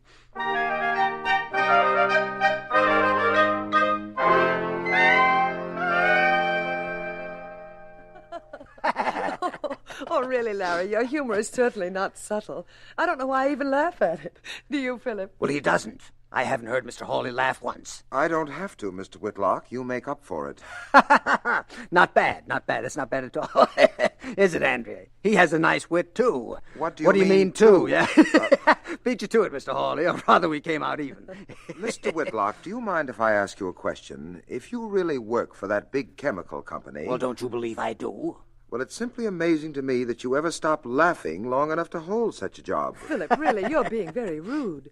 Larry's my friend, and he's done me a lot of good. I, for one, can use a little laughter. I'm sorry, Andrea. You're absolutely right. Mr. Whitlock, I apologize. Your apologies accepted, Mr. Hawley. No. Seriously, you've been extremely good for Andrea. And as her friend and employer, I appreciate that. I'm only sorry that I have to leave the two of you so early. But you'll see that she gets home all right, won't you, Mr. Whitlock? Oh, don't worry. Though I warn you, I'll make love to her all evening. Well, that's all right, just as long as she keeps on laughing. Oh. Andrea, I don't think he takes me seriously, but he will someday. He will. Now, let's see. What do I want for dessert? Oh, yes, we'd better order it if Philip has to leave soon. Yes. I know.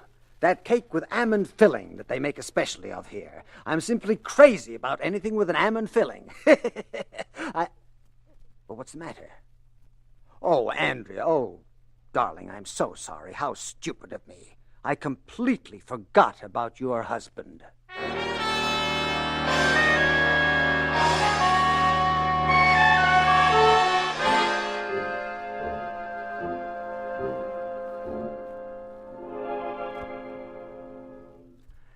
Andrea, darling, are you still upset? Oh, Larry, of course not. Please stop talking about it.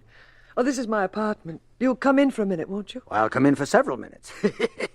But I know that you've been upset. You've hardly heard what I said during the past hour. Well, Larry, I was a little upset. I loved John very much. He was both my husband and my child. Well, who do you think killed him?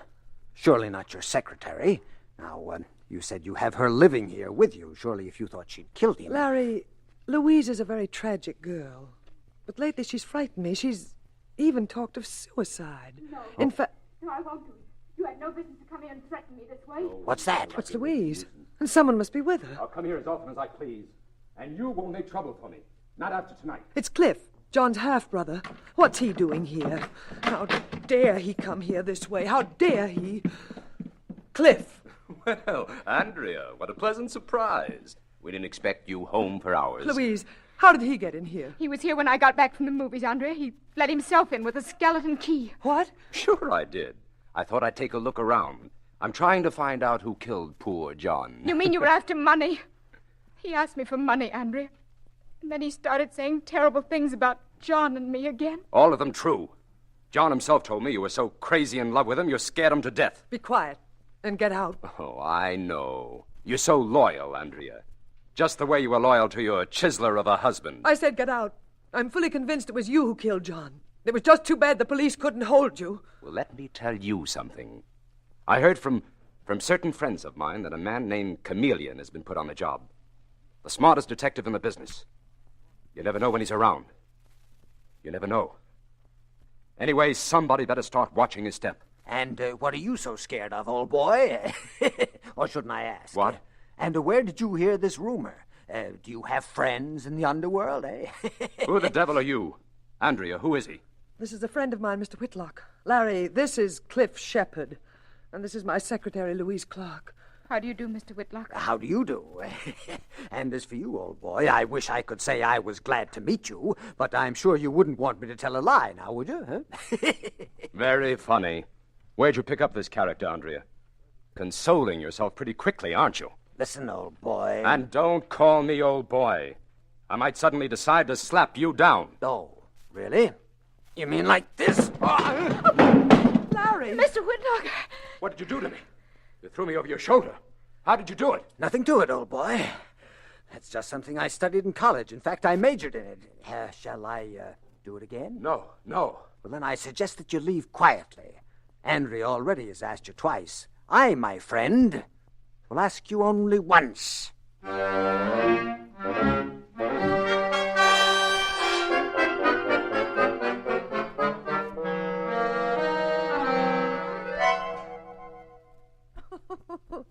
Oh, Larry, really, it was just too funny. I didn't expect it from you. I know. Most people think I'm good for nothing except clowning, Andrea. You know, if I were you, I'd be afraid of Cliff. I am. You also should be a little afraid of your secretary, Louise Clark. That's a very sick girl.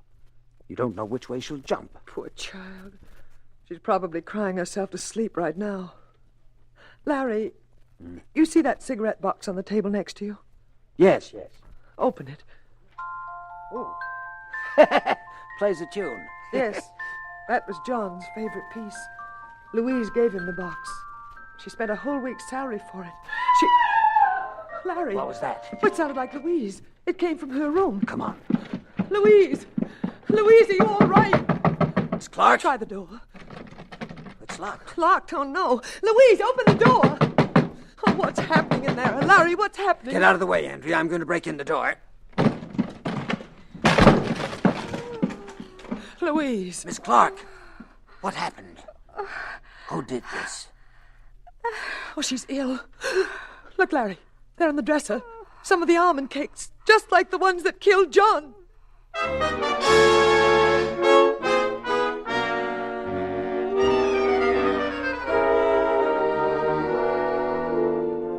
Mr. Chameleon and the case of death and the dependent husband continues in just a moment. If frequent headache attacks are making your life miserable, by all means see your doctor. His knowledge and experience may make a new person of you. But whenever you have an ordinary headache, take 2 Bayer aspirin tablets with a full glass of water and see how quickly relief comes. Because of its famous 2-second disintegrating action, genuine Bayer aspirin is one thing that really works, and works quickly. Actually, Bayer aspirin is ready to go to work almost the instant you take it. To prove this, just drop a Bayer aspirin tablet in a glass of water. You'll see it start to disintegrate within 2 seconds. Because it does the same in your stomach, you get amazingly fast relief. Bayer aspirin means reliable relief, too. It has been used for years without ill effect by millions of normal people.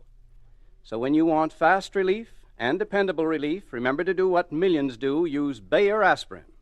Ask for it by its full name, Bayer aspirin. Never buy the name aspirin alone. Get the 100-tablet bottle and you get Bayer aspirin tablets for less than a penny apiece.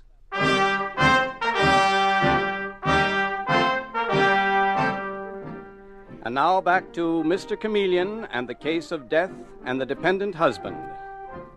It is the following morning, and again we find Mr. Chameleon in the police commissioner's office. And this time it is he and not the commissioner who is pacing nervously about the room. How is Louise Clark? What's the latest report, Commissioner? I'm afraid she's still in a coma, Chameleon. I'm in her at the hospital, but she hasn't been able to talk, so we still don't know exactly what happened. Well, do they think there's a chance that she might die? Well, apparently there is. What about Cliff Shepard? He's gone. I'm not surprised. We sent out an alarm for him right after you telephoned, but he'd already skipped. Did they check on the almond cakes? Miss Clark herself had bought them. The baker was able to swear to that. He remembered her this time. She and Shepard certainly had a fatal taste for almond cakes. Well, Chameleon, you know as well as I do, it's the one thing that'll make that poison palatable. Quite right, Commissioner. Well, that's one way of killing yourself. You think that's what it was? Attempted suicide? Possible. Almost anything is possible now. Lord knows Cliff Shepard had plenty of time to put the poison in those cakes. Been there at the Shepard apartment for some time when Louise Clark got in from the movies last night. Well, Chameleon, does it occur to you that if Cliff murdered John Shepard, he might have hidden the poison right there in the apartment? Oh, of course. Well, Commissioner, I guess it's up to me to locate that poison. I wish you luck. The Shepard apartment was searched this morning. The boys couldn't find any trace of poison anywhere. If only Dave Arnold would get in touch with me. Well, apparently Detective Sergeant Arnold is having his troubles, too. That's the most elusive poison I've ever come up against. I'd better get me a search warrant. Hey, wait a minute, Chameleon. Do you really intend to search Mrs. Shepard's apartment? I do. I have a hunch the poison's still there. And, Commissioner, I want to get my hands on it fast. But how the devil will you work it? Now, you're disguised as Larry Whitlock, a gay young blade who's employed by a chemical company. What reason could you give her for searching the apartment? The very best reason in the world, Commissioner. I'm glad you find it so funny. I'm sorry. As Larry Whitlock, I have acquired the bad habit of finding myself amusing. But it'll pass. And seriously, I'm going to search that apartment. And believe it or not, Andrea Shepard will let me go ahead and do it.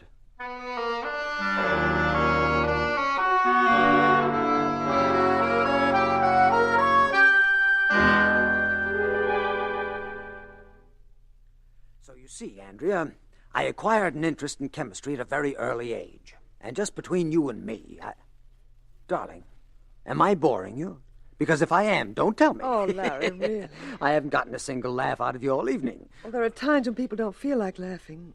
You seem to forget Louise may be dying. Oh. Did you go to the hospital this afternoon? Yes. She didn't even recognize me. I'm so frightened, Larry. I have a terrible feeling I may be next. Oh, no, darling. No, that's not possible. I'm here, aren't I? Not that would stop it. Oh, Larry. Well, at least that got a little response. Andrea, I'm crazy about you. I'm simply crazy about you. No, please. No, I am. Now, don't pull away from me. I may be a clown, but I make love very nicely. No, Larry, no. Oh, saved by the bell. Oh, you see, you can't even be serious about your lovemaking. Honestly, Larry, I've never known such a character. Hello? If that's Philip Hawley, hang up. What's that? Oh, just a moment, please. It's for you, Larry. Mr. Arnold calling you from Buffalo. Oh, well, thank you. I left this number down at the hotel. Hello, Dave? Yes? You did? Good. Huh? Okay, Dave. That means I can close the deal immediately. Bye. Well, that was a fascinating conversation. Business? Yes, Andrea, a very big deal. And now, where were we? I was sitting with my left arm around Larry, you. wait, I have something to tell you. I shouldn't even have let you bring me home tonight. You see, my dear, I'm going to marry Philip Hawley. What? Yes. I'm not in love with him. I'll never be in love with anyone but John. But he's kind and so solid. And I'm not solid. Hardly. Oh, you're fun and full of tricks that amuse people. But I want someone I can lean on. I'm sorry, Larry. Well, darling, now I'll tell you something. I'm Mr. Chameleon. Who? Mr. Chameleon. You mean The famous detective? The one that Cliff Shepard was talking about? Yes. What's the matter? Oh, I get the point. If I'm going to marry Philip Hawley, you're Mr. Chameleon. You really don't believe I'm going to marry Philip, do you? And you don't really believe I'm Mr. Chameleon. Fair enough. Well, I am going to marry Philip Hawley. And I certainly don't believe you're Mr. Chameleon, the famous detective. Well, then I'll have to prove it to you, darling. I'm going to search the apartment. Oh, Larry, you idiot. Yes, I am. Andrea, where shall I start? I wonder if the poison could be hidden in these books. Oh, now listen, Larry, fun is fun. No, But no, nothing in the books. Well, what about this vase? No, nothing in there either. Larry, how long do you intend to keep this up? You certainly run a joke right straight into the ground. I have to prove to you that I'm Mr. Chameleon, don't I? I'm afraid I'll have to prove to you that I'm in no mood for jokes tonight. Will you forgive me, Larry, if I get you your hat? What? Go ahead, Andrea. Will you forgive me if I tap the woodwork to see if it's hollow? Oh, go ahead. No, seems to be perfectly solid. Just like my head. Beat you to it, darling. Larry, where did you leave your hat? Put it in the closet. Now, let's see. Cigarette box. Musical cigarette box that plays a tune when you raise the cover. Nothing but cigarettes. Unless... What are you doing? What, dear? What are you doing with that box? Well, I'm going to examine it. Thoroughly, I might add. No, put it down. I won't have anyone touching that box. It belonged to John. Put it down. So that's where the poison is hidden. I thought so. Well, I'll have to pry off the top of the lid. Don't you touch it. My. But we're getting excited, aren't we? Let's see. Where is my penknife? Here we are. I warn you, if you touch that box, Larry, I will do... Chameleon is the name. And I happen to have a search warrant right here with me. You won't need it, Chameleon. Put it away. What? Philip. Well, if it isn't Mr. Philip Hawley, the not-so-solid businessman, my successful rival, or John Shepard's successful rival, I might add. The two of you planned his death together, didn't you? Save your breath, Chameleon. It won't do you any good. And drop that penknife. That's better. Andrea, search him. See if he has a gun. I haven't. Search him, Andrea. But, Philip, you don't think...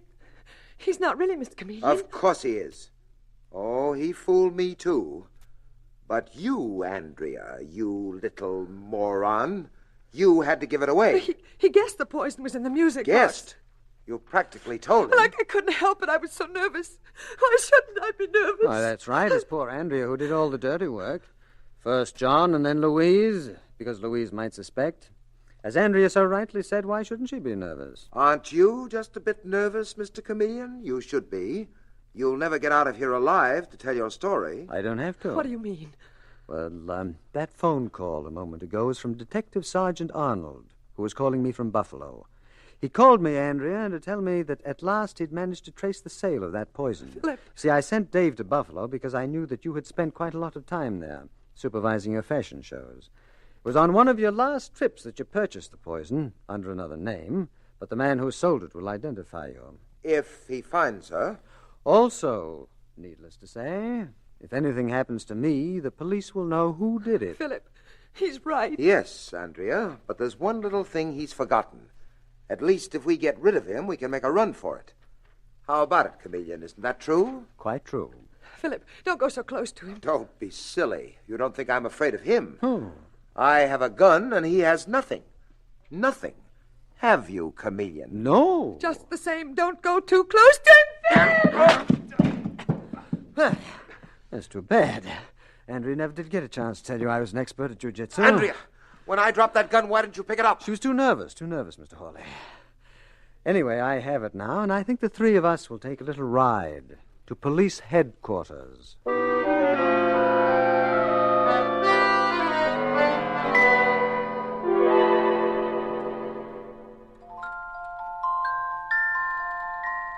You see, Mr. Chameleon? They hid the poison right here inside the music box. Right under the edge of the lid. Very clever, Dave. Would you like to take a look at it, Miss Clark? No, please, Mr. Chameleon. I never want to see that box again. Okay, Dave, take it away. Yes, sir. Miss Clark, may I say something? You're all right now. The doctors managed to save you from that poison. But there's more than one kind of poison, you know. You must try to forget this. You must forget John Shepard. I will. I made up my mind I will, Mr. Chameleon. I was afraid I'd be accused of murder. There's Only one thing I can't understand. Oh? Why did Andrea kill John? Why didn't she simply divorce him? I suppose that only a psychiatrist could really answer that one. My guess is that Andrea Shepherd had played a part for years, and she loved it. She loved being the noble young wife. People felt sorry for her. They admired her. They wouldn't have admired her so much if she'd thrown aside a sick husband in order to marry Philip Hawley. You see, when I finish a job, I put aside my disguise. Andrea Shepherd couldn't bear to put aside hers.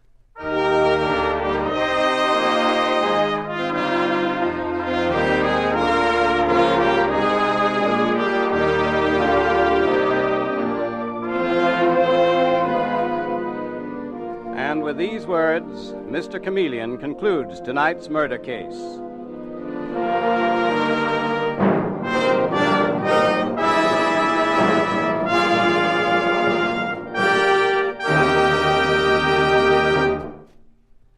There's nothing as important as fast relief when you have an ordinary headache, and millions who want very fast relief use Bayer aspirin. For Bayer aspirin is ready to go to work almost instantly. Within 2 seconds after you take it, it starts to disintegrate. And that's why relief comes so quickly.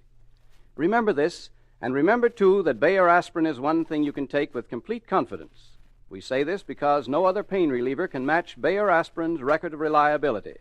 Its record of use by millions of normal people without ill effect. So for fast and reliable relief, use genuine Bayer aspirin. And when you buy, ask for it by its full name, Bayer aspirin. Never by the name aspirin alone. Get the 100-tablet bottle and you get Bayer aspirin tablets for less than a penny apiece.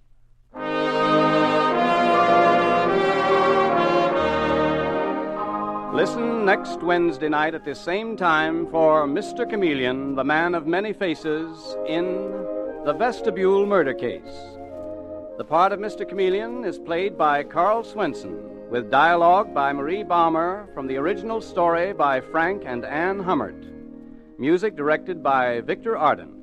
Your announcer is Howard Claney.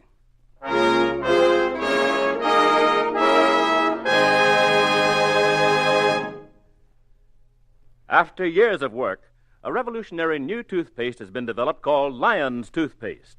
By actual laboratory test on scores of individual teeth, it gets teeth 2.5 to 5.5 times brighter than any of the 5 leading brands. Brighter by far than any other toothpaste. New Lion's Toothpaste does this because it's a new kind of toothpaste with a formula that's completely new and radically different. A remarkable toothpaste that cleans without soap and polishes without chalk. Try it. Ask for Lion's Toothpaste.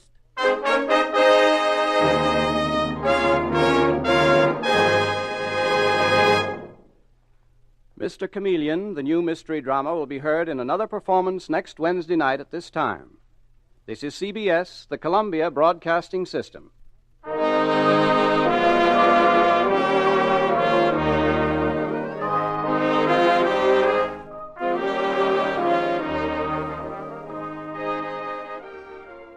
Tonight we again present the famous Mr. Chameleon of Central Police Headquarters in another of his celebrated cases of crime and murder. Mr. Chameleon, as you know, is the dreaded detective who frequently uses a disguise to track down a killer, a disguise which at all times is recognized by the audience. Tonight we give you Mr. Chameleon in The Case of Murder and the $1 Million Smile. The opening scene of tonight's murder case is the drawing room of a richly appointed mansion overlooking Gramercy Park in New York City. It is late afternoon, and the master of the house, the elderly philanthropist, Julian Ford, has sent for his niece, Ethel, and her young husband, Alan, who share his home. And now, as they enter the drawing room, the old man smiles at them, little dreaming the words he is about to speak will lead to strange and horrible consequences. Come in, children. Come in. You wanted to see us, Uncle Julian? Nothing is wrong, I hope, sir. No, indeed, my dear boy. Quite the contrary, in fact. I've news for you and Ethel, which I'm sure will please you very much. Ethel, you and your husband have shared my home for some time now. Oh, you've been very generous to us, Uncle Julian. Nonsense. good for a lonely old man to have companionship. And now, in a few hours, we shall have an additional member to our little household. An additional member? Yes, Alan. I'm bringing a guest here. A young woman named Jennifer Gray. And from now on, she's going to make her home with us. What are you saying, Uncle Julian? Who is this Jennifer Gray? Well, she's a girl I met some weeks ago when I was taking my walk in Gramercy Park. I've seen her every day since then. She's a waitress at a little restaurant downtown. A waitress? And you're bringing her here, to this house, to live? Yes, Ethel, dear. She has no family or friends. And not much education, I'm afraid. But her smile. By the moment I saw that warm, ingratiating smile of hers, I felt drawn to her. I felt toward her as if she was the daughter I've always wanted and never had. Uncle Julian, we understand how you must feel and how kind you always are. But this girl, you know nothing about her. She's probably a conniving little fortune hunter, taking advantage of an old man's loneliness. Jennifer Gray is no fortune hunter, I assure you, Alan. She's a sweet, innocent child whom I shall bring here and perhaps someday even adopt as my daughter. Uncle Julian, we realize how generous you are. Too generous, perhaps, for your own good, Uncle. This young woman could be dangerous. She's a total stranger, and to bring her into this house... Alan, this is my house. I am still the master of it. Now, I'm picking up Jennifer Gray at her rooming house at 7 this evening and bringing her home with me. And I know you and Ethel will show her every consideration. As you wish, of course, Uncle Julian. Naturally, sir. Well, I'm going to the study. I'll see you both later. He's gone. Alan, this is outrageous. I always knew your uncle was eccentric, Ethel, but now he's gone stark, raving mad. Alan, if he adopts this dreadful girl, he'll leave his money to her. Every penny of it, probably. She'll be getting money that belongs to us. Money I've waited for all these years, and I won't be cheated out of it. I won't, I tell you, I won't. Your Uncle Julian is a fool. What are we going to do, Alan? He's bringing her here at 7 o'clock. Don't worry, my dear. She won't be coming here at 7 o'clock tonight, or any other time. I give you my word, Ethel, Jennifer Gray will never set foot inside this house. Now, promptly at 7 o'clock that evening, Julian Ford is at the old brownstone house where Jennifer Gray has a rented room. And he is greeted by the landlady, Mrs. Hester Krebs, who says to him, Jennifer Gray is back in her room packing up her things, Mr. Ford. Come on, I'll go along with you. I want to say goodbye to her. Thank you, Mrs. Krebs. Oh, you know, Mr. Ford, it's a real fine thing you're doing for her. Ain't many girls alone in New York who are as lucky as she is. I'm the one who's lucky, Mrs. Krebs, to have met a girl like Jennifer Gray. What a sweet, lovely child. She has the nicest smile I've ever seen. So warm and winning. $1 million smile looks like it's turned out to be. Well, she deserves a break. She's real excited about going to live in that big, elegant house of yours. Here we are. This is her room. Jennifer, my dear, it's Mr. Ford. I've come for you. That's queer. Jennifer, are you in there? Well, the door's unlocked, Mr. Ford. You better go in. Jennifer, why didn't you... Oh, Mr. Ford, look. There on the bed. Oh, it's Jennifer Gray. Dear heaven. There's a knife in her throat. Mrs. Krebs, call the police. Hurry. The poor girl's been murdered. Now, half an hour later, we find Mr. Chameleon, the famed and dreaded detective, and his assistant, Detective Dave Arnold, in the murdered girl's room. Julian Ford and the landlady stand nearby as Mr. Chameleon says, Dave, Jennifer Gray was stabbed to death sometime shortly before 7 o'clock tonight. It looks as if a cyclone had been through this room, Mr. Chameleon. Yes. Overturned bureau drawers, papers scattered over the floor. Whoever was here must have been looking for something. Dave, search the room for clues, please. Oh, this is horrible, Mr. Chameleon. Horrible. You're Julian Ford, aren't you? The millionaire with a reputation for helping people. Well, I made my money through pure good luck, Mr. Chameleon, when they found copper on some property I owned. I always felt I wanted to share my wealth with those less fortunate than I. Like Jennifer Gray, for instance? Yes. I have a house on Gramercy Park where my niece, Ethel, and her husband live with me. And I'd invited Jennifer to stay with me, too. How well did you know the murdered girl, Mr. Ford? Well, I met her a couple of weeks ago. I was attracted by her simplicity and charm, and we became great friends. And now she's been murdered, and it's my fault. Your fault, Mr. Ford? Why do you say that? Because if I'd arrived half an hour earlier, she might never have been murdered. Mr. Chameleon, I found this on the floor. Oh, let's have it, Dave. A man's gold cigarette lighter. Obviously expensive. Mrs. Krebs, you're the landlady here? That's right, Mr. Chameleon, and I run the pawn shop next door. Who were Jennifer Gray's men friends, if any? Well, there was only one I knew of, Nicky Collins, and they had a terrible fight last night. A quarrel? What about? How should I know, Mr. Chameleon? But I heard him arguing up here in her room. He sounded good and angry. Oh, he lives down the block at number 712. Dave, have Mickey Collins picked up and brought to police headquarters. I want to find out about that quarrel he had with Jennifer Gray and if it led to her murder. Mr. Chameleon, I can't believe Jennifer's dead. I loved her. Come now, Mickey Collins, pull yourself together. You're in a tough spot, Collins. You had a fight with Jennifer Gray the night before her death. Maybe you wound up that fight by killing her. That's a lie.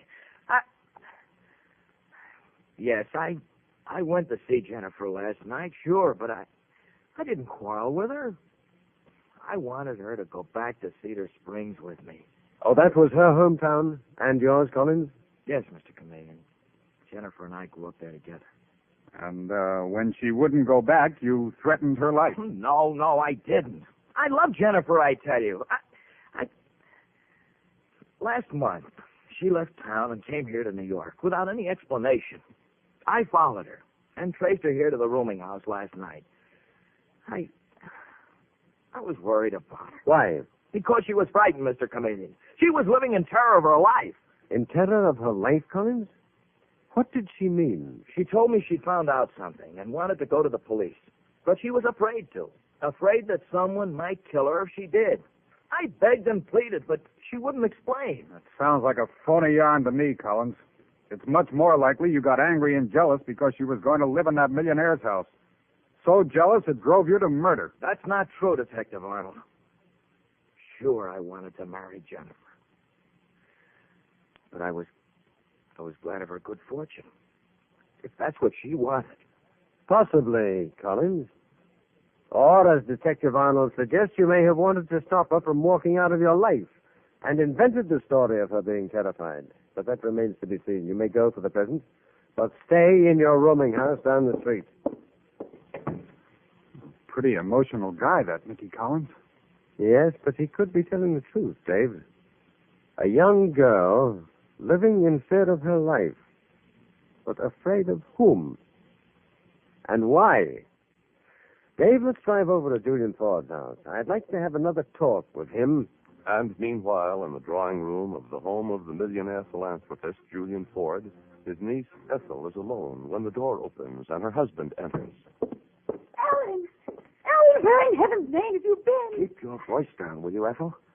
Where's your uncle? Uncle Julian's in the study. Oh, Alan, that girl, Jennifer Gray, he intended bringing here to live? Yes, what about her? She was found murdered, stabbed to death at her rooming house. Uncle Julian came home a few minutes ago and told me that detective, Mr. Chameleon, is on the case. Chameleon? He's supposed to be one of the shrewdest cops in the country. Well, at least we won't have to worry about Jennifer Gray threatening our security any longer. We can... Alan, what's the matter? Ethel, listen to me. And listen carefully. If Chameleon comes here, I want you to tell him I didn't leave this house all day. But that isn't true. Alan, where have you been since 5 o'clock? Never mind that. But you're to tell this Detective Chameleon I was in this house all day. Can you get that through your head, Ethel? My very life may depend on what you say to him. That is a very interesting statement, Mr. Alan Drake. What? Who are you? And that man with you? I'm Detective Arnold, and this is Mr. Chameleon of the police. Oh, Mr. Chameleon. And you, I take it, are Julian Ford's niece, Ethel, and this is your husband. How did you get in here? Yes, we didn't hear you. Obviously not, Mr. Drake. However, Detective Arnold and I heard you very clearly, asking your wife to lie for you. You misunderstood me. Hardly. And a man doesn't need an alibi unless he's hiding something, like murder, for instance. No. No, Alan didn't kill Jennifer Gray. Quiet, Ethel. Mr. Chameleon, what you're suggesting is ridiculous. Why should I want to murder this Jennifer Gray, a total stranger? Perhaps for a very logical motive, Alan Drake. Self-protection. Self-protection. Your wife's uncle is bringing Jennifer Gray to live here, perhaps even planning to legally adopt her as his daughter. Why? As matters now stand, your wife inherits Julian Ford's entire fortune. However, if Jennifer Gray had come here, had been adopted by him, you and your wife would undoubtedly have lost that fortune. You've no right to say that. We didn't resent that girl coming here. When Uncle Julian told us, we were delighted about it. Of course we were. Mr. Drake, Detective Arnold and I overheard you warning your wife to tell us that you hadn't left the house today. We know differently. Where were you between 5 o'clock and 7 this evening? I was taking a walk. I asked Ethel not to mention I was out because I didn't want to become a suspect in that girl's murder. You've already made yourself a very strong suspect, Mr. Drake. You had plenty of time to go to Jennifer Gray's room and stab her. No. No, he didn't. Alan wouldn't. And as for you, Mrs. Drake, you also had a motive. The threat of losing your inheritance, and with it possibly your husband's love as well. Oh, stop it. I didn't go near Jennifer Gray's rooming house. And neither did I. It's no use, my boy. Tell them the truth. Uncle Julian. Come in, please, Mr. Ford. Alan, if you'll be honest with Mr. Chameleon, we can help you. What are you trying to do? Involve me in murder? Oh, you're already involved, Alan. Mr. Chameleon already knows you were in Jennifer Gray's room. He found your gold cigarette lighter there. What? This is your lighter, isn't it, Mr. Drake? It has the initials A.D. engraved on it. All right. Yes, it's mine. But I didn't kill Jennifer Gray. You've got to believe me. Alan! I went to see her to persuade her to change her mind about coming to live here. When I opened the door to her room, she was lying across the bed with a knife in her throat. It was horrible. Oh, Alan, my poor unfortunate boy. And I didn't call the police because I didn't want her murder pinned on me. Alan! Oh, Alan, you said that she would never set foot in this house, but I never dreamt you meant to... Ethel, you little fool. I told you I didn't kill her. What are you trying to do, send me to the electric chair? All I wanted was to help that girl. If I had known it would result in this... I tell you I didn't kill her. Mr. Chameleon, look. I found something on the floor in Jennifer Gray's room. Here, take it. What is it, Mr. Chameleon? A bracelet, Dave. A diamond bracelet. What? What would a girl like Jennifer Gray be doing with a diamond bracelet? Uncle Julian, had you been giving that girl expensive presents? Why, no, Ethel. Certainly not. I doubt if your uncle gave her this one, at any rate. This bracelet looks like some jewelry that was reported stolen some weeks ago. Stolen? You mean Jennifer Gray has been stealing jewelry? Oh, no. No, I don't believe it. The fact this bracelet was discovered in her room doesn't mean that she stole it, Mr. Ford. Dave and I are going back to police headquarters. As for you, Alan, I have not arrested you yet. But don't leave the house until you hear from me. I swear I'm innocent, Mr. Chameleon. I swear it. Mr. Chameleon, about that diamond bracelet, I don't get it. I think I'm beginning to get it now, Dave. When we get to headquarters, I want you to check on something. Meanwhile, I want to see the murdered girl's suitcase, the one she was in the middle of packing when she was murdered. I've a feeling an important clue may be in that suitcase. And now, sometime later at Central Police Headquarters, Mr. Chameleon is in the office of the police commissioner. The murdered girl's valise is on the desk, and the commissioner is saying, Jennifer Gray's suitcase was brought in exactly as it was, Chameleon. She must have been packing it to move to Julian Ford's house when she was murdered. Yes, so I gather, Commissioner. Do you expect to find a clue among her things? Amazingly enough, Commissioner, I've already found it. But not among her clothes. Oh, excuse me. Police Commissioner speaking. Yes, he is. Just a second. It's for you, Chameleon. Lieutenant Dale calling. Oh, thanks. Lieutenant Dale? You're calling from the Federal Trust Company? I see. You found it, eh? Yes. Yes, go on. I see. Good work, Lieutenant Dale. Thank you very much. Come in. Oh, Dave, come in. Did you check on what I asked you to? Yes, Mr. Chameleon, and you were right. The landlady, Mrs. Krebs, who runs the pawn shop next door to Jennifer Gray's rooming house, has a police record, sure enough. I thought I recognized her. 5 years ago, she was arrested for using her pawn shop as a fence. She was charged with being a receiver of stolen goods. She still runs the pawn shop. And the diamond bracelet discovered in the murdered girl's room looks like the stolen bracelet. Great Scott. Young Mickey Collins, who was in love with Jennifer Gray, said she had discovered something and was terrified. Mr. Chameleon, Mrs. Krebs could have murdered that girl because she was afraid Jennifer would go to the police. And maybe she planted the stolen bracelet in the murder room to make it look like Jennifer Gray was a thief.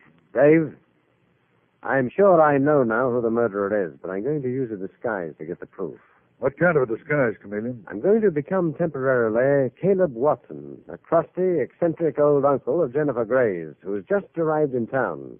And this will be the voice of my disguise. Hi, Dingo. Sure feels mighty good to be down here in New York. Well, they're always talking about them smart city slickers. Let me tell you, a few of us country folk got a thing or two up our sleeves. Yes, sirree. Hey, that's great, Chameleon. You want me to get all the suspects down here, Mr. Chameleon? No, that won't be necessary. Dave, I want you to make just one telephone call. And then I'm going to pay a visit to that pawn shop of Mrs. Hester Krebs, disguised as Caleb Watson. And this is what I'm going to do. And sometime later, we see Mr. Chameleon, disguised as Caleb Watson, entering the dingy little pawn shop. Now, as Mrs. Krebs comes forward, Chameleon, in the voice of his disguise, says, You, Mrs. Krebs, lady who owns this pawn shop? That's right. Got something you want to borrow money on? No, ma'am. My name is Caleb Watson. I'm Jennifer Gray's uncle. I just got into town this evening and I heard about her being murdered. Jennifer Gray was your niece? Yeah. Mighty fond of her. She of me. Mrs. Krebs, I come to claim something that belonged to Jennifer, and that I reckon you took from her room the key to a safe deposit box. A key? I don't know what you're talking about. Well, now, maybe you'll change your mind when I tell you that I know all about the little racket you're running here. Jennifer called me yesterday saying she'd found out that you were trading in stolen goods. What? You must be crazy. Well, now, I could go to the police with that story, ma'am, but you give me the key you stole from Jennifer's room and I won't. I haven't got any key. I don't know anything about it. You think it over, ma'am. I'll be back.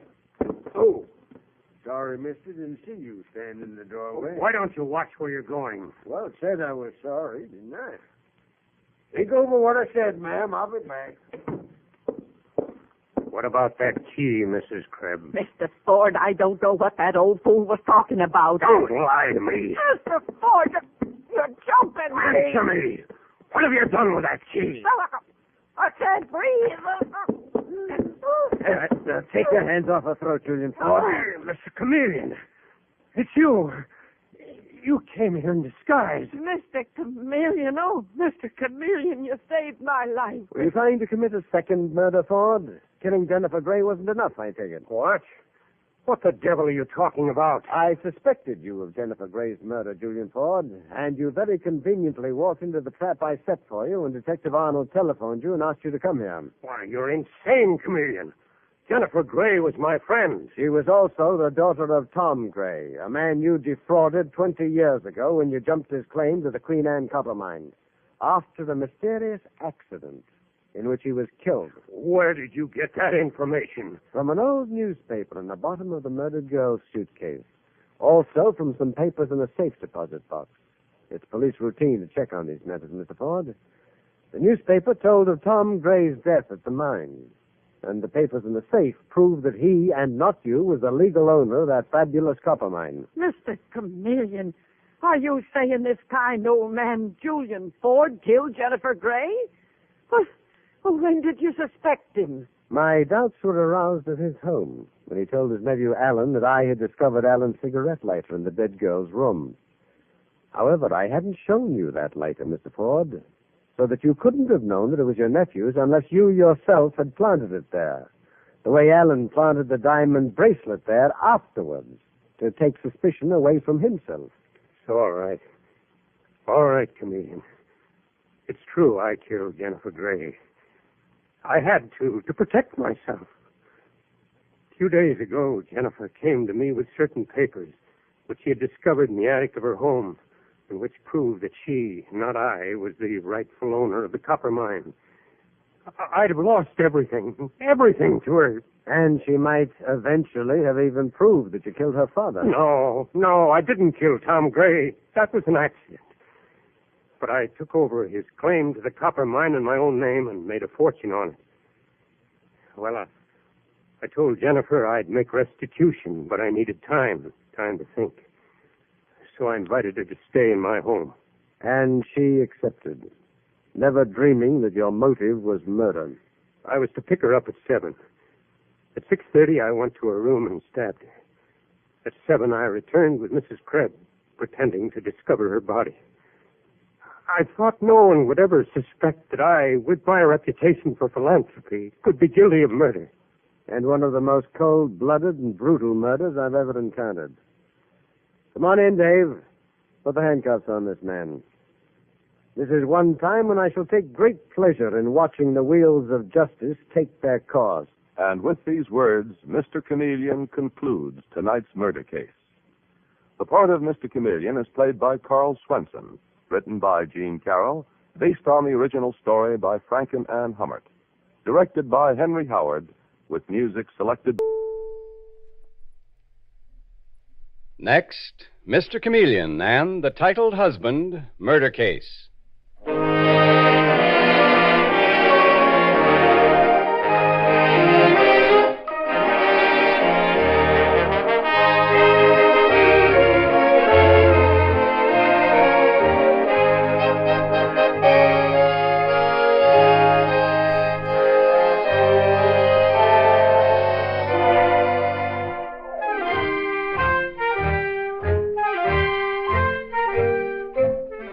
Tonight we again present the famous Mr. Chameleon of Central Police Headquarters in his famous cases of crime and murder.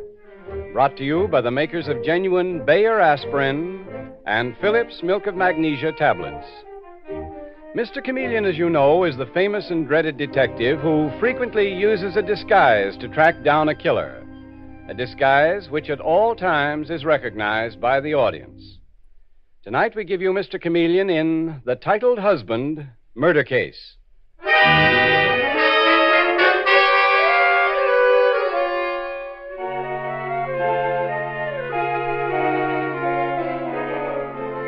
The story opens in the fabulous McGinnis Mansion in New York, where one of the season's most fashionable weddings has just taken place. And we find the bride alone with her mother as she changes from her wedding gown to her going-away clothes. And we hear her say, "Oh, come now, Mother. Admit it, you think it's utterly thrilling to have a real princess for a daughter. Look at me, darling. The Princess Minerva of Romany. Oh, if Dad had only lived to see this day." And if he had, he'd have kicked that feller down the back steps. Mother! My own daughter, Minnie, marrying a guy that nobody can half understand when he talks. Because he can't even talk English good enough. Mother, this is my wedding day. Don't make it unhappy. Well, I'm only telling you what I think. You'll learn to love Ludovic and appreciate him the way I do, Mother. In a pig's eye. Why, you should hear what he says about you. What's he say about me? Oh, Ludovic's simply crazy about you. He'd do anything in the world for you, Mother. Well, then tell him to wash the oil out of his hair and stop soaking himself with perfume. You can't cover a skunk, Minnie. Don't call me Minnie. My name is Minerva. And don't talk that way about Ludovic. He's my husband now. Pardon, but impatience overcomes me. I cannot wait outside. Oh, Ludovic, you're so impetuous. But I could not wait. Silly boy. You'll have me all your life. You like this dress? Oh, my princess. Every second you grow more beautiful, more charming, more delectable. The Princess Minerva of Romany, the most fascinating woman in all Europe. Plain Minnie McGinnis here in the United States. Oh, madame, my princess need not fear the embarrassment of her humble ancestry being remembered. Its memory will fade away as quietly as twilight ends the day. Isn't he wonderful, Mother? Minnie and me was talking about you when you busted in here, Prince Ludovic. Then I know why my ears, they burn. I hadn't reached the spot where I was going to tell her that if you ever harmed one hair of her head, I'd kill you quick as a rat in a cellar. Mother! You married her because her old man left her 5 million round American dollars.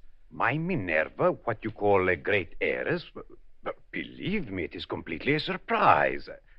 I believed that I, the Prince of Romany, was making the marriage with a poor and humble girl. Where'd you think the money to run this 20-room house come from? Think the fairies were bringing it? Your mother, Princess, she will have her little joke. Delicious. Getting a bullet poked into you wouldn't be something to laugh about. Don't ever forget what I told you. Come in. Oh, it's you, Gladys. What's cooking? Begging your pardon, madam. Forget the madam stuff, Gladys. What's on your chest? Oh, begging your pardon, madam.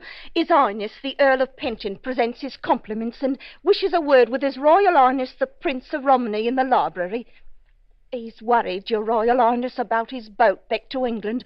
It's clearing the docks in half an hour. You will tell the Earl that I shall see him presently. Very good, Your Royal Highness. This kind of monkey shines in my house. Run along and see the Earl, Ludovic. After all, he was your best man at our wedding. Your wish, my princess, is my command. But these Englishmen, they are born with ice water running through their veins. Absent from their hearts is romance. They put the sailing of a ship before a husband's first moments alone with his bride. But I shall see him a few brief moments, my princess. Isn't he a darling, Mother? There's something up between them two men, Minnie. Something vicious, something sneaky. What do you mean, Mother? Come downstairs with me. Maybe we can hear what they're talking about. I think he married you to murder you and get your money. You've lost your mind. Come with me, Minnie. Come.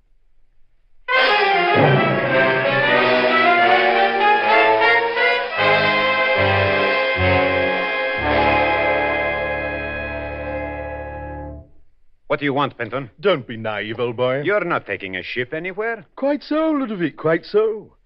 Forgive me, won't you, for not wanting to cool my heels down here forever? What do you want? The initial payment on our bargain, old boy. All in due time, my dear Penton. The due time is now. But The bargain, and a strange bargain it was. In 1 month, Penton, 1 month. The bargain was that if either one of us married that bit of fluff upstairs, the lucky bloke would pay the other $250,000 for stepping aside. And she took me because I was a prince, and you, my dear Penton, a mere earl. 20,000 was to be the first payment, the remainder to follow later. 5,000 a month, wasn't it? Well, old boy? How can I pay you $20,000 now, Penton? I've been married to her only 1 hour. She's so entranced with the idea of being a princess, Ludovic, she'll give you the money. Toddle up and get it. I don't mind waiting. A few minutes. Her swine of a mother. She's already suspicious of me. Jolly good reason, too, Ludovic. The old trout and I see eye to eye on that one. I'll not endanger 5 millions by making a false step now. Besides, I ask you, Penton, have you a single piece of writing to reveal our arrangement? Show me our agreement in writing. I'd hate like the devil to kill you. What? As best man at your wedding, I'd feel called on to send you a wreath. But after all... Killing. Everybody talks of killing. The old woman, she's already made the threat if I harm her daughter. Oh, that's fruity. You think she means it? Murder. It blazed from her eyes, Penton. That presents a highly practical idea, Ludovic. Idea? Yes, quite. If you tried a double-cross on me, I could kill you and put it on the old woman. When it came out that you had a few other wives... Her motivation would be perfect. And if I told what I know about you, Penton... You couldn't, my friend. You'd be dead. Now go up and whisper 20,000 in your bride's ear, and be quick about it.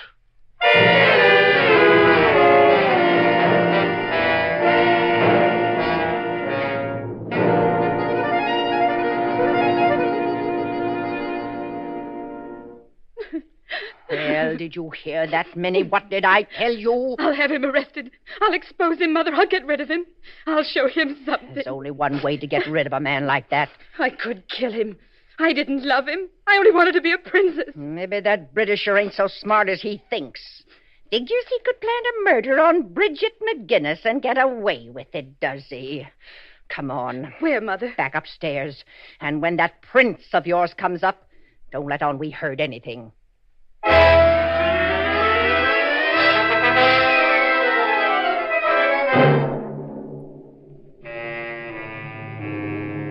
And half an hour later, as the astute and dreaded detective, Mr. Chameleon, is riding up Fifth Avenue with Detective Dave Arnold, we hear... Calling Mr. Chameleon. Commissioner of Police calling Mr. Chameleon. Oh, I'll take it, Dave. Hello, Commissioner. Chameleon speaking. Oh, hello, Chameleon.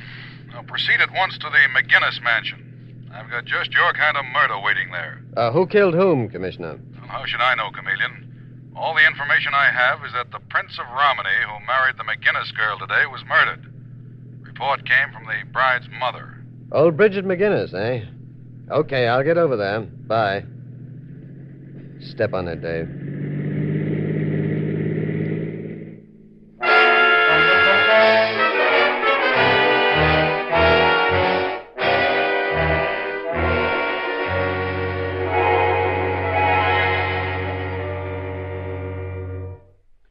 Miss McGinnis, I'm told that you reported a murder here. I'm Chameleon of Central Police Headquarters, and this is Detective Dave Arnold. How do you do, ma'am? I know funny ain't the right word for it, Mr. Chameleon, but I never got the education my daughter Minnie got.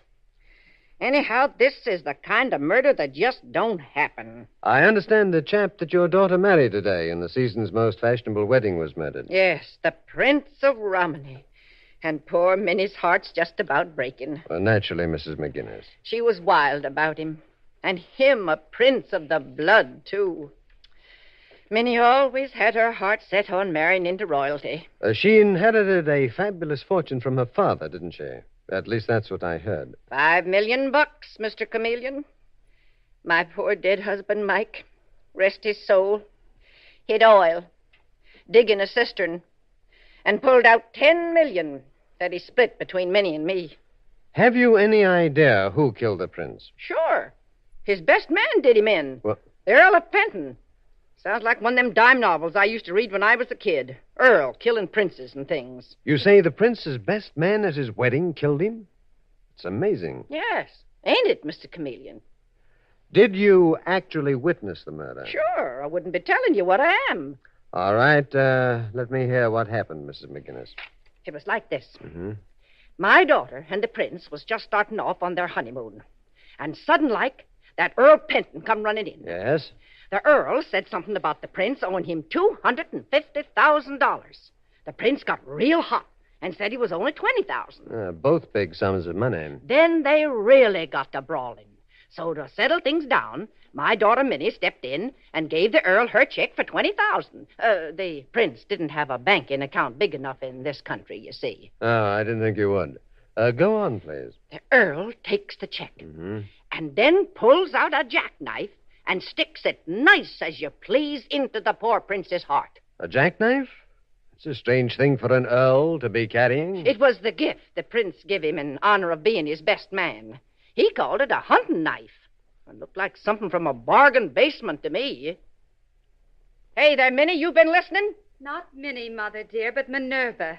Mother insists on calling me Minnie, Mr. Chameleon, but my baptismal name is Minerva. Well, Minerva, have you anything to add to your mother's evidence? Oh, not a word, Mr. Chameleon. Mother didn't forget a single thing. She has a perfectly marvelous memory. Detective Arnold. Yes, Mr. Chameleon. send out a general alarm for this Earl of Penton? Save yourself the trouble, Mr. Chameleon. What? My maid, Gladys's husband, is a chauffeur here, And he's got Earl Penton cornered in the library at the point of a gun, waiting for you to arrest him, Mr. Chameleon. I think I'll talk to him first. Come along, Dave. And take off your hat. You're about to meet the nobility. Thank you for your information, ladies. See you later. For a newly bereaved bride, there's a strange lack of tears, Dave. Yeah, and if you're asking me, Mr. Chameleon, both those dames are plenty on top of the ball. Pinch them and you've got the killers. Well, here's the library, Dave. We'll speak to the Earl of Penton first. Wonder why the deuce he calls himself the Earl of Penton. What? After we've finished with him, we'll have a look at the international who's who. Find out if an Earl of Penton or a Prince of Romney ever existed. All right, open the door, Dave.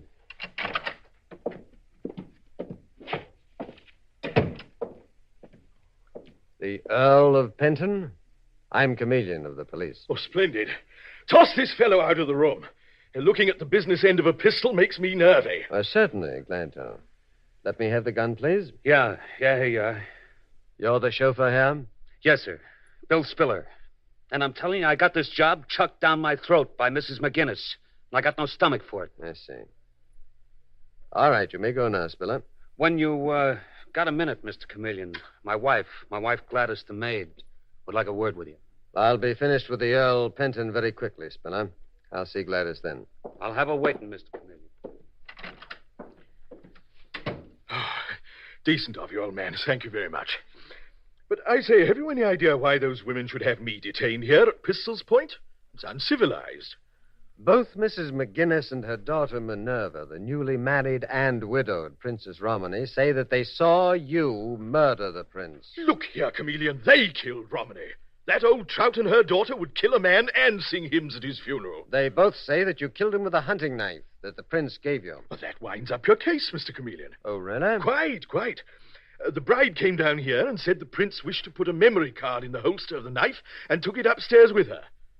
Stupid thing to do. Puts the evidence straight on her. They also say that you came upstairs, had a quarrel about $250,000 you claimed the prince owed you. What? And that the prince said it was only $20,000, and that his wife gave you a check for that amount, and that you blew up and killed him. Oh, utterly stupid, Mr. Chameleon. I never left the room. I was waiting to tell the prince goodbye. Would you prefer having Detective Arnold search you for that check or have me do it? He stashed it under that big lamp on the table, Mr. Chameleon. I saw the end of it sticking out. Here it is, right here. Well, my lord, the Earl of Penton. It's what you call a plant, Chameleon. One of those women planted it on me. I've never seen that check before. All you need do to keep out of the criminal courts, Penton, is prove that. You stay with this bird, please, Dave, while I talk to that maid, Gladys.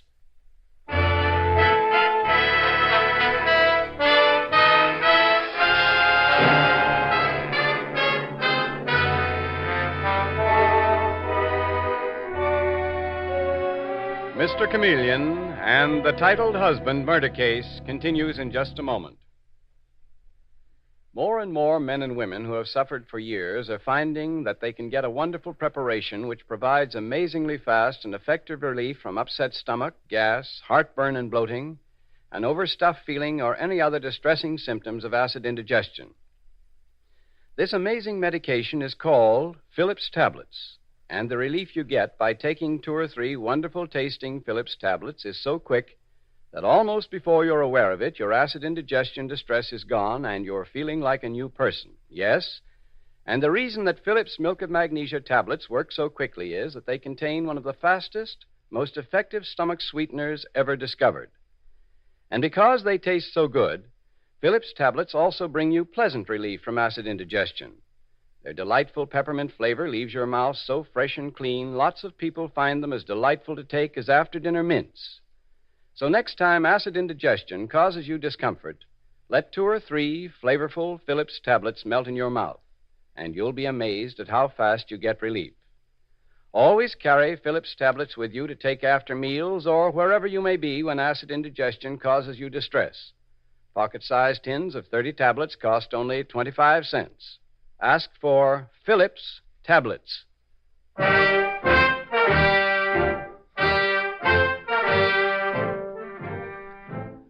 And now back to Mr. Chameleon and the titled husband murder case. In the fabulous McGinnis mansion in New York, a shocking murder has occurred. Only a few hours after the marriage of Mrs. Bridget McGinnis's daughter Minerva to the Prince of Romany, the prince was found stabbed to death.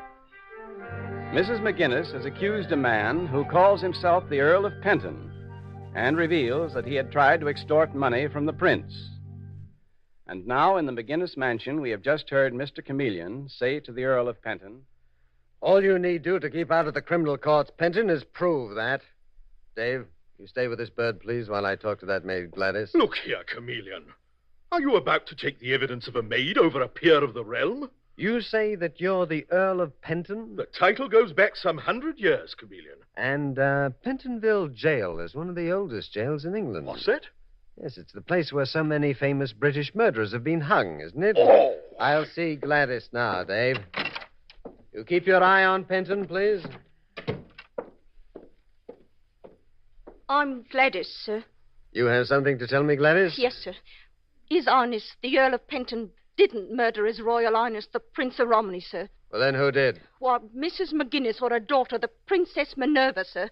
I heard all the causes leading up to the brutal crime, sir. What causes, Gladys? Well, the Prince and the Earl were having an argument, as gentlemen sometimes will, sir. They were quarreling? Just a pleasant difference, sir, about a matter of money. The two gentlemen was talking about a strange bargain they had made. Uh-huh. What was the strange bargain? Oh, a very proper one, sir. Both gentlemen had agreed that if one married Miss Minerva, he would pay the other gentleman $250,000 for stepping aside. So that is your idea of a gentlemanly agreement, eh? Well, to me, it sounds like clear murder evidence. Oh, but don't you see, sir? Both the gentlemen knew all Miss Minerva wanted was a title. A fair arrangement, to my way of thinking, sir. I'm afraid in trying to help the gentlemanly Earl of Penton, you're helping him to the electric chair. Oh, thank you anyway, Gladys. Goodbye for now. Off a minute, sir. Both Mrs. McGinnis and her daughter was listening to the gentleman talking. And so was I. Oh, come now. All three of you at the keyhole? Well, there's two doors to the room, Mr. Chameleon. They don't know I heard. But I heard Mrs. McGinnis tell Miss Minerva the only way to get rid of a man like that was by killing him. What? Then both of them sneaked away, sir, with Mrs. McGinnis saying she could murder the prince and put the murder on the Earl of Penton. I'd go into the witness box and swear to that, sir. I may call on you to do just that, Gladys.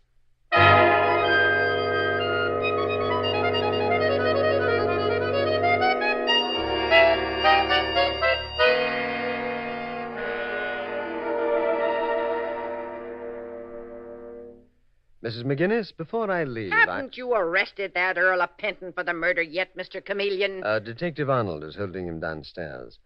I stepped in to ask you something first. What, Mr. Chameleon? Was your daughter's marriage to the Prince of Romany a love match or a marriage to get a title so that she could be called princess? Oh, Minerva wanted a title, all right, but the marriage was love on both sides, Mr. Chameleon. Uh-huh. And what was your feeling about it? I wanted Minerva to have what she wanted, Mr. Chameleon. And take it from me, the prince was one swell guy. He wasn't a money hunter like some of them foreigners. Thank you, Mrs. McGinnis. Goodbye. What a liar you are.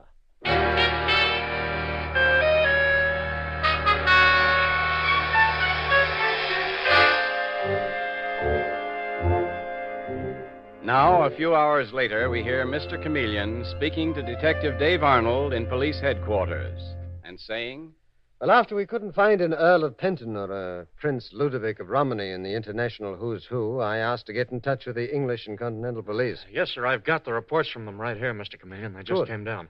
Well, what's the dope on them? Penton and Romany are phonies. They've been working together for years as confidence men in Europe until it got too hot for them. Then they came here. Uh-huh. But the big break is that the guy calling himself Penton is known as being pretty quick with a knife. Well. Speaking of knives, Dave, there were 2 knives involved in this murder. 2 knives? Mm-hmm. And get this, Dave. One of them was bought yesterday by Mrs. McGinnis. What? And not in a bargain basement, as she said, but from one of the most expensive places in town. Bought at the same shop that Romney bought his, and an exact duplicate. Hey, that pins it tight on the old dame, then. Looks that way, but we'll soon find out.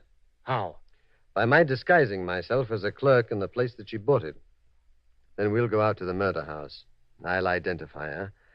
And we'll see what happens.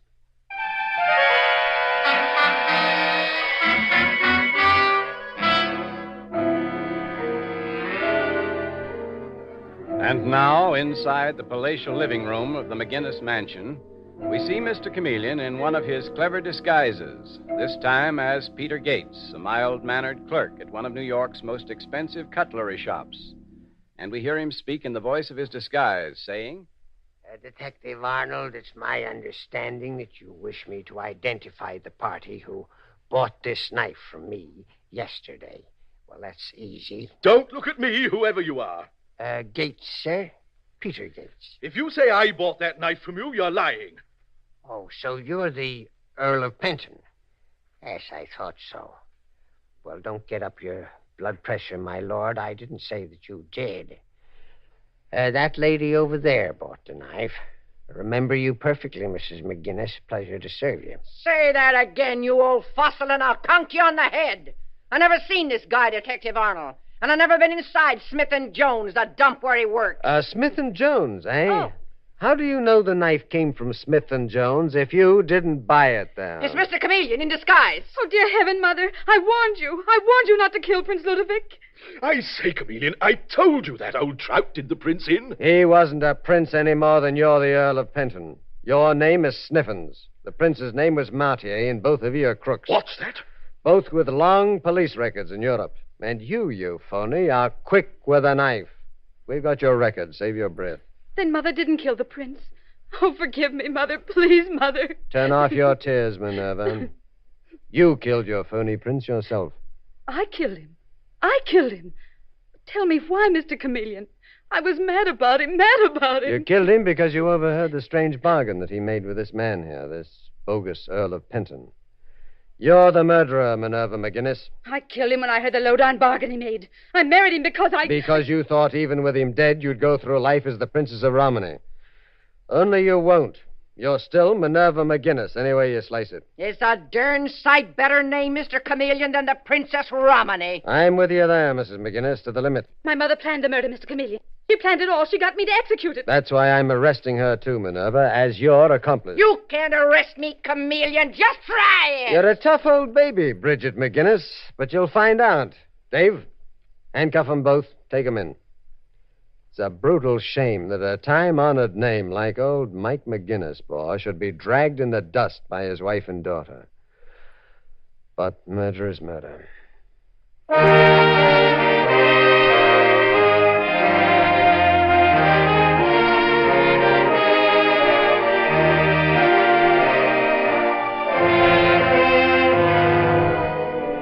And with these words, Mr. Chameleon concludes tonight's murder case.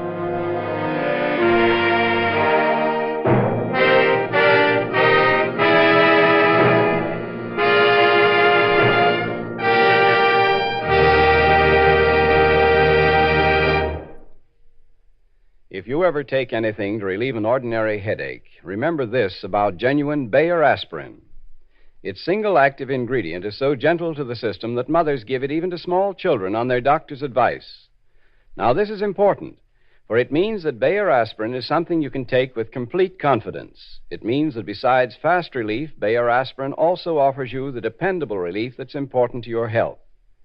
For Bayer aspirin is not only ready to go to work in 2 seconds, but also has an unmatched record of use by millions of normal people without ill effect. So don't experiment when you're in pain. Take no chances with drugs that have not been proved by years of successful use. For the 2 most important kinds of relief, use something you know is completely dependable, genuine Bayer aspirin. When you buy, ask for it by its full name, Bayer aspirin, not just for aspirin alone. Get the 100-tablet bottle and you get Bayer aspirin tablets for less than a penny apiece.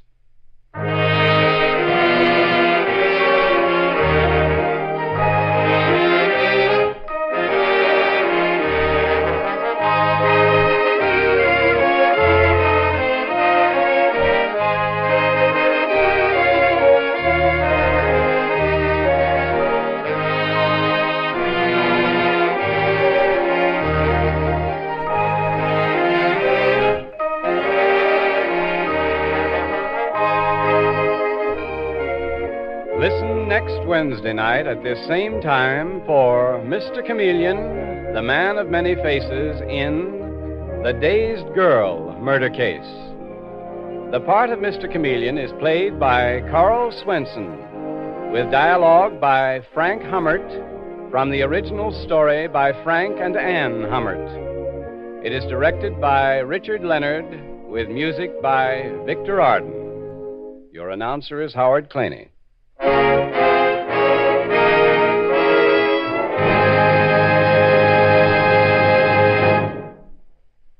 Next time you brush your teeth, notice if they're still as white and bright as they used to be. Many people are finding that improper cleaning has gradually caused their teeth to become dingy. And when this happens, your smile loses its attractiveness. To overcome this, you want a dentifrice that does more than combat tooth decay. You want a dentifrice that also whitens and brightens your teeth, really cleans them. And no dentifrice cleans teeth like powder. Try Dr. Lyon's tooth powder, and if you don't agree that it makes your teeth cleaner than your present dentifrice, whitens and brightens them so your smile sparkles with its old-time luster, your money will be refunded. Get either regular or ammoniated Dr. Lyon's tooth powder.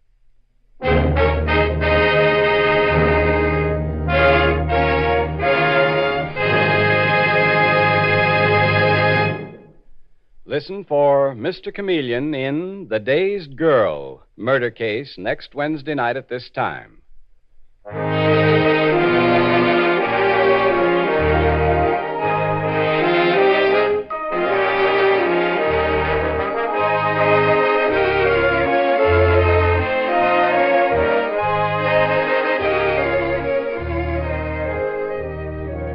This is CBS, the Columbia Broadcasting System.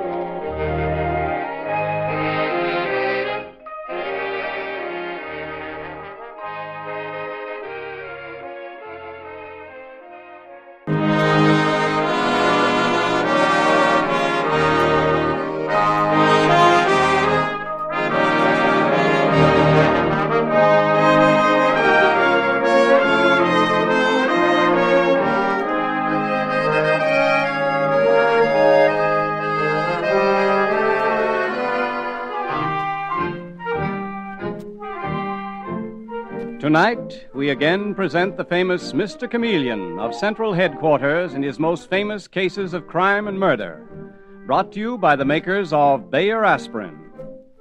For those who do not know who Mr. Chameleon is, we give a quick sketch of his character. Born of a well-to-do family and a college man, he tried from childhood to live up to the name he bore, Chameleon, by taking on the color of whatever situation in which he found himself. Appearing in endless guises, finally entering the police force where he became known as Chameleon, the man of many faces, the underworld's most dreaded man. Throughout this series, the listener will invariably know who Mr. Chameleon is, no matter in which disguise he appears. But the criminal he's tracking seldom does. Tonight we give you Mr. Chameleon and the Brownstone Murder Case.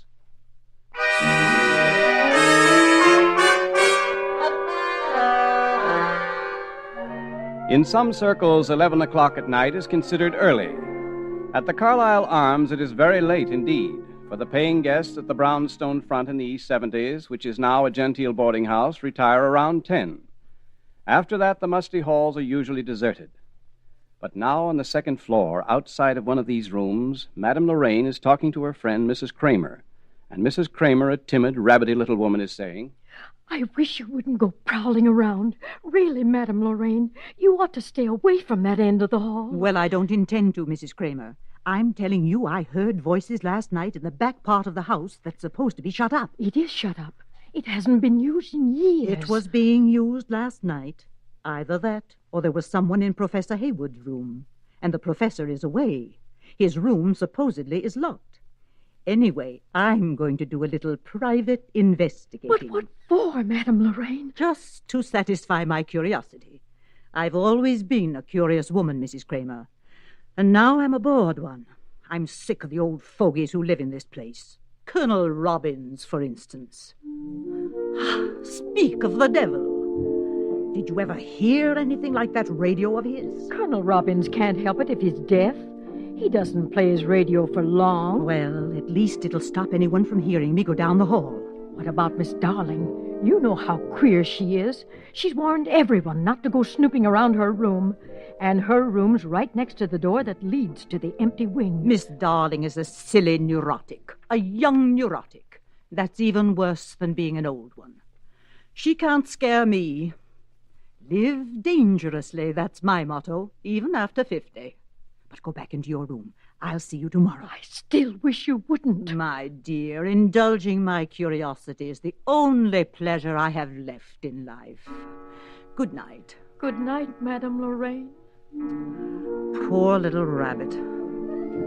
But then all of us here in the Carlisle Arms are pathetic has-beens. Really, that radio. Oh, well, the Colonel has his radio. Professor Haywood has his bridge. I have my curiosity. And here we are. Here's the door that leads into the empty wing. Ah, that's strange. It isn't locked. Well, this is very interesting. Where does that stairway go to? There's a light on the stair. Who closed that door? No! Oh no! Please!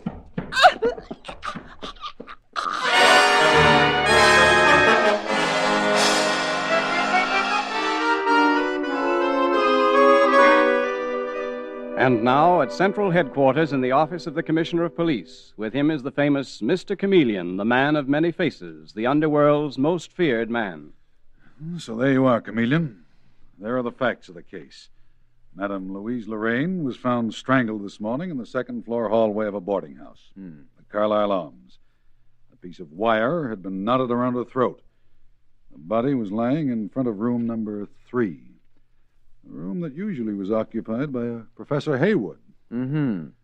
What's he professor of, Commissioner? I wouldn't know. Oh. One of the boarders, I suppose. Anyway, Chameleon, it's a brutal business. And in such refined surroundings, too. Amazing. The Carlisle Arms, a home away from home for gentlefolk. Well, Commissioner? Get over there immediately, Chameleon, will you? And find out just how gentle those gentlefolk are.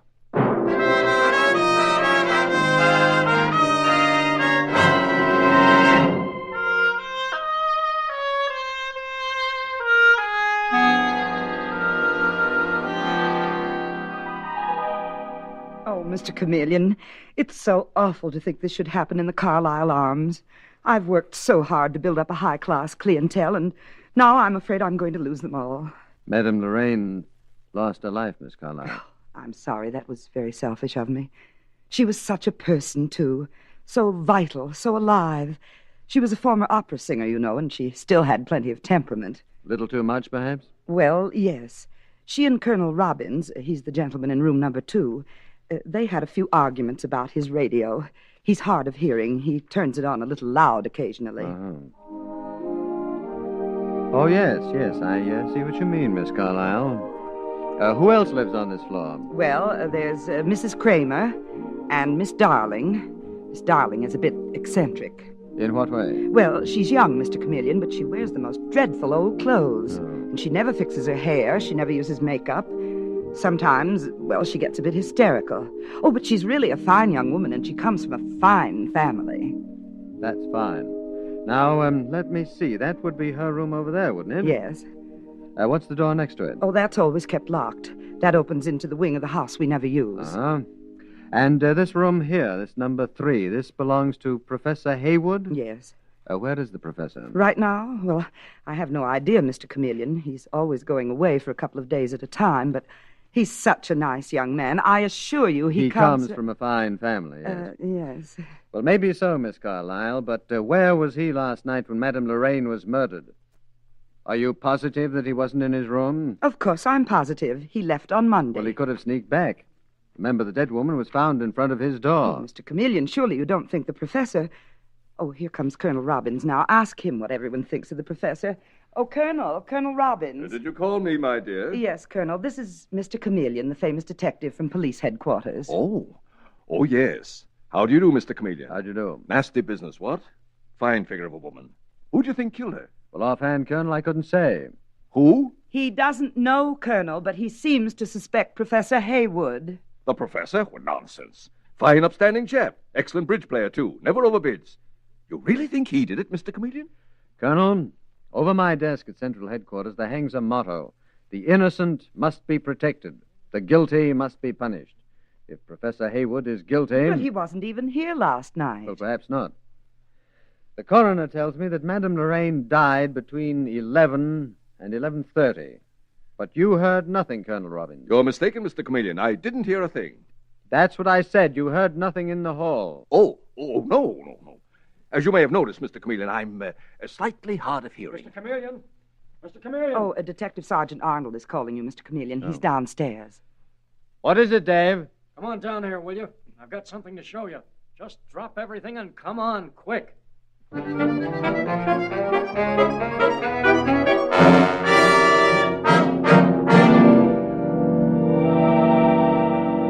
possible that she died because she had more life and vitality than the others. Wait a minute, Mr. Chameleon. You had no right to talk to me Yep, like that, Miss they're Darling. still at it. I have, Mrs. Kramer, and you're going to listen. Take a look at that, Miss Darling. A cute little trick, isn't she, Mr. Chameleon? At least she's young, Dave. Yeah. And what good is it doing her? I know perfectly well you saw Madame Lorraine last night just before she was murdered. No, I said good night to her, and then I left her. And she told you what she was going to do. She told you where she was going. No. You're lying. Mrs. Kramer, you're going to tell me what Madame Lorraine said to you before she went to her death. You've got to tell me. I won't. All right. But let me tell you one thing. You keep away from my end of the hall. I warned Madame Lorraine, and I'm warning you. You keep your distance, or else.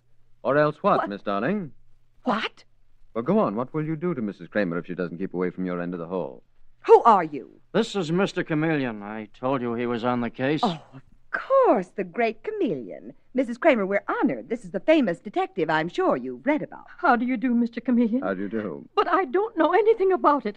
All I know is there's something horrible going on in this house, and I'm afraid. I'm afraid. Well, now, don't be afraid. But, Mrs. Kramer, if there is anything that you can tell us... No, just let me go to my room. Though I'm afraid to even go through the halls alone. Well, Detective Sergeant Arnold will go along with you. You go ahead, Dave. Okay, Mr. Chameleon. I'll be seeing you before you go back to headquarters. And remember what I told you, Mrs. Kramer? Miss Darling, just why are you threatening that poor woman? Because she knows more than she's telling, Mr. Chameleon, I'm sure of it. Well, what has that got to do with her keeping away from your room? Nothing, except that I like my privacy. I've got a phobia about privacy. Tell me, aren't you pretty young to be living in a place like this? Mr. Chameleon, I live exactly as I please. Oh. Maybe I like this atmosphere of creeping death. Anyway, it happens to be none of your business. Everything that happens in this house is my business, including you, Miss Darling. Where is your family? I have no family. They're all dead. Anything else you want to know, you can find out on your own. I will. Oh, I'm sure you will. After all, you're the amazing Mr. Chameleon, aren't you? The famous detective, always turning up in all sorts of disguises. That's right. Must be fascinating. Though you're so attractive, it seems a shame to cover it up. Thank you so much, Miss Darling. But I'll tell you something about a disguise. You work from the inside out. You see, you feel differently, so you act differently. That's what does it. How interesting. I read that you'd even posed as a woman, everything from a prince to a street beggar. Oh, you compliment me. Well, let's see what you can do here, Mr. Chameleon. Let's see what you can get away with at the Carlisle Arms. I'll do my best. What about this Professor Haywood? Professor Haywood, he's all right. Rather vague, but bearable. Why?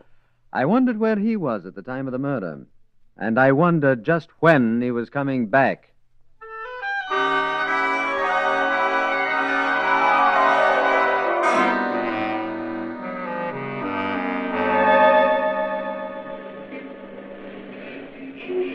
What's the matter, Dave? Glad to get out of the Carlisle Arms? So help me, Mr. Chameleon. I can't stand that joint. Oh, Miss Carlisle's okay, but some of her guests, boy. There's something awful funny going on there. There's been something funny going on there for quite a while, Dave. What do you mean? Madame Lorraine's death was only the beginning. I'm very much afraid there's more violence to come. Well, Mr. Chameleon, Better get back in there immediately tonight, perhaps. No, this afternoon might be better. Hey, wait a minute. Don't tell me that place is under surveillance. Yes, it is, Dave. We've kept it quiet, but we've been watching it for weeks. I've a very good idea what's going on there, but no evidence. Now it's up to me to bring in the evidence and fast. Well, I still don't see... Hey, Mr. Chameleon, what's that? That in your hand. Well, this? Oh, that's a key from the Carlisle Arms, room number 3. Room number 3? But that's Professor Haywood's room. Yes, Dave. I'm Professor Haywood.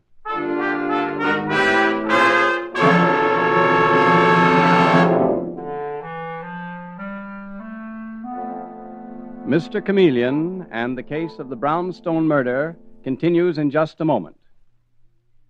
There's no need for you to let an ordinary headache upset you and spoil your whole day. To get relief that's so fast you'll be amazed, take 2 Bayer aspirin tablets with a glass of water. Bayer aspirin works quickly because it starts to disintegrate within 2 seconds after you take it. Now, to see this astonishing speed for yourself, drop a Bayer aspirin tablet in a glass of water and watch what happens. Before it reaches the bottom of the glass, it begins to disintegrate. That's exactly what it does in your stomach, and that's why Bayer aspirin is ready to go to work almost instantly you take it. So when you want quick relief from headache, neuritic, or neuralgic pain, do as millions do who want fast relief. Take genuine Bayer aspirin. Always ask for it by its full name, Bayer aspirin, never by the name aspirin alone. Get the 100-tablet bottle, and you get Bayer aspirin tablets for less than a penny apiece.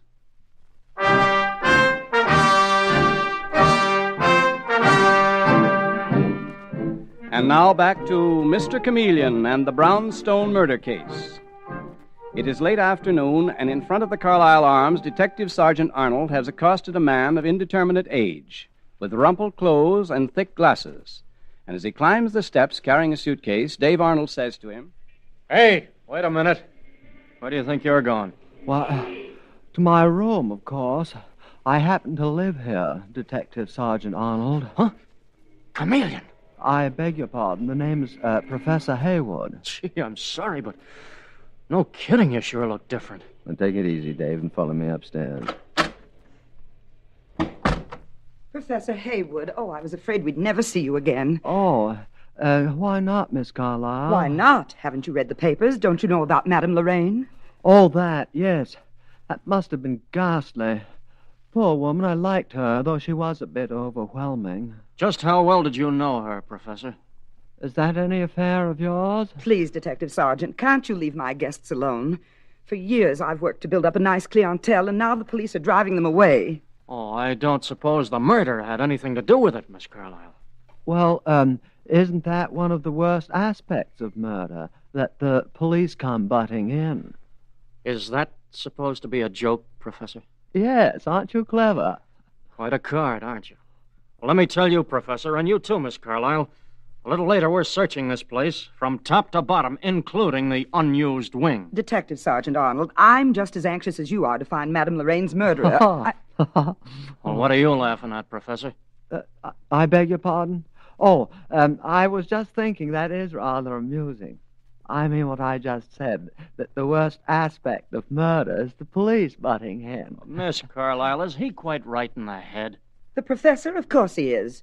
And it's your manner I object to. I don't mind your searching the house. But to think that all my nicest people may be driven away... Who, for instance? Well, Mrs. Kramer, for one. She's packing right now. She's leaving first thing in the morning. Oh, dear, that is too bad. She always made our fourth at bridge. Is that all you can think of? Detective Sergeant Reynolds. Arnold. Arnold Reynolds, whatever it is. Do you mind very much if I take my suitcase to my room? Not if you don't mind if I go along with you. There isn't very much I can do about that, is there? But, Miss Carlisle, please don't worry. I shan't be leaving. Oh, thank you, Professor. I'm very glad to hear that. I'm just wondering, if Mrs. Kramer is leaving in the morning, do you suppose she'd still be willing to play bridge this evening? I've been looking forward to having a little game with her and Miss Darling and Colonel Robbins.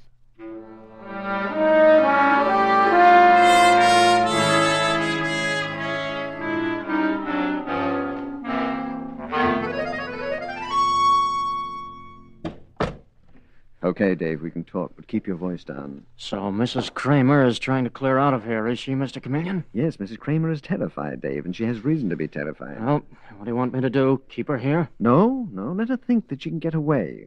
Let other people think that she can get away. Yeah, but look, Mr. Chameleon, does it occur to you she might have murdered Madame Lorraine? She could have. You're quite right, she could have. But let things rest as they are. Just search this place with a fine-toothed comb, especially that empty wing that's been untenanted for years. Oh, you know something? I wouldn't be at all surprised if I found out more than you will over the bridge table this evening, in my role of the professor.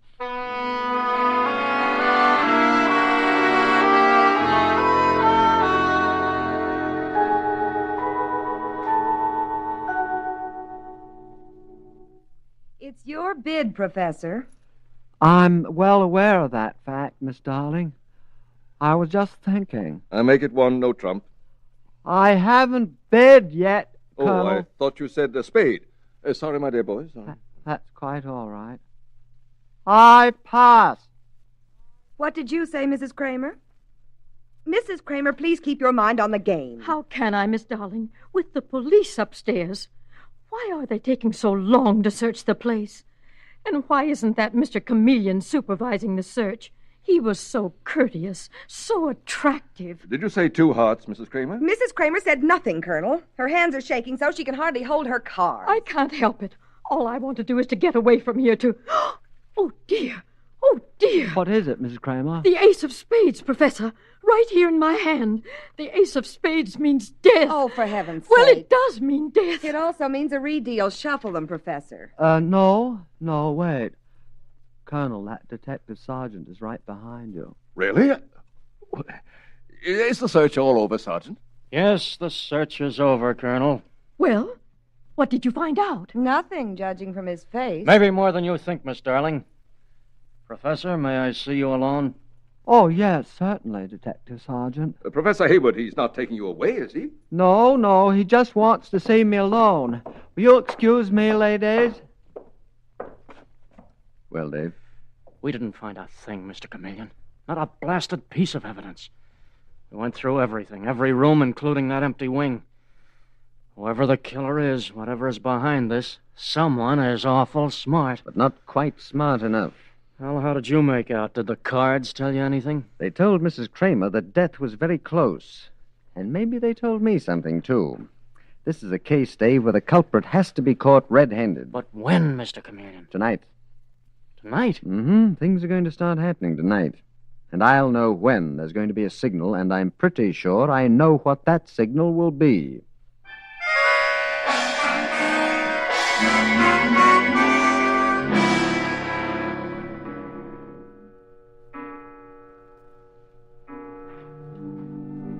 Colonel Robbins! Colonel Robbins! Did someone call? Yes, Colonel. Oh, Professor. Come in, my dear boy. Come in. I saw your door was open. I'm sorry, I didn't catch that. Your door is open. I wondered, would you mind very much not playing your radio just for tonight? You want to listen to the radio? I want you to turn it off. I've a bad headache and can't get to sleep. I sleep better too, Professor, if I listen to music late at night. What are you doing? I've turned the radio off, Colonel. But you can't do that. I'm listening to my favorite program. It'll be over within 15 minutes. Half an hour at the most. Half an hour will be too long. Even 15 minutes. Well, I'm sorry, Professor, but I intend to hear my program. Turn that radio off, Colonel. I will not. A man's home is his castle, Professor. I realize I may have it on a little too loud, but since I'm slightly hard of hearing... Are you, Colonel? Am I what?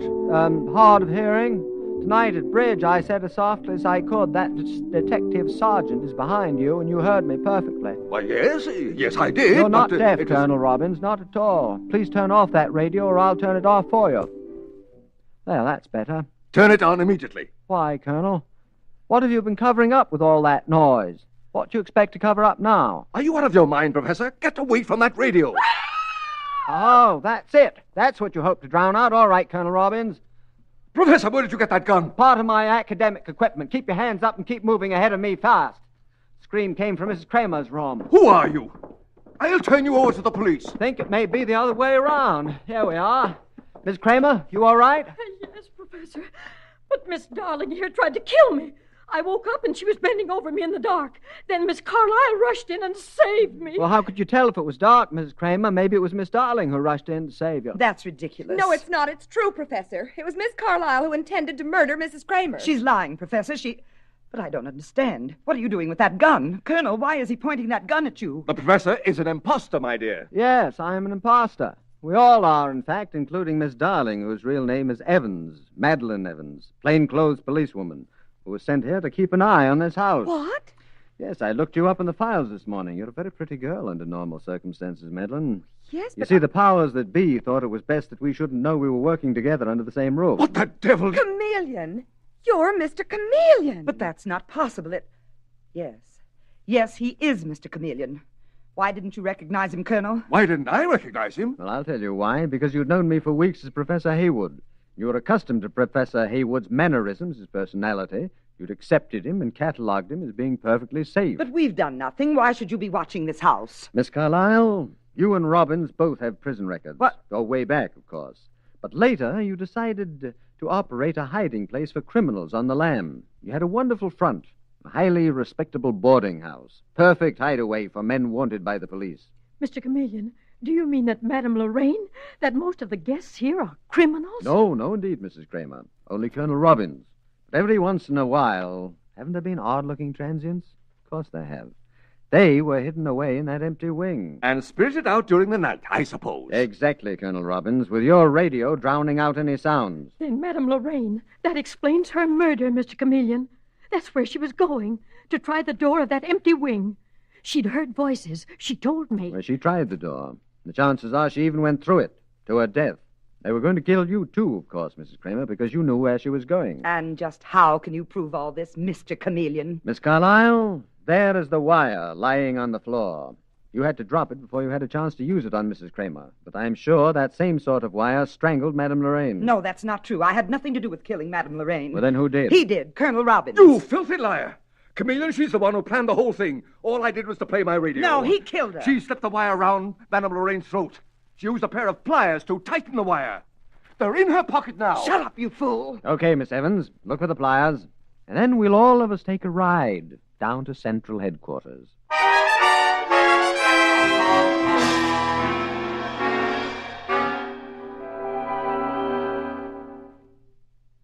And, of course, as you know, Mrs. Kramer, the pliers were in Miss Carlyle's pocket.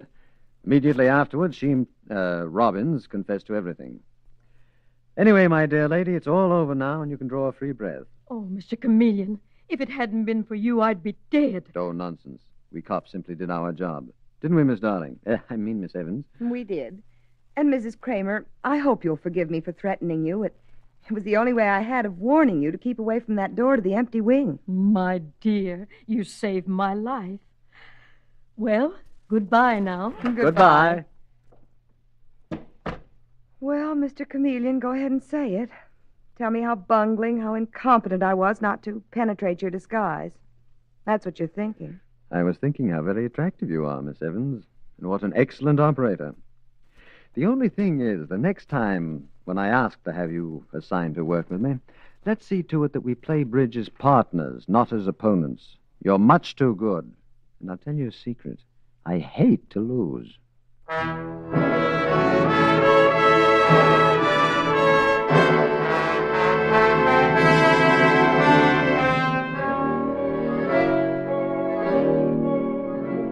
And with these words, Mr. Chameleon concludes tonight's murder case.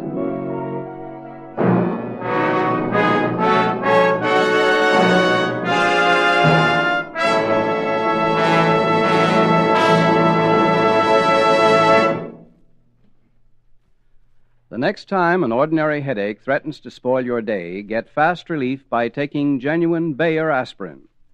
You'll be amazed at how quickly Bayer aspirin works, and the reason is that it starts to disintegrate within 2 seconds after you take it. To see for yourself that this is true, just drop a Bayer aspirin tablet in a glass of water and watch what happens.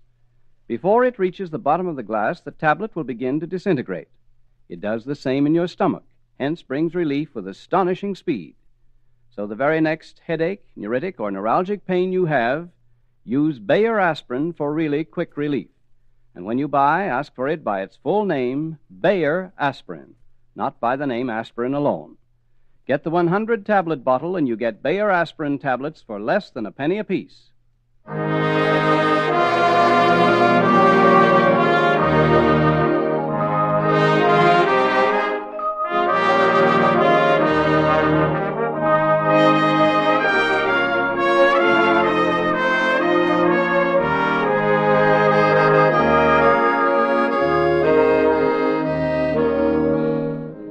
Listen next Wednesday night at this same time for Mr. Chameleon, the Man of Many Faces, in the case of Death and the Dependent Husband. The part of Mr. Chameleon was played by Carl Swenson, with dialogue by Marie Baumer from the original story by Frank and Ann Hummert. Music directed by Victor Arden. Your announcer is Howard Claney.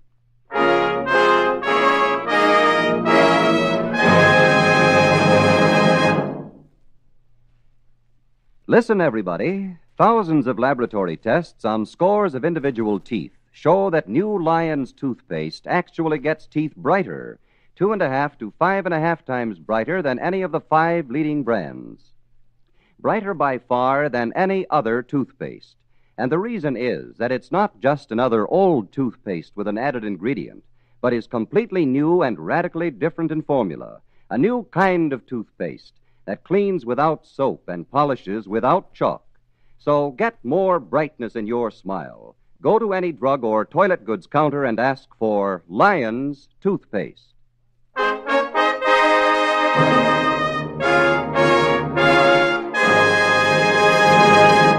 Mr. Chameleon, the new mystery drama, will be heard in another performance next Wednesday night at this time. This is CBS, the Columbia Broadcasting System.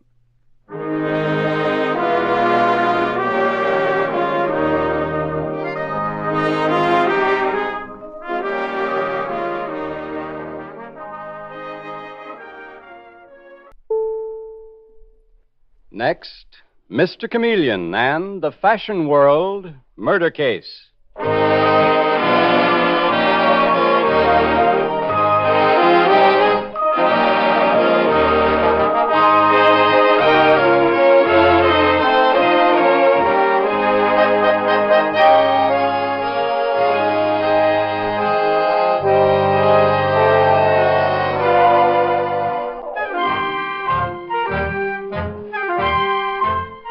Tonight, we again present the famous Mr. Chameleon of Central Police Headquarters in his famous cases of crime and murder. Brought to you by the makers of genuine Bayer aspirin and Phillips Milk of Magnesia tablets. Mr. Chameleon, as you know, is the famous and dreaded detective who frequently uses a disguise to track down a killer. A disguise which at all times is recognized by the audience. Tonight we give you Mr. Chameleon in the Fashion World Murder Case.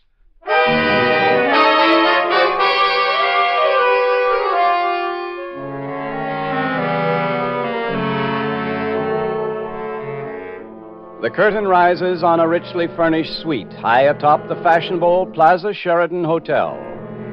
A tall, languid-looking girl wearing a fabulously expensive mink coat walks up and down before a full-length mirror, as a well-dressed young man watches her anxiously.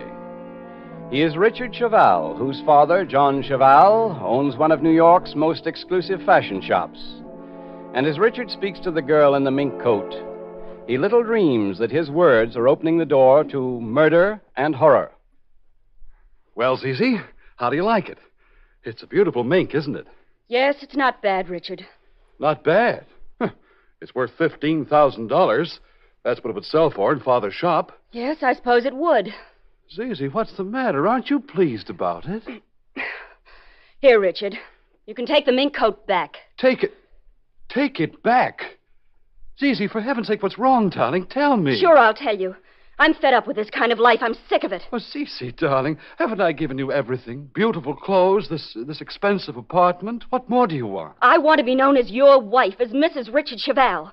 When we go to the Store Club in El Morocco and the Colony, I want people to know I'm your wife, not just one of the models who works in your father's shop. Oh, Zizi, listen to me. I'm sick of this secret marriage.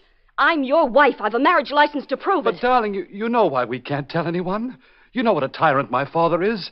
Why, he'd cut me off without a penny if he knew about our marriage. You have your job at your father's shop? You're making plenty. And how long would I keep it if Father found out about us being married? Richard, either you tell your father the truth, that you and I are married, or we're through. Zizi. Oh, darling, you don't mean that. There are other men who wouldn't be ashamed to recognize me as their wife. You mean Ned Marshall, I suppose. If he's been making a play for you again, We'll leave Ned Marshall out of this. Oh, Zizi, if I tell Father about our marriage, he'll change his will. He's threatened to cut me off before. I lose everything. If you don't tell him, you'll lose me. Well, Richard, it's up to you. Which is it going to be?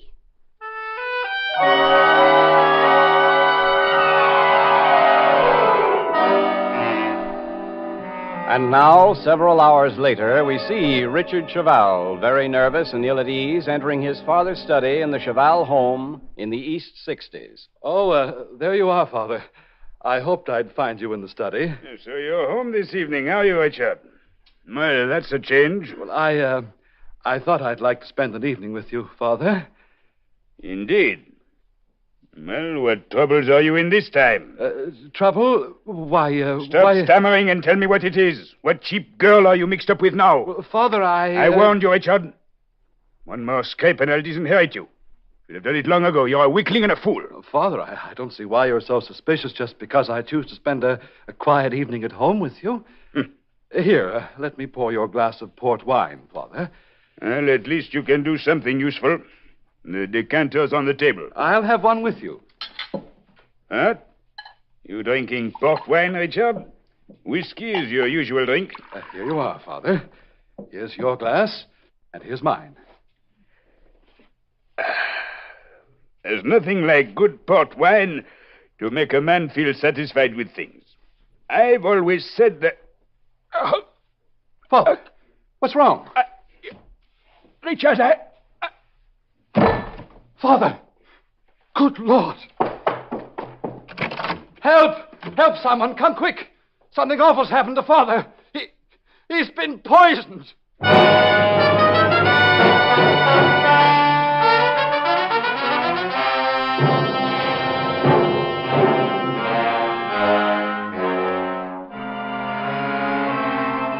And now, a short time later, we find Mr. Chameleon, the famous and dreaded detective, and his assistant detective, Dave Arnold, just entering John Cheval's house.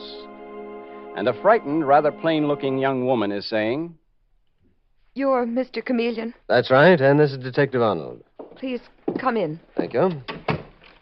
I'm Marie Cheval. My uncle's body is in the study. Marie Cheval? You're the dead man's niece? Oh, I don't wonder you're being surprised, Mr. Chameleon.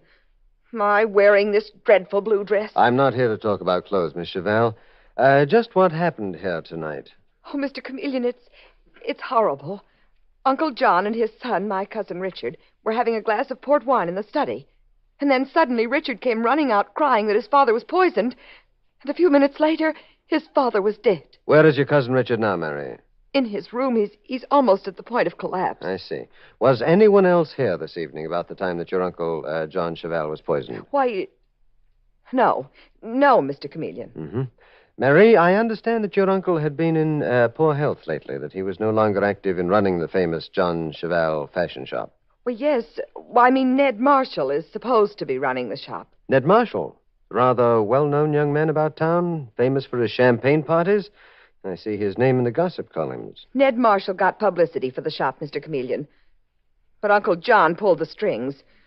Like Richard and me, Ned Marshall was just Uncle John's puppet. You sound bitter, Marie Cheval. Not bitter, Mr. Chameleon. It's just that Uncle John was a very dominating man. And someone hated him enough to murder him by poison. Marie, will you tell your cousin Richard to come down, please? Detective Arnold and I will go to the study where you say your uncle's body is. Yes, Mr. Chameleon. The study is at the end of the hall. Thank you. Come along, Dave. Yes, sir. Here we are. And here's John Cheval's body slumped across the desk. What poison do you think it was, Mr. Chameleon? I don't know, Dave.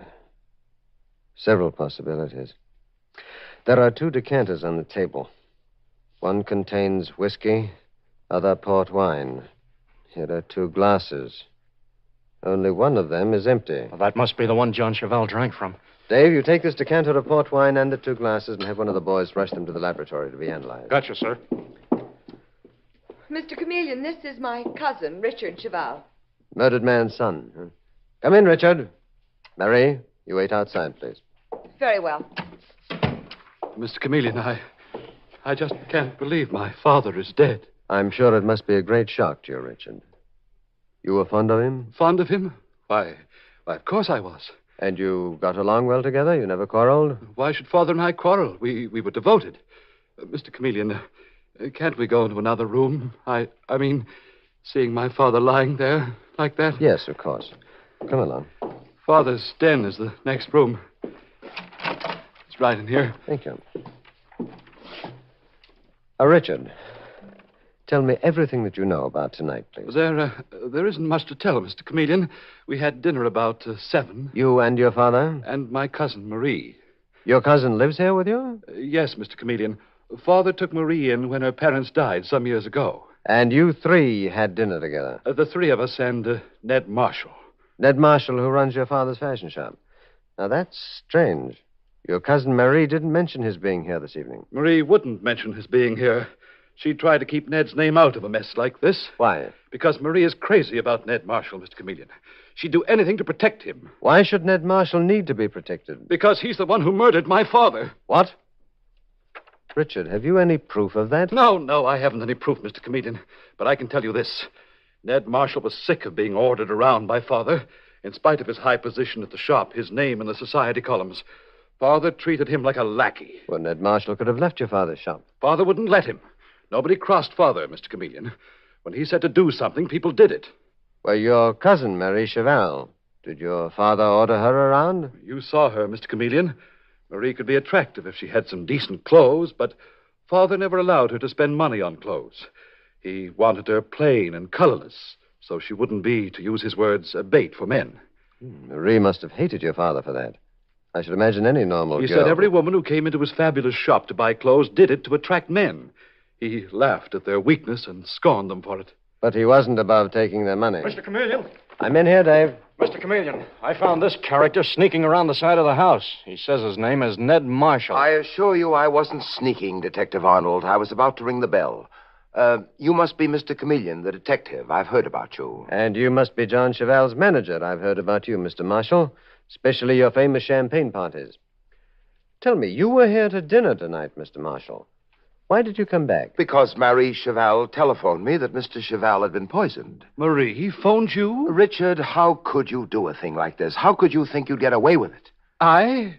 Get away with... Marshall, you must be crazy. Ned Marshall, are you accusing Richard of murdering his father? I was afraid it would happen, Mr. Chameleon. Afraid Richard would lose his head. A man can be driven just so far. Richard, if you didn't care about yourself, at least you might have thought of Zizi. Zizi? Well, I don't know what you're talking about. Judging by your expression, Richard, it's obvious that you're lying. All right, who is Zizi? Why, she's a model at Father's fashion shop, Mr. Chameleon. She's also the girl you married secretly a month ago. You... How did you know, Ned Marshall? Zizi herself told me. Well, a secret marriage. Where is your wife now, Richard? She has an apartment at the Plaza Sheraton, Mr. Chameleon. And why did you keep the marriage a secret from your father? Because, he wasn't well. We were afraid the shock would be too much. Oh, why don't you tell Mr. Chameleon the truth, Richard? You were afraid your father would disinherit you. Keep out of this, Marshall. You're trying to frame me to cover up your own guilt. You hated Father. No, I didn't hate him. He was difficult, but he paid me well for my services. And I'd have been a fool to destroy the hand that fed me. Richard, tell me. After you finished dinner, what happened then? Were you and your father alone in the study? Yes, Mr. Chameleon. I poured him his usual glass of port wine. He drank it. And then suddenly he cried out in pain and died. You poured him a glass of port. Now, there were 2 glasses of port on the table. Yes, the other glass of port was for myself. For yourself? Richard, since when have you taken to drinking port?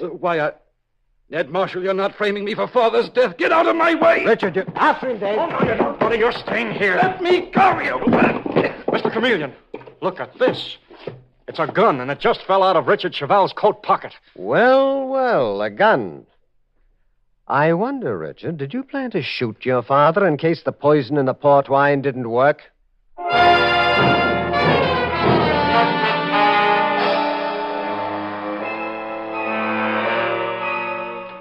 Mr. Chameleon and the Fashion World murder case continues in just a moment.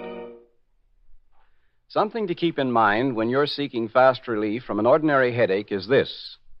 There's no necessity to guess about Bayer aspirin speed because your own eyes can show you how quickly a Bayer aspirin tablet is ready to go to work. Simply drop the tablet in a glass of water and notice how soon it starts disintegrating. What it does in the water, it also does in your stomach. And when you make this test, one reason why Bayer aspirin gives you such amazingly fast relief becomes almost instantly evident. For the Bayer aspirin tablet starts disintegrating before it reaches the bottom of the glass, is actually ready to go to work in 2 seconds. Quick relief is one reason why it pays to take Bayer aspirin whenever you're in pain. Another is dependable relief. No other pain reliever can match its record of use by millions of normal people without ill effect. When you buy, ask for it by name, Bayer aspirin, not just for aspirin alone. Get the 100-tablet bottle and you get Bayer aspirin tablets for less than a penny apiece.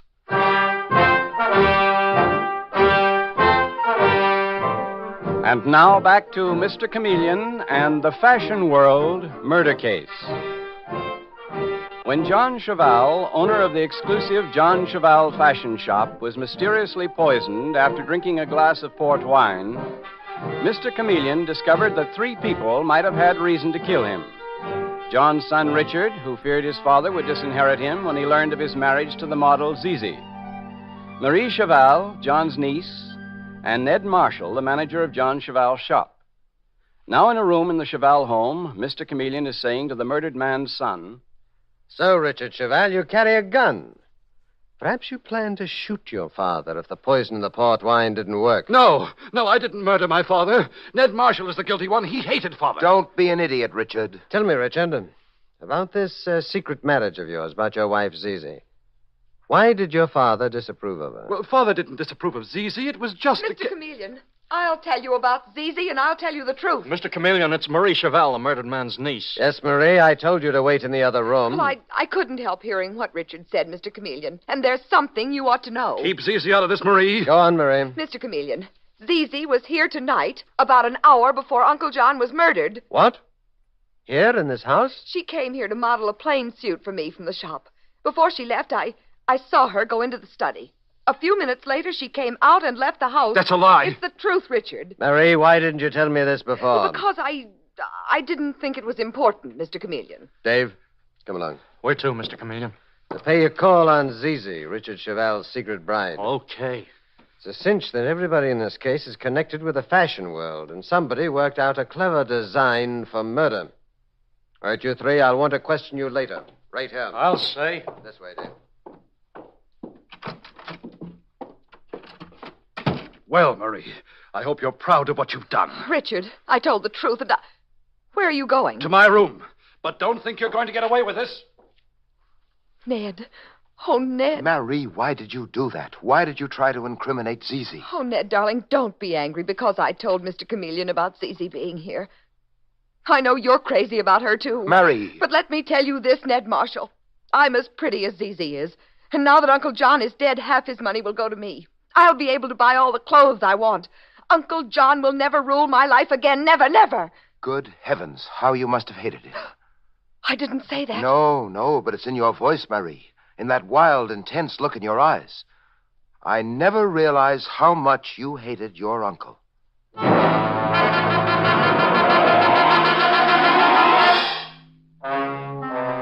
And now, a short time later, Mr. Chameleon and Detective Dave Arnold have just rung the bell of Zizi's luxurious hotel suite. Some setup, Mr. Chameleon. Must have cost Richard Cheval every cent he had to keep his secret wife in a place like this. Yes, Dave. Yes, what is it? You are Zizi, the model at Cheval's shop? Yes. Secretly married to the owner's son, Richard Cheval? That's right. I'm Chameleon of Central Police Headquarters, and this is Detective Arnold. May we come in? Why, sure. I've got nothing to hide. Thank you. Then you won't object to Detective Arnold searching your suite? Why, now, wait a minute. Get going, Dave. You know what to look for. Yes, sir. Mr. Chameleon, you've got no right breaking in here. In a case of murder, the police take on certain rights, Zizi. A case of murder? Now, don't pretend that you didn't know old John Cheval was murdered. Why, I had You're a very attractive model, Zizi, but not a very clever actress. It was obvious when you opened the door that your husband Richard had warned you that we were coming. Okay, so Richard did phone me. What of it? Mr. Chameleon, take a look at this, will you? Small bottle of white liquid. White arsenic. Deadly poison. I was searching Zizi's bedroom closet, and I found that bottle in the pocket of her coat. No, you couldn't have. I don't know anything about that bottle. Don't you, Zizi? Tell me, what were you doing in John Cheval's study earlier tonight, just before he was poisoned to death? Who told you I was there? Never mind that. Answer my question.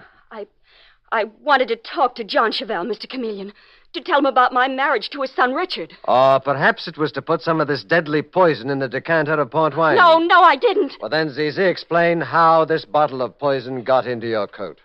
I think I've got a pretty good idea, Mr. Chameleon. I left my coat in the hall while I modeled a suit for Marie Cheval. She must have poisoned her uncle's wine and planted the bottle of poison in my coat pocket. Why, sure. Marie Cheval hates me, Mr. Chameleon. She hates you? Why, Zizi? Because of Ned Marshall, who runs her uncle's shop, the one where I work.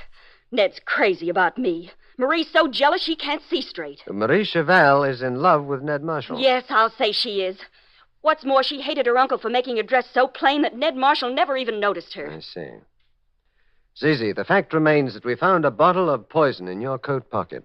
And it was the same poison that killed John Cheval, that man who didn't want you for a daughter-in-law. What's wrong with a model for a wife?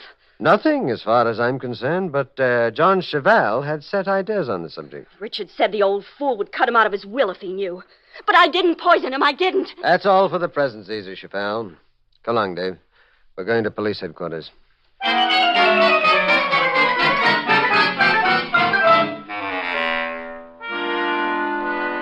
And now, sometime later, at Central Police Headquarters, Mr. Chameleon is saying to the Commissioner of Police, Well, Commissioner, the laboratory confirmed my suspicions. The port wine that killed John Cheval contained white arsenic. And you found a bottle of that same poison in Zizi Cheval's coat pocket. The girl Cheval's son was secretly married to. Yes. Zizi says it must have been put there by Marie Cheval, the murdered man's niece, who was jealous of her. You think Marie is the guilty one, Chameleon? Well, Marie had a strong hatred for her uncle. Richard Cheval hated his father, but he'd hardly frame his own wife for the murder. Nor would Ned Marshall, who it appears was also in love with the beautiful Zizi. Well, it could be any one of those four people. Yes, but which one is it? It's a question. Well, maybe I found a way to get the answer. You mean through one of your disguises, Chameleon? Well, Commissioner, John Cheval owned a fashion shop specializing in everything rich women buy, but particularly in furs. Mm-hmm. And white arsenic is used in the preparation of furs.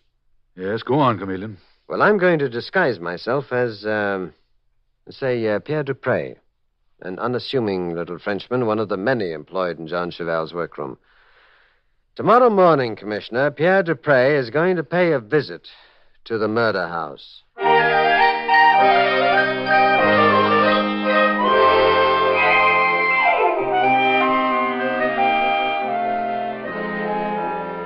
And now it is the following morning. Just around the corner from the Cheval home, Mr. Chameleon is saying to Detective Dave Arnold, All right, Dave. You know what to do. You bet, Mr. Chameleon. And that's one of the cleverest disguises you've ever had. I'd never recognize her. Dave, did you tell Sergeant Matthews to attend to that matter that I spoke about? Yes, sir. It's been taken care of. Good. I'm going into the Cheval house now. In a few moments, you're to follow me, but through the side entrance. Good luck, Mr. Chameleon. Or should I say, Pierre Dupre.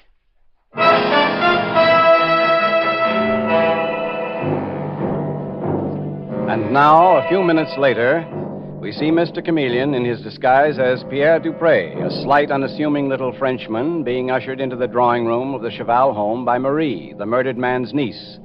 And Mr. Chameleon is saying in the voice of his disguise, You are Mademoiselle Marie, Cheval's niece. Yes, I'm Marie Cheval. Marie, who is this man? What does he want? He says his name is Pierre Dupre, Richard. And he came here at Mr. Chameleon's orders, just as he ordered the rest of us to be here. Pierre Dupre? Who the devil are you, anyway? You do not know me, Monsieur Ned Marshall. Well, I am not surprised. You are the manager of the great Jean Cheval fashion shop. You would not have noticed me. I am only employed in the workroom, in the back. In the workroom? Richard, I never saw this man in your father's workroom. Neither did I, Zizi, but... This morning, I read in the paper that Monsieur Jean Cheval was poisoned. And suddenly I recall something I see in the workroom. Something which may help to find Monsieur's murderer. What do you mean, help find the murderer? I call police headquarters. Mademoiselle Zizi. And I'm told by Monsieur Chameleon to come here and wait for him. Dupre, what is it you have to tell Mr. Chameleon? I'm not at liberty to say, Monsieur Richard. When Chameleon arrive, then I will talk. You're bluffing. You don't know anything. Be still, Marie. I don't see what you're all so worked up about. Sit down, Dupre. Merci, Monsieur Marshal. Mr. Chameleon will be along soon. Here, let me pour you a drink. Ned. A drink. But yes, thank you. I will have a drink. Well, here you are, Dupre. You look as if you could use a good drink of whiskey. You are very kind, Monsieur Marshal. I feel better already. Monsieur Dupre, what is it? What's wrong? The pain. Such terrible pain. Great Scott, he's going to keel over. Here, let me help you, Dupre. There's a couch in the other room. You can lie down. Wait here, Richard. Marie, I'll take care of him. Right in here, Dupre. Easy now. Lean on me. The whiskey. There was something in the whiskey. Yes, you old fool. There was poison in it. And you will never be able to tell the cop Chameleon what you saw in John Cheval's workroom. You'll be dead before Chameleon gets here. Will I, Ned Marshall? What? Will I die just as John Cheval died from the poison that you put in his port wine? Mr. Chameleon, you're not Pierre Dupre. That's right, Ned Marshall. I hoped my disguise would reveal the killer of John Cheval, and it did. You'll never get me. Stay where you are, Marshal. I've got you covered. Detective Arnold, I've been framed. It was a dirty trick. I suspected you of the murderer, Ned Marshall. All I needed was proof. All right, I admit I poisoned the old tyrant. I was fed up with his treating me like dirt, with taking his orders and licking his boots. I wanted to kill old John, and I meant to kill his son Richard, too. Yes, that's why you poisoned the whiskey, too, wasn't it? Because Richard usually drank whiskey, not port. I had one of my men refill the decanter, but you thought it still contained the poisoned whiskey when you gave Pierre Dupre a drink. Yes, and I'd have gotten away with my plans if it hadn't been for you, Chameleon. You wanted both John Cheval and his son out of the way, Ned Marshall, and then Zizi would have inherited the Cheval fortune. And you hoped to marry her and have the money, too. There's just one thing. Why did you plant the bottle of poison in Zizi's coat pocket? I thought the coat belonged to Marie Cheval. I was going to frame Marie for the murders, and I almost succeeded. That's what often happens in murders, Marshal. There's one small error, one little slip that'll send a killer to the electric chair. Take him away, Dave.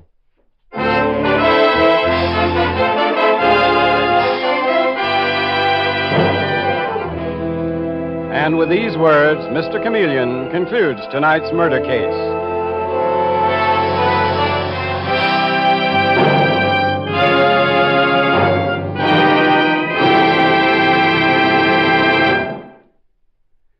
If you suffer from upset stomach, gas, heartburn and bloating, an overstuffed feeling, or any other unpleasant symptoms of acid indigestion, here's news you won't want to miss. News of a wonderful preparation that's bringing more and more people amazingly quick and effective relief.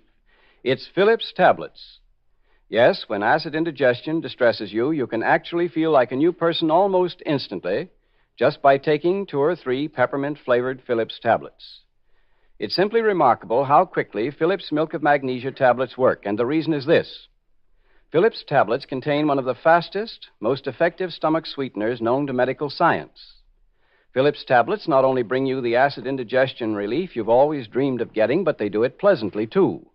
For they have a delightfully refreshing flavor, a flavor that leaves your mouth so wonderfully sweet and clean, lots of people find them as pleasant to take as after-dinner mints. So the moment you feel any sign of acid indigestion, let 2 or 3 Phillips tablets melt in your mouth, and you'll be delighted with the relief they bring. Remember, always carry Phillips tablets in your pocket or purse to take after meals or wherever you may be when acid indigestion causes you distress. Pocket-sized tins of 30 tablets cost only 25 cents. Ask for Phillips tablets today.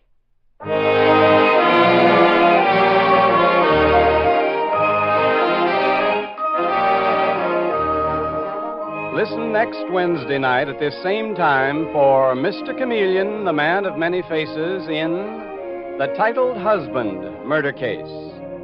The part of Mr. Chameleon is played by Carl Swenson, with dialogue by Gene Carroll, based on the original story by Frank and Ann Hummert. It is directed by Richard Leonard with music by Victor Arden. Your announcer is Howard Claney.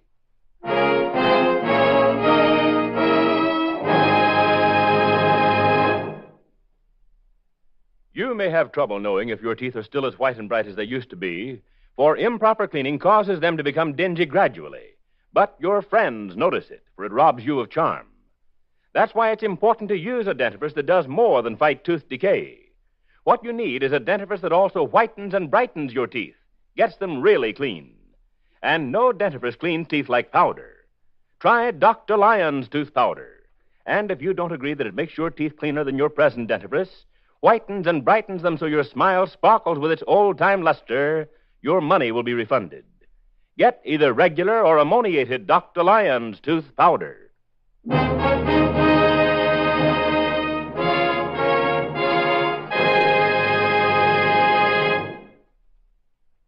Listen for Mr. Chameleon in The Titled Husband murder case next Wednesday night at this time. This is CBS, the Columbia Broadcasting System.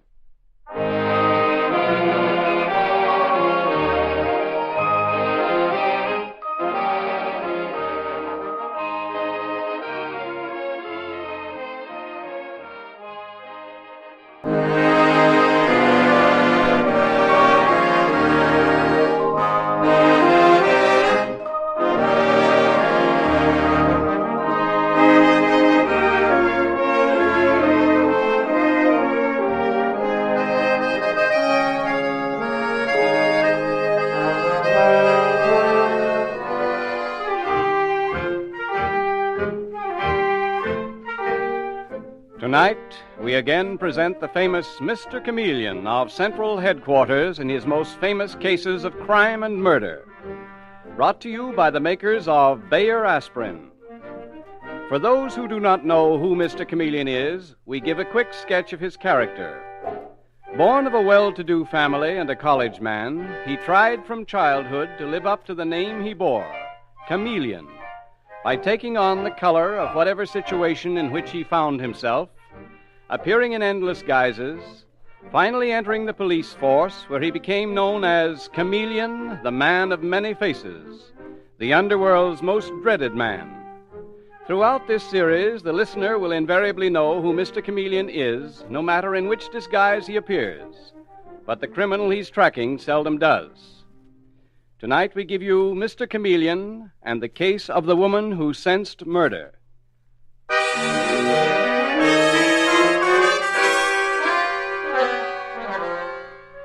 It is 9 o'clock at night, and there's a light burning in the office of the Commissioner of Police.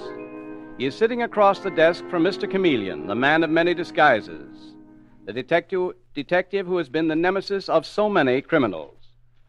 Well, here's the letter, Chameleon. Yeah? My dear Commissioner, I have thought long before writing this, but the time has come when, compelled by fear, I am forced to write. I am an old woman, but a sane one, and many things have occurred in this house which make me believe that some person in it has planned to murder me. But go on, Commissioner. I am writing to you, Mr. Commissioner, because my attorney, Mr. Huntington, is in Europe, and I have no other place to turn. I have been reading about your Mr. Chameleon, and I wondered if he could visit me. I knew his mother and remember him as a lad, and I'd feel rather safer in his hands than in those of an ordinary policeman. Signed, Helen Audrey. Well, feel safer in your hands, Chameleon, than in the hands of an ordinary policeman. Well. Commissioner, I think that a letter like this from Mrs. Audrey may have a very, very black background. When are you going to see her? As soon as I can get there. Mrs. Audrey is one of the richest women in New York. She has a tremendous amount of money. Too many people stand to benefit from her death. You get me a squad car and have Detective Sergeant Dave Arnold meet me downstairs at once.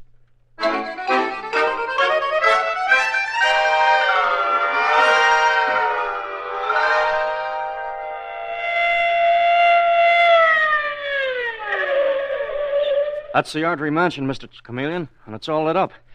Guess they're giving a party. Well, there's only one car. Dave, look at the license. That's a doctor's car. Come on. Now, this looks like the doctor coming out. I beg your pardon. Are you the doctor? I am Dr. Hammond, Mrs. Audrey's physician. Then Mrs. Ardrey is sick? Mrs. Ardrey is dead. Dead? Dr. Hammond, I am Chameleon of Central Headquarters. Yes, I've heard of you. Tell me, Doctor, how did Mrs. Ardrey die? The symptoms are those of an overdose of heart medicine. But I am willing to give no opinion further than that they are the symptoms of an overdose. Thank you, Doctor. I wondered if you could wait inside a moment. I may need to ask you some further questions. Gladly, Mr. Chameleon. I'll be in the library. Thank you. Dave. Yes? Not one word about the letter the commissioner got from Mrs. Ardrey. When I talk to these people, I want their guard down. Okay. I smell murder.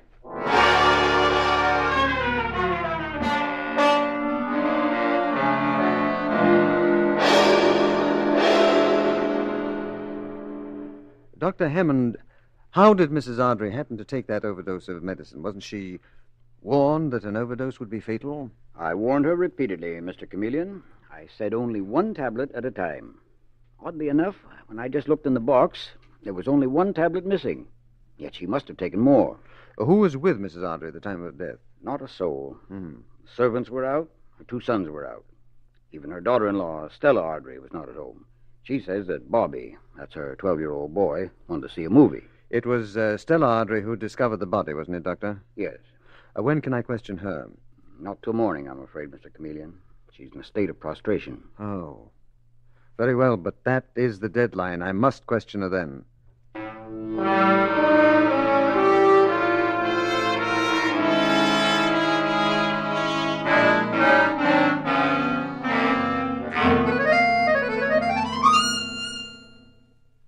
So you see, Mrs. Ardrey, it seems very, very strange to me that your mother-in-law should have died here completely alone. Strange?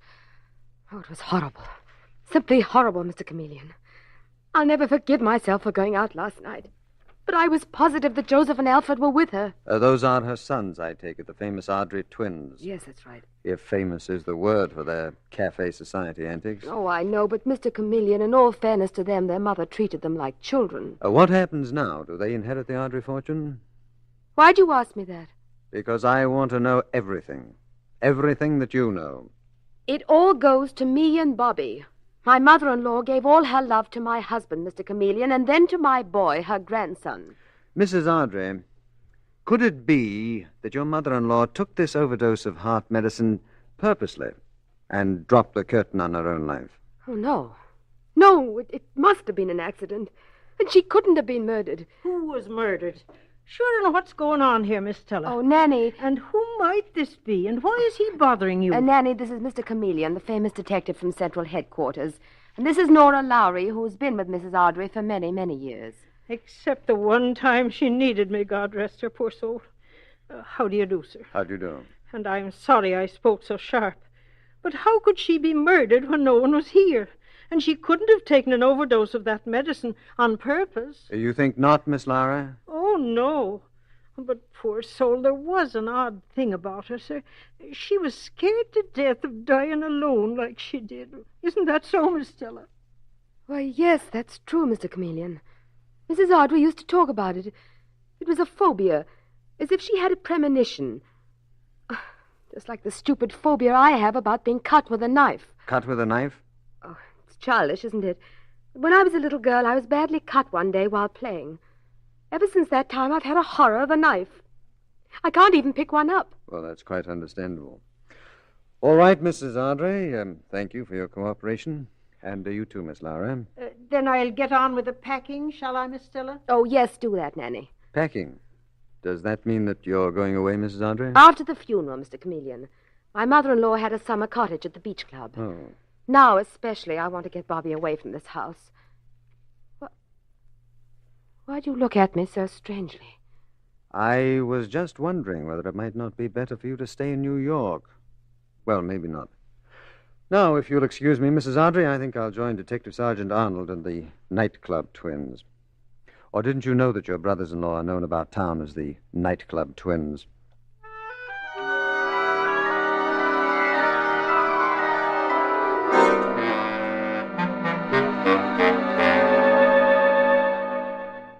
And who are you to ask us such personal questions? Wasn't the shock of Mother's death bad enough without having to put up with a couple of policemen? He means us, Mr. Chameleon. Yes, I gathered as much, Dave. Mr. Chameleon. Mr. Chameleon, is that who you are? Yes, Mr. Joseph. Or are you Mr. Alfred? I'm Joseph Ardrey. But really, this is surprising. The famous Chameleon working on a simple case like this. Which resulted in your mother's death. Poor mother, I Stop always it, knew Alfred. Mr. Chameleon, you're such a famous detective. I always pictured you as turning up in some impenetrable disguise and handling only big cases. Well, this may be a big one. Suppose I told you that it was murder. Then I'd say you were mad. Mother wasn't murdered. A heart attack is death from natural causes. Mr. Chameleon, whatever it is you're suspecting, I'd like to remind you of one important point. My brother and I are still quite penniless. Stella and Bobby inherited everything. Is that a fact? That is a fact, Detective Sergeant Arnold.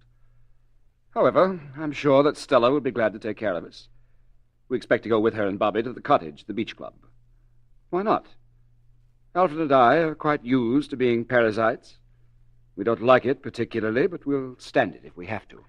We police have the idea that where murder is the issue, people have to stand a lot.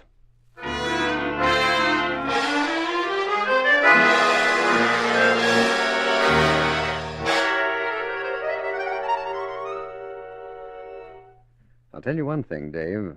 Joseph Ardrey meant it when he said they didn't enjoy being parasites. Those two want money badly. And they're spending the summer under the same roof with Stella Ardrey and her son.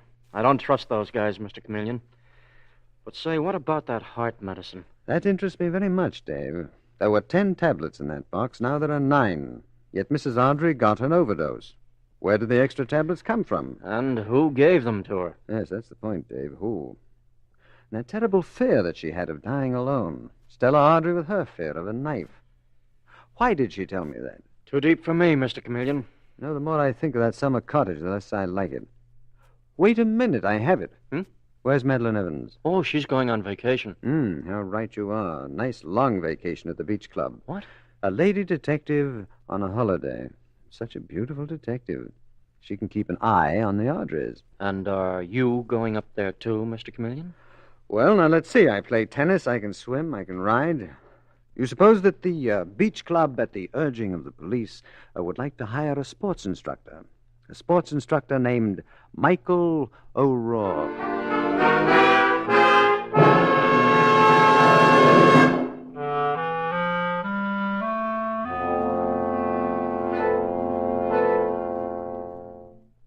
Gee, Miss Evans, that was a wonderful shot. Oh, thank you, Bobby. You like to play tennis, don't you? I like to play with you. You're terrific. Would I be speaking out of turn if I disagreed with the young man? What? What? Well, I've been standing here watching you. And if the young lady will forgive me, her backhand drive is very weak. She doesn't hold the racket properly. What do you mean? She's perfect. Who are you, anyhow? Well, my name is Michael O'Rourke, and I'm the new sports instructor. Oh, how do you do? My name is Madeline Evans, and this is Bobby Ardrey. Pleasure, I'm sure.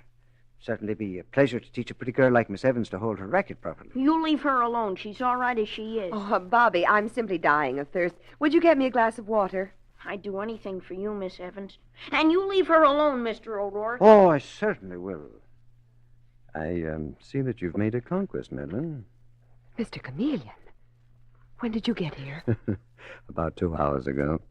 Detective Sergeant Arnold will probably join us tomorrow.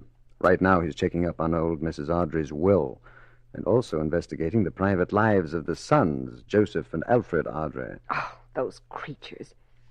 You're right about Bobby, Mr. Chameleon. I have made a conquest. How is Bobby's mother, Stella Ardrey? Oh, not so good. Oh. She looks like a ghost. She takes long walks all alone down by the sand dunes. Nanny, who keeps house for them, you've met Nanny. Oh, yes. It's for Nanny's benefit that I've worked hard on my brogue. Well, Nanny tells me she's worried sick. But then... Miss Evans, sure you don't grip the racket correctly at all. What? Somebody's coming. Now, the proper way to hold it. Miss Evans! Why, it's Nanny. Where's Master Bobby? I've got to find him. He mustn't come near the cottage. Not till the ambulance has taken her away. The ambulance? What do you mean? They found his mother 2 miles down the beach. She went on one of her walks and someone robbed her. They took her rings and they stabbed her. They're afraid she won't live through the night. Stabbed with a knife.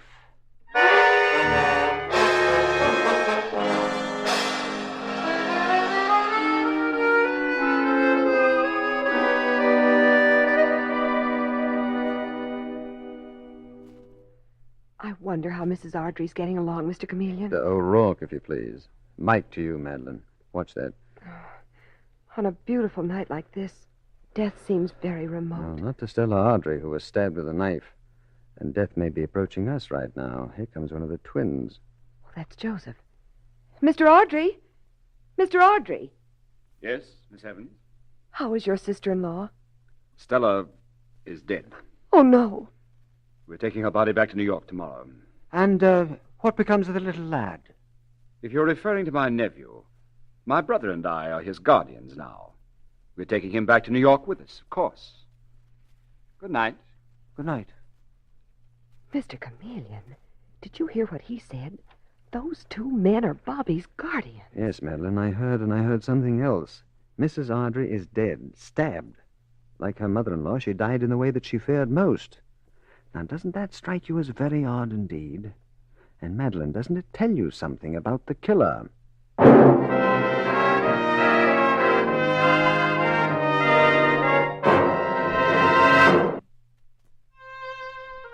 Mr. Chameleon and the case of the woman who sensed murder continues in just a moment. Whenever you wake up in the morning with an ordinary headache and are afraid you're in for a bad day, take 2 Bayer aspirin tablets with a full glass of water the moment you get up, and chances are, before you finish dressing, your headache will be gone. You'll feel perfectly normal. Your day will be saved. Thousands of normal people use Bayer aspirin in this way and get reliable, fast-acting relief. That's because Bayer aspirin starts to disintegrate within 2 seconds after you take it, hence is ready to go to work almost instantly. To see Bayer aspirin's astonishing 2-second disintegrating action, drop one of these tablets in a glass of water. Before it reaches the bottom of the glass, it will start to disintegrate. It does the same in your stomach, and that's why Bayer aspirin gives such fast relief. Remember, besides quick relief, Bayer aspirin also means reliable relief. Bayer aspirin has been used without ill effect by millions of normal people.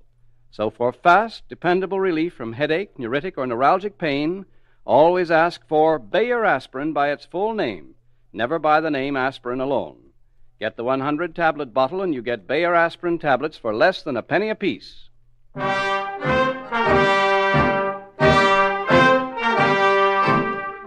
And now back to Mr. Chameleon and the case of the woman who sensed murder. It is the following morning, and along a wooded bridle path come 2 horsemen, Mr. Chameleon and Detective Sergeant Arnold. Both men look extremely grave, and Mr. Chameleon is saying, So after Bobby's death, Joseph and Alfred Ardry would at last inherit the Ardry fortune. What do you mean after, Mr. Chameleon? I mean O'Rourke. You'd think the boy was already dead. I'm afraid it's only a matter of time. That was an interesting will, Dave. Very interesting. Makes me all the more interested in those heart tablets that killed old Mrs. Ardry. But where's the guy that killed the old lady? Not a trace yet. See, that's the trouble. It may take time to break this case, and we haven't got time. Bobby hasn't got time. I wonder what he's afraid of. Oh, the kid? Yes. You see, his grandmother, remember, was afraid of dying alone. That's how she died. Stella, his mother, had a dread of being cut. She was stabbed to death. There's a queer, sadistic pattern there, Dave. I know that boy may be murdered, but I don't know by whom, and I don't know how. Mr. Chameleon, there he is, coming out of the paddock. Oh, probably waiting for Madeline. You better beat it, Dave. Okay, see you later. No. Well, hello there, young fella. You waiting for Madeline? I'm waiting for Miss Evans. We're going riding together. You'd like to ride, don't you? You're not going along, are you, Mr. O'Rourke?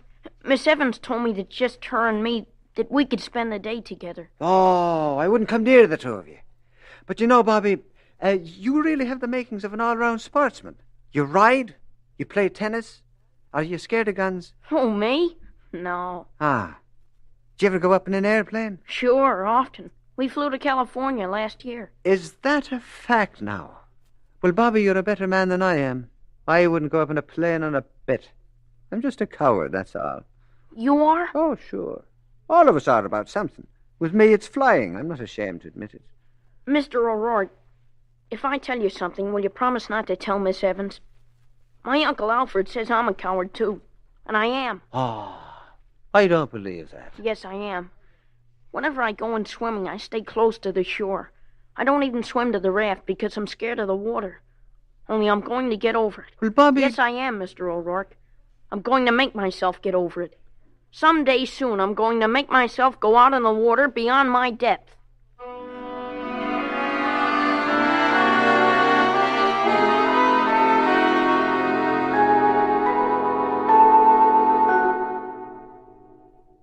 So there we are, Madeline. Now, at least I know the method of the killing. When? Early in the morning, no doubt, when there's no lifeguard on the beach. But, Mr. Chameleon, how awful. Because the child wants to prove he isn't a coward, he's going to be murdered. We can stop it, Mr. Chameleon. We can patrol the beach. Yes, but the murderer won't come to the beach with Bobby. They'll watch. Yes, but from a distance. See, the trouble is, if we save Bobby's life, they'll try again later on, when the boy's been taken beyond our reach. But you've got to save his life. We can't let him drown. No, Dave, but appearances can be very deceiving. Now, look at me. Heavy tan, reddish hair, plus an Irish brogue, and I am Michael O'Rourke. Only I'm not, you see. But, Mr. Chameleon, what the heck has that got to do with the kid drowning? I don't get it. Well, you will, Dave, you will. Meet me at the beach at 6 in the morning. You better be prepared to get good and wet.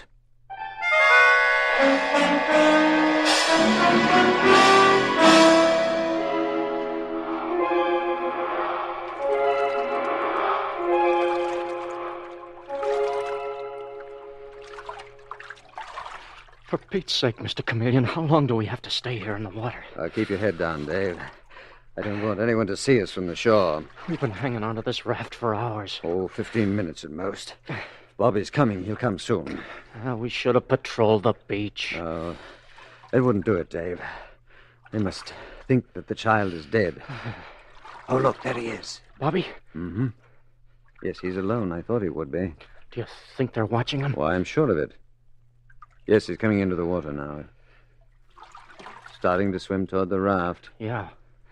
Oh, Mr. Chameleon, what sort of a person is it who can stand by and watch while a child drowns? That question will soon be answered. He's slowing down. It's too far for him all the way out to this raft. Keep out of sight, Dave. I'll bring him round to the back of the raft. But that's a long way for you to swim underwater, isn't it? I'll make it. I've got to. There he goes. He's calling for help. Okay, Dave, keep out of sight as if your life depended on it.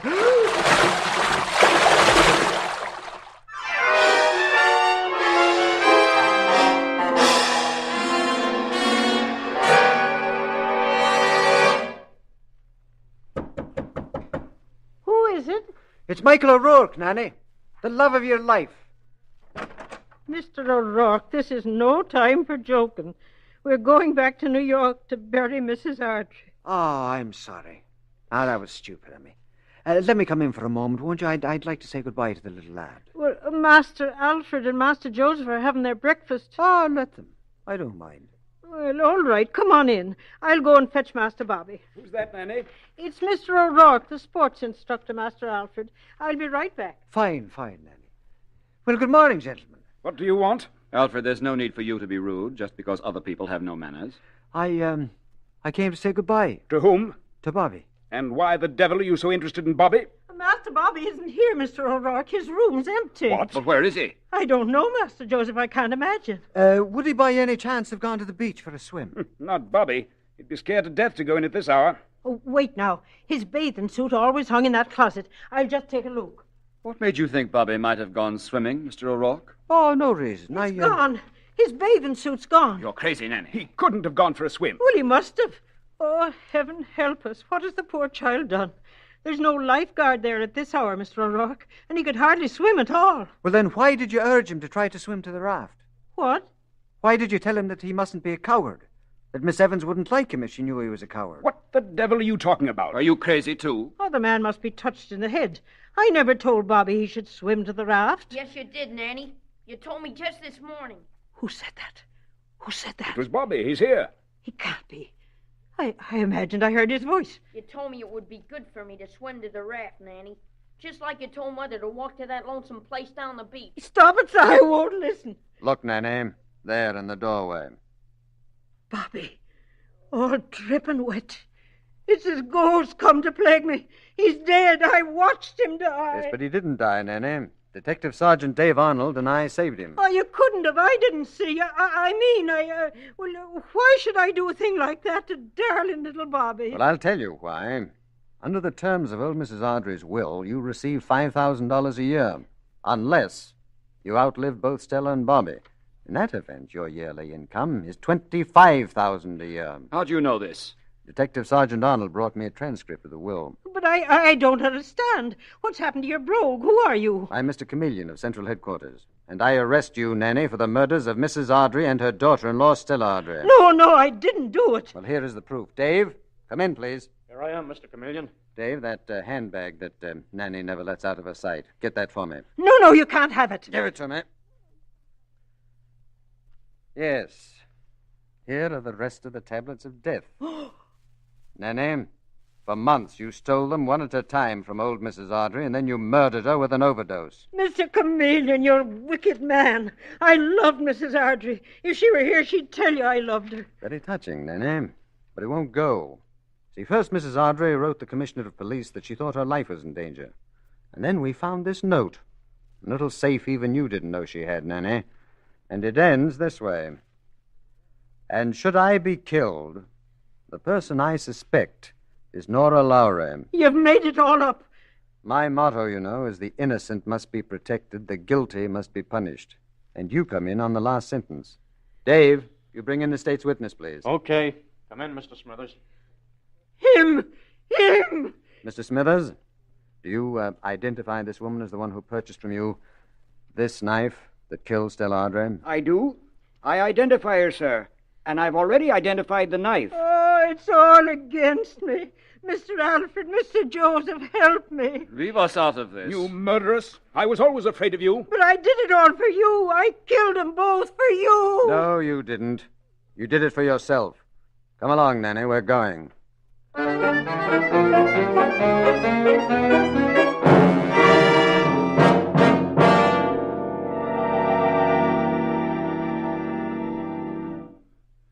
Now that you've settled this case, Chameleon, what's going to happen to the boy, Bobby?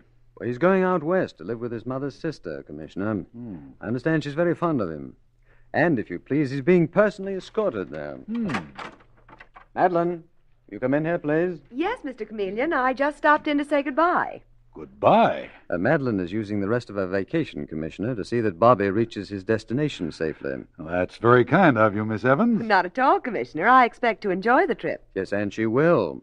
You know, this girl is an expert at making conquests, and a woman doesn't have to be a detective to know that a train is a perfect setting for conquests.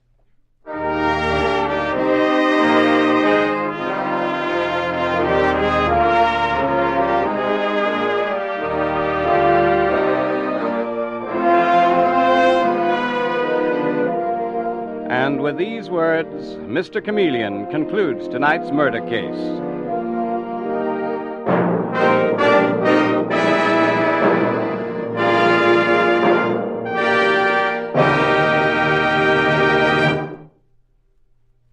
Here's something it will pay you to keep in mind whenever you're suffering from an ordinary headache and want really fast relief. Because genuine Bayer aspirin starts disintegrating in your stomach within 2 seconds after you take it, it quickly relieves the pain. Actually, this remarkable 2-second disintegrating action means that Bayer aspirin is ready to go to work almost instantly. And that's important, for when you're suffering, you want fast relief, very fast relief. And you also want relief you can depend upon. And here again, that means Bayer aspirin. For of all pain relievers, none can match Bayer aspirin's record of use by millions of normal people without ill effect. So when you buy, do as millions do, ask for genuine Bayer aspirin. Get the 100-tablet bottle, and you get Bayer aspirin tablets for less than a penny apiece.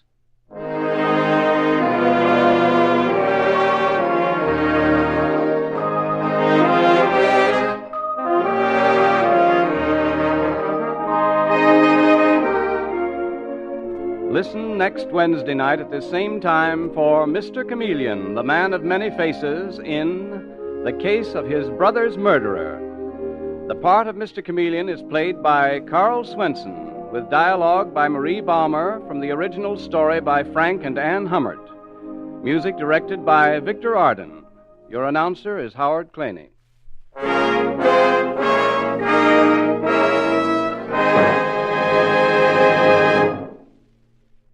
New Lion's toothpaste does what no other toothpaste can. Thousands of laboratory tests on scores of individual teeth reveal that New Lion's toothpaste actually gets teeth 2.5 to 5.5 times brighter than any of the 5 leading brands, brighter by far, in fact, than any toothpaste on the market. Remember, it's not just another toothpaste, not just another old toothpaste with an added ingredient. Lion's toothpaste is utterly new, radically different. It cleans without soap, polishes without chalk. Lion's toothpaste.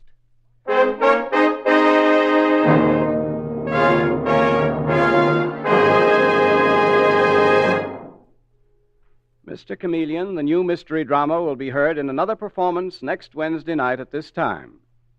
This is CBS, where 99 million people gather every week, the Columbia Broadcasting System.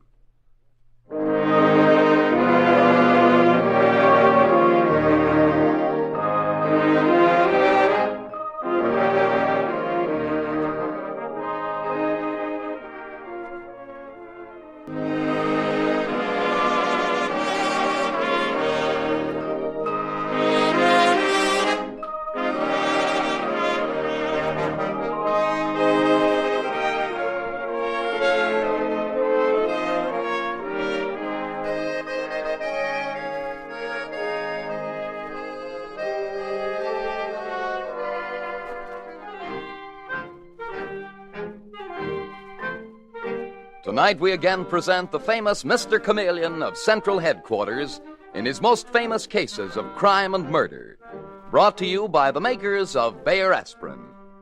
As all of you know, Mr. Chameleon is known in the police as Chameleon, the man of many faces, who appears in various impersonations to track down his prey. The audience always knows who Mr. Chameleon is, but the criminal he is tracking down seldom does. Tonight we give you Mr. Chameleon and the case of the game of death.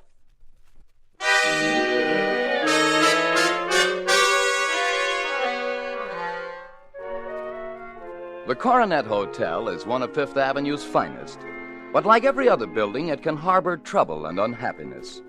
And in the elegant suite of the Cunningham sisters, Lois, the younger sister, is sitting weeping and crying out angrily to her sister Helene. I'm not a baby. It's only 10 o'clock, Helene. I have a right to go out and enjoy myself, haven't I? No, you haven't, Lois. Not if you're going to play bridge for money. But that's ridiculous. You do it yourself all the time. Last month you paid the rent here with the money you made at bridge. Lois... You're always next door playing with the Smalleys. And just because they asked me to a couple of parties... You're too young for that sort of thing. You're only 20, Lois. Since Dad and Mother died, I've had to look after you. And I intend to go on doing it whether you like it or not. But the Smalleys have been so kind to us. I didn't say they weren't. I simply said that I won't have you playing cards for money. I'll answer that. And don't think I finished with you. I haven't. It may be Edgar. I hope it's Edgar. The sooner you marry him, the better I'll be pleased. Yes? Oh, hello there. What's that? Helene! Helene, what happened?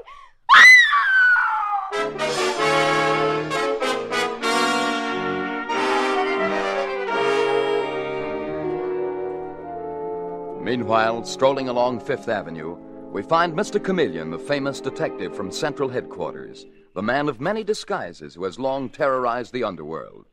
And with him is his friend and co-worker, Detective Sergeant Dave Arnold, also off duty. But like two war horses scenting battle, they stop simultaneously, and Dave exclaims, Mr. Chameleon, do you see what I see? I see a crowd. 2 police cars in front of the Coronet Hotel. Add them all together when they spell, Dave. Trouble? Yes, come on. It looks like big trouble, Dave.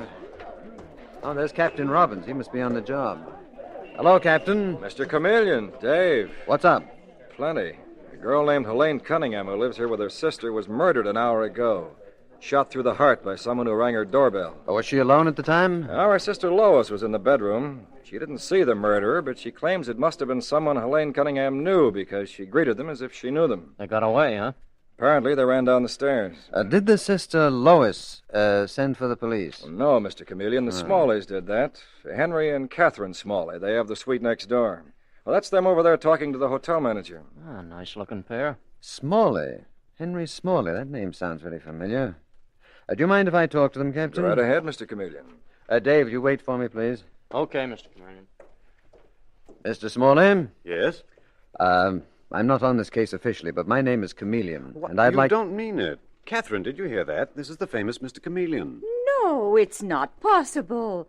Why, you're young and attractive, Mr. Chameleon. From the way we heard you described, we expected a monster with horns. I don't follow you, Mrs. Smalley. Who described me to you? And why is it that your name sounds so familiar to me? Well, let's say we have mutual acquaintances, Mr. Chameleon, who have talked about the brilliant impersonations you use when working on a case.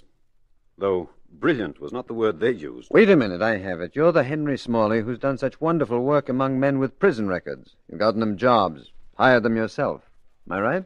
I'm afraid you are, Mr. Chameleon. You know, it's amazing, Mr. Chameleon, how seldom those men betray my faith in them.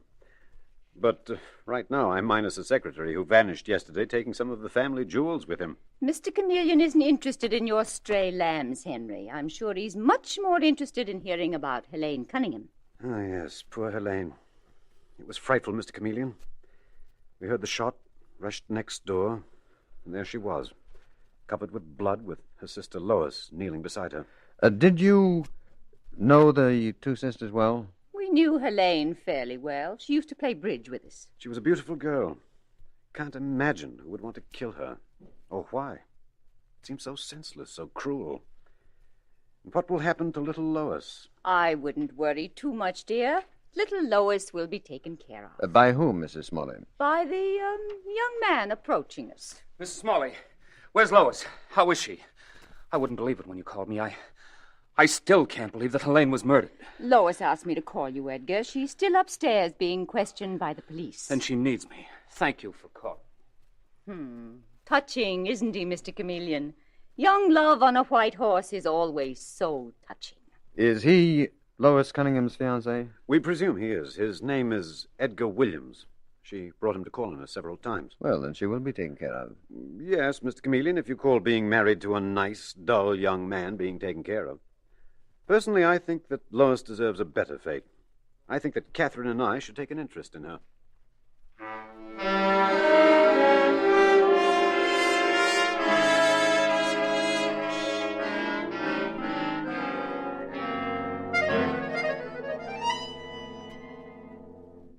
And personally, my dear Commissioner, I would just as soon have two vultures take an interest in that girl, Lois.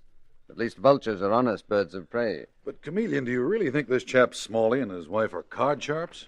Commissioner, it's a very difficult thing to prove. They live in a high-class hotel, they dress well, they're attractive, but they give bridge parties constantly. And according to her sister, Helene Cunningham, played for money.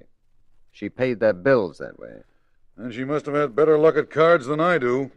No, not necessarily. Commissioner, socially, the Cunningham girls are top-drawer stuff. Their parents, unfortunately, left them penniless, but they continued to keep up their standard of living. Well, how? Because Helene won occasionally at bridge? No, Commissioner, you'll never convince me of that. Then you think that the Smalleys used Helene as a come-on? She introduced them to her friends with money, and then the Smalleys proceeded to fleece the friends at bridge. I think that's very possible. And when she decided to pull out, she was murdered. I think that is possible, too. But remember, a high-class gambling ring, Commissioner, is the toughest thing in the world to smash. How can you prove that a charming couple like the Smalleys are card sharps? If they are. And you believe they are? I believe that a lot of ugly things go with gambling. Blackmail, sometimes suicide, sometimes even murder. Now, the Smalleys are just a cog in the wheel. And I'd like to smash the wheel. Well, how are you going about it? Are you going to take up gambling? Get yourself an introduction to the Smalleys' inner circle? No, I'd rather be part of that inner circle. What do you mean? Well, Henry Smalley's pet philanthropy is rehabilitating criminals, or so he says. Don't you think he'd rehabilitate me? You? Uh-huh. Suppose my name is Otis Smith. I've served a term in prison for forgery, but I want to go straight. Now, after all, Commissioner, Mr. Smalley is a charitable man. I'm sure that he'll be only too glad to help me. When Mr. Smalley sees me, it will be as Otis Smith.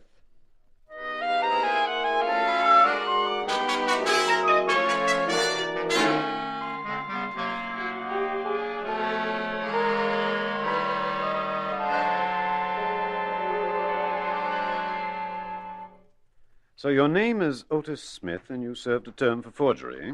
6 years at Leavenworth. I was released for good behavior. Mm-hmm. How old are you? 36. Oh, you look much older. Well, I should, Mr. Smalley. I got this white hair and stir, and I picked up a few other things there, too, like my limp. How did that happen? Got into a fight with another prisoner. Dropped a rock on my foot. Broke all the bones in it. Well, you had quite a bad time of it, didn't you, Mr. Smith? I learned to hate the whole world, especially organized society. Organized for what? To persecute men like me who simply try to make a living off the suckers and the fools? So you think the suckers and fools of this world are fair game for anyone who's smart enough to make a living off them? Sure I do. Don't you? I heard that you are very understanding, Mr. Smalley. I understand the criminal mentality, Mr. Smith. What do you mean by that? I mean I feel deeply sorry for you people who have been in prison, and I'd like to help you. You seem like an educated man. 1 year in college. Mm-hmm. You're quite presentable, too. That white hair gives you a lot of distinction. You see, my secretary ran out on me a few days ago. Poor devil, he fell in with some of his old associates and promptly skipped out with some of my wife's jewelry. I assure you, Mr. Smalley, I am not a common thief. I know. You forgers always consider yourselves artists. Wait a minute. I want you to meet my wife and her brother. Catherine, Claude, come in here, will you, please? Yes, dear. What is it? And who is this? The forger? The gentleman who wrote you such a pathetic letter? That's right. Mr. Smith, this is my wife and her brother, Mr. Taylor. How do you do, Mr. Smith? And now you've met the entire household. Unless you're kind enough to let me join it, Mr. Smalley. What makes you think we'd allow you to join it?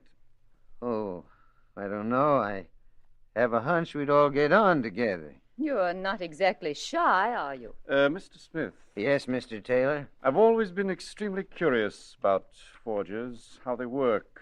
Could you give us an example of your craft? That's an idea, Claude. How about it, Mr. Smith?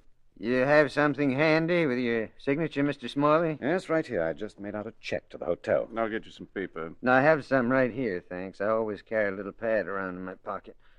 Prefer to use my own pen than I'm used to. Well, I suppose that does make a difference. Yes, indeed. All right, here we go. Henry, please don't stand over me. Can't work if you do. Why not? Come on, Claude. He's quite right. He's an artist. No artist likes to work with people watching him. Oh, shall I answer that, Henry? No, I'll take it, dear. Why? And J is very tricky. Too tricky? Shh, please. S M A L. I never saw such concentration. Please be quiet. Catherine, Claude, what do you think that was? Henry, no noise, please. It's all right. I finished. Here you are, Mr. Smalley. What do you think of that? Imitation of your signature. That's amazing. I couldn't tell the difference between this and my own signature. Neither could I. You are an artist, Mr. Smith. Thank you. Unfortunately, there's no market for my art. That's why I'm still hoping that you can give me a job. Mr. Smith, I must tell you something. That phone call just now was from the police. Police? What? Yes. I have a shock for you. The body of Willis Evans, that's my former secretary, was found this morning on the waterfront. He'd been bludgeoned to death. So, you see, Mr. Smith, this job may mean bad luck. But if you want it, it's yours. I'll take it.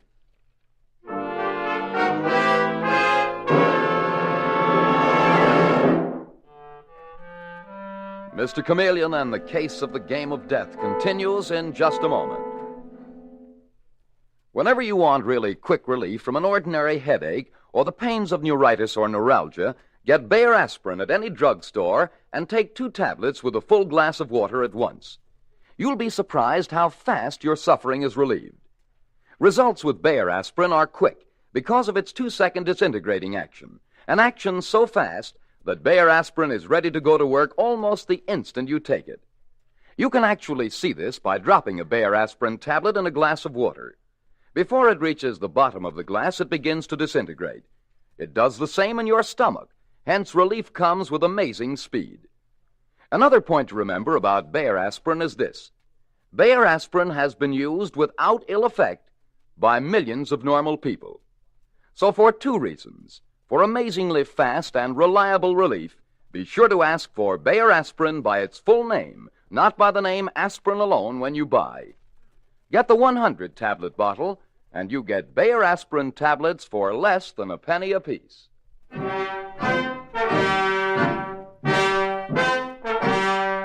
And now back to Mr. Chameleon and the case of the game of death. It is a week later, and we find Mr. Chameleon at Central Headquarters in the office of the police commissioner with Detective Sergeant Dave Arnold. As Dave says, And that's all I could dig up on the Smalleys. Their source of income is certainly dubious. None of them worked, not even Mrs. Smalley's brother, Claude Taylor, and Mr. Smalley's small inheritance couldn't possibly take care of them. Not at the Coronet Hotel, it couldn't. What do you say, Mr. Chameleon? Oh, no, hardly. I've been working for the Smalleys for a week now as their secretary. There's no question in my mind as to their source of income.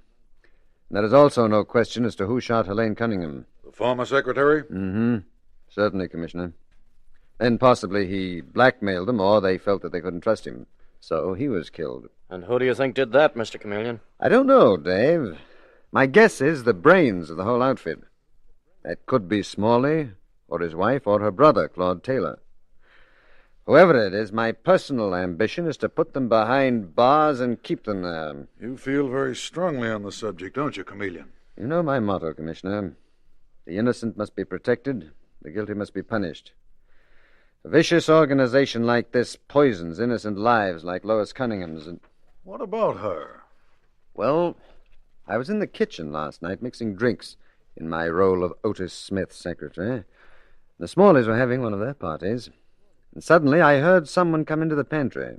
Lois and her boyfriend, Edgar Williams. Lois was saying, I can't stand it, Edgar. I've got to get out of here. But, Lois, darling, what is it? There's something terrible going on here. I'm sure of it now. These card games. Edgar, they're crooked. Lois, are you out of your mind? No. Oh, I didn't want to believe it. The Smalleys were so kind to me after Helene's death. But it's true just the same. But, sweetheart, how do you know? I've never lost much money to the Smalleys. I've won as much as I've lost. Well, so have I. But other people have lost tremendous sums. The Carters, for instance, and Babette Dixon, and... Edgar, I introduced all those people to the Smalleys. Sweetheart. Oh, Edgar, I'm afraid. Lois, the trouble with you is you need someone to look after you. You've had the jitters ever since your sister's death. I haven't told you, but someone's been following me every time I've gone out. What? Well, there's something I haven't told you. Right after Helene's death, I got a permit to carry a gun. I've got it right here with me. If anyone tries to harm you, I'll... put that gun away. All right. But at least you know now I'm able to protect you. Oh, darling, you're wonderful. Really, you are. You're the sweetest, the most naive. Naive? Yes, naive. Especially about the Smalleys. Oh, Edgar, I do love you so much. I'm so terribly afraid. Lois. Who was that? Is there someone in the kitchen? I'm sorry, sir. It's only me. I'm Otis Smith, Mr. Smalley's secretary. What the devil were you doing there? Eavesdropping? No, sir. Well, I hope you got an earful. I hope I made it clear that I love Miss Cunningham, and I intend to protect her. And Lois Cunningham needs protection, Commissioner. Right now, she's in just as much danger as her sister was. What are you going to do about it, Mr. Chameleon? Dave, I have one little chore I want you to take care of, and then I'd better get back on the job as Smalley's secretary. They're giving another party next week. Well, Chameleon, does it occur to you that you may be in danger, too? Is that something new? Commissioner, I am determined to smash that outfit. And I want to get them all. Not just the cogs in the wheel or the spokes, but the hub. The very heart and center of the group. The one who holds them together and makes them go round.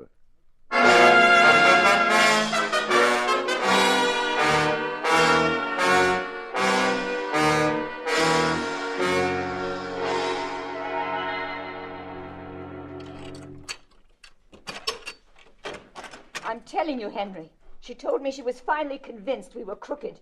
Even if she can't prove it, she can warn her friends against us. She'll frighten everyone away. What's that? Someone closed the door. Who is it? Hi, Mr. Smalley. Otis Smith. Sorry I'm late. Well, we were beginning to worry about you, Otis. Weren't we, Catherine? Yes, we were. Where were you all afternoon? I had some shopping to do. You were gone a long time. Just where were you shopping? Oh, what's the matter? Don't you trust me? Otis, we've had an extremely disturbing afternoon. First, Catherine had an unhappy scene with Lois Cunningham, and then Claude comes home with news about you. About me? Claude, come in here, will you? Yes? Oh, he's back. Yes. Tell him what you found out. I've found out that you've been lying to us. Lying? Of course you've been lying, and you didn't get away with it. Mrs. Smalley, Mr. Taylor, in what way have I been lying? You lied about your prison record. My brother-in-law checked on it, and you're a second offender. Oh, that... Do you mean to say you don't realize how very serious that can be? If you're sent up once more, you may be in for life. That's why you should have thought twice before you forged my name on a check. You kidding? I never forged your name, Mr. Taylor. I have the check right here. I'll swear I never made it out. I'll swear to it in court.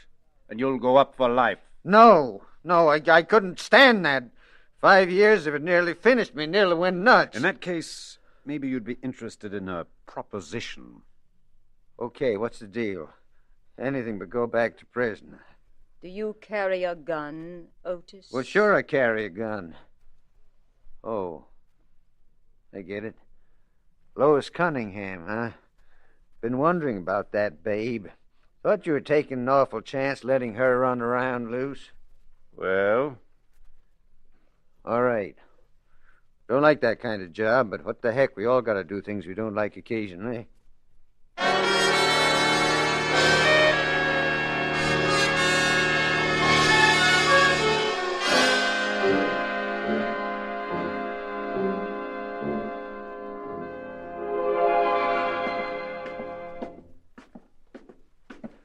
Now, look, Dave. You stay out here by the stairs. Don't come crashing in unless you hear a shot. Mr. Chameleon, I feel so blasted useless. You have been anything but useless. That last bit of information you dug up was priceless. May turn the trick. You think they'll all be there? They'll be right at my heels. They're going to make sure I pull off this job, that I kill Lois Cunningham. And if I don't, then they'll try to kill me, or at least one of them will. And whoever does that is the one that we're looking for. Now, here is Lois Cunningham's apartment. See you later, Dave. I hope. Good luck, Otis Smith.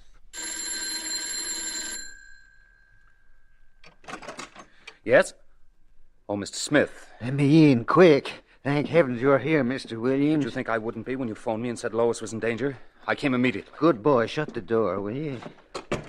But don't lock it. I may want to get out in a hurry. Edgar? Oh, Mr. Smith, it's you. Why did you call Edgar and say I was in danger? Because you are, Miss Cunningham. Edgar. It's all right, sweetheart. I'm here. I won't let him hurt you. Oh, I don't intend to hurt him, Mr. Williams. See, that's the point. Got quite a story to tell you, kid. But first, I got a favor to ask you, Mr. Williams. I know you have a gun. We should put it on the table. What? What, do you think I'm crazy? No, I'm willing to lay mine on the table. Now, there you are. There's mine. Please, Mr. Williams, I feel much safer. A kid like you isn't used to handling guns. Go ahead, darling. I want to hear what he has to say. Very well, Lois. There. Now, Smith, tell us about the Smalleys. Well, as you know, I've been working as their secretary. This afternoon, they gave me orders to bump off Miss Cunningham. What? Then they were responsible for Helene's death, too. Sure they were responsible. Someone closed the outside door. The Smalleys. Edgar. Here, Mr. Williams, here's your gun. Now we're ready for him. Come on out. We know you're there. No funny business either. Mr. Williams and I both got guns. So you went back on us, did you, Smith, you dirty little punk? We should have known you would. We never should have trusted you. Never trust a forger. You mean never trust a card sharp, Smalley? That's the way I've always heard it. Be careful, my friend. If you go to the police... Don't move. You stay right where you are, all three of you.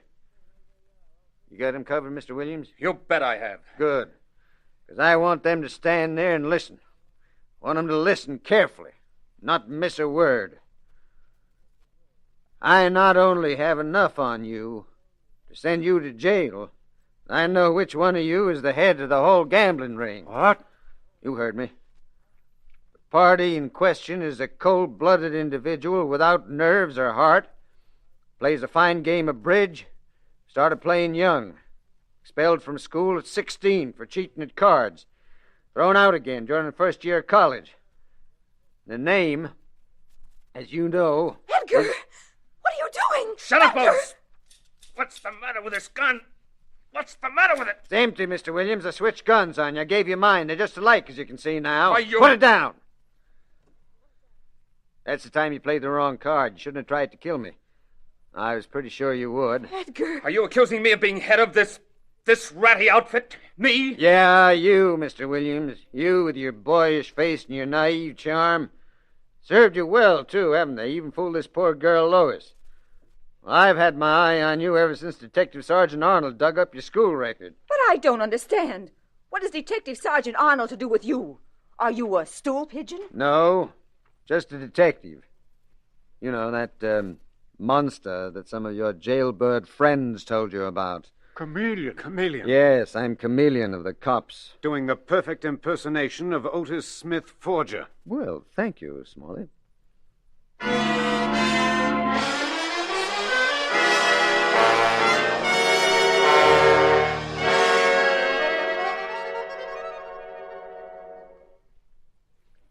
Then the whole thing is over with, Mr. Chameleon. Edgar confessed. Yes, Lois, they all confessed. Or rather, they all accused each other. And Edgar, he even planned my sister Helene's death. Yes. Oh. I know it's a difficult thing to face, but it's better this way. You're young, Lois. You'll fall in love again. Oh, no, never. Yes, you will, my dear. Take my word for it. And don't hate me too much. I don't hate you, Mr. Chameleon. I'm very grateful. If I'd ever married Edgar... Exactly. And I had to get him, too. You see, I couldn't let him go free to continue his criminal activities. I could have run in the others in the gang long before I did. I wanted to wait and get the top card in the pack.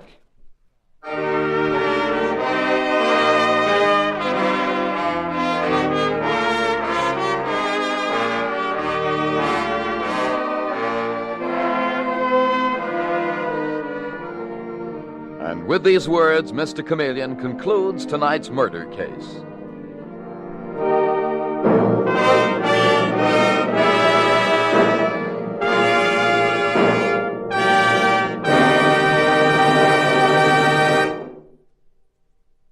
Here's something it will pay you to keep in mind whenever you're suffering from an ordinary headache and want really fast relief. Because genuine Bayer aspirin starts disintegrating in your stomach within 2 seconds after you take it, it quickly relieves the pain. Actually, this remarkable 2-second disintegrating action means that Bayer aspirin is ready to go to work almost instantly. And that's important, for when you're suffering, you want fast relief, very fast relief. And you also want relief you can depend upon. And here again, that means Bayer aspirin. For of all pain relievers, none can match Bayer aspirin's record of use by millions of normal people without ill effect. So when you buy, do as millions do. Ask for genuine Bayer aspirin. Get the 100-tablet bottle, and you get Bayer aspirin tablets for less than a penny apiece.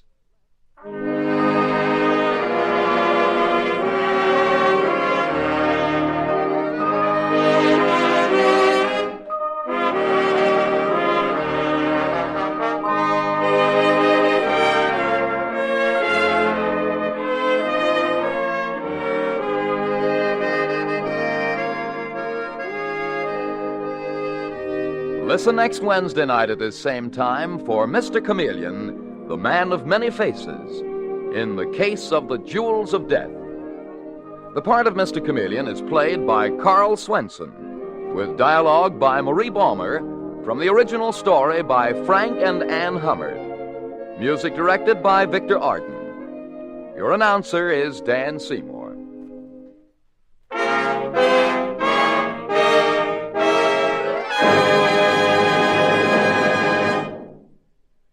New Lion's toothpaste does what no other toothpaste can. Thousands of laboratory tests on scores of individual teeth reveal that new Lion's toothpaste actually gets teeth 2.5 to 5.5 times brighter than any of the 5 leading brands, brighter by far, in fact, than any toothpaste on the market. Remember, it's not just another toothpaste, not just another old toothpaste with an added ingredient. Lion's toothpaste is utterly new, radically different. It cleans without soap, polishes without chalk. Lion's toothpaste.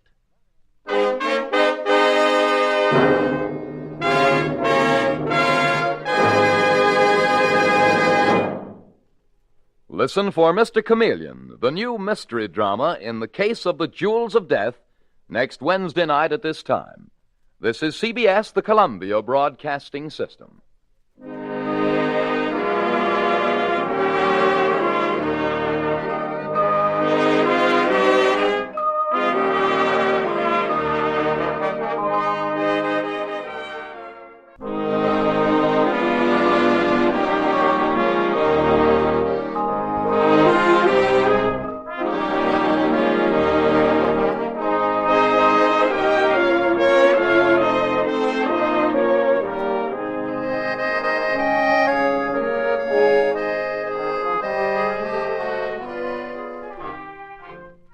Tonight, we present the famous Mr. Chameleon of Central Headquarters in his most famous cases of crime and murder. Brought to you by the makers of Bayer Aspirin. For those who do not know who Mr. Chameleon is, we give a quick sketch of his character. Born of a well-to-do family and a college man, he tried from childhood to live up to the name he bore, Chameleon, by taking on the color of whatever situation in which he found himself. Appearing in endless guises, finally entering the police force, where he became known as Chameleon, the man of many faces, the underworld's most dreaded man. Throughout this series, the listener will invariably know who Mr. Chameleon is, no matter in which disguise he appears, but the criminal he's tracking seldom does. Tonight, we give you Mr. Chameleon and the case of the dead woman's eyes.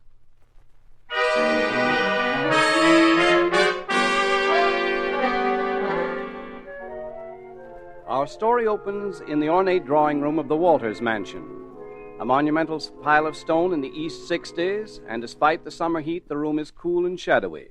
So cool that Mrs. Walters, middle-aged patrician, shivers a little. Or could it be from anger? Anger and a strange fear which shows in her voice as she says to the person across from her, I can't believe that you, of all people, would do this to me. My husband trusted you, and so did I.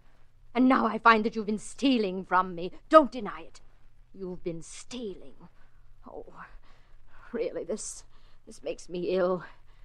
Where are those soda mint tablets? The ones you gave me the other day. Oh, there, on the mantel. Give them to me, please. Thank you. They always help. Oh, that's queer. They taste so bitter. What have you given me? What have you given me? Wait! Help me! Help! Mrs. Walters. Mrs. Walters, answer me. Mrs. Walters! Mrs. Newell, what's the matter? What is it? Why did you... Mother! Oh, Miss Phyllis, don't look. Please don't look. Her face... Miss Phyllis, I'm afraid your mother is dead.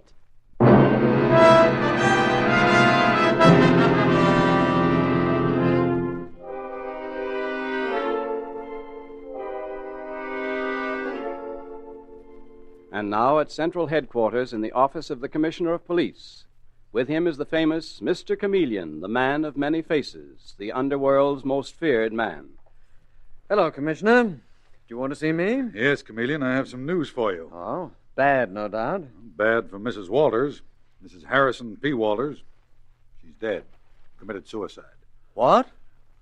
I can't believe that. Is that your considered judgment? Well, it's my unconsidered judgment, based on number one I saw her just last night at the St. Regis Hotel with her daughter and a Mr. Lucas. I went over to her table. She seemed perfectly healthy, perfectly happy. Go on. You said that was reason number one. Well, there is no reason number two.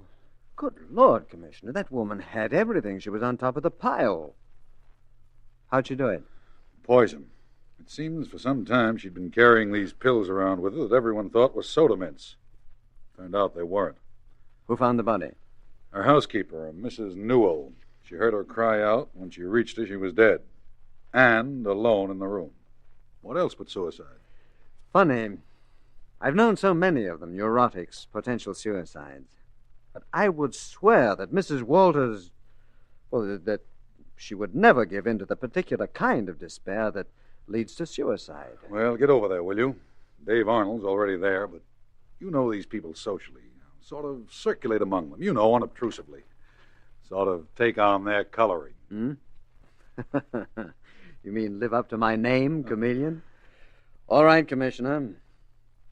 You know something? It is now my considered judgment that Mrs. Harrison P. Walters did not commit suicide.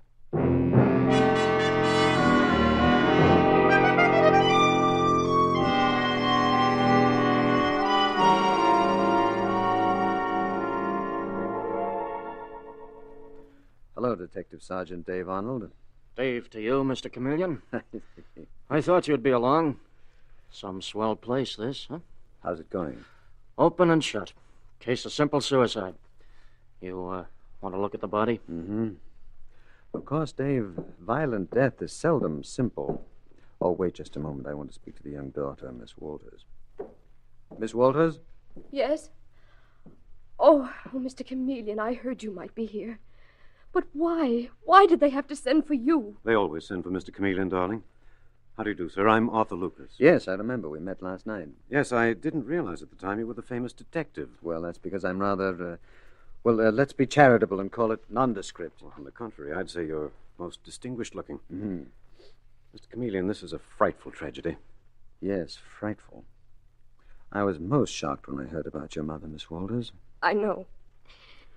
It's so awful to think she wanted to die. Well, perhaps she didn't. It's surprising how few of us do. But, Mr. Chameleon... Will you excuse me, please? I must examine the body. Dave? Yes, sir. Have you those tablets Mrs. Walters carried with her? Mm-hmm. Right here. Well, what are you doing? I'm just turning back her eyelids. She died in agony, all right. Let's have one of those tablets. I want to break it open. Oh, we know they're poisoned. No, there are poisons and poisons, and I'd... Good Lord. Well? What is it? Mr. Chameleon. Miss Walters? Your mother was murdered. Oh, but that's impossible. She took those tablets herself. I'm sorry she was murdered. By a very rare and unusual poison from Rhodesia. I didn't even know there was any in this country. Your mother, I'm sure, would have had no access to anything quite so difficult to obtain.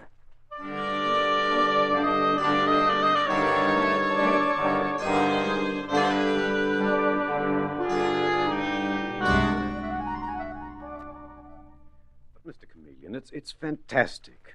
A rare and deadly poison hardly known in this country. No, it's too fantastic. Nothing, Mr. Lucas, is too fantastic for the criminal mind. Yes, but a poison like this, if it's so hard to get... Well, there must be some hidden somewhere, a secret supply. But who would want to kill Mrs. Walters? What would be the motive?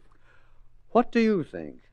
Well, I'll tell you what... Arthur? Oh, Ralph, I didn't hear you come in. Mr. Chameleon, this is my partner, Ralph Crane. Mr. Chameleon, the detective? You sound slightly incredulous. Well, you're such a well-known investigator. Very glad to know you, Mr. Crane. Mr. Lucas here was just about to give me a motive for Mrs. Walters' murder, and I... Mr. Chameleon. Yes, what is it, Dave? The housekeeper. They checked up on her. And who do you think she is? Her name isn't Newell at all. It's Schultz, the mother of Jim Schultz. The one at Sing Sing? That's it. He's serving a life term for murder, and he used to handle uncut diamonds that were smuggled in from Africa. Rhodesia? That's it. He could have given her the poison. Mr. Chameleon, that's what I started to tell you. Mrs. Walters was afraid of her, this Mrs. Newell, or Schultz, or whatever her name is. She thought she'd been stealing securities and money out of the library safe. When did she tell you this, Mr. Lucas? Just the other day.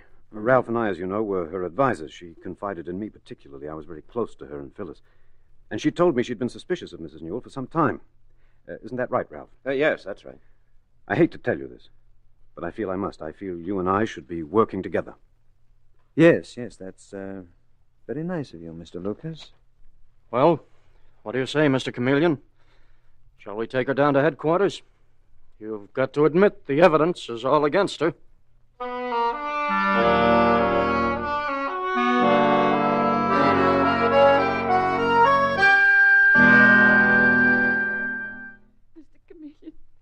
I know the evidence is all against me, but I didn't kill her. I couldn't have, no matter how strong the evidence. Mrs. Newell, over my desk there hangs a motto.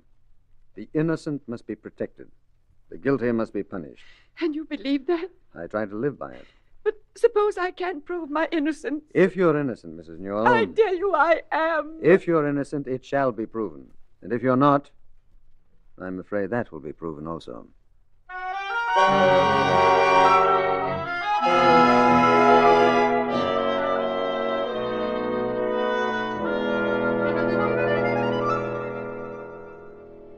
Mr. Chameleon, you mean you're holding Mrs. Newell? Yes, for questioning, Miss Walters.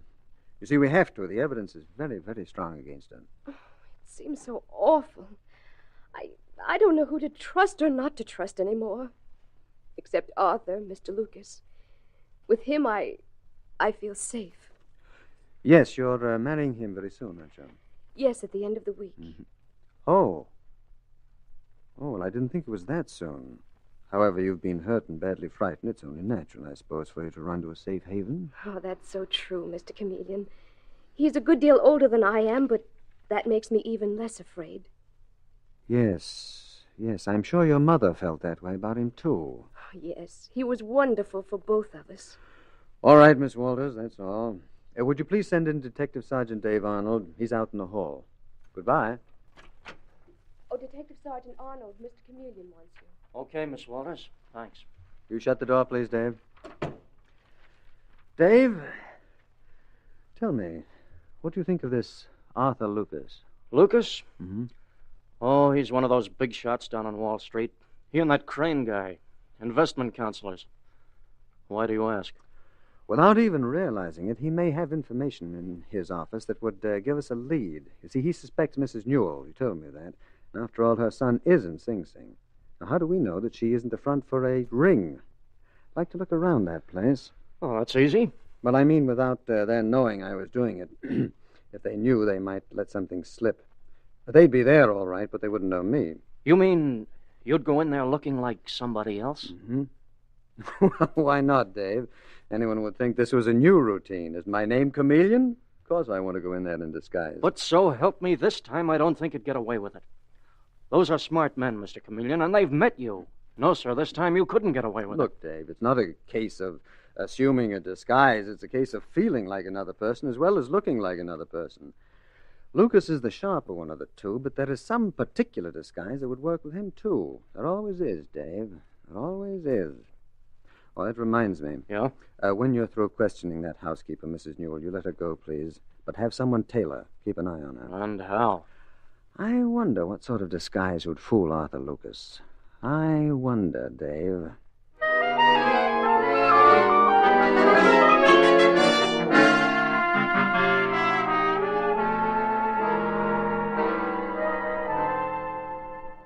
For heaven's sake, Ralph, relax, will you? You're driving me crazy with that endless pacing. Well, what do you want me to do, Lucas? I'm worried sick about those account books. I'm worried about them, too, but nobody's asked to look at them yet. And even if they are a bit irregular, it doesn't mean we're murderers. Listen, Lucas, Chameleon's like all cops, despite his yelling that the innocent must be protected. If he got in here, he might fake the evidence against us. And what makes you so sure he'll get in here, as you call it? Are you kidding? Any moment, that door may open and he may walk in and we wouldn't even know it. I'd know it. You think you're that much smarter than all the others he's tricked? I'm smart enough not to let Chameleon's reputation throw me into a state of helpless hysteria. I've talked to the man. I've looked him straight in the face. And what does he look like? Can you recall his features? He's extremely handsome. What's the color of his eyes? I don't know, but if you think that some childish disguise... Art Cavanaugh was a smart operator. Chameleon got him by posing as a confidence man. And the case of that fake insurance ring, he got them all by pretending he was a man over 80. And that actress who killed her husband, he got... Oh, excuse me. I thought you gentlemen was gone. Not yet, in about an hour. Oh, okay, I'll be back. Who was that? New charwoman? Did you think it might be Chameleon? Now, don't laugh. Listen, Ralph. I'm worried about the books, too, but I'm hanged if I'll show it. for Chameleon, he won't get away with a thing. I'll recognize him. He won't have a chance.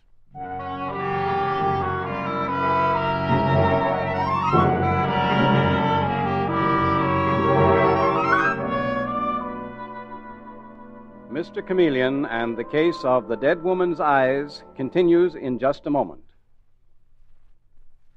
The next time you have an ordinary headache and want quick, reliable relief, remember this. No headache tablet is ready to go to work until it has dissolved in your stomach. And because genuine Bayer aspirin starts disintegrating within 2 seconds, it's ready to go to work almost at once. Now, to actually see Bayer aspirin's remarkable disintegrating action, simply drop one of these tablets in a glass of water. Before it reaches the bottom of the glass, the tablet will start to disintegrate. You'll have visual proof that Bayer aspirin is ready to go to work almost instantly, because what it does in the glass, it does in your stomach. In addition to giving you relief that's so fast you'll be amazed, Bayer aspirin is also reliable. You see, Bayer aspirin has been used without ill effect by millions of normal people. When you buy, ask for it by its full name, Bayer aspirin. Never by the name aspirin alone. Get the 100-tablet bottle and you get Bayer aspirin tablets for less than a penny apiece.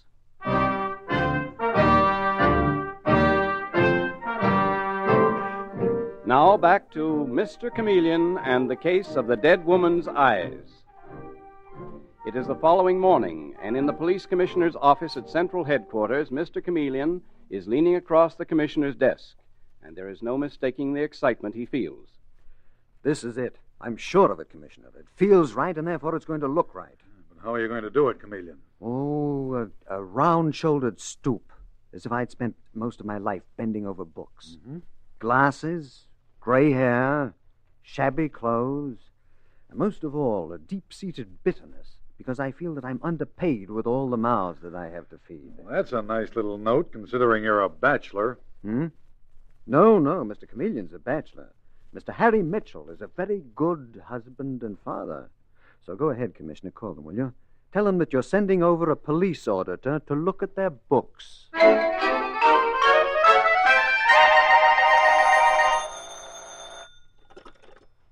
Hello? This is Mr. Lucas. Oh, yes, Commissioner. You what? Well, you really consider that necessary? What's the matter? Well, of course I'll be only too glad to cooperate. When will he be here? Tomorrow morning? Fine. Goodbye, Commissioner. Are they sending over an auditor? Yes, he says they're interested in how much Mrs. Newell stole. I knew it. I knew they would. Be quiet. I want to think. A lot of good that'll do. Will you be quiet? Perhaps I can manage him. How? The usual way. Well, maybe you can. But I know one thing. You couldn't handle Chameleon that way. And here we sit, just waiting for him. When he gets closer and closer, just waiting. For all we know, he's already here. Will you quit that? No, I won't. We have a new elevator man, that new charwoman. This building's full of new people, and any one of them may be Chameleon. Well, they may be. I said I'd recognize Chameleon. Meanwhile, I'll take a look at that new elevator man. Is he on now? Yes, he is. I'll be back in a few minutes. And if I were you, I'd calm down a bit. Thinks he's so clever. He'll know Chameleon. Well, I know him, too. I spotted him yesterday. I won't be dismissed as an hysterical fool. What's that? What the devil are you doing in here? Well, I'm cleaning the office. Are you? You don't say. Well, you're always around pretending to clean and eavesdropping. Oh, no, sir. Don't give me that. You were eavesdropping just now, and you probably heard plenty. But you won't get away with it. You won't get away with it, Chameleon. I know you. Oh, no!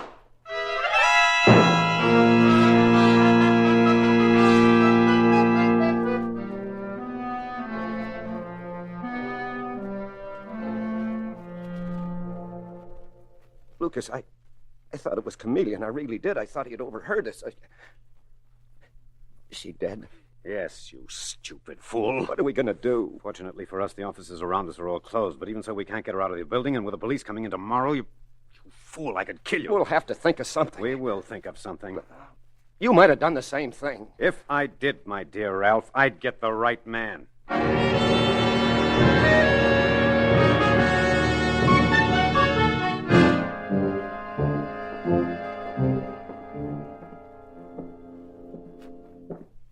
All all set, Mr. Chameleon? Mr. Mitchell. Yes, I am, Dave. Sergeant Arnold. So help me, you seem to have shrunk to half your size. It's the suit. A couple of sizes too large for me. Well, I'm glad I'm not in it. Or in your shoes, either. Hey, that's funny. There's the office, Lucas and Crane, but the door's open a little. Do they usually keep it closed? Huh? Oh, I wondered where that voice was coming from. Yeah, they usually do. Tight closed. Then perhaps there's something there they want someone to discover. It's pretty early. They may not be here yet. Yeah. Better let me go in first. Holy smoke! Look! She's dead. The old charwoman's dead, and the office has practically been torn apart.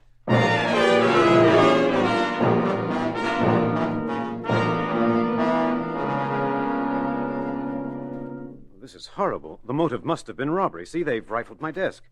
I suppose that poor charwoman walked in on them while they were doing it. And got blasted in the face, Mr. Lucas. Yes, Sergeant Arnold. What time did you leave last night? Oh, about 6 o'clock, right after the commissioner called me to say the auditor was coming. This poor... Who's that sitting over there in the corner? Oh, that's the auditor. Mr. Mitchell. Yes? I was wondering how long I was going to have to sit there. I'm sorry. Mr. Lucas, this is Mr. Mitchell, our police department auditor. How do you do, sir? How do you do?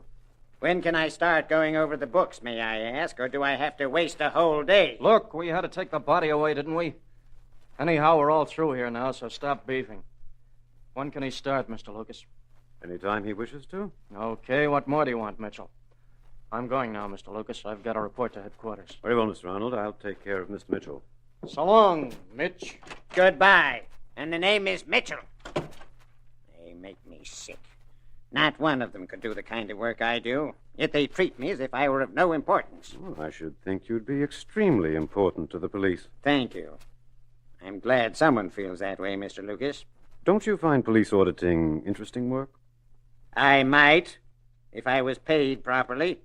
I happen to have a family, 3 children, Mr. Lucas, 3 children on my salary. Well, I won't go into that. Mm-hmm. Sit down for a moment. If you don't mind, I'll move around while I can. I'll be sitting all day over your books. Listen, that's another thing. I never get any exercise or fresh air. What are you staring at? You?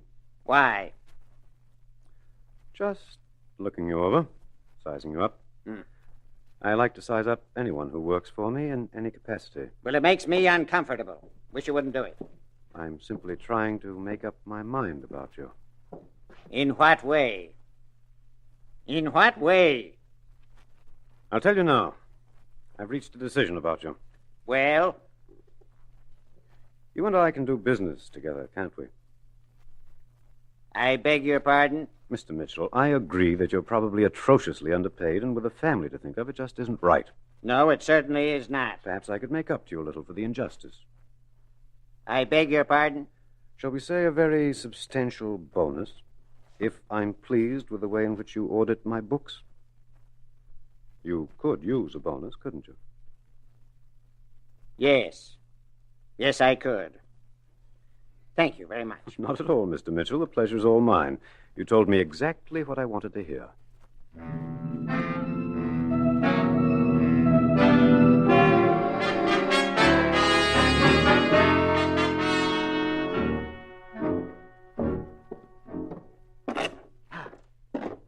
There it is again, that same board. That must be loose. It must be. Mr. Mitchell, I'm going out for a little while. My partner should come in. I'll be back within the hour. Yes, Mr. Lucas. How are the books coming? Fine, fine. Seems to me you've been walking around a great deal. Just stretching my legs a little from time to time. Well, stretch them all you want. I'm going to meet my fiancée. I'll be a married man, too, in a couple of days. Congratulations. Thank you. See you later. But not too soon, I hope. Now, where is that board? I've got to do it now. Where is it? Here, I should say. That's the one. Let's see if I can pry it loose. This knife ought to do it. Yes, it is loose. There we are. There's something underneath it. A small white envelope. The poison! Mr. Mitchell, I met my partner out in the hall. Mitchell, what are you doing? I dropped something. I was looking for it. He's lying. He's got that board pried up. Chameleon, so that's it. Well, Mr. Chameleon, I guess this is one time when I'll have to use my gun whether I like them or not.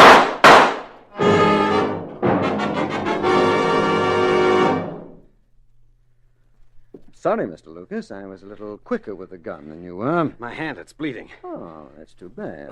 Stay where you are, Ralph Crane. I'll pick that gun up. There we are. Now we can talk. Why didn't you move faster, Lucas, you stupid idiot? Why'd you give him time to pull his gun? Shut up. You heard Mr. Lucas say that he disliked guns. Gun is such a vulgar weapon, isn't it? Now, look here, Chameleon. Just because you found that... Poison? Yes, poison's the word.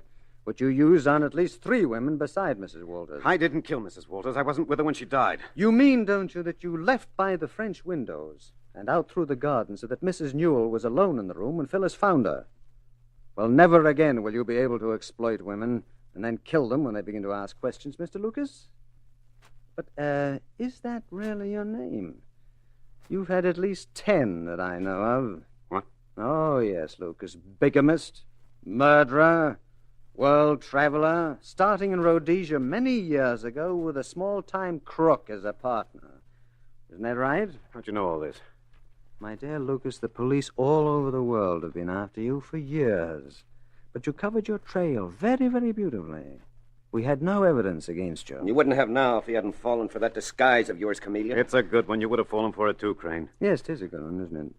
But I counted on something else. I counted on your wanting to believe in me, the way all your victims wanted to believe in you. Those poor women needed a confidant.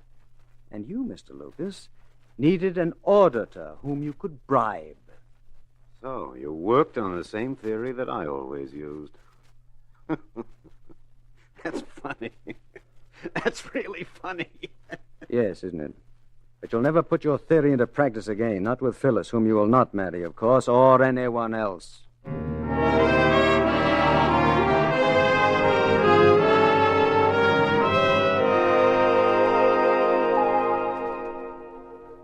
So we had to stop in to see you, Mr. Chameleon, Mrs. Newell and I. We both wanted to thank you. Oh, yes. I'm so grateful. Miss Phyllis knows all about my son, and she still wants me to stay with her. Well, why shouldn't she, Mrs. Newell? You're no criminal.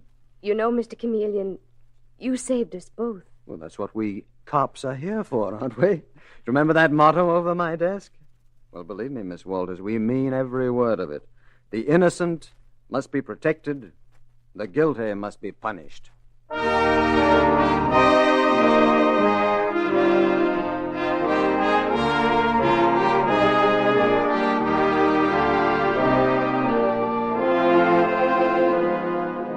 And with these words, Mr. Chameleon concludes tonight's murder case.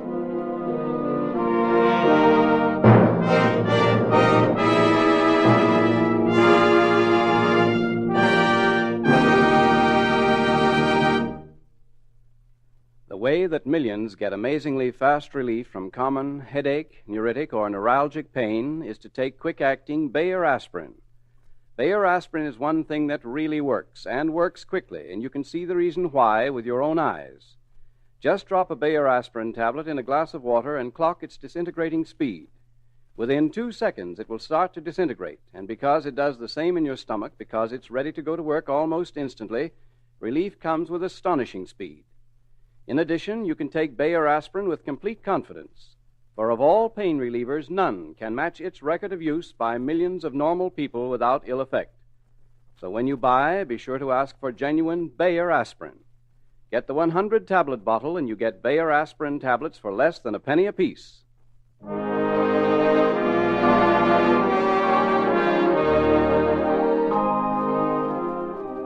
Listen next Wednesday night at this same time for Mr. Chameleon, the Man of Many Faces, in the case of the Brownstone murder.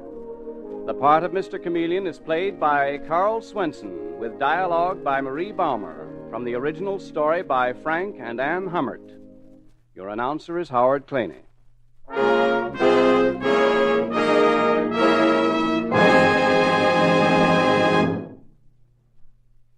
Now, at last, you can get an utterly new, radically different, incredibly better toothpaste. It's revolutionary new Lion's toothpaste. And it's better because thousands of laboratory tests on scores of individual teeth show that it actually gets teeth brighter, 2.5 to 5.5 times brighter than any of the 5 leading brands. Brighter by far than any other toothpaste. New Lion's toothpaste does this because it's a new kind of toothpaste with a formula that's completely new, radically different. A toothpaste that cleans without soap, polishes without chalk. Try it. Buy Lion's toothpaste.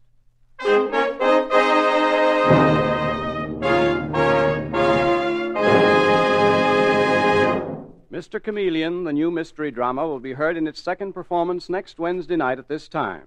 This is CBS, the Columbia Broadcasting System.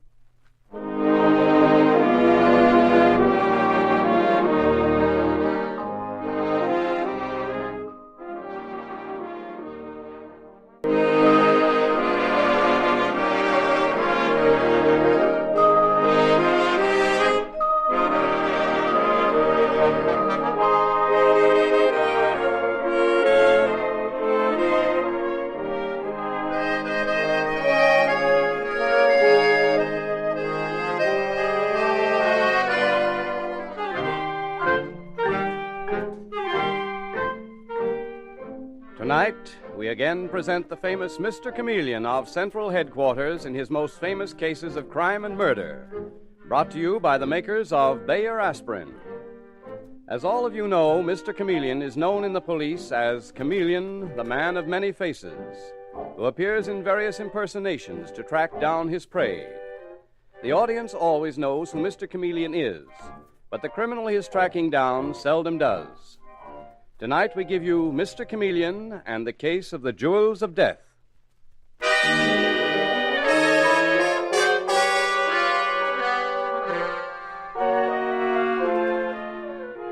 New York City, after 1 o'clock in the morning, is a place where anything can happen, and does.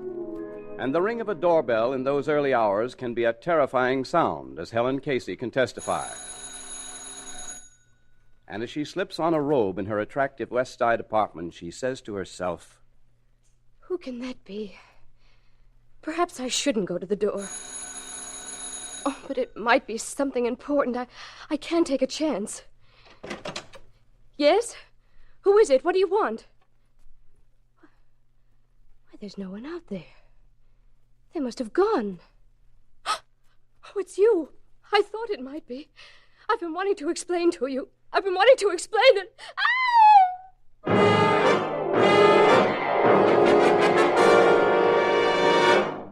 And an hour later, in quite a different neighborhood, among the swarming tenements of the East Side, another sleeper is aroused by a pounding on the door this time.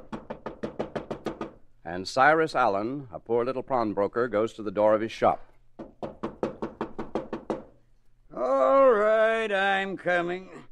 Merciful heavens, what sort of an hour is this to get a man out of bed? Can't they see the place is closed? Yes? You? What are you doing here? You've never come here before. I've been wanting to explain to you. If you just give me a chance to explain to you. Oh, no! No!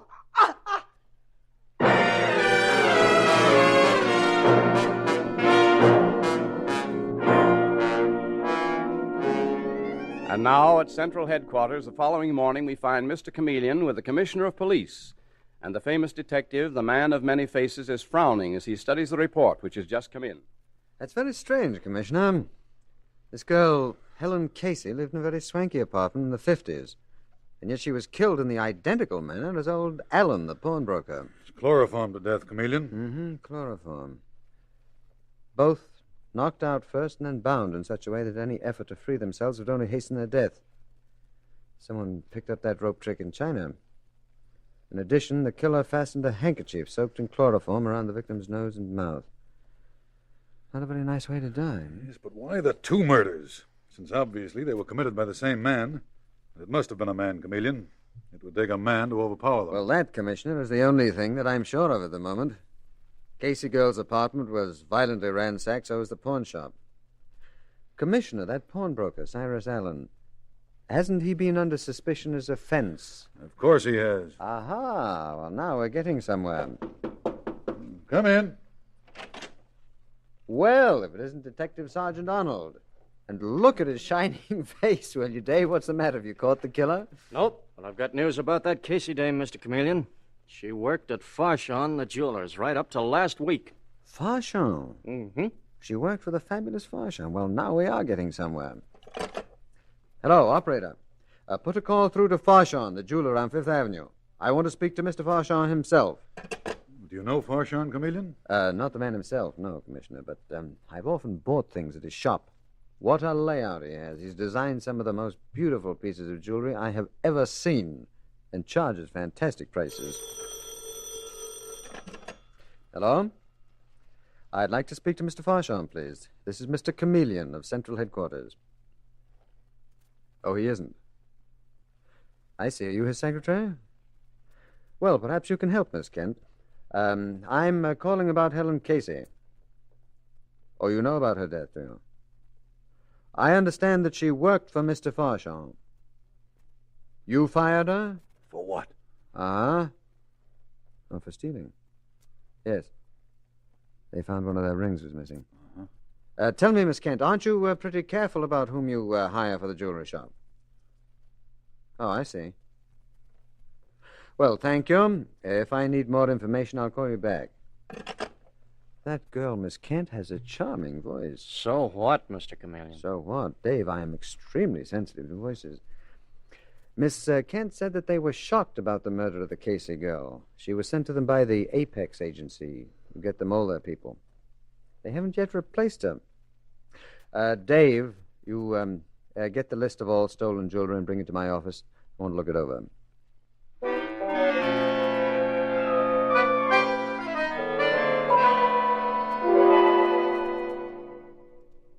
The Cartwright rubies set in a heart-shaped pendant.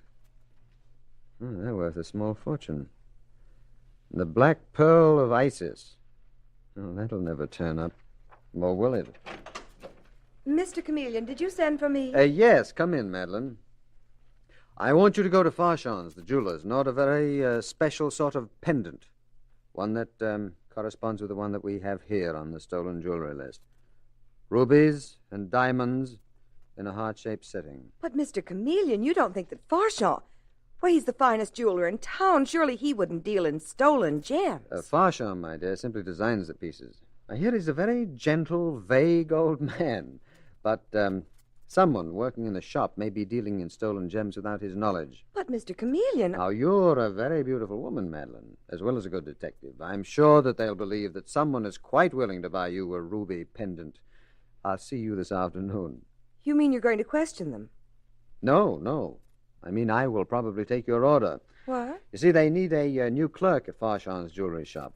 And the Apex agency is sending them a distinguished gray-haired man who walks with a slight limp and comes from a fine old family. His name will be Howard Dillon, Mr. Chameleon to you. Oh, that's to be your disguise. Mm-hmm. Mr. Dillon has an appointment in half an hour with Mr. Farshon's secretary, who has a very beautiful voice. I hope her face won't disappoint you. Oh, you are a woman as well as a detective, Madeline. I'll tell you something about Howard Dillon. He's very nearsighted, so Miss Kent's face will be much less important than her voice.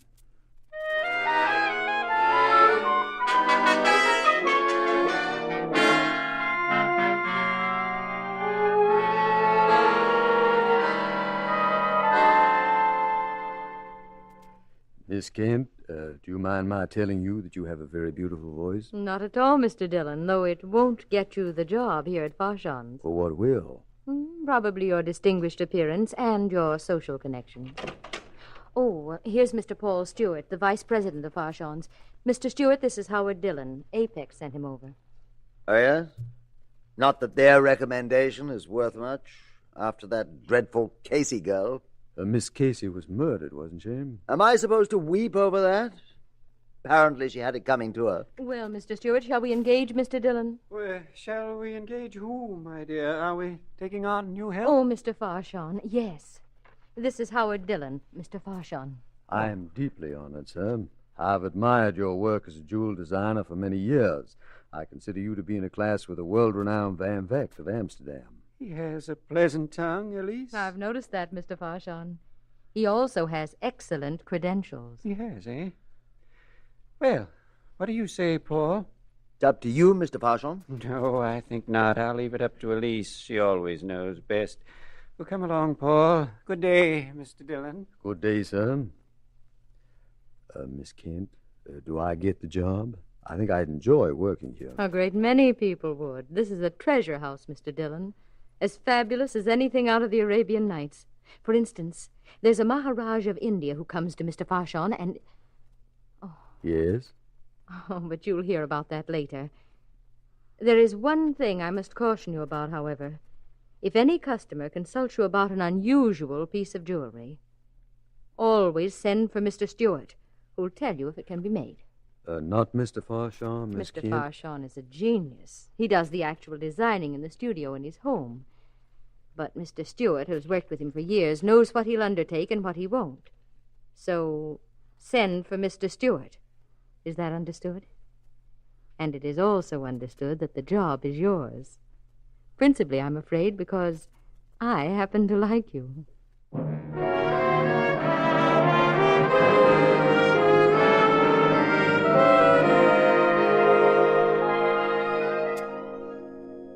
Now, just a moment, if you please. Miss Evans, did you say? Madeline Evans. Just a moment, Miss Evans, while I call Mr. Stewart and ask him about that pendant.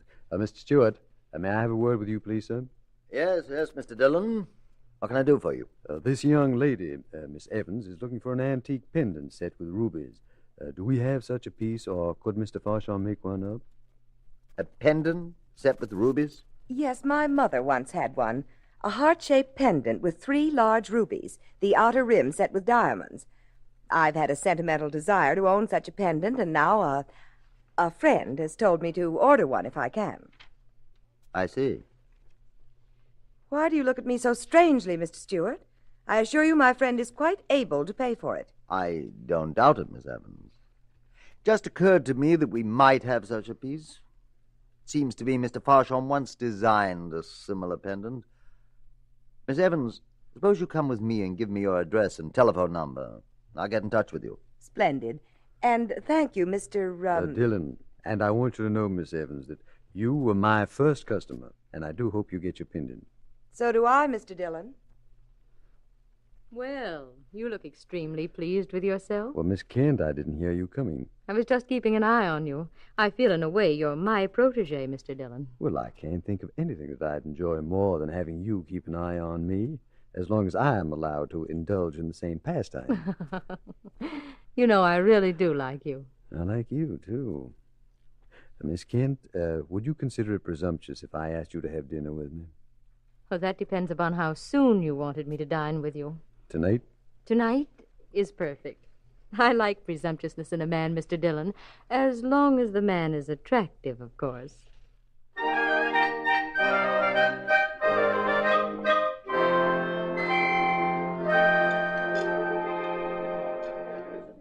Enjoying yourself, Elise? It's wonderful, Howard. But we always have wonderful evenings together. I have yet to go out with you that everything wasn't just special. Well, like yourself, Elise. You are very lovely, you know. Am I? Mm. Do you think you could fall in love with me? I think I'm a little in love with you. Well, thank you. But seriously, all you need with that white evening gown is the Black Pearl of Isis. The black...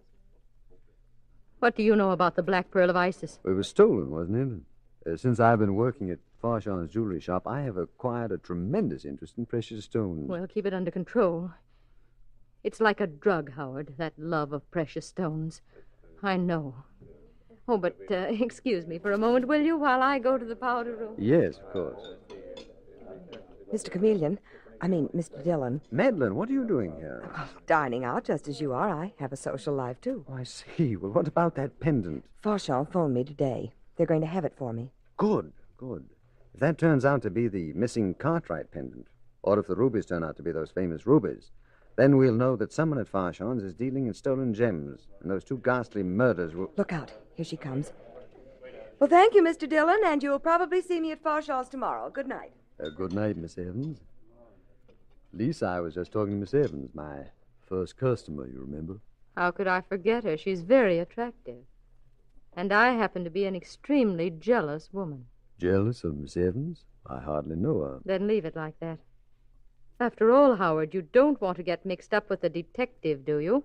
Oh, what? Oh, yes. I found out this afternoon that beautiful girl, Miss Evans, is really a detective. Seems too bad. I mean, what a profession for anyone. Detectives must have such very unhealthy lives.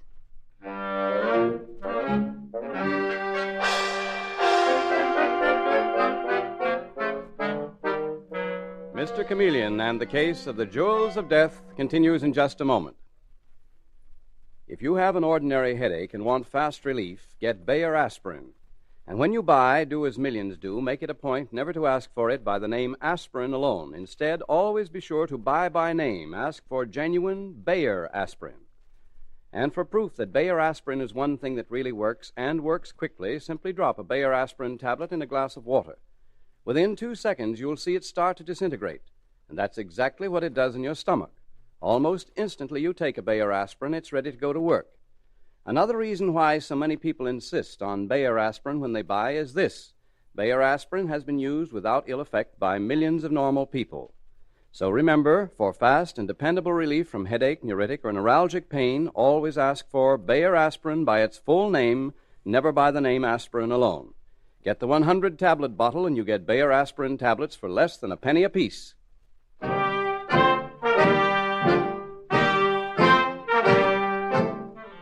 And now back to Mr. Chameleon and the case of the Jewels of Death. It is the following noon, and in the police commissioner's office we find Madeline Evans and Mr. Chameleon with the commissioner. And of the three of them, only Mr. Chameleon remains calm, for even the commissioner is talking excitedly. But don't you see, Chameleon, they're on to you. I'm sure of it. They discovered that Madeline here was a policewoman, and the chances are they suspect you. Can't be helped, Commissioner. I've got to continue my work at Farshon's jewel shop as Howard Dillon, whether somebody knows the truth about me or not. But they do, Mr. Chameleon. Just the way that woman told you that she knew about me. Doesn't that prove it? Perhaps. I received a very courteous phone call this morning from Paul Stewart himself, saying that they'd found that it was impossible to make a ruby pendant like the one I described. So they've been warned. Now, if Paul Stewart and that Kent woman are dealing in stolen gems... Paul Stewart is a vicious customer. I knew that immediately. But it's possible that Elise Kent... That's you what, Chameleon? Mr. Chameleon started to say that she must be innocent, since she has such a perfectly delightful voice. That, my dear Madeline, is a dirty crack and not true. No question but that someone at Farshon's is dealing in stolen gems and right under poor Farshon's nose. But until we have proof... Well, you know my motto, the innocent must be protected and the guilty must be punished. Even if you're personally attracted to the guilty? Commissioner, will you please remind this young lady that I'm a cop? Now, back to work at Farshon's. Another day, another dollar. In my disguise as the jeweler's clerk, Dillon. Chameleon, you're in danger. I'm convinced of it. Yes, so am I, Commissioner. But you forget there have been 2 brutal murders. We're dealing with death as well as stolen gems. Besides, I'm curious about Farshon's masterpiece that he's making for that Maharaja. I'm just wondering if by any chance it contains a black pearl.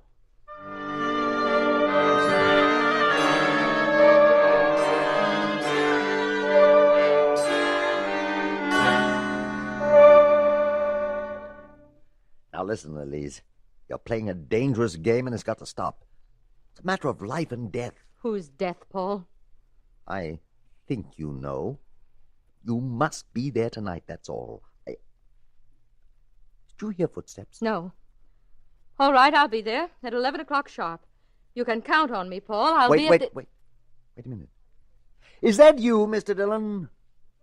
What were you doing, eavesdropping? No, Mr. Stewart. I started to come into Mr. Farshon's office, and I realized you and Miss Kent were having a private conversation. Oh, you did? Then why did you listen? He wasn't listening, Paul. You're being ridiculous. Sorry. Better get into the shop, Dillon. That is, if you're really serious about the job. Well, what ails him, anyhow, Elise? He, disappointed in love? Could it be that I have a rival? No, you have no rival. Well, then how about dinner in the theater tonight? I can't. I have a date. With Paul Stewart at 11 o'clock? I did overhear that much. Do you really care if I have a date with Paul Stewart? I'd care a great deal if you had a date with that girl detective friend of yours. Elise, are you meeting Paul Stewart tonight? And if so, where? Tell me, you must. Oh, Howard, don't be silly. You're imagining things. Of course I don't have a date with Paul Stewart tonight.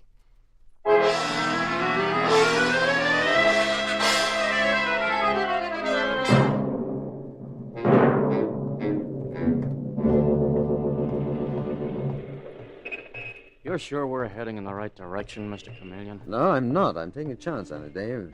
But some tremendous transaction is taking place tonight. Where, I don't know. At least didn't dare tell me that. Best you could do is tell me the time. But the police are watching the jewelry shop and Paul Stewart's apartment house, and Elise Kent's place, too. Not enough, Dave. Not enough. I want to be there on the spot, personally, before another human soul is chloroformed out of existence. Just pray that I have hit on the right place. Oh, 11 o'clock, Mr. Chameleon. Mm-hmm. Here we are. This must be Farshon's house. His workshop, I understand, is on the top floor. The place is dark. Let's try the front door. What? Are you nuts? No. Door's been left unlocked. Then it's a trap. Maybe. And maybe not. Even if it is, Dave, we are going to walk right into it.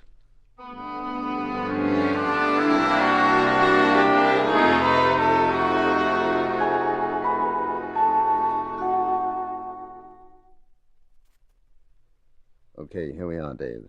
This must be the workshop. Look, Mr. Chameleon, I don't like this. No one's even tried to stop us. Don't be impatient, Dave. They will in time. See if this door is open, too. Oh, there's a light on in here. Yes. A light shining down on the work table.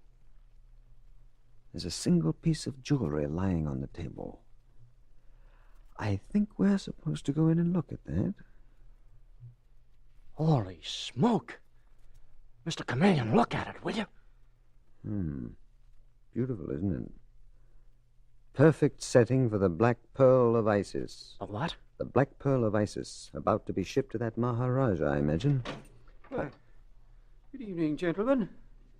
What are you doing here? Did Paul Stewart bring you, Mr. Dillon? Not exactly, Mr. Farshon. I see you've been admiring my handiwork. Do you like it? It's magnificent. Where did you get that unusual pearl? It's superb, isn't it, Mr. Dillon? Paul Stewart got it for me. He gets me all my precious stones. I'm simply an addle-pated artist, I'm afraid. I specify what I want, and he produces it. Well, the Black Pearl of Isis is quite something to produce. That was stolen 3 years ago from a tremendously wealthy Chinese warlord. What? Paul! Take it easy, Farshon. Nothing will happen to you, but these two gentlemen had better get their hands up. Sorry, Mr. Stewart. I was a little quicker than you were. Dave, you got his gun? Yeah, Mr. Chameleon, I've got it. Oh, so you are Mr. Chameleon.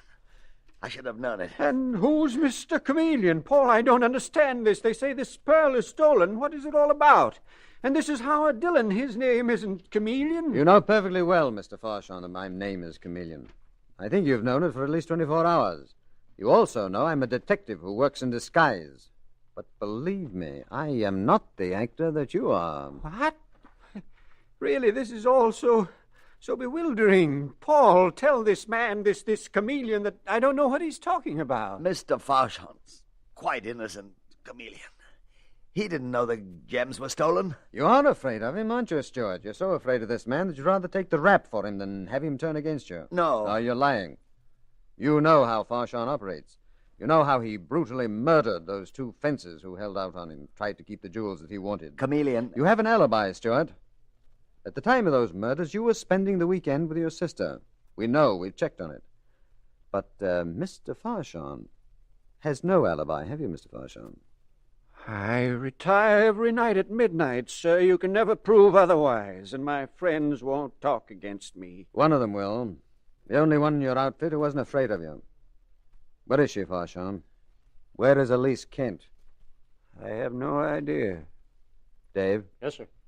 You search the place and start on this floor. Yes, Mr. Chameleon. And stop smiling, Mr. Farshon. You think that we can't find her? Maybe we can't without your help. But you are going to help us. You will tell me where she is, or I will kill you. I'll kill you and say you tried to escape. Mr. Parsons. He's joking, Paul. He won't do that. He's a responsible police officer. I'm also a human being. And if you don't tell me where Elise is, you won't leave this room alive. He's in love with her, Mr. Parsons. He'll do it. He'll kill us. You're quite right. I'll kill you both. I'll kill you unless you tell me what you've done with Elise. I believe you. All right, Mr. Chameleon, you win. You'll find Elise's body hidden in that chest behind you.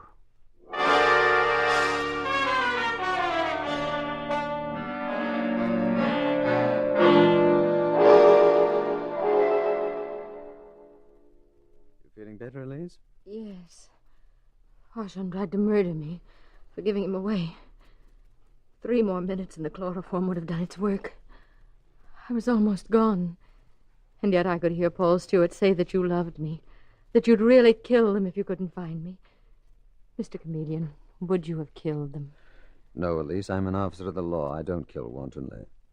But just for a moment, I must have meant it.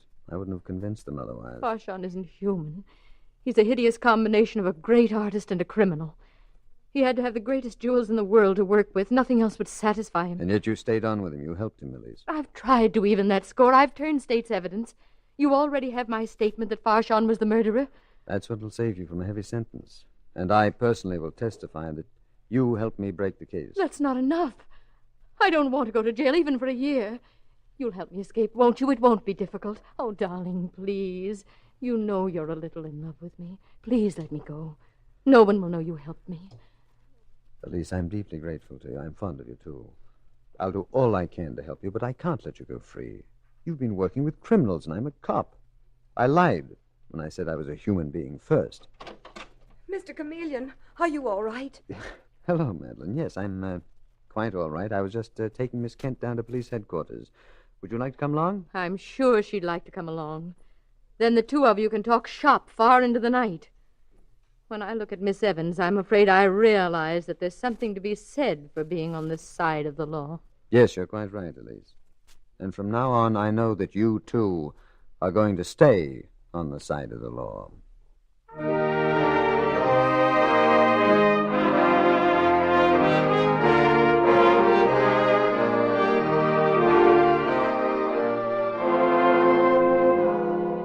And with these words, Mr. Chameleon concludes tonight's murder case.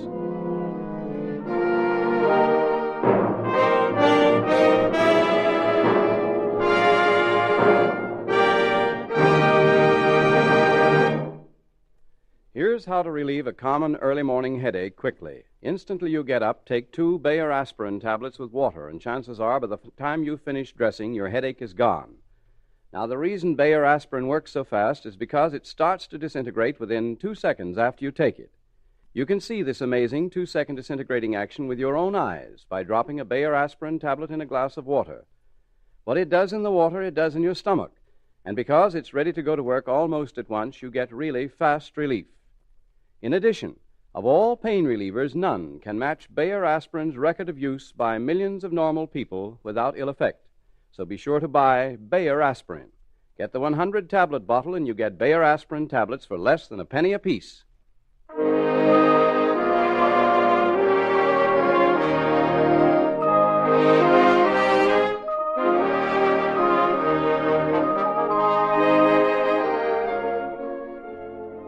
Listen next Wednesday night at this same time for Mr. Chameleon, the man of many faces, in The May and December Murder Case.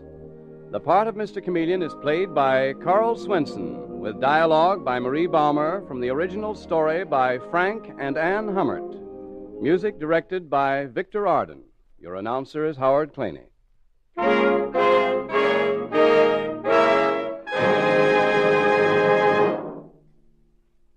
Now, at last, you can get an utterly new, radically different, incredibly better toothpaste. It's revolutionary new Lion's toothpaste. And it's better because thousands of laboratory tests on scores of individual teeth show that it actually gets teeth brighter. 2.5 to 5.5 times brighter than any of the 5 leading brands, brighter by far than any other toothpaste. New Lion's toothpaste does this because it's a new kind of toothpaste with a formula that's completely new, radically different. A toothpaste that cleans without soap, polishes without chalk. Try it. Buy Lion's toothpaste.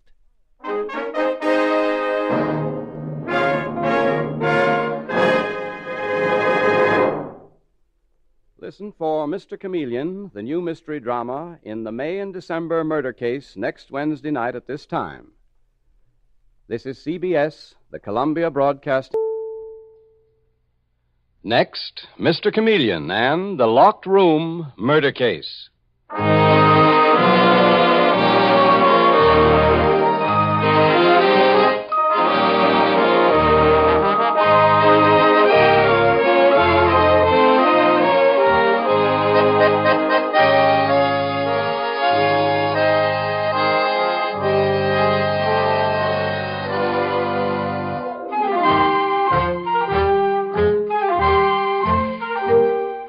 Tonight, we again present the famous Mr. Chameleon of Central Police Headquarters in his famous cases of crime and murder.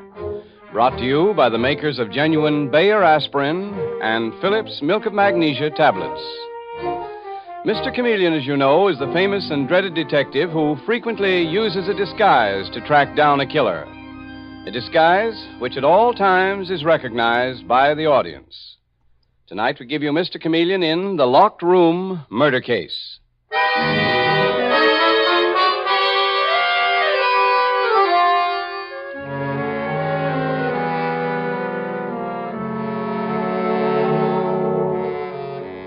The scene opens in the home of a retired businessman, Harvey Watkins, who, while retired, still keeps a finger on his many business interests and operates an office in his home. And it is there that we find him, angrily facing his confidential secretary, Arthur Finley, as he says the words that lead to a fantastic murder case. Finley, I've been going over your accounts. You're $5,000 short. There must be a mistake, Mr. Watkins. No, there's no mistake, Finley. You stole $5,000. I want it back. I've taken a lot from you, Mr. Watkins, but you can't brand me a thief. You get that $5,000 back before 3 o'clock this afternoon, or I'll have you jailed. Is that clear? Let me pay it back to you, Mr. Watkins, out of my salary. Hold out $100 every month. I said today, Finley. But Get out, Finley. 3 o'clock or jail. When you leave, ask my daughter Rosalind to come here. Here she is now, sir. Oh, come in here, Rosalind, and shut the door. Yes, Father, what is it? I just gave Arthur Finley until 3 o'clock to pay back $5,000 that he stole from me. Stole from you, Father? Why, that's awful. Rosalind, there's also some $20,000 in bearer bonds missing from my strongbox. What? Do you think he stole those too, Father? No. You or your husband, one or the other, stole them. Bruce or I stole... What are you talking about, Father? I'm talking facts. You tidy up this room in the morning? That's because we haven't a maid now. I keep the whole house clean. We haven't a maid because you're too stingy to pay the current wages. Chances are you found the key to the strongbox in my room, gave it to your husband, Bruce, and he used it to open the box and nip the bonds. This is fantastic. Find that husband of yours, Rosalind. I'll make him the same proposition I made Arthur Finley. Tell him to get those bonds back to me before 3, or I'll have him jailed. But, Father... They've only been missing a couple of days. Chances are he hasn't cashed them yet. He never took them, Father. Bruce just wouldn't. You heard me, Rosalind. The bonds back before 3 or jail for the both of you. Father, think what you're saying. Having your own daughter and her husband arrested as thieves. It's too horrible. It won't be if you return what you stole from me. Here by 3 or jail. Stop slobbering, Rosalind. It's cold in here, Father. Shall I light the gas grate? You light out and tell your husband what I said. That's all you've got to worry about. All right, Father. Oh, you, Mr. Fisher. Hello, Rosalind. Your father sent for me. I'll say I sent for you, Fisher. Come in. Mr. Fisher, please intervene with Father for me. I've done it lots of times, Rosalind. What's up, my dear? Get out, Rosalind, and shut the door. Remember what I said. Yes, Father. What's happened, Watkins, old man? You look ready to break a blood vessel. Now, listen, Fisher. I'm telling you this because I'm surrounded by a pack of thieves. Pack of thieves, Watkins? You've had these ideas before. I caught that confidential secretary of mine red-handed. Stole $5,000 from me. Gave him till 3 this afternoon to make good, or I'd have him jailed. Arthur Finley, you mean? By George. I'll take the responsibility for that. I hired him for you. Forget it, Fisher. That's not the half. And my own daughter, Rosalind, and her husband, Bruce, snitched $20,000 in bearer bonds from my strongbox. What do you say to that, Fisher? What would you do about that? I'd say Rosalind is your daughter, and that to err is human, and to forgive divine. That's because you're a soft-hearted old fossil. I gave them the same treatment I gave Arthur Finley. Return what they stole before 3, or jail. No, not that, Watkins. You simply can't. I can and I will, Fisher. And I'll tell you another thing. Any of the 3, including my daughter, is capable of killing me. I know murder when I see it blazing from people's eyes. Let me try to straighten this out, Watkins, old man. Look before you leave. I am looking, Fisher. Here's a letter I've written the police. If anybody kills me, you give it to them. Or better still, stick it in the mailbox when you leave. I'll not mail any such letter, Watkins. Do as I say and don't argue with me. I won't mail it. I said to look before you leap.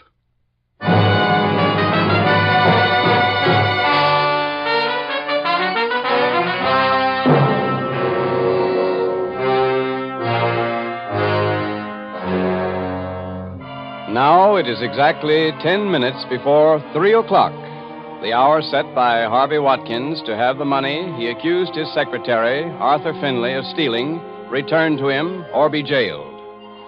And he dished out the same threat to his daughter Rosalind for her husband Bruce, accusing them of stealing $20,000 in bonds. Now we hear Rosalind saying, Bruce, do you smell anything in here? Smells like gas to me, Rosalind. That's what I thought. Rosalind. Bruce, what's wrong, Finley? Come quick. Gas is pouring out of Mr. Watkins' library.